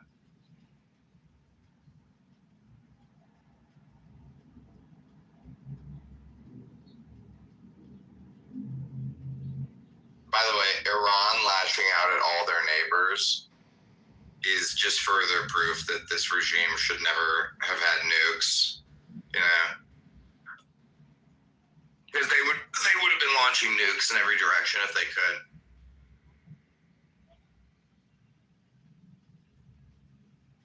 This is where I would remind John that Jamie said that only Christians should have nukes. Hear, hear. But John is not here yet.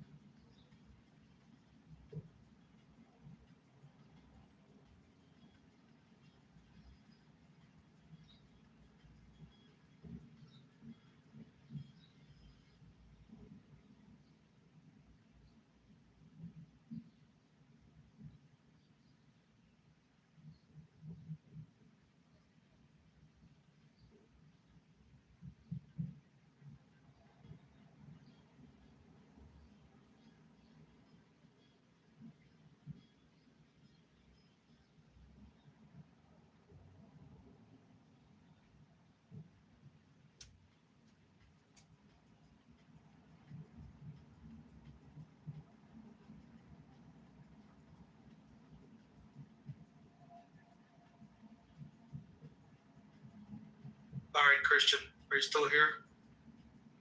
Yes. I took your query to heart, and I went out, deployed resources to find an answer for you why your plot is not working. And I found the answer, and for your consideration, I've pinned it to the top. You're welcome. Thank you.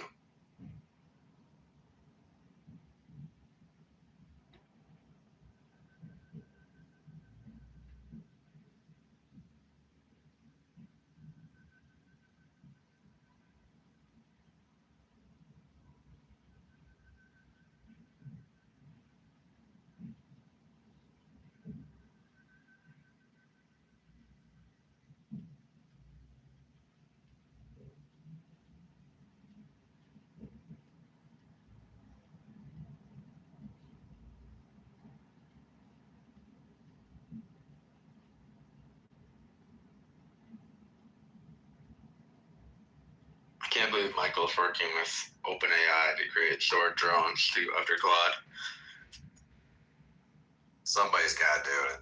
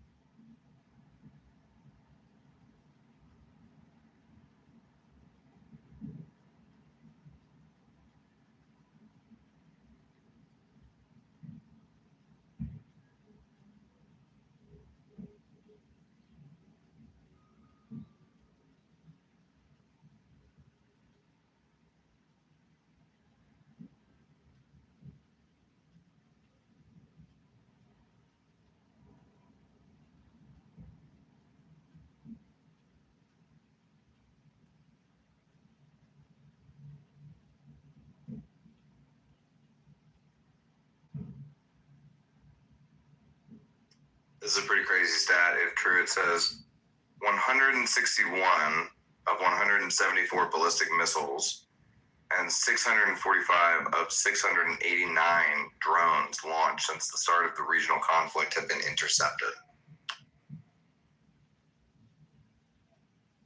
That's wild.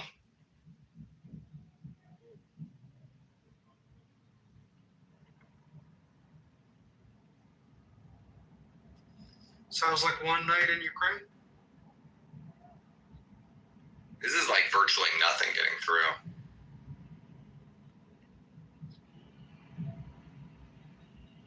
Qatari Air Force has shot down 2 Iranian aircraft.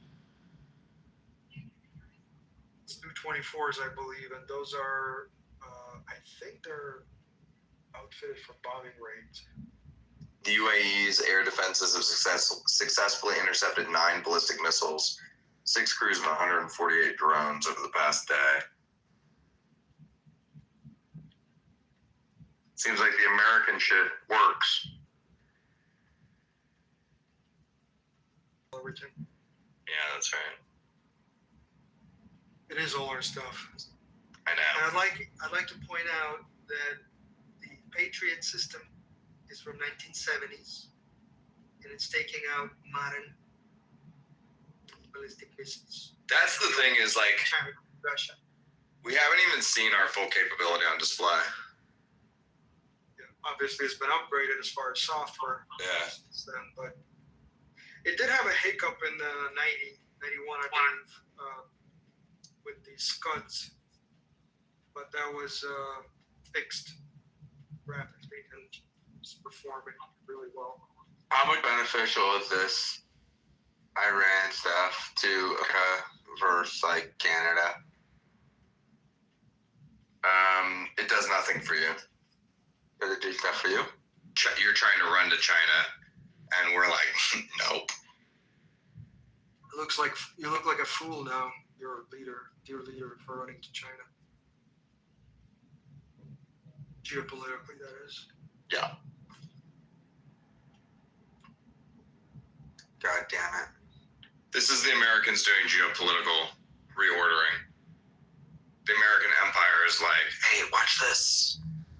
The gay-ass Democrats aren't in charge anymore. Watch this. The prime example was the U.S. consulate in Karachi yesterday.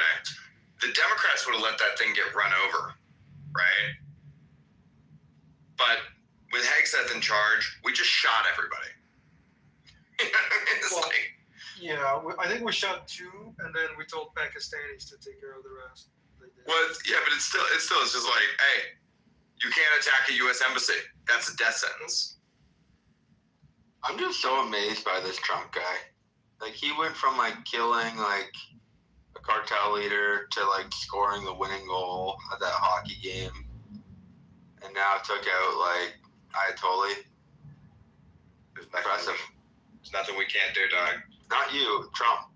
You guys just got to sit back and watch. I think you mispronounced the plural version of Ayatollah. Ayatollah. Hey, how many Ayatollah have we ganked in the last 3 days? Be honest, Chris. Be honest. It's pretty dope, the show we put on for you guys, huh? I love that I feel like we're benefiting from all this stuff too, and we're not paying for it, so keep it up. I'm just saying, the only time you guys aren't having fun is when we're kicking your ass in hockey. I like the Canadians think it's not going to cost them anything. Keep thinking that. The bill will come due, don't you worry. All your syrup belong to us. He won't be in power by the time the bill comes to us, and No, Marco Rubio will be. Don't worry. We have worse people we're ready to inflict on you. Yes, like Trump is a moderate. What do you think's going to happen to you all when American Huddle takes the reins of power? With June Seth as part of his cabinet. Oh, God. Day one, I'm going to be like, this will be a new reign for America. But fuck Canada in particular, you bunch of syrup suckers. You guys got to do what we say. Can we put Jimmy as press secretary? No, Jimmy's gonna wear a uniform. Well, easy. We've seen Jimmy's uniforms. Gotta run them camps.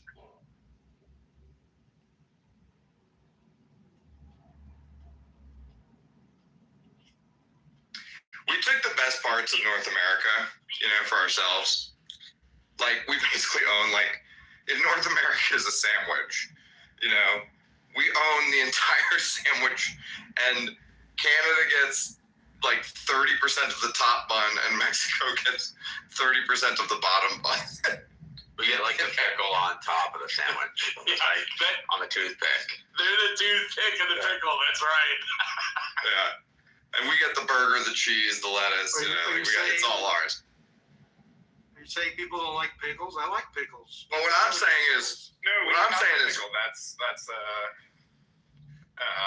are fine. It's just not. What I'm saying is, why do we even let these motherfuckers think they get to share our sandwich? Take away their sandwich.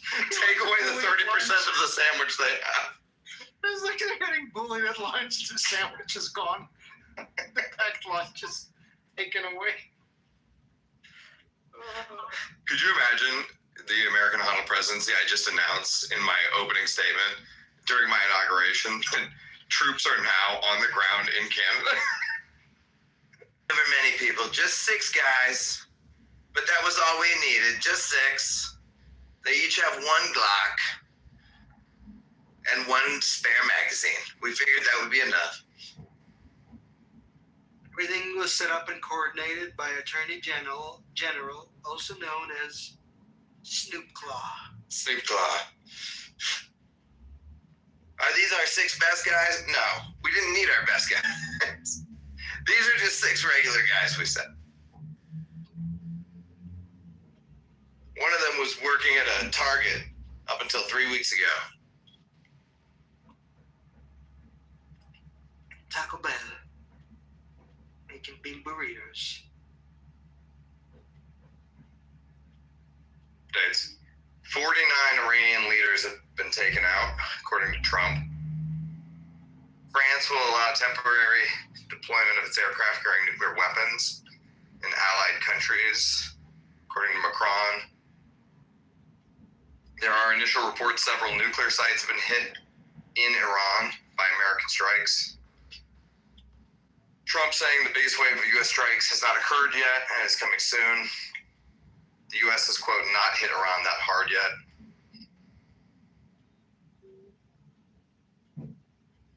What else we got? Most ballistic missiles have been intercepted. Most drones have been intercepted. When the fuck is he gonna call it a day with this Truth Social bullshit that no one is on? Literally, I think the only revenue is just to listen to Trump, no? Trump's delivering an address at 11 Eastern, should be right now, from the White House, directly towards Iran. Wait, 11 Eastern is, did he already deliver this? We're past already. Okay. Where's that address? He hacked their TV. Yeah. How long is his address? Just maybe buy it here. Sure. It's not very long because you had to learn Farsi for it all. The what Farsi? Joking that he's delivering it in Farsi directly to the Iranian people. Oh, I'm sure that.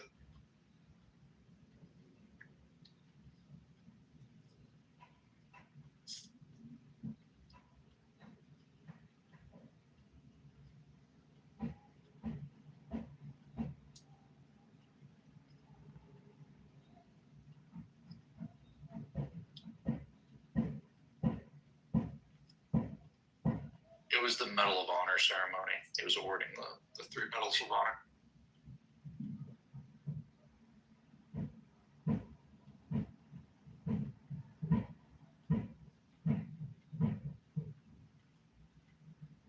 Got them.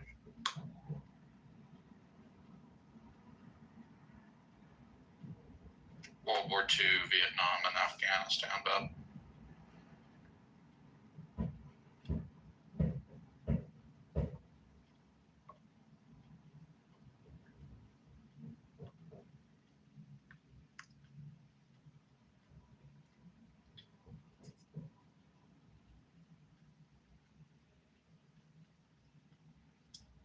claiming they hit a ship in the Strait of Hormuz.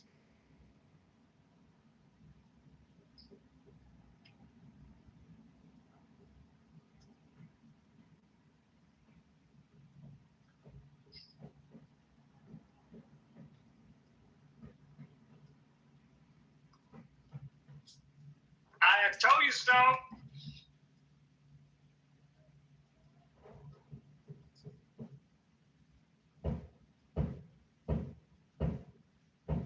Apparently, Iranian state media is trying to disseminate that they sunk a U.S. aircraft carrier